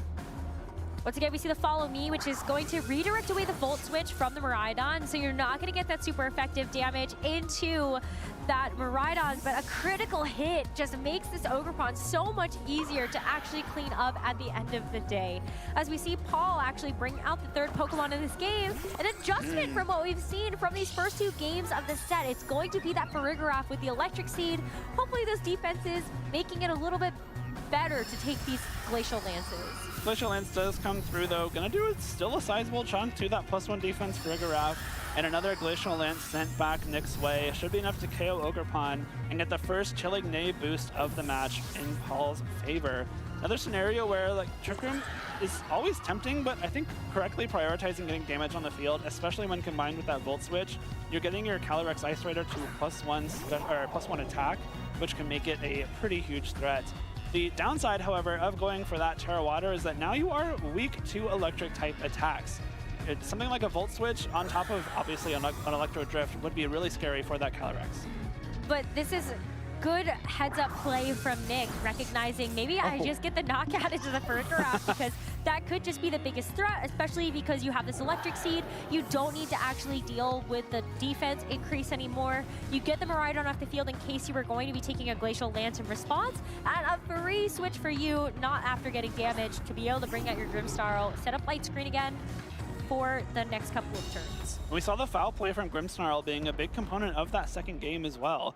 Nick was able to KO Paul's Ice Rider Calyrex after a Glacial Lance boost from just under half HP remaining, which could be really important here, especially considering we do see the Miraidon hit the field once again. We're in another position where a combination of Light Screen and Glacial Lance is very safe. It guarantees a KO into Miraidon if it doesn't go for anything that isn't Volt Switch. And then, whatever comes in has to deal with this Never Melt Ice boosted Glacial Lance.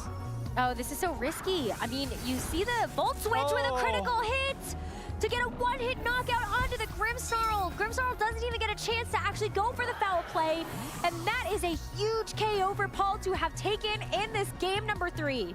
A really smart play from Nick. I love that aggressive play. What it's probably safe to assume is going for the foul play into that Calyrex slot, knowing that the Volt Switch or an attack from Miraidon might come through. You don't need to go for the Light Screen just yet. Unfortunately, that critical hit, KOing Miraidon before it can attack. We just see Glacial Lance come through here, but now Paul will have the Pokemon advantage for the remainder of this game. And on top of that, the Iron Hands has Fake Out active. The Miraidon on Nick's side of the field is kind of a sitting bike at this point. A simple Fake Out plus Glacial Lance into that Miraidon slot is going to be really, really difficult to deal with. One might say it has a flat tire. Oh my god. Like I said, no promises here. But there's still Terrestrialization available. True. So I don't want to say that Nick is completely out of it just yet. Yes, that critical hit sets him back quite a bit in this game number 3, but maybe with Terrestrialization, you're able to actually survive an attack from this Calyrex.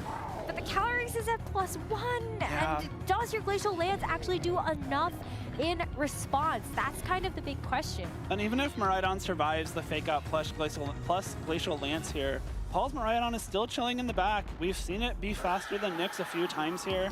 So again, at this point, it might be safe to assume that Paul's is just faster. If you get any kind of chip damage, even the +1 Glacial Lance without KOing is probably enough to put it in range for any attack from Paul's Miraidon.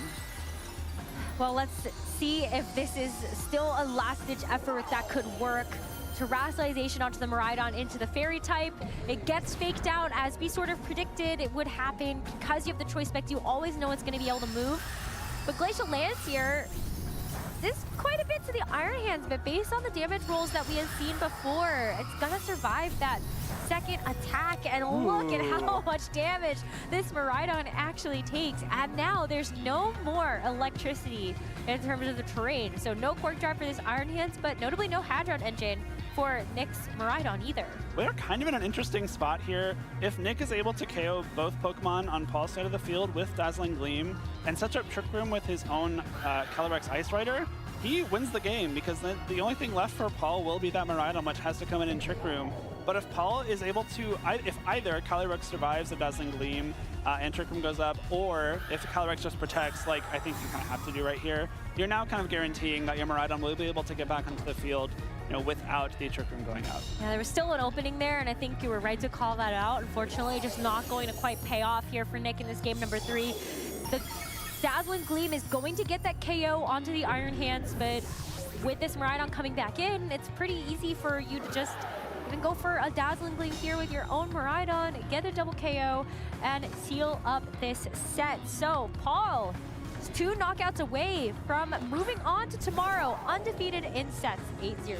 Assuming this Miraidon remains the fastest attacking Pokemon, 1 Dazzling Gleam is probably enough to end the game here in Paul's favor. Even if it's not faster, it might not be too much of an issue, but it is. Dazzling Gleam comes through. Here we go. And with that, Paul Chua goes 8-0 into our second phase of Swiss rounds tomorrow. Insanely well played from Paul there. The game 2 loss coming down to the Calyrex Ice Rider on Nick's side, getting that double protect. I don't think you can feel too bad about that. We saw him, come right back into game 3, knowing, I think, just knowing very well like what damage needs to be put out when and where.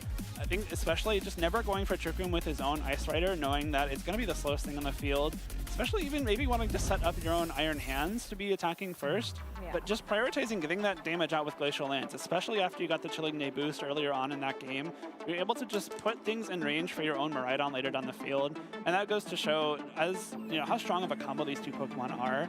Something that Miraidon loves is a partner that can do a lot of damage, but maybe leave things just out of KO range for itself. And then the Miraidon can come in and just Dazzling Gleam for the game later on. Perfect play. I think, too, when you look at this final game 3 of the set, that poor Grimmsnarl getting crit before it can do anything is very sad. I wonder how different this game looks if you do get the foul play onto that +1 attack. Calyrex, like, oh my goodness. Yeah. It was a play I think Nick had to go for there. If it works out, it's much better for him, but it's still a tough battle when you're up against a player like Paul.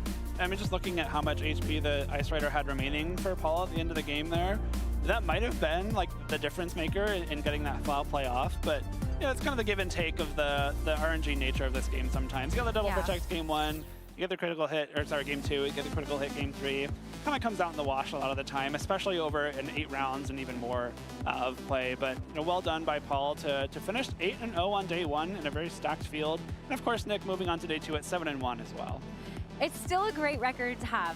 Still got to win a couple more matches tomorrow, but rest easy, hopefully. Get some good sleep tonight and get ready to tackle the rest of the Swiss rounds tomorrow. But I think one thing's for sure, Miraidon, Ice Rider Calyrex, Shadow Rider Calyrex, Koraidon, I think all 4 of those particular Pokemon are going to be staples in the double restricted format. And I feel like we've got great examples of why Miraidon and Calyrex Ice are very well positioned together.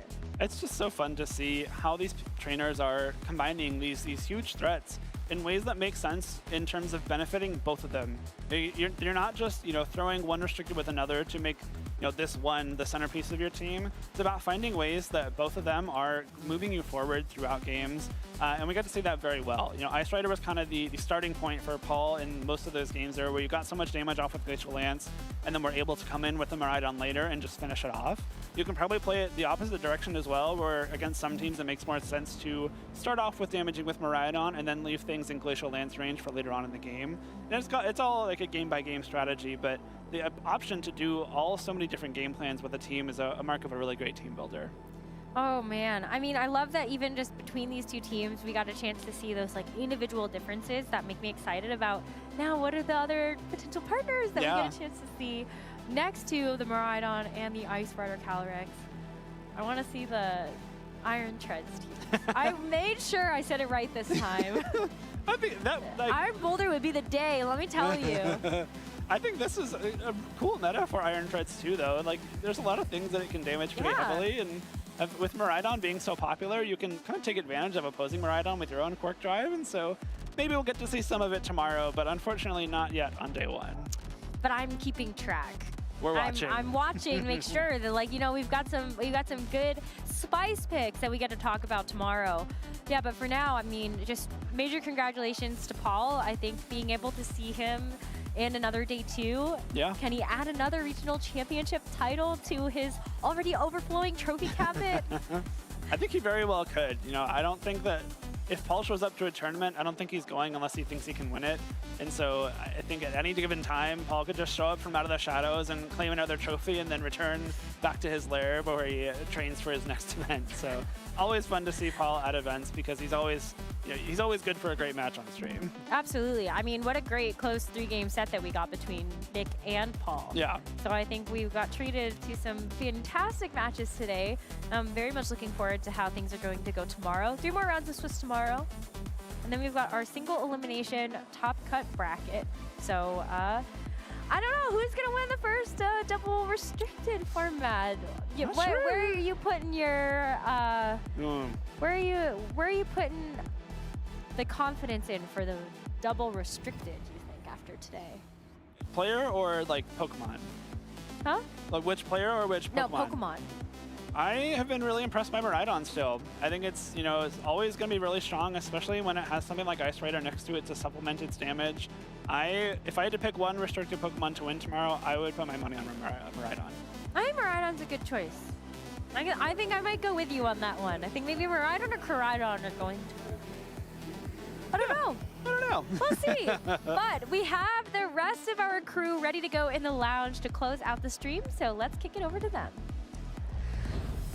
Thank you so much, Rosemary and Jake. I'm here with Sierra and Joe, and like you just said, we're here to close out the day. And what an incredible day it's been so far. I'm curious, what has been your favorite moments from the day?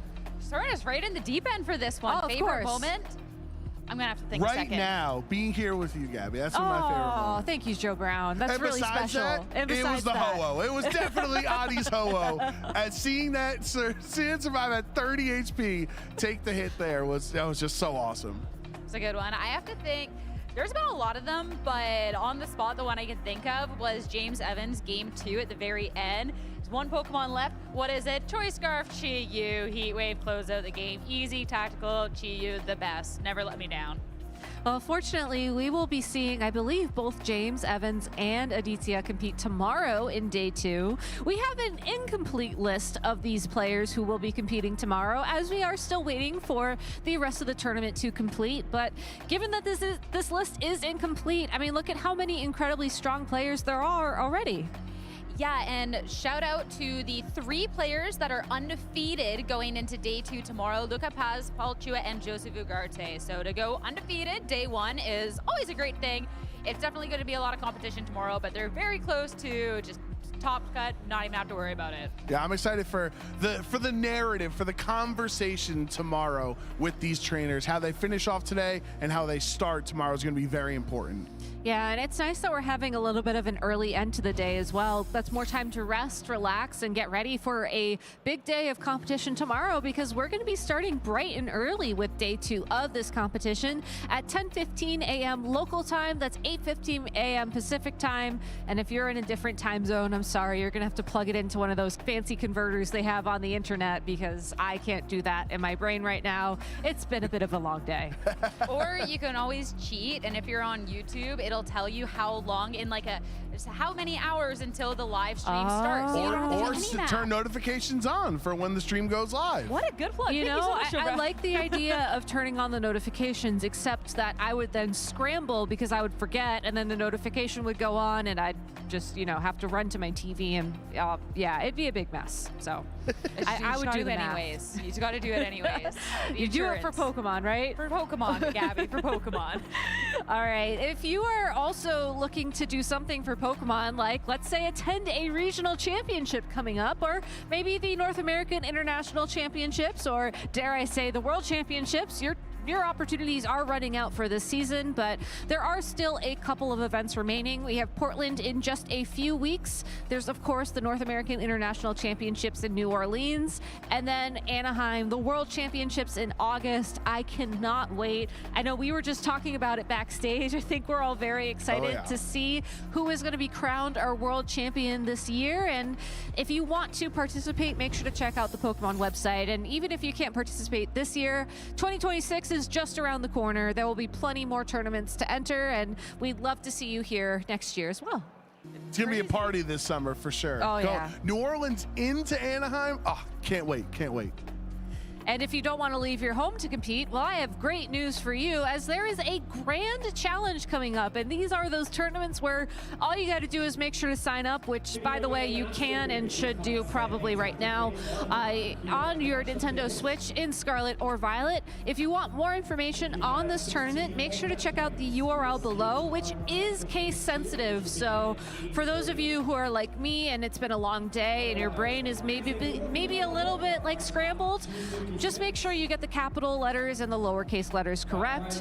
And if you can't necessarily get that correct, that's okay. You can also just go to Pokemon.com and click on a couple of links, and eventually you'll end up there anyways. The grand challenges are a lot of fun because this is our first opportunity to try out Regulation I in one of these best of one formats. So do you think y'all are going to enter next weekend? Yeah, I think I'm gonna wait to see who and what Pokemon win this weekend, and then see if it's compatible in a best of one format, and then just kind of go from there. We're gonna be using the Rainbow Rider duo. I was gonna ask, are we gonna see Rainbow Rider next weekend? Yeah, we're getting first in the Grand Challenge with Rainbow Rider.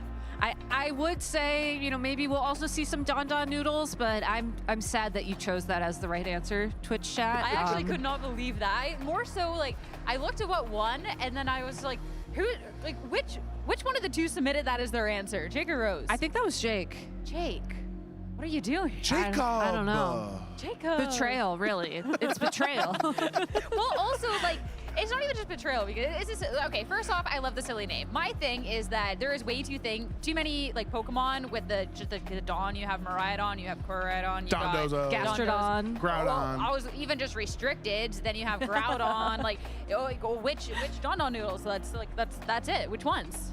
I mean, I don't think you could call Groudon a noodle, but maybe we can have that philosophical conversation tomorrow on the broadcast. No, is he a duck?